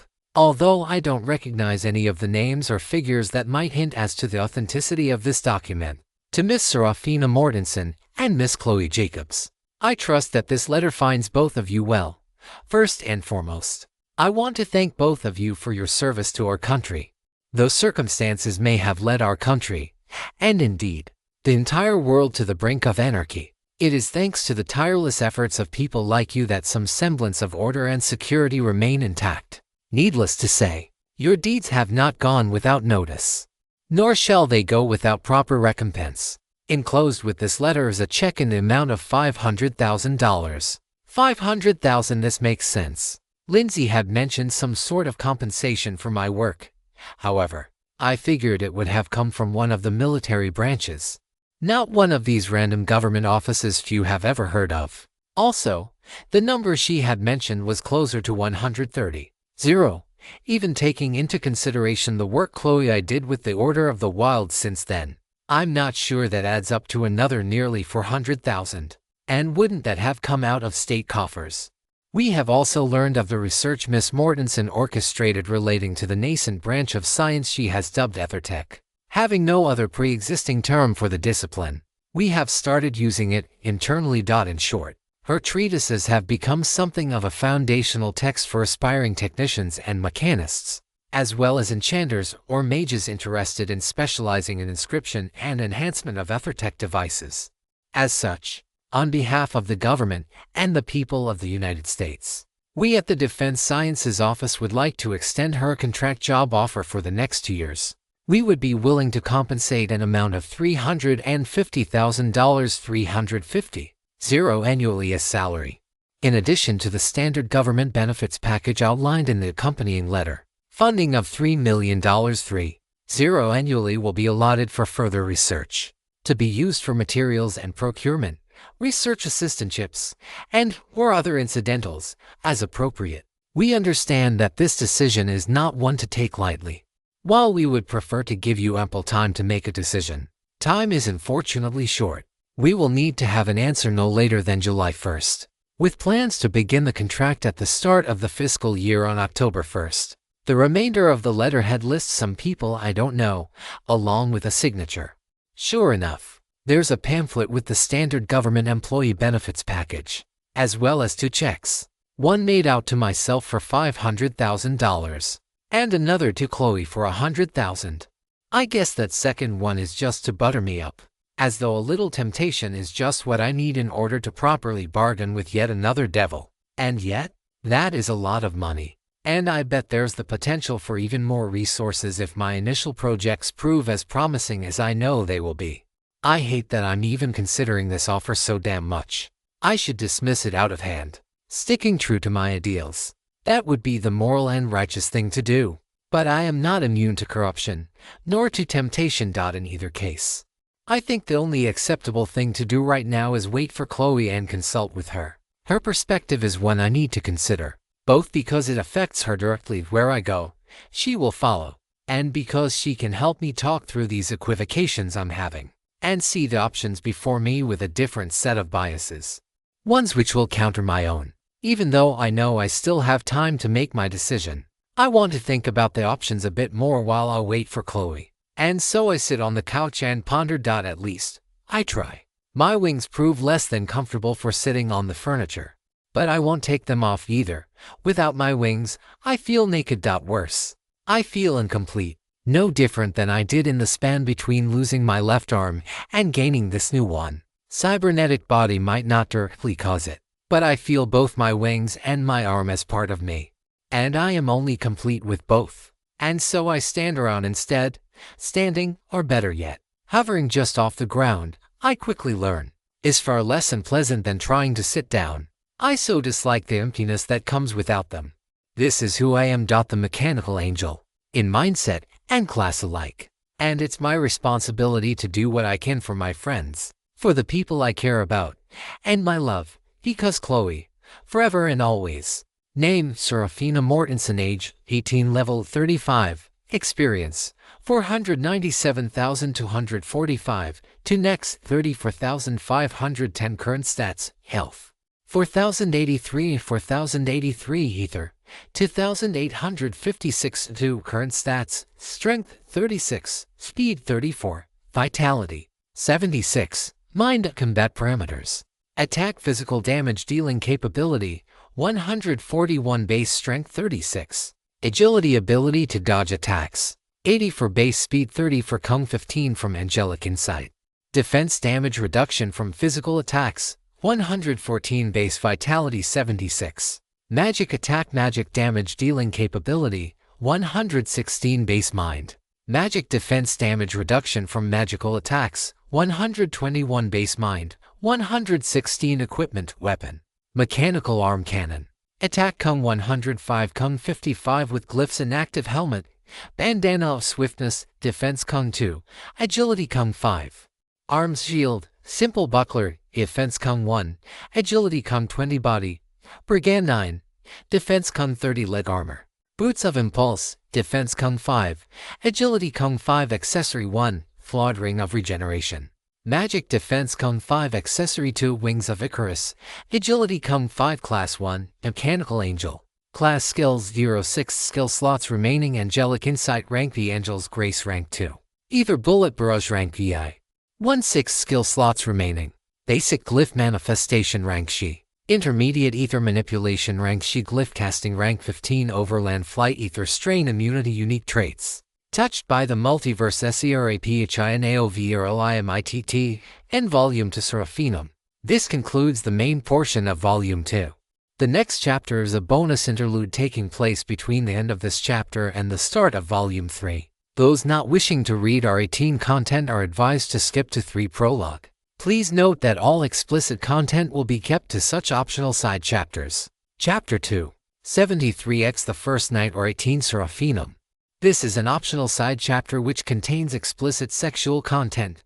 Reader discretion is advised. Those not wishing to read smut are advised to skip this chapter and proceed to 3. Prologue. Chloe pulls me by my arm into her bedroom, closing the door behind me. She's got a cute pink bathrobe on, the neckline scandalously low and the top of the robe barely covering half her thigh. I don't know what kind of undergarments she has underneath. I suspect the answer is none, but honestly, I'm hoping she actually is wearing some. Mostly because I want to take them off myself. No, better yet, watch her remove them from her own body. I try to pull her into my embrace, but instead she drags me to her bed. I put up a token resistance which she easily overcomes, all but throwing me supine in the center. She then crawls on top of me until her face reaches my lips. A gentle, chaste kiss follows. A sweet taste I will never not savor. She pulls back slightly, activating her other side and staring into my eyes. Her fingers caress my cheek and trace their way down my neck and then along the exposed bit of my collarbone, all while she smiles that grin that fills me with desire. My breath quickens and my heart races. Her hands pause on my breasts, only exacerbating my arousal that much more. She gives them a gentle squeeze, even separated by the thin cotton fiber of my t-shirt. It still feels way too good. And with it being Chloe, kneeling over me, grinning that sweet, seductive grin that sends my heart and nethers wild. As much as I wish her glorious, nimble fingers would linger longer, her hands don't stop their downward descent. Each of them traces the curves of my body over my t-shirt. She rubs my sides, letting her hands feel the curves of my waist and hips, which she exaggerates for emphasis, all while her eyes remain firmly on my own. She bites her lower lip, and for a split second, I think I see her tongue slip out, as though she's licking her lips. All the while her hands have continued their journey across my body, spiraling around my navel, all before slipping them under my shirt. She proceeds upward, again caressing my stomach, then tracing their way up my torso. She traces her thumbs underneath the bottom of my breasts, eliciting a whimper as I try to suppress my building desire. Part of me wants to take her right then and there, but an even bigger part of me hopes she'll dispense with any pretense of subtlety and just use me until my body has completely expired. Instead, she does neither, teasing my breasts, tracing little circles that graze against them, always avoiding my more sensitive bits. She's grinning at me the whole time, refusing to kiss me or do anything else other than just make me squirm. I can tell just by the way her confidence is building that she's having the time of her life right now. All while her fingers are driving me crazy and I can do nothing but lie back in silence and let her. She finally grabs my breasts, both at once, and gives them an electrifying squeeze. A yelp escapes me. Goddesses help me. The warmth of her fingers and the cool breeze from the fan above her bed are both I groan out. More, I whisper, please, Chloe. I want more. She denies me.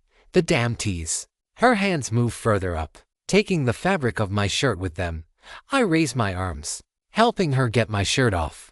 She tosses it to the side and moves her hands back to my breasts, cupping them as best as she can as she leans in toward me. I've been envious of you for so long, Sarah. Envious of these breasts. Envious of how they make people stare at you, and she leans in and sucks on my nipple without mercy. And I can't handle the sensation building throughout my whole body. Too intense. I scream. I try to stifle my moan in a nearby pillow, but Chloe stops me, grinning at seeing me the way I am now. Damn, Seraphina. I am so envious of your perfect breasts. It's almost a shame that no one else is ever going to get to see them. She pauses and kisses my other nipple. I used to feel inadequate about myself, because I'd compare my body to yours. I wished I could be you some of the time. You'd want to be me, I ask. But you're gorgeous, Chloe. You're pretty and cute and charming and adorable but not hot or sexy. I wished I could be like you, all but radiating pure sex appeal. Chloe, I think you're sexy. I think you're hot and stunning and gorgeous, and right now, I want you to stop teasing me and start having sex with me. I want you to either get that robe off or let me tear it off you right this second. Her hands haven't left my breasts. They continue to grope at me and fondle me, and her fingers are tracing along my areolae, teasing my nipples, forcing them to stand at full attention as they beg for more. But the desire of my breasts is but a drop in the ocean compared with the heat building in my stomach. Dropping lower in my body, my heartbeat is throbbing between my legs. That desire demanding a release that only Chloe can properly give. In the meantime, my hands try to slip underneath my pants, only to be pulled back by my love. Not yet, Sarah, she whispers. A carefully choreographed sultry tone mixed with moans of her own desire, and yet again with the coy giggle. She knows exactly what she's doing to me, and damn it, it's working perfectly. We'll get there. Don't you worry. By the time I'm done with you, you won't be able to think anymore. Not about anything other than me. Hot damn. When did she learn to talk dirty like that? She leans up, pulling apart the knot on the piece of fabric keeping her bathrobe tied shut. It slides to the ground, revealing a matching red lingerie set. A swift and deft flourish of her fingers follows, after which her bra slides off and joins the rest of her robe on our bedroom floor. She looks away from me, blushing slightly as I take in the beautiful sight before me. She crosses her arms across the lower part of her chest as though to hide her small but very sexy bosom. In actuality, however, her arms merely frame and accentuate the gorgeous svelte frame of my girlfriend and after tonight lover. And my jaw drops at the beautiful scene on display for me and me alone. Please let me touch, I mutter. Her hands have wandered back to my own breasts in the interim. And I'm going to need some sort of release soon, or else I'm going to burst. And the only way I'm likely to get it is if I get Chloe riled up enough to want to join me in the throes of mutual ecstasy and pure pleasure. She gives me a nod and a whimper. I caress her waist and trace my fingers along the soft, warm flesh of her stomach. I kiss her lips as I set her gently down upon the bed, straddling over her nearly naked body. More kisses follow, tracing her neck, her shoulders, her upper torso.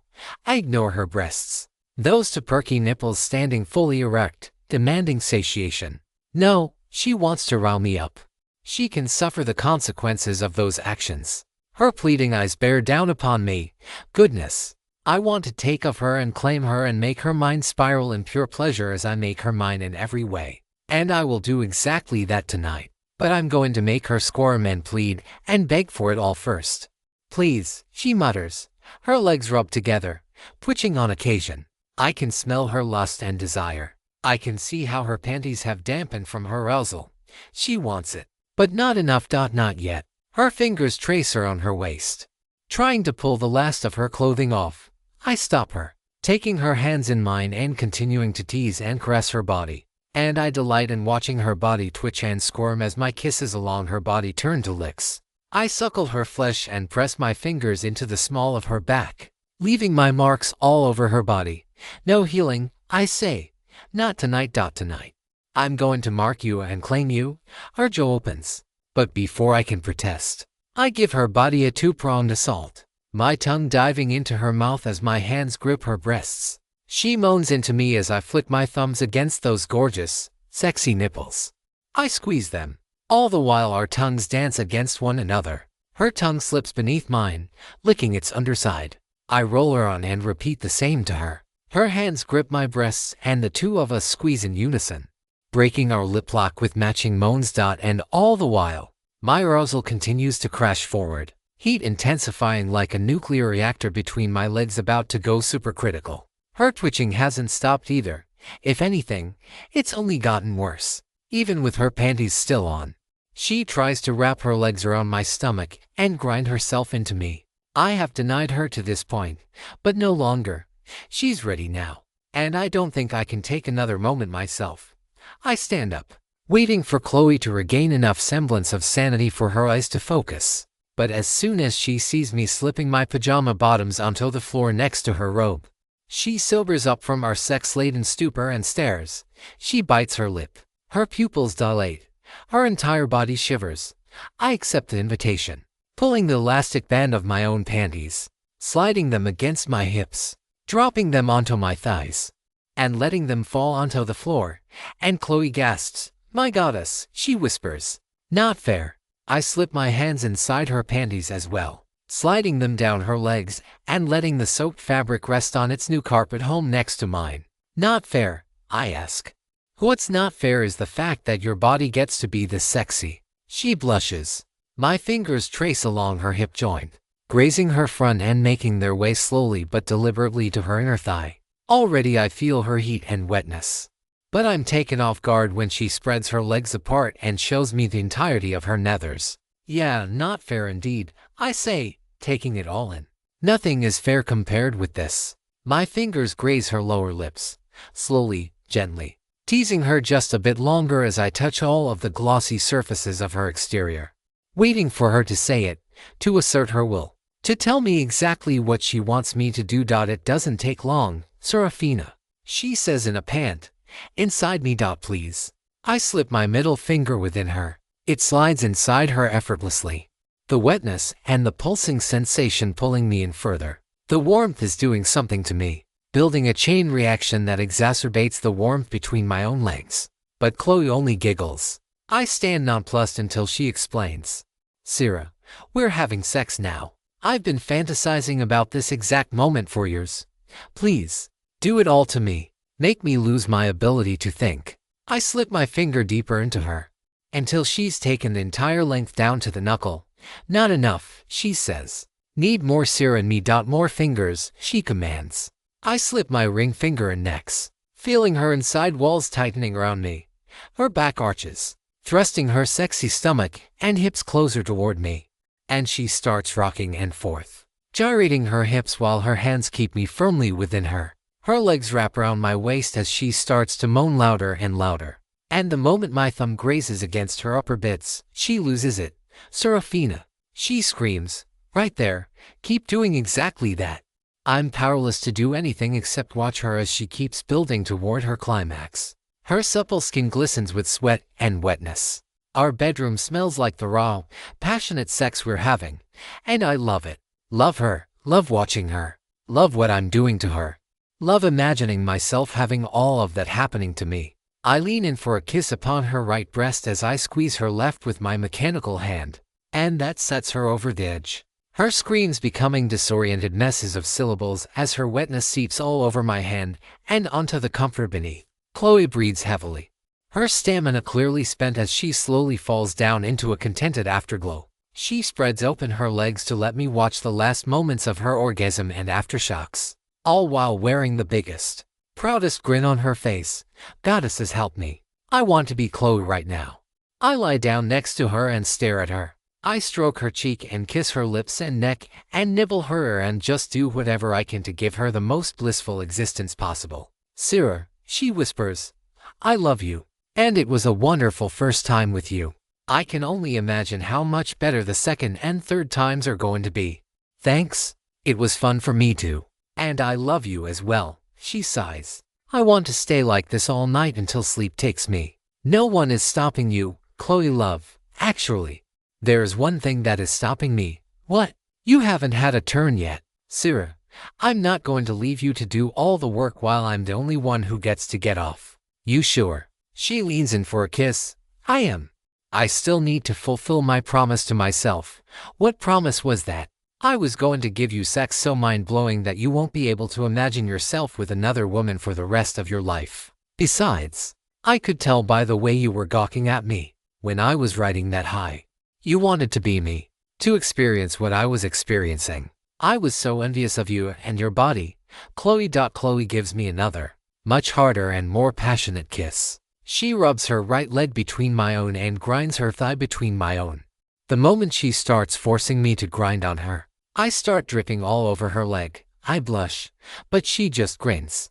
My mind starts to spin. My heart races, thinking of losing myself to the intensity of Chloe's assault. And then all of those thoughts fade as her finger slides inside me for a brief moment. And I need to know one other thing.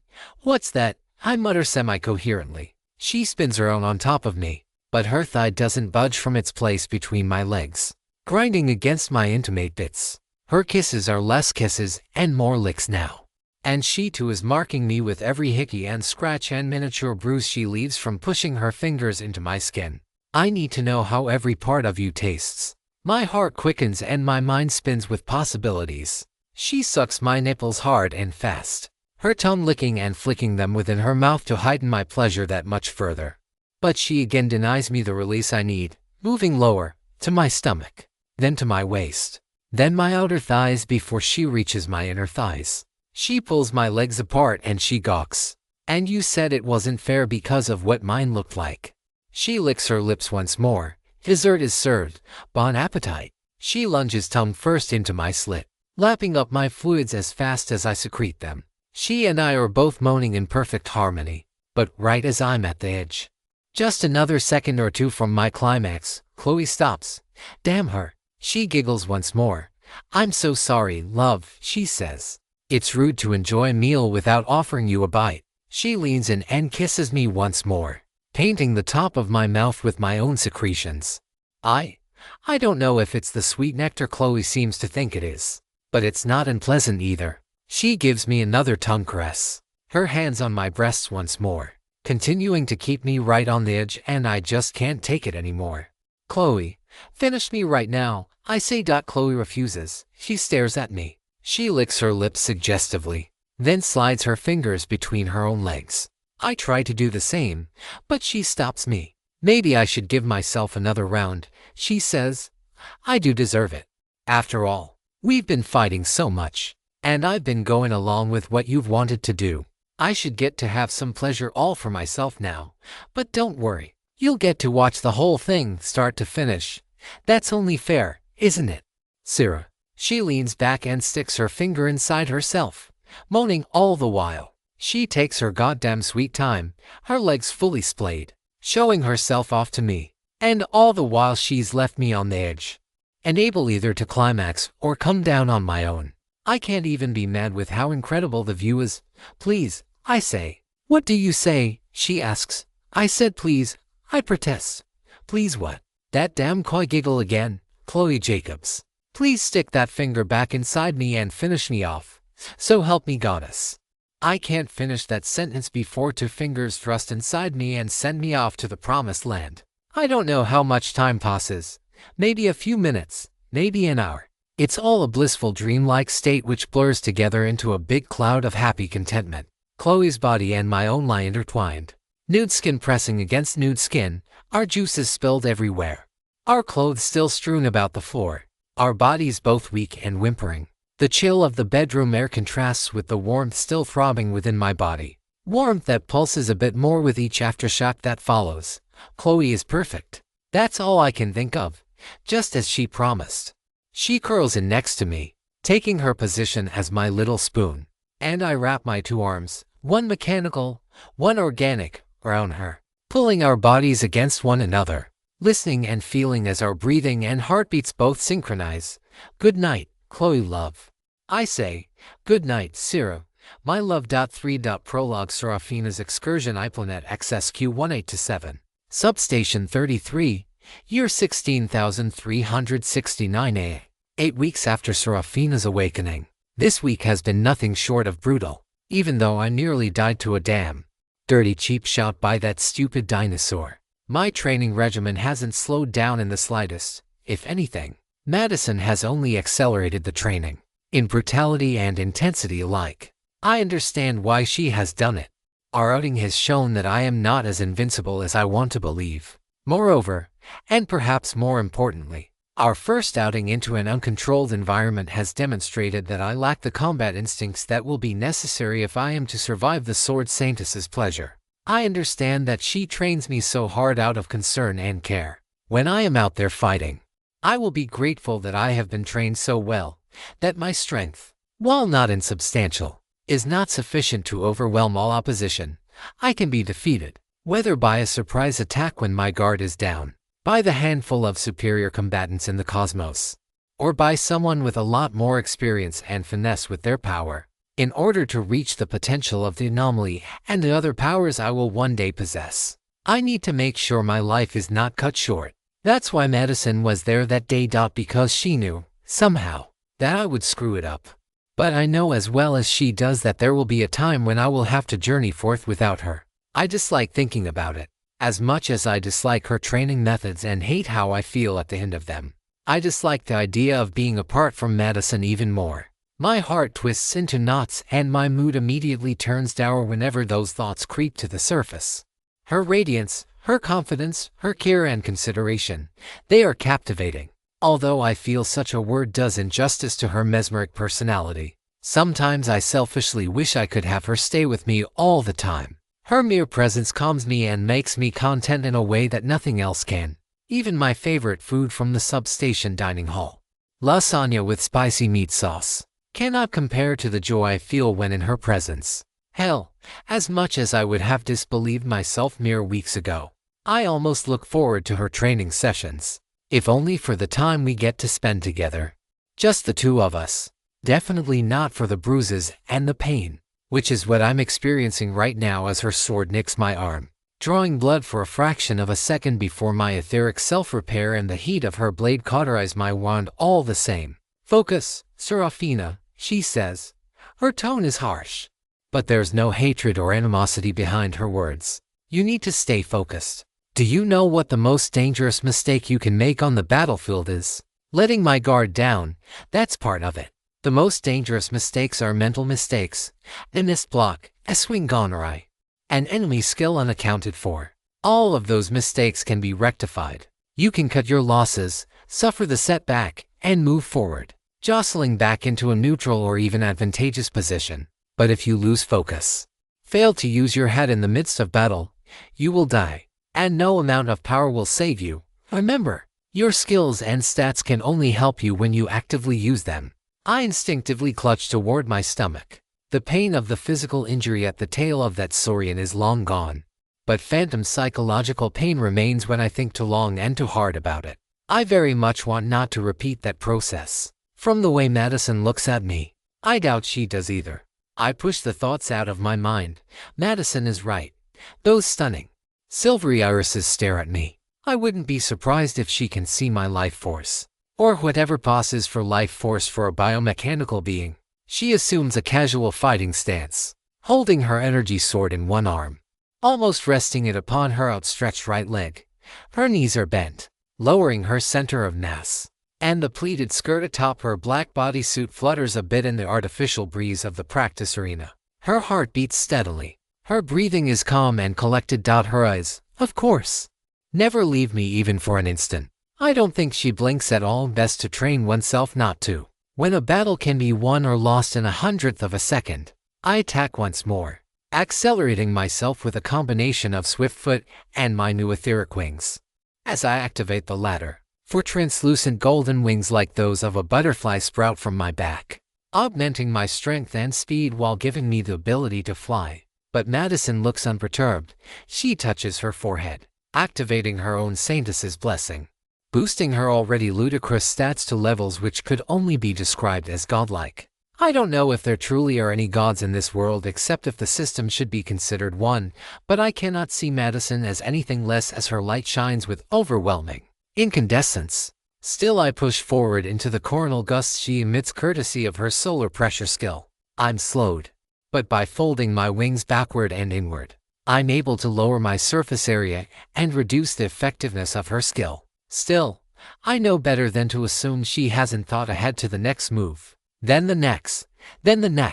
Stone skin shields me from the coronal beams she launches at me.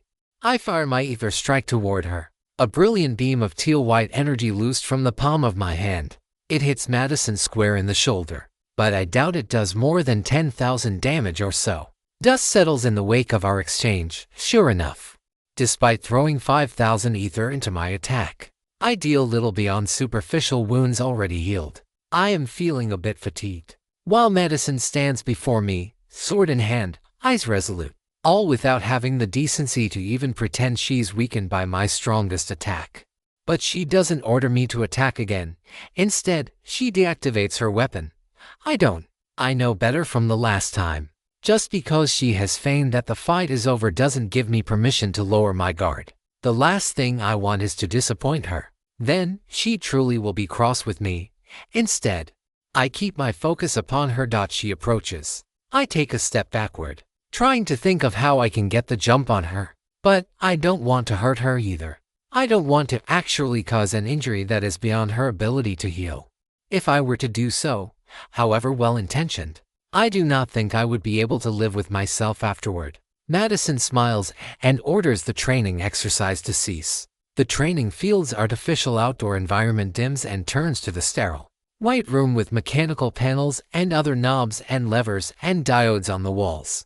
With one deep breath, I will my energy sword to deactivate as well. Breathing heavily and wiping the sweat off my forehead. Good work just then, Madison says. I'm immediately starstruck from her praise. I'm glad to see that you have internalized your lessons to this point. I grimace. The last time I let my guard down prematurely, I got a giant spike impaling me in the stomach. I do not look forward to repeating that experience with your energy sword. Madison chuckles. As much as I hate to make light of that accident, pain does prove an effective deterrent to making those kinds of mistakes. That is why we train to this extent, and why I inflict damage to you when we spar. Not because I dislike you, but because I want to make sure that you are only harmed here, where you are surrounded by people who care about you, and where, if you are seriously injured, I or one of the medical support specialists can get you patched up in no time flat. My heart soars at hearing the words people who care about you. Yeah, Madison has a pretty direct, and sometimes less than pleasant way of showing it some of the time. A lot of the time, most of the time. But it's because she cares about me, right? I choose to believe it to be so. May I ask a question? I ask. Besides asking for permission to ask a question, that is. Madison chuckles again. Go ahead, Seraphina. You've mentioned that you and the others created me as a way to stand against the system, but you never mentioned why that was the case. You have said that the system must be stopped, but I want to know why that is, because Madison chokes up. We believe that the end of the universe is fast approaching. The end of the universe, we have received reports from our intelligence officers. Reports that portions of the cosmos are suddenly ceasing to exist. They are just that. Reports. But when an entire galaxy's light suddenly goes dark all at once, that's not something we can dismiss as a coincidence. It may just be some heretofore unknown physical phenomenon at play. But our research into cosmology is sufficiently advanced that we can mostly rule out natural causes. That leaves supernatural causes as the alternative. And of those causes, the system itself is the most likely culprit. That, or a being that controls the system. One from potentially outside of our universe. Supernatural causes, I ask. And why do you think something like that? It's confusing. These are, as far as I understand, some of the most brilliant and cutting-edge researchers in ethertech and system-derived technology. There should be no greater amalgamation of scientific knowledge in all of humanity's outposts. And yet, they are just throwing up their hands and declaring the cause to be supernatural and beyond them. I'm sorry, Seraphina. I'm afraid all we have are conjectures and outlandish hypotheses based more on fear than hard evidence. As it is now, I am afraid that we cannot conclusively establish a reason behind these disappearances. And you want me to investigate these causes. I do. I'm afraid that at the current rate of acceleration of the cosmic disappearances, we don't have as much time as I would like to train you if we are going to have a chance of success in this matter. How long do we have? A few days, a couple of months. These disturbances started 17 years ago, according to our best estimates. Considering the system's fascination with powers of 2 and the fact that it first appeared 369 years ago, I suspect that means we have 15 years remaining before the end of all worlds. So we have time, I say. My mood improving a bit, not nearly enough. We are facing the system itself, the closest thing to a god that humanity has ever known. I'm not even sure if we would be successful if we had the entire 16,000 years to plan and prepare. You still think I can do it? Me? I'm not sure how I'm supposed to fight a god. Madison places her hand on my shoulder. She's 2 inches shorter than I am, but her presence, for lack of a better word, absolutely dwarfs my own. I do. Your power might seem small compared to mine right now, but your potential is without limits. She pauses for a moment. I wish I could say conclusively, beyond a shadow of a doubt, that you will exceed our loftiest expectations and finally rid us of the yoke of the system once and for all. But I do believe in you, Seraphina. And in the power you hold within you. We all do. And that's why you and I will be leaving this substation tomorrow morning, to grow that potential. To nourish it, and to ensure that you will become the best Seraphina you can be. Growing stronger is one thing, enjoyable enough. But I get to do so alongside Madison, which makes it that much better. And if the power I possess might help to one day protect her, then it is incumbent upon me to develop it to the fullest extent possible. I cannot and will not fail. 3.1 Restful Morning Planet Earth, Year 1A. June 2023 CE, 11 weeks after system integration. I wake up early in the morning, just as the first lights of dawn begin to emerge in the sky. Were it any other day, I'd slip out, eager not to waste daylight that I could spend enchanting or studying glyphs or formulating a plan for getting stronger. Or, I don't know, something, but right now, lying down, with Chloe in my arms, both of us nude as the day we were born, just feels right. Feels like we were made for each other. In a way, perhaps we are. I feel her heartbeat. I hear the gentle, contented sighs of her breath as she lies beside me. I enjoy the feeling of our skin pressed against one another. Even the smell of the room and the lingering aroma of our previous, passion-filled night tickles me in a way that nothing else can. And the memories, oh goddesses above, the memories of last night will carry me through a lifetime. And even should my mind be foolish enough to forget, my body will remember eternally. Were there not some universal destroying cosmic system looming overhead, I should like nothing more than to make this moment last a lifetime. Even as it is, the temptation of lying down, of enjoying the moment, of perhaps convincing Chloe for another unforgettable night, is almost overwhelming. But I am the mechanical angel, created to protect humanity. This compulsion baked into the very fabric of my consciousness. As such, I am forced to relent, to step away from the bliss of the immediate, in order to prepare myself for the challenge ahead. I see it outside of the bedroom window the moment I step onto the floor, eschewing the warmth of Chloe's body for the cold world outside our freshly defiled bed. The local tower gauntlet stands high above the pittance of a city skyline that exists downtown, a monument to the system's nigh omnipotence, looming overhead like a giant middle finger glaring down on all of us who live underneath its oppressive shadow. And yet, contained within might well be the keys we need if we are ever again to live lives free of the system. Though, I wonder, the people with the Order of the Wilds, they were all about seeking some degree of certainty, some meaning from the system's arrival. They had wanted assurance that, even with all of the changes to the world, all of the hardship, all of the death and chaos that had followed in the system's wake, that it'd all have meaning, that they and theirs would survive. Even if it meant playing the role of the villain and trying to scare or terrorize, really people into growing stronger, strong enough to survive what that so-called oracle foresaw. But there's another class of fanatics, and I suspect they'll be even worse. The ones who truly do worship the system, and without the foreknowledge I possess that the system is the harbinger of universal annihilation. I can't exactly blame them. After all, what kid didn't daydream or pretend to play the role of a great wizard, able to fly around, cast magic, and serve as a little hero or heroine, fighting against evil monsters and other bad guys. And yet, here I am, able to do exactly that. I can fly. I can outrun a car. I can cast a spell that can level a large house. With my mechanical arm cannon, I can fire concussive bullets formed of my own magical energy, each powerful enough to match or exceed the destructive might of conventional machine gun fire. And I'm not even close to the potential contained within me. I slip into some clothes, namely the pajamas I briefly wore last night. Thankfully, they are mostly clean, even if I'm far from it. Chloe and I will each need a long, warm shower and probably a change of bed sheets, but not immediately. First, breakfast. My stomach is rumbling, as it always seems to do more and more frequently since the system arrived. Once I'm decent and have equipped my wings of Icarus, I make my way downstairs to the kitchen to begin whipping up some sort of breakfast for Chloe and myself. It's still early enough in the morning that Chloe's mother is still asleep, and I do my best to remain quiet, even without a stealth-focused skill. I have enough stats that I can be plenty quiet as long as I put in at least a token effort. Ultimately, I decide on some pre-cooked breakfast sausage links and some pancakes.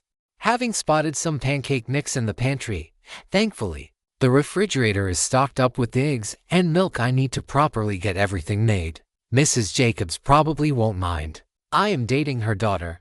After all, I do briefly consider just cooking everything under my own power. It would be easy, and a good way to practice my basic glyph manifestation skill some more. But I decide against it. Today is a day of rest, and more importantly, I don't want to screw up our breakfast. Chloe deserves that much. Before long, the sausage is sizzling on the frying pan, little specks of grease flying all about. With my angelic insight, I can actually see each individual droplet as they try to escape the pan, and with my system-boosted speed, I'm quick enough that I can actually catch them all in a napkin as they fly, preventing the stovetop from being coated in a greasy sludge I'll have to wipe up later. A cute way of practicing with my skills even when doing something as innocuous as preparing a breakfast in bed for my girlfriend. 8 sausage patties and 10 griddle cakes coated in maple syrup later. I make my way back upstairs, floating up the stairwell with, I'd like to say, angelic grace. But I'm not sure if I quite meet that threshold, even with my angel's grace spell, which does not work for me for some damned reason. I arrive to a grumbling Chloe, who's still half asleep and muttering something about the bed being cold and her feeling lonely. But as soon as she sees the 2 meals I've prepared, her dour mood brightens like a light switch being turned on. She flicks the light on and pats the bed beside her, instructing me exactly where I'm to remain as we eat breakfast together. And fortunately, it does require removing my wings. I endure the unpleasant sensation and remove my wings once more, sitting beside her and greeting her with a kiss that lingers just a bit. I hope it all turned out well, I say. She takes one bite and smiles. It's wonderful. As are you, Sarah. We enjoy our breakfast, not talking about much other than the normal small talk and sweet nothings that any couple would on a lazy morning. Once we're finished with our meal, however, I broach the important topics that we agreed to put aside yesterday. So, Chloe, how are you feeling after your class change? I ask. She pauses, not sure of the words. I feel great, actually. Like I'm more myself than before. Stronger in body and mind alike. It's strange. Like you just fall asleep for a few hours and then you wake up extra refreshed and ready to take on the day. Yeah, it was the same for me, actually. Do you mind telling me what class you chose? Chloe demurs for a moment, and I think I see a hint of blush emerge from her cheeks. I chose to become a heavenly saintess, she eventually says. I was originally planning to take a combat medic type of class as we talked about, but when it was me, communing with my soul, looking at the options before me, it's like you said. It was the option that spoke to me, the one that resonated with the core of my being. I wrap my arm around her of my mechanical arm. As I'm sitting to her right and pull her in close. I'm glad that you found something that spoke to you. I'm guessing you're going to get more and stronger healing spells and similar. I have greater mastery of light element spells for healing, as well as a baseline to learn offensive magic that is particularly strong against demons and undead. Like that servant of Moloch from the Sky Island dungeon, Chloe nods. I have to imagine a creature that looks exactly like a demon. acts like a demon, and smells like a demon, is probably considered a demon by the system, still, and Dad. I think back to that desecrated forest from our flight back home. That looks like the sort of dark, desolate hellscape where I wouldn't be surprised to see such abominations prowl. A part of me does feel a small urge to fly out there to deal with unholy masses, a more wrathful side of my angelic being. But it's an urge easily suppressed to focus on more immediate matters. So, I eventually mutter, there's one other thing we should probably talk about, and that's that letter from the government, the one your mom mentioned just before she left yesterday morning. What did it say? Well, it contained a rather large check, and a job offer for me to do ethertech research for the government. You're not going to accept that, are you? She asks. It's tempting. They're throwing a lot of money at me to try to get me to work for them for the next 2 years. I hate the idea of working for the Department of Defense even more than I hate the idea of working for the military directly. And yet, the salary isn't anything I can just shake a stick at either. How much? There were 2 checks in there. 100 grand for you. 500,000 for me. Part of that is the money Lindsay said we'd be getting for combat pay and for disability for losing my arm in combat. But I think most of that is them trying to butter me up for their job offer. $500,000, Chloe asks. I nod. That's another 350. Zero salary for me for each of the next 2 years. And 3 million yearly in research funds. The exact amount and purpose was left a little vague. And I think that's by intent, to give me flexibility on how best I can spend that money. In short, I guess they want me to be something of a head researcher in ethertech and glyph design. Do you want to? Want to be paid a colossal sum of money to sit around and build ethertech for 8 or 10 hours a day? Absolutely I do. But do I want to do it for the feds? Not a snowball's chance in hell. Then don't, Chloe says. The 2 of us together have more than $500,000 to work with. That's more than enough to get started. You want to work for someone else, you can.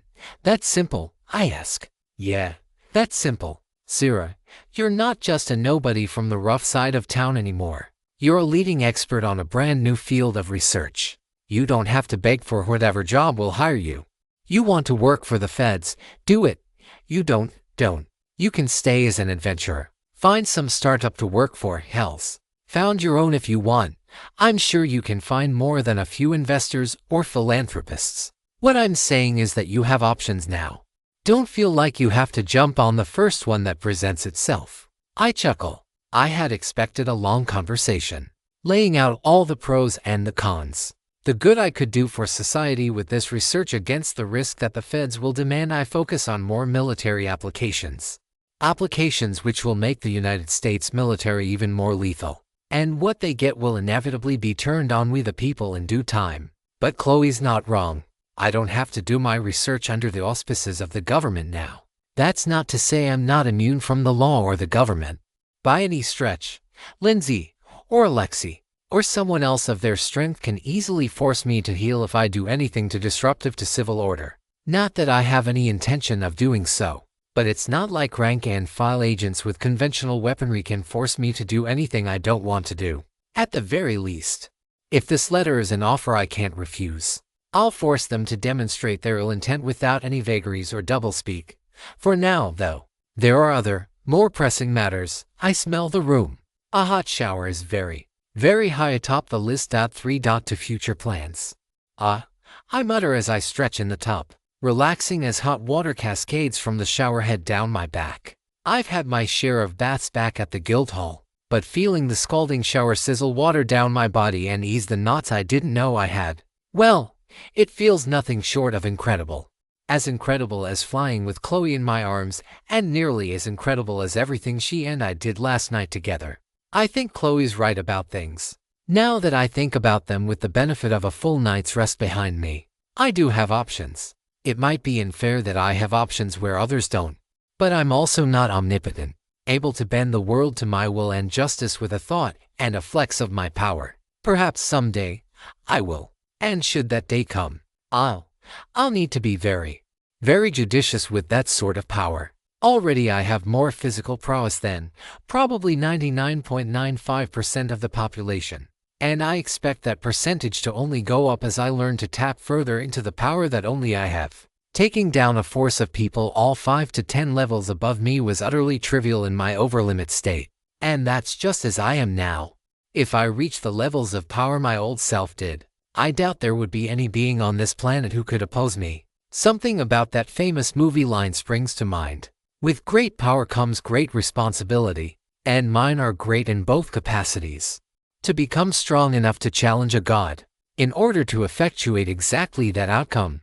For now, however, I enjoy the soak, the relentless pinpricks of water running down my back and arms and legs. My mind again wanders, as it is wont to do in the shower. This time, however, the thoughts are far more concrete and immediate. How can I best use this $500,000? How best can I use these weeks I've been given? How can I get in contact with Chloe's father? Where in the nine hells is Chloe's father, who supposedly knows more about me? I suppose that would be one reason to take the government position. One that I hadn't considered before, though not a good, long-term reason. Not one that should cause me to abandon the decision Chloe and I made against doing exactly that. What I do need, though, is resources. I need proper materials with which I can enhance my gear, my weapons, my arm and wings and everything else. And with $500,000 at my disposal, that shouldn't be nearly so much of a problem.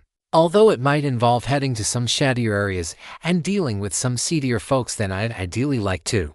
Still, I've done things I don't like before, and I'm sure I'll have to do so again before this is all said and done. I know Chloe wants to take things slow and just enjoy one another on a lazy morning, but after 15 minutes of musing and ruminating in the shower, I'm starting to get antsy.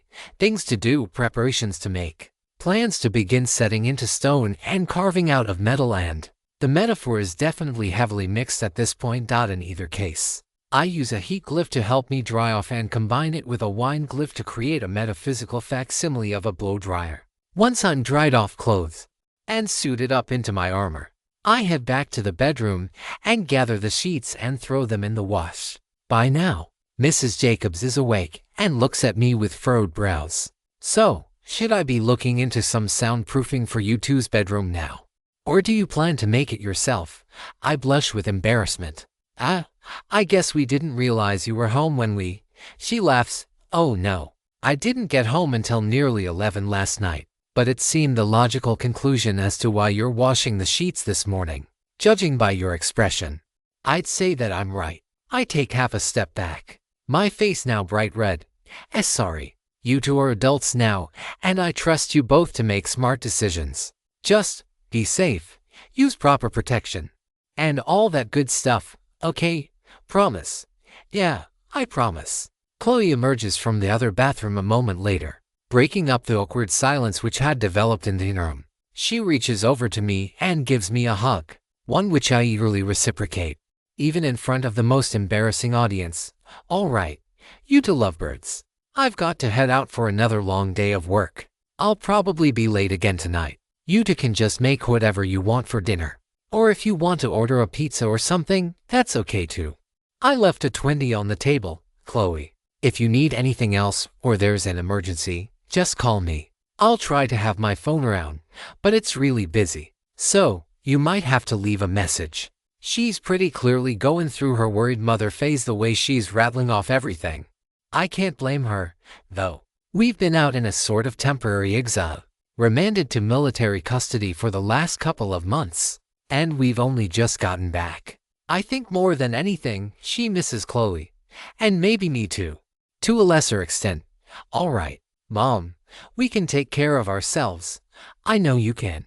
I don't want to know everything you two have been through these past couple of months, but I can see on your faces just how much you've matured. The three of us share a group hug before Mrs. Jacobs departs.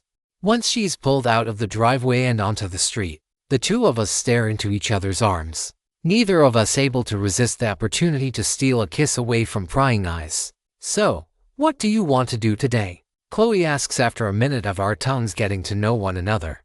Stay here and cuddle. Repeat last night a few more times. I was actually thinking of heading to a local pawn shop and seeing what we could procure as far as gemstones and precious metals. I've got a literal $500,000, and we both need better weapons, armor, and accessories if we're to brave the challenges which lie ahead of us. And yes, I will absolutely buy you a ring. A ring with a big fat diamond on it if that's what you want. Much as I dislike the whole damn diamond industry. Well, I guess I have to buy you a ring. Too. I mean no disrespect when I say this, but yours is kinda tacky. I laugh, causing Chloe to laugh as well. Pretty sure anyone seriously trying to fight with system-registered gear is going to look tacky unless they're lucky enough to have a set of matching equipment. Which, I do not. Maybe you should look at crafting a set of matching gear. Definitely a good idea in theory. Although I'm not sure I'm capable of matching the efficacy of my current equipment. Especially not my wings. Well, your wings look beautiful, Sarah. Always.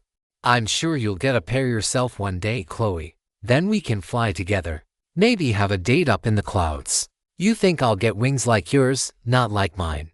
The old me had wings of pure ether like those of a butterfly. I think it's highly likely that you will get wings of that sort.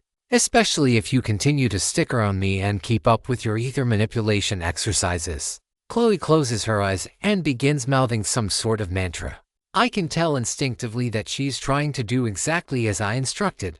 However, I'm not confident that she has the ether capacity or skills to do so without some sort of additional effector like my wings of Icarus. Of course, if that is what she wants me to build for her, then I will spare no effort in doing so. All the more reason to head to the bank to deposit this check and start procuring our materials as soon as possible. To my surprise, Chloe does manage to sprout a pair of wings. Wings which glow an incandescent yellow-white. She jumps into the air and floats just off the ground, and then promptly falls back to the ground a moment later. She jumps higher this time, only barely avoiding crashing her head into the ceiling, and hovers again for a couple of seconds, fluttering her wings multiple times in quick succession. But the result is the same. She tumbles ground-bound. If not for my catching her at the last moment, she surely would have face-planted into the carpet beneath us. Do you want me to carry you like we did yesterday? I ask. I don't mind. As if I would ever mind an opportunity to wrap my arms around Chloe, or give her an excuse to do the same to me. No, I mean, yes, I definitely do. But I also want to get this right. I feel like it's so close, and yet I'm missing something. And I am going to figure out what that something is before we leave. Chloe tries and fails. And tries and fails again. She's generating a lot of wind, enough that we quickly have to head outside lest we knock down a vase or some other expensive yet fragile decoration. But she doesn't seem to be able to maintain her flight for more than a couple of seconds. She remains as determined as she was the moment she heard about my past life experience. Despite half an hour of consistent failure, it's only then that I realize the pattern. The shape of my wings isn't particularly conducive to flying, and hers are modeled after mine. For me, it's not a problem. My wings have extra glyphs and circuitry that enable flight despite the inferior design.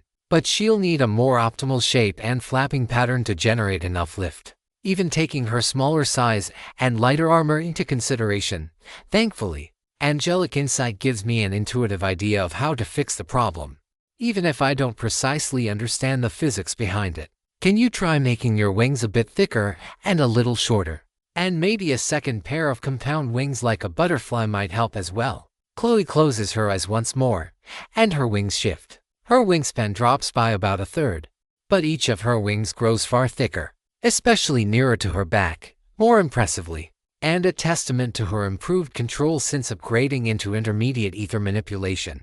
The wings are pleated and covered in protrusions that look a bit like golden white feathers. Her forehead has a few drops of sweat on it, and her breathing is a bit short due to the mental exertion of her new technique. But she's got nothing but smiles on her face as she leaps into the air, hovering about 5 feet off the ground. Her wings are flapping gently, and the wind she generates beneath her is a fair bit more than it was before.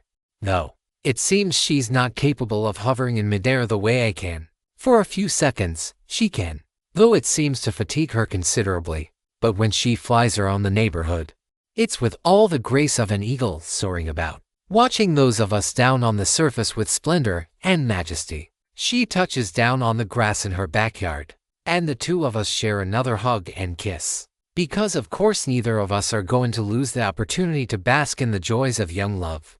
But then she backs away, regrowing her wings, and lifting up off the ground. I follow suit, taking to the sky, and together, the two of us soar off toward whatever awaits us as we face the day ahead. I see it as we make our way out of the bank and start heading toward our ultimate destination. Apparently, as I didn't realize at the time, I can't just go in, deposit my check from the feds, and immediately take out $500,000 in cold, hard, green pictures of Benjamin Franklin.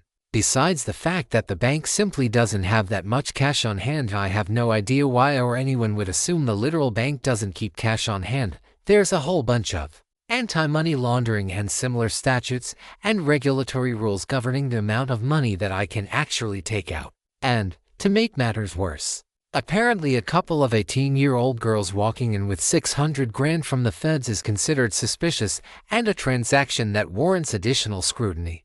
At times like this, it is certainly a little bit tempting to simply hold the place up with my mechanical arm cannon. But at the same time, Chloe would never go with it. And I'm trying, maybe not always succeeding, but trying to not go all power mad now that our term of service in the military has ended and we're once again allowed to enjoy the finer trappings of civilization.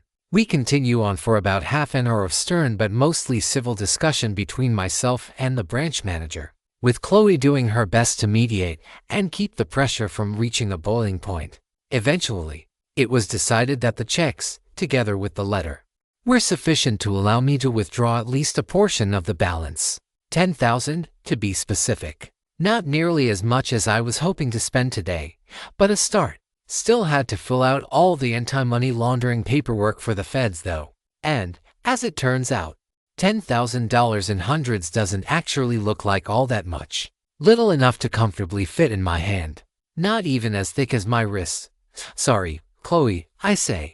That ring might have to wait a few more days. She glares at me. And sorry for kind of acting like an ass in there. I know it was no excuse, but I was frustrated. Oh no, you have every right to be frustrated. Just that the manager isn't really the one who deserves your ire. At least you managed not to completely go off on the poor woman. The two of us take to the skies once more, earning more than a few looks from the people driving on the nearby street. Thankfully no car collisions. But there are a couple of near misses. It's almost like they've never seen two girls holding hands in public or something. Eventually, we find our way to a nearby pawn shop. We end up going to one of the nicer ones, relatively speaking. It's still a dump, as all of them are, but it's in a shopping center adjacent to one of the wealthier neighborhoods on the south side of town, nearer to where Chloe and her parents live. And I guess me as well. There's a pair of armed guards at the door. Pretty standard fare for establishments like these. Plenty of folks frequent these sorts of shops who have had run-ins with the law or engage in activities of questionable legality. What does surprise me is that the guns are treated with some rudimentary glyphs. I doubt they have even half of the attack rating of my mechanical arm cannon. But it's intriguing, and maybe a bit disturbing, how quickly EtherTech is getting integrated into mainstream society. Worse still, the guards are leveled far more than I would expect of civilians. Level 20 or so, I imagine. High enough level to know that they've seen a few things. Not nearly high enough to fight Chloe and me, as amusing as the picture is. Imagining two young women completely overwhelming two grizzled 40-somethings in a fight. But, we're here on business. Not to pick a fight, though Chloe's wand is at the ready. Just in case a fight tries to pick us instead. The dealer behind the counter looks upon us with a bit of suspicion. No doubt because a pair of waifish girls are hardly the stereotypical clientele of such an establishment. Or maybe he's looking at my arm, or Chloe's wand, or my wings. I have to assume he's looking at my wings. Not taking them off though, even if it does mean I have to wind around some of the narrower spaces in the small, gritty room. Welcome, welcome, he says in a thick, southern drawl. Can I help you two ladies find anything? Chloe's eyes are wandering the establishment. A lot of electronics. Most of them either brand spanking new or old as shit. A fair few antique firearms. Some trading cards. They have a black-bordered Black Lotus. Yeah, 8-0 might be a steal. But not what I'm here for today. Silver bullion, I say. And if there are any gemstones you have on offer, I'd be interested in taking a look. In particular, I'm looking for some opals, rubies, and maybe a few pearls if we can find them in our price range. The man smiles, revealing a golden tooth in the back. Please, ladies. I think I know just the thing. No doubt he intends to fleece us for all we're worth. And I'm willing to play along. If he has connections to keep the materials flowing, I don't mind working with him. At least pawnbrokers are mostly honest about their shadiness. Not that I expect him to be working with black markets. Most pawn shops, from what I understand, are rather above board, but I can't be sure he's not either, especially given the weapons his guards have. I'd like to get some information on how they got the weapons they have, and more importantly, who is out there supplying them. He moves over to a different counter and moves to some jewelry. In particular, there's a large necklace adorned with citrine. I want to say, nope, yellow topaz, as the label says. Actually not sure what element yellow gemstone effects. A richer orange like a garnet identifies with fire, though to a lesser potency when compared with rubies. I'm suspecting earth element, like amber. No, wait, amber is associated with magic with the nature property. In either case, I don't have any good spells that make use of it, though, so I'm not interested. It is pretty, though. There is a pearl necklace in one of the cases that I might be interested in, however, at a price in the mid-5 figures. I'll have to wait until next time, if that even is a good use of my money. However, the large ruby in the case next to it does attract my attention, and it's priced at $2.0 for a 4-carat piece. I don't know if that's a steal or a rip-off. Still, I am interested, though I won't show it. A few gold rings, mostly 10 and 14-carat gold, with a smattering of 18 on the higher end. I bet that gold will be particularly good for Ethertech. The problem is that it's simply too expensive. Even with my current resources, I can't burn close to $2,000 for a single ounce, when I can get over 50 of silver for the same price. Moreover, I'd want to buy bullion rather than jewelry alloy. In the future, I might need gold specifically for its high electrical conductivity, something I suspect might translate to high ether conductivity as well. But not right now. At least, not to Dido his credit. The broker isn't being overly pushy, whether that's because 8:30 in the morning isn't a particularly busy time for the store or because he fears losing the sale if he acts too sleazy. I'm not sure. That, or maybe he's trying to bide his time for some reason. I can't ignore that possibility. One doesn't get to level 20 without killing, and the guards outside didn't look like they were familiar with the scruples department. Finally, however, he does speak. And not to offer one of his wares, rousing my suspicion. Those wings, are they for sale? He asks. No, I state flatly. 200,000. He says. Now I'm intrigued. I doubt he saw me dropping out of the sky through the barred and heavily tinted windows, but offering me $200,000 without so much as a demonstration of their efficacy. Just what does he see in them? He has to be some sort of appraiser or merchant with special skill. That, or he's a mechanist variant with the ability to see the glyphs and Ethertech potential of my wings. 130,000 for the arm, he proffers. My prosthetics are not for sale. Thank you very much, I say. Now more than a bit annoyed.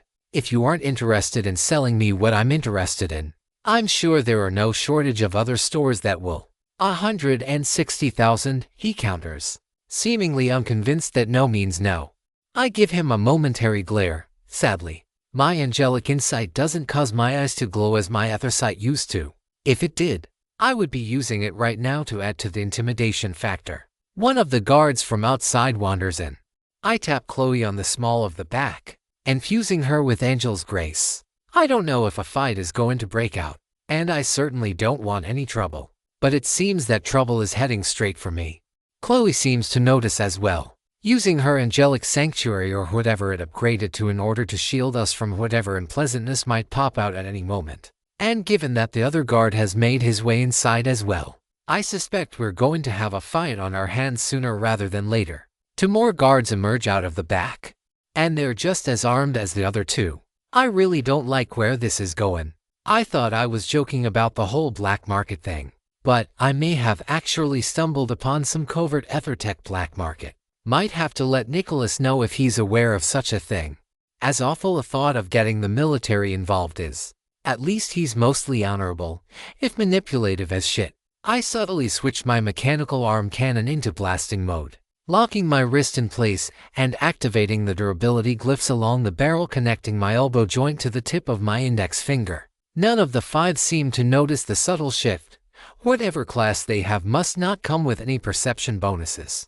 Or maybe they just feel overconfident because they have a numerical advantage and a few pieces of third-rate ethertech to protect their pasty asses. Still, I let them state their nefarious intentions outright rather than getting trigger-happy. It might be a matter of nuance if things do come to blows. But I don't want to be the person who starts shooting based on some nebulous I feared for my life that could be resolved without bloodshed. Especially after I coat myself in etheric armor, forming a golden translucent barrier on my body, including my left arm and wings thanks to cybernetic body. Chloe huddles close to me as the pawnbroker scowls at us. I can see the fear and the discomfort building in her eyes and trembling fingers. It's been barely 2 days since dealing with the Order of the Wilds, and this was supposed to be a nice relaxing day off and a chance to decompress. Maybe get something to celebrate our relationship. I've gone from annoyed to furious, but, for Chloe's sake, I will give them an opportunity to resolve this peacefully, without bloodshed. It's what I want. And if they aren't total idiots with a death wish, it'd be what they want to. 3. For the black market, alright, ladies. The pawnbroker says, drop your weapons. Put your hands in the air where we can see them.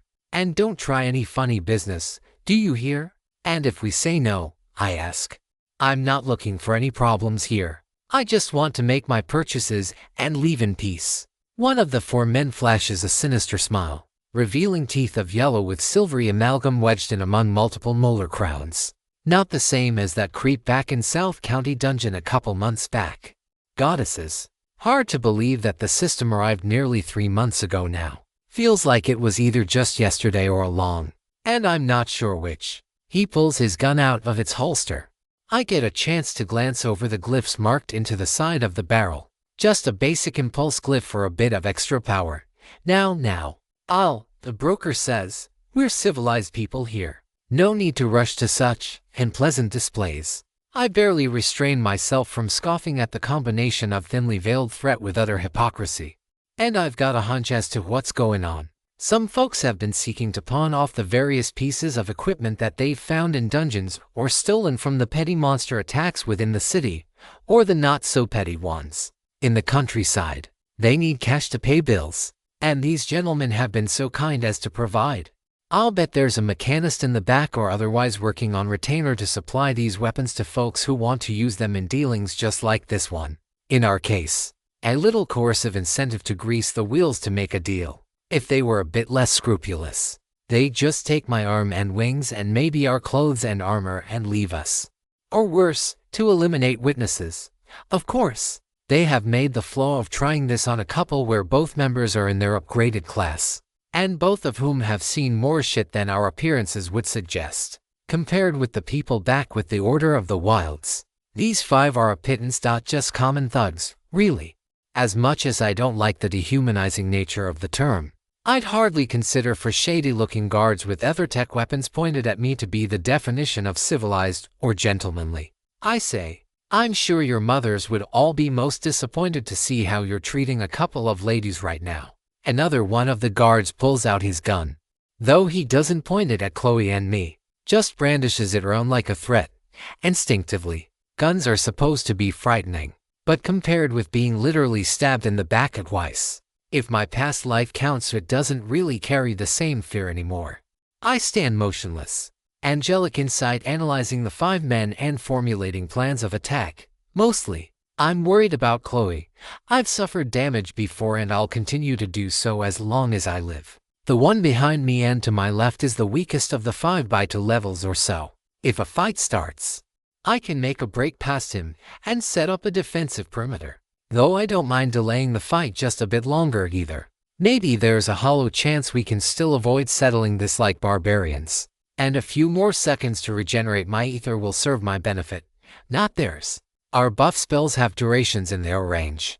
More than enough time to fully regenerate to max ether and recast, if needed. I'm afraid that we can't allow you to leave with such dangerous equipment. The broker says, it's not safe for society if a couple of kids are given access to that kind of power. Please, set it all down on the ground, we'll get it inventoried, get you paid a little extra for your trouble, and we'll all be happy and on our way.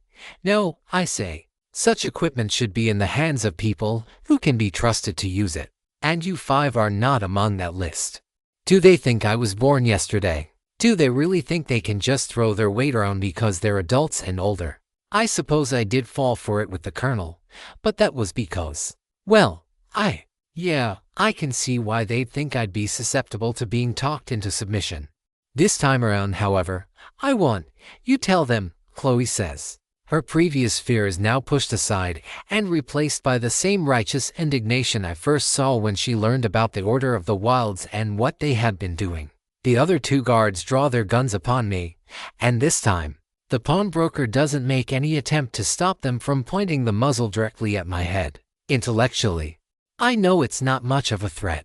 My etheric armor will protect me, especially when combined with the next spell that Chloe apparently gained with her class change. You are affected by Saintess's Cloister. The next 200 damage that would be dealt to you will be prevented. Effect expires in 31 minutes and 58 seconds. The issue is that no amount of intellectual knowledge can quite supplant the primal fear of staring down the barrel of a gun, and the physiological sensations follow.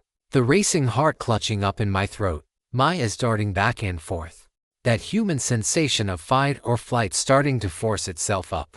But I am in control. These five will not intimidate me. They will not lay a finger on Chloe. No one will touch Chloe without her consent as long as I still draw breath. A shot rings out. It seems to move in slow motion. Why didn't he empower the weapon? Even with his shitty stats and the poor quality of that glyph, it should move faster than that. Then it hits me. A warning shot. Proof that they're being serious and aren't afraid to risk confrontations with the law to get what they want. In a way, I'm a little impressed, though I'm far more irate considering that Chloe could have been injured. I catch the bullet in midair, my lacking but still superhuman dexterity augmented by angelic insight. Itself a skill based partially on my old bullet time. Saintess's Cloister effect activates. 50 to damage absorbed. Remaining 3,148 to 3,200. Duration, 0:31. Surprised that an ordinary bullet would do 50 to damage to me after striking in a non-vital area. Did I screw up? Or did he actually use the glyph and it's just weaker than I'd thought? Damn, if that's the case, the mechanist who did a shitty-ass job really needs a stern talking to about how to actually construct glyphs. Then again, maybe that person didn't have a tinkerer skill like I did, or was short-sighted enough to ditch such an overpowered ability. Please, I say. Dropping the piece of crumpled shrapnel to the ground. I thought we were going to discuss this like civilized people. Or was that a lie? Another round of bullets launches in rapid succession. As soon as the first one begins to spiral toward me, I raise my wings. Shielding Chloe from harm, I manifest my trusty repulsion barrier with but a thought, forming it into a hemisphere shape which protects the both of us from all attacks. The place is a ravaged wreck. Bullets fly in every direction, bouncing off my shield and continuing on their new trajectories unimpeded. Glass shatters. Electronics are shredded. Millions of dollars of merchandise is completely ruined. All for the sake of a little human greed and the desire to get more power. By my Saintess and love. These people are the worst. And yet, I won't stoop to their level either. These people aren't like the cultists of the wilds. At least that I know of. There's a good chance they've engaged in other acts just like this one. I don't think it's much of a stretch to say that they've killed people, either directly as they just tried to do with us, or indirectly through the weapons they peddle and smuggle. Morally, I'm not sure I have a problem with simply putting them out of my misery. It would be an act of self-defense. And I'm certainly ridding the people here of a very real threat. But at the same time, that's the path toward becoming a tyrant angel who smites the wicked without mercy, without remorse, and with complete impunity. It might be right for me, as the mechanical angel. But just because my wings are made of metal does not mean I am without a heart or a soul. Chloe, can you see if you can get in contact with Lindsay or Nicholas? Or even your mother? Also if she has an attorney on retainer. I have a feeling we'll need one. Chloe nods. Even as I say this, my eyes remain fixed, focused solely on the 5 men who are cowering at my feet. I point my mechanical arm cannon at the dealer, All 5 of you face down. On the ground, right now, I say. And don't try anything. I fire a single ether bullet into the ground at my feet, just to emphasize that the weapon attached to my body isn't just for show. It leaves a softball-sized hole in the ground, cleaving through the flimsy carpet and the solid concrete foundation with the same ease. It seems that, and like some of our cultist friends, these 5 do still retain a self-preservation instinct. They sweep little bits of debris apart on their hands and knees until each of them has a body-shaped area of relatively glass-free floor on which to lie. And yeah, I guess I'm being a massive hypocrite, acting exactly like the pigs I hate so much. I just don't see a better option. No sense in killing them. That won't do anyone any good. I don't know if they can be safely imprisoned, but if Nicholas or whomever does ultimately end up ordering them killed, I guess it's no different than doing so myself. I really don't know if there's a moral choice. I do have an idea. As I glance to the ring on my right hand, I built this flawed ring of regeneration as a way to restore my ether for the powerful spells my glyph casting enables. But there's no reason why I shouldn't be able to do exactly the reverse with a set of handcuffs. Use them to drain the ether from someone and push it into the outside environment, stopping their regeneration and leaving them in a torpid, semi-conscious state of ether strain. It's an ugly thought, especially because I know firsthand how debilitating and even painful ether strain can be. I don't know if I'd quite call it tortuous, but one could certainly make a reasonable case that it is. And it's not hard to see a very grim future. What if the government ordered every person over the age of 10 to submit to these cuffs indefinitely, imposing a magic stupor upon them until the day they die? That would be even worse than the pre-system environment. A way to keep everyone magically bound within slavery, of a sort, all under the auspices of it being to protect the peace, or more hypocritically, for our own good. No, the idea seems good on the surface. But like everything else involving the government, it's rife with so much potential for abuse that I simply can't stomach the implications. It's somehow even worse than being an arms dealer, which already makes me nauseous. It's one thing to build weapons that will empower people, even if there's violence involved. But the idea of building the government the cuffs with which they'll bind us, that's the sort of cause that makes me feel empathy with the people who just got done trying to kill us. But I still don't think I can let them go. Truly, nothing but bad options. I just got a text back from Mom, Chloe says. She and some officers will be here shortly. I sigh. So much for trying to have a peaceful day without any trouble. 3.5 The more that we try. It's not long before Chloe's mother arrives at the shop. She rushes in and immediately gives Chloe a long hug before turning to me. She's about to do the same, but I'm forced to ask her to stay herself until the situation is resolved. I don't doubt for a moment that these people might try something if they're given a moment's reprieve. In fact, Chloe, can you cloister your mother? I'd rather we be safe than sorry here. Chloe nods and does so. I only see it out of the corner of my eye, but already I feel a sense of comfort coming over me. Even should one of these 5 men try something, I doubt they'll be able to do anywhere close to 200 points of damage before I have a chance to react. A saintess. Mrs. Jacobs asks. Chloe blushes and demurs. I respond in her stead. Yeah, I think it fits her pretty well. She's pure and kind-hearted and compassionate, caring about all people and striving to heal them whenever she can, sometimes even when it puts her in danger. I won't speak to the religious or spiritual side of it, but her actions exemplify what I'd consider saintliness. Chloe is blushing even harder now. Were we alone, I'm sure she would be berating me and telling me how it was inappropriate to say such things in public. As it is, I'm sure I'll get an earful later. But with her mother around, all she can do for now is hide her face, now as bright red as a tomato, before the conversation can get too awkward.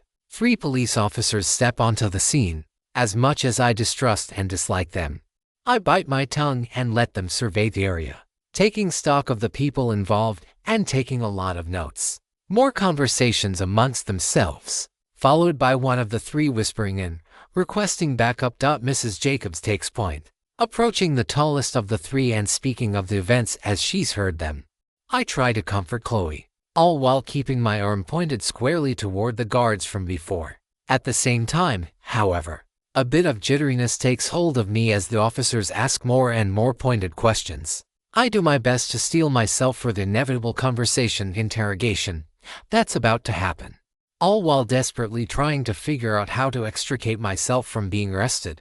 Despite having done nothing wrong here, to bad Angel's grace still doesn't work as a self-buff, because I could really use the sense of calm the spell provides per Chloe's description. The lead officer, Officer Henry, based on his badge, approaches me. He offers his hand, which I tepidly accept. He then proceeds to demand my identification, which I provide after a moment of hesitation. My little incident a couple of months ago is going to come back to haunt me here, isn't it?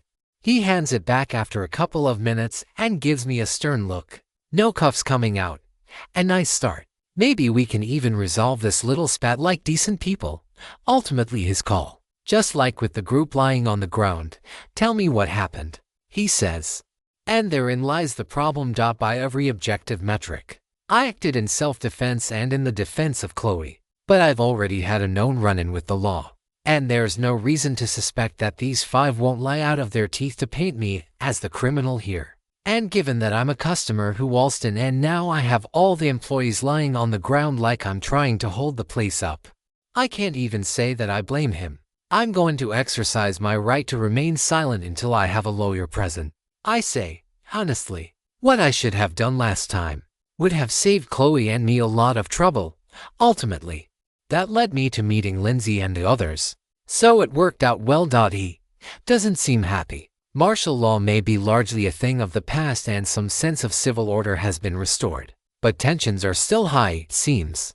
And considering that I'm fully confident I could fight these 3 officers and the 5 from before, all while protecting Chloe and Mrs. Jacobs, I get it on an intellectual level. Still doesn't alleviate years of distrust I've accrued toward police as an institution. Thankfully, Mrs. Jacobs' attorney arrives only a couple of minutes later, and despite the mental image of attorneys as being slick and sleazy, the young man of no more than 30 seems casual. Instead of a suit worth more than many people make in a year, his choice of clothing is pure business casual. A dark blue collared shirt with khaki pants and a pair of dark brown dress shoes that, considering their brand, probably cost closer to $1,000 than $100. His hair is cut in that casual moron top do that seemingly every guy who wants to be chic is doing. And, were I into guys, were I into anyone but Chloe, to be honest he would be rather attractive. Hello, Miss Mortensen, is it? He says. He hands me a business card with his name on it. Dan Rutherford. Of Rutherford, and Johnson. Just Seraphina is fine, or Sarah, if that's a mouthful. It's a bit odd. I go by Sarah most of the time, but in recent days, I've started feeling more comfortable going by Seraphina. Maybe that's a consequence of my memories of my previous life beginning to emerge more and more. Or actually, now that I think about it, I think the mental shift really took once I chose my mechanical angel class. Maybe that's a consequence of choosing the class. Classes seem to be a bit weird like that. They don't supplant our will. And I wouldn't say it's like how people with addiction have described their cravings or urges as something desperate that has to be sated immediately, overriding all rational thought to the contrary. But there is a sort of pull to act in ways that align with our classes. Chloe desires to heal and protect. I exist to protect as well, but in a different way. Chloe's desire to protect is more personal. She wants to be on the ground, knowing that each individual life saved is a victory. Mine, however, is more abstract, more distant, like, well, an angel descending in times of great strife, impersonally intervening in the direst hour, before returning back whence I came. Not necessarily caring about each individual life the way Chloe does, more focused on the bigger picture, the war against the system, problems like that of the Order of the Wilds that affect entire cities, states, countries, hells below, entire planets and star systems. It's not bad. Less empathetic, more logical, more calculating. Like, well, the machine that I was and to an extent am. Once again, I glance at my arm right before the attorney, Mr. Rutherford, finishes his introduction. The two of us head to the side, away from the officers, where I spend a few moments with him going over the events from earlier in as much detail as I can remember, from the time we touched down to the time he arrived. Like with the officers, I don't exactly trust Mrs. Jacobs' attorney, But at least I know he's being paid to represent my legal interests. And so I have no choice but to tell him the whole truth.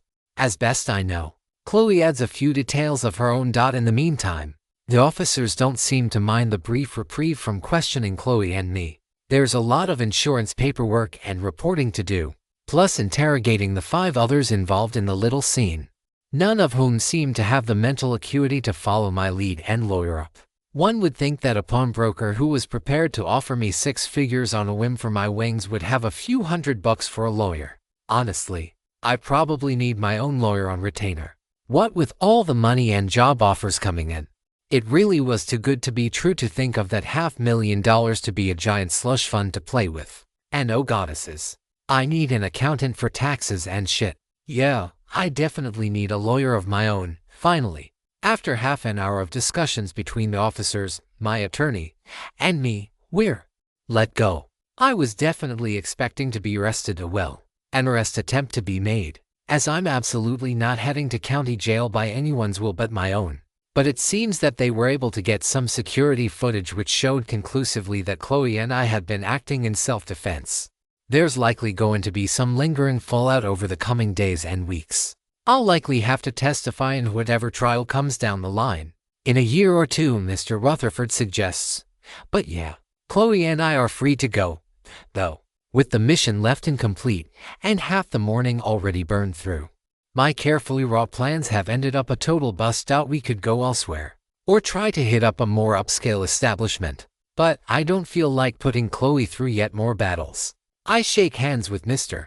Rutherford and slip his business card in my pocket before he takes off. Before Chloe and I can leave though, Mrs. Jacobs stops us. We're on the periphery of the parking lot, the entire establishment having been blocked off with police tape. More officers are on the scene, trying to figure out what they even can do with a bunch of folks who could probably break loose of their cuffs and physically overpower the low-level officers without any difficulty. Ultimately, though, I decide it's best not to intervene more than anything, and Chloe seems equally eager to extricate herself from the situation. "What did I tell you about being careful, Seraphina Mortensen?" she says. "Once we're mostly out of the way of the pigs. You almost got yourself hurt, and for God's sake, you almost got Chloe hurt. You should be ashamed." I opened my mouth to try to protest. We were never in any actual danger, and the danger that presented itself wasn't beyond our ability to easily handle. Despite our appearance, we're probably 2 of the strongest people in the whole city in terms of physical and magical might. But Chloe is still her daughter, and I'm now something of her surrogate daughter. So we're always going to be fussed about by our mama bear. It's Chloe who ends up answering her mother. "Please don't be mad at Sarah," she says. "We didn't realize we were about to be attacked until we were surrounded. I'm sorry for putting your daughter in danger," I say. "It worked out, and we really weren't in danger, except maybe legal danger. But that's not what Mrs. Jacobs needs to hear right now. She needs to know that we're safe, that I'm genuinely contrite, and that we're not, despite the apparent evidence to the contrary, going out of our way to find trouble. But I suppose that's just the way it is. Even when you don't go looking for trouble, sometimes trouble has a way of looking for you." Mrs. Jacobs smiles slightly. I wouldn't say she looks anything approaching relaxed or comfortable, but some of the tension in her face and shoulders visibly subsides at my words and Chloe's assurances. "Now please, you two," she says. "I know you're both adults now and have each other and everything, but..." She trails off and sighs. Her fingers fidget and her lips curl up into a small O shape. I imagine she's having one of those lingering cigarette cravings she's mentioned a few times before, and I hope we don't convince her back into the bad habit. "I understand," I say, though I can't promise that we can keep ourselves totally safe. I don't want a life of safety, pretending that this is still the Earth from before the system.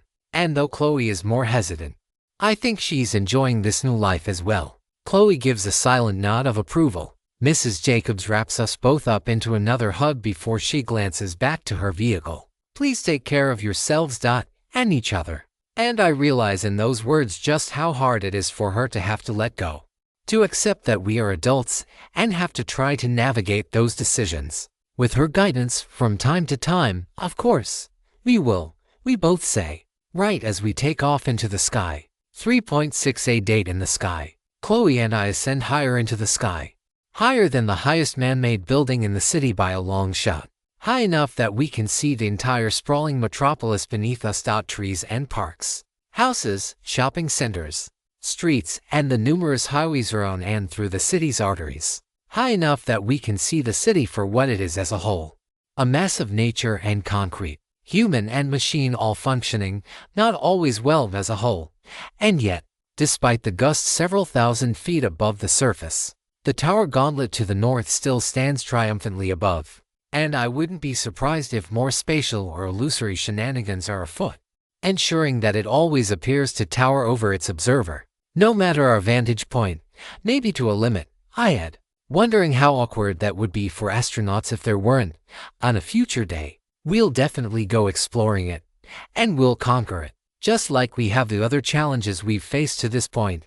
But right now, it's supposed to be a lazy morning for us to enjoy together. And, despite trouble's nagging insistence that it seeks us out wherever we are, I'd still like to have that moment. Just the two of us. I hover over the city, Chloe fluttering in small circles around me due to the difficulty she has hovering in place. I'd like to say that it's so serene and peaceful up here, away from the hustle and bustle down on the surface below, but goddesses above. It's loud as shit with all these gusts swirling about. The breeze not stopped by the surface or the many obstructions upon it. Both Chloe and I have enhanced senses, though, and so we're able to carry out our conversation without too much difficulty. It's amazing, Chloe says, being up here with you like this. Of all the places for a first date, floating in the sky was not anywhere near my daydreams. I giggle. I guess we probably should have had a first date at some point before we slept together. Sorry. I guess I'm bad at this whole relationship thing. Chloe leans in and pecks me on the cheek. She immediately retreats, diving down a bit before pulling up into a glide. Her fluffy golden wings stretch outward, and with each majestic pulse, she soars up, higher and higher, reaching up as high as I am and then continuing even higher. Part of me wants to go after her, but seeing her soaring on the updraft beneath us, slowly spiraling downward as she raises her wing into a glide, it's beautiful does her sheer radiance and utter injustice. If I weren't already several times over, I'd be madly in love all over again. The two of us circle the city, hand in hand.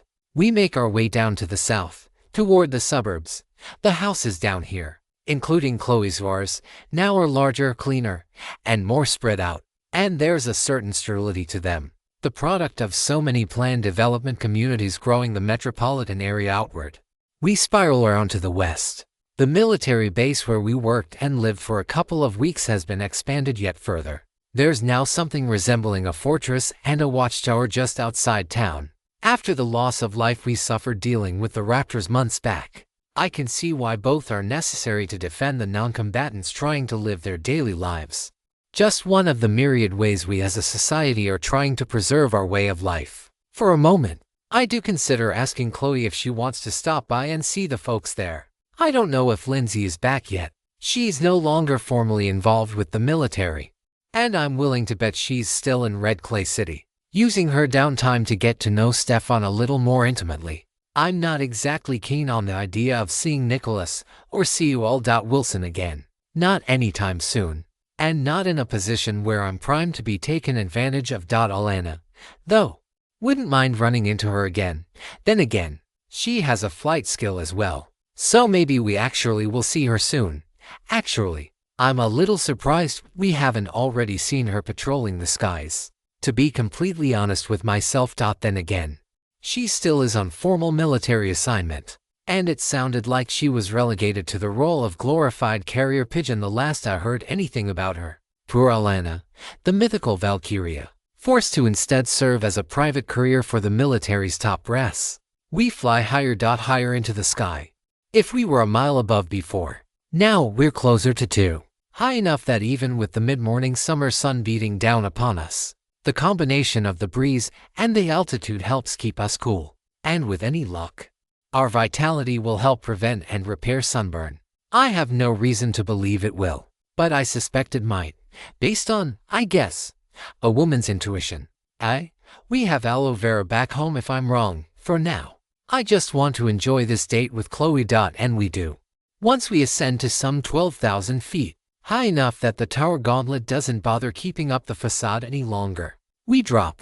We hold one another in our arms, wings spread at each of our backs, and simply let the free fall take us, kissing deeply and passionately all the while. I think there are some species of bird that actually mate in free fall like this, and while I briefly consider the idea, I'm also not keen on adding public indecency to my growing rap sheet.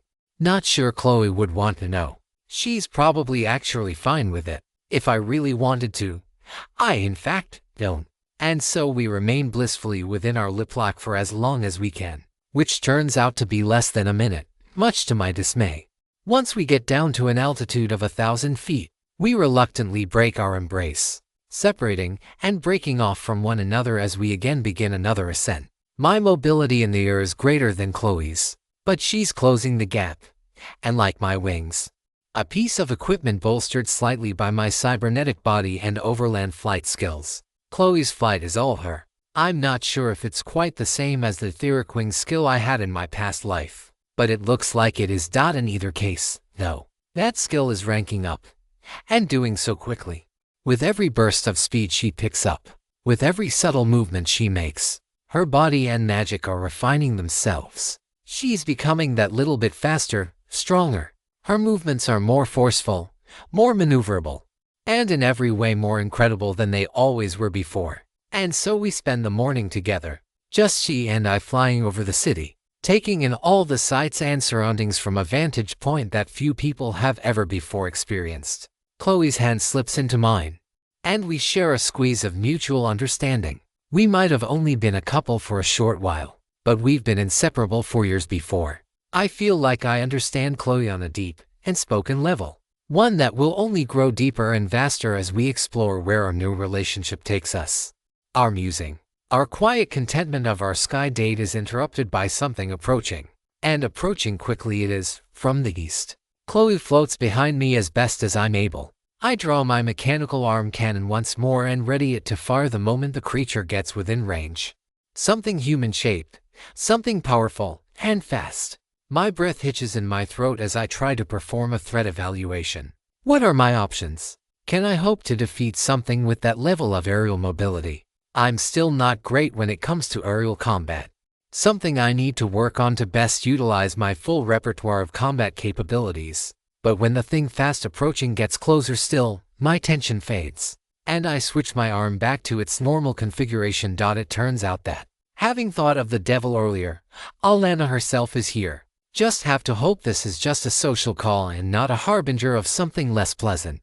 She waves once she gets within a few hundred feet of us. And like the two of us, you have kept a mostly svelte physique. Alana has somehow gotten even more buff since the last time I saw her. Her full plate armor glistens in the sunlight, and her wings are like those of a swan, in contrast to my mechanical ones and Chloe's, which take more after the great birds of prey. Despite that, though, Alana's flight maneuverability and control are on par with my own. Chloe. She half states, half asks, "What are you two doing up here, Sky Date?" I say. Seemed like a good idea to get away from some folks trying to rob us at gunpoint. You know, leave your troubles back on the surface and just get away for a bit. This gets the blonde sword fighter to laugh uproariously. Chloe and I stare at each other with bemusement. You gave a number of locals quite a scare. You know that, right? Chloe's and my bemusement turns to embarrassment. Yeah, I guess that tracks. Even though people have literal magic powers now, it's not like everyone is out, fighting and training their spirits and bodies in the crucible of battle. As such, the number of people who can fly around under their own power is probably quite a bit lower than I'd initially thought. I suppose we haven't seen others flying about for a reason, except Yulia. But she's Yulia. We didn't mean to do that, Chloe says. Sorry. Alana touches her finger to the top of her jaw, just beneath her right ear. Located the two individuals involved, friends of ours, belay the threat order. I hear a fuzzy roger that come from her earpiece. Goodness, I guess she was sent here to search and probably eliminate us. Didn't realize there was a no-fly zone over the city. Sorry about the mix-up, she says. Plenty of flying creatures just outside town that love stopping by and diving down to pick up a human-sized snack. We only have a couple of soldiers capable of patrolling the skies, along with a few drones. So we're a bit short-manned. Is there anything we can do to help? Chloe asks. I wasn't going to press the issue, given this is supposed to be our day off. But since she seems eager to help despite that, I'm more than willing to forego the rest of our day to assist if we're able. Alana pauses for a few moments. She whispers something into her communication device, the gusts overpowering her voice at our distance, and she's covering her mouth so I can't attempt to read her lips either. This conversation with whoever is at her company's base of operations lasts for a couple of minutes before she turns back to us. Honestly, we could use your help, if you don't mind. There's been a faint yet deeper bellows in the far distance, followed by a staticky screech as Alana's communication device reactivates itself at nearly full volume. Alana herself grits her teeth. Chloe will probably need to heal her straight away. Need help. Now, the connection turns to full white noise before disconnecting. Alana turns back toward the east, and sure enough, there is something approaching from the horizon, something big, and, to my great horror, something draconic. Looks like we could use your help. If you meant it earlier. Chloe nods. I follow suit, checking my stats as we dart off, following her. There's no time to waste. I'll explain along the way. Name Seraphina Mortensen, age 18, level 35, experience 497,245, to next 34,510, current stats, health 3,994, 4,083, ether 2,740 for 2. Current stats, strength at 36, speed 34, vitality 76, mind combat parameters. Attack physical damage dealing capability 141, base strength 36. Agility ability to dodge attacks 80 for base speed, 30 for Kung, 15 from angelic insight. Defense damage reduction from physical attacks 114, base vitality 76. Magic attack magic damage dealing capability 116, base mind. Magic defense damage reduction from magical attacks 121, base mind. 116 equipment weapon. Mechanical arm cannon. Attack Kung 105, Kung 55 with glyphs and active helmet.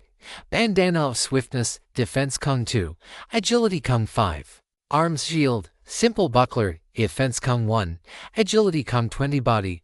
Brigand 9, defense Kung 30, leg armor. Boots of impulse, defense Kung 5, agility Kung 5, accessory 1, flawed ring of regeneration. Magic defense Kung 5, accessory 2, wings of Icarus, agility Kung 5, class 1, mechanical angel. Class skills 06, skill slots remaining, angelic insight rank V, angel's grace rank 2. Either bullet barrage rank via cybernetic body trick shot, etheric armor rank to general skills. 16 skill slots remaining. Basic glyph manifestation rank She. Intermediate ether manipulation rank She, glyph casting rank 15, overland flight ether strain immunity, unique traits. Touched by the multiverse SERAPHINAOVRLIMITT. 3.7 The Wyvern of the Foothills. Our approach is a little slower than Alana would like, but it's a necessary use of time to prevent me from burning through my ether reserves too quickly and becoming ineffective when my strength will be needed most. Instead of a straight flight path, we take a zigzagging pattern, soaring higher and higher, and then gliding in a controlled descent. In doing so, I'm able to selectively activate and deactivate overland flight. I deactivate it for a couple seconds to rock it up at top flight speed, and then re-enable it as I descend downward into a speedy glide over longer distances. This seemingly unwieldy method should allow me to reach about 75% of my top flight speed, -1, while only burning about 5% of the ether that I would while flying at full speed. Alana, however, decides to fly ahead of us. Her flight, and like Chloe's and mine, is durational, with a single large startup cost, but no maintenance cost while the skill is active. Chloe stays close to me, which I think is the better course of action for all three of us. Alana is acclimated to fighting alone and to fighting aerially, much better than either of us. And though Chloe has gained the incredibly powerful Saintess's cloister shielding skill during her class change, she's still far more frail than Alana or I. It doesn't take too long before I'm able to make out the beast that's fast approaching the city, and it's pretty immediately clear that we're in for a rough time. The creature before us is a winged serpent with 2 pairs of long, scaly wings. It's not a true dragon, it has only a short pair of hind legs to go with its wings. And my angelic insight isn't giving any indication that it can breathe fire. But its iridescent green scales look tough, and I suspect they're as good at resisting magical attacks as they are physical ones. Its tail is long, tapering down to a needle-fine point, and I'm not keen on getting spiked in the back for a 3rd time into lives. Neither of the first 2 occurrences were pleasant experiences, and I have little doubt the 3rd will be no better. Still, I don't hesitate, and I don't show weakness. I coat myself in my etheric armor, physically preparing myself for battle. Chloe renews her Saintess's cloister upon me, hanging back as I join Alana in the fray. The Valkyrie's movements are powerful, yet graceful at the same time. With her blessed sword in hand, she charges headlong at the creature's side, avoiding both a savage chomp and a tail swipe before slashing into its scaly hide. As expected, however, her attack is mostly rebuffed. A few scales are lightly dented, but none break. No blood is drawn. It did some very minor damage though, enough that the flying lizard turns its full attention on Alana. Its wings flap furiously, sending shards of razored wind hurtling toward Alana.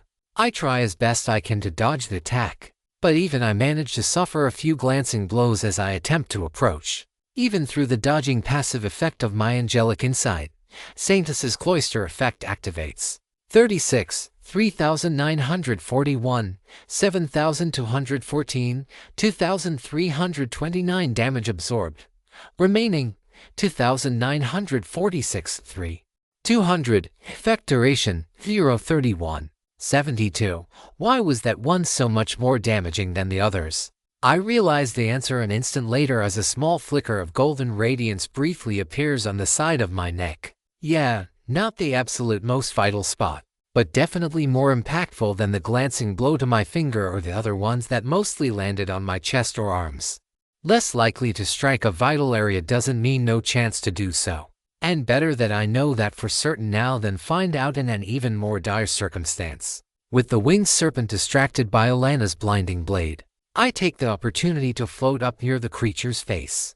Its tail whips furiously and recklessly, the haphazard cutting of the air a brutal onslaught for any foe it might face. Almost any foe.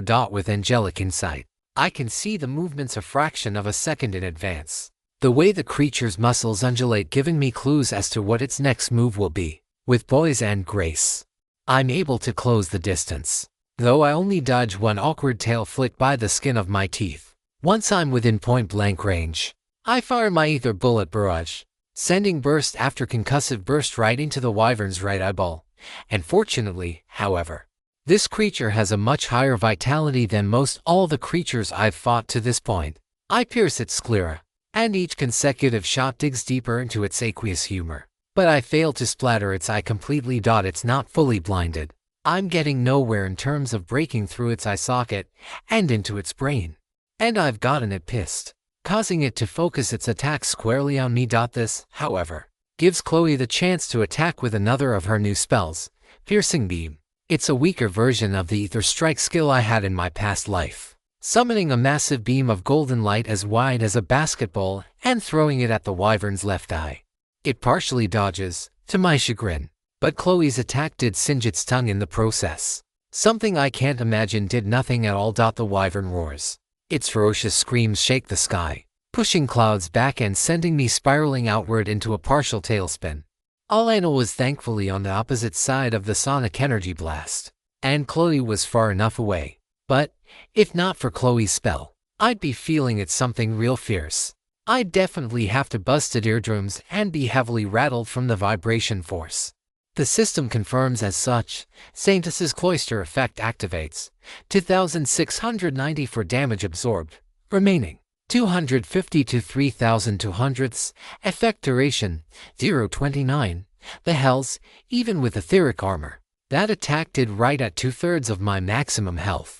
Just what kind of a creature are we dealing with? And I haven't got access to Seraphina over limit either. The cooldown is still at a bit over 119 hours. How in the world are we supposed to bring this damn thing down? I force myself back into a fighting stance, this time readying a glyph casting rune while Alana keeps the beast distracted. The one saving grace to the fight so far is that the creature is tempestuous, easily distracted, and seemingly incapable of proper strategy, though I dare not assume that means a lack of sapience, or that we're not being led into a trap. There is one option I can think of: to bring it down literally, clip its wings, force it to crash into the ground, even with its vitality shielding it. A creature of that size dropping to the ground would kill it, or at least cripple it. The problem is that we're over the eastern outskirts of the city already. There's no guarantee that the wyvern won't land on someone's house. Better than that, it ravages the entire city, but the sort of thing Chloe would prefer to avoid if at all possible. What other possibilities? I charge up an ice-based glyph casting array. The movements are swift and precise. Manifest the ice glyph in the center, then intensify it and expand it further. Finally, use an inverted heat glyph to make it even colder still. Cold enough to solidify the creature's insides, no matter how much cold resistance it thinks it has. Combining ice and inverted heat proves to be a bit of a challenge, the two glyphs not interlinking particularly well, but it's more a matter of technique, rearranging some of the terms and modifying the complex array of linking runes on the outer analysis of the pentadecagram.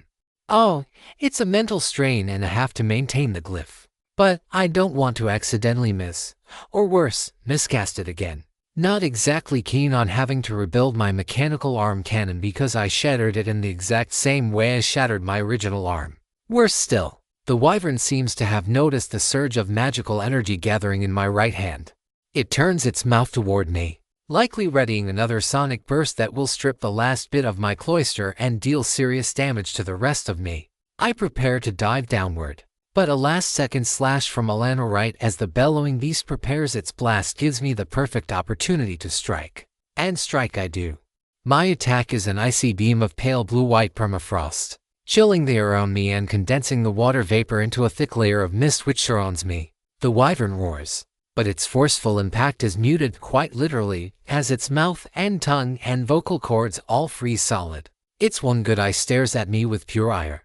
Malice tinges its every fang, and even its scales darken to show its discontent. Its wings begin to slow as the super-cooled ice continues to ravage its way through the wyvern's insides and, oh shit, Alana, Chloe, we need to stop this thing from falling over the city, I yell out, already charging toward the creature. And worse than that, I'm starting to run dangerously low on ether myself. If I don't make it to the ground in the next 20 seconds, the wyvern isn't going to be the only one crashing to the dirt with a nasty thud. First things first, I activate my overland flight once more the second my hands grapple the flailing worm. Even through layers of insulating fat and scale, the creature's body is still cold to the touch, but I persist, bearing through the pain even as more notifications pop up in the periphery of my vision, alerting me that the last bits of my Saintus's cloister effect are being consumed. Even as my right hand and shoulders start to go numb, I keep flying at full force, less concerned about staying aloft and more about getting this freezing corpse to land where it's least likely to cause death or serious injury. Alana assists me, grabbing the overgrown lizard's helplessly flailing tail, now moving by random muscle twitches, and pulling us further to the east. Chloe has flown downward, due to weird system mechanics. She can outdive our terminal velocity, allowing her to better scout out the small park we're aiming for. I just hope she doesn't end up in a position where she can't save everyone. I know how much it eats at her whenever she has to pick and choose who to save. My ether ticks lower and lower as Alana and I continue to try to push the creature toward our chosen landing site, all while flying upward to try to slow its descent. It's helping, just a bit, but buying even a second or two could mean the difference between a life protected and one lost. A more complete victory and fulfillment of everyone's goals. Sure enough, the center of the park has half a dozen kids playing around and on a jungle gym. Chloe is rushing to and fro, grabbing and pulling them away from monkey bars and down slides, barreling through the various contraptions with the supernatural dexterity the system provides, all while being gentle enough not to cause more than a few scrapes to the kids, most of whom are young enough not to have unlocked their own system. I feel strain in all of my joints and I can barely feel my right arm at all anymore. So numb it is from the cold embrace I inflicted. The warm air and the hot sun helps slightly, but I'm going to need a lot of healing when this is all done. Thankfully, I know the best of the best in that department. Alana and I managed to push the wyvern's icy corpse where we need it to go. There'll be some incidental property damage from the cratering impact, but hopefully the loss of life will be kept minimal. And that's a more than acceptable outcome. Homes can be rebuilt, things can be replaced. Even bones can be mended and wounds stitched back together, but lives cannot. Once they are snuffed out, the corpse splatters. I see chunks of flesh and thousands of scaly discs the size of a large frisbee go flying.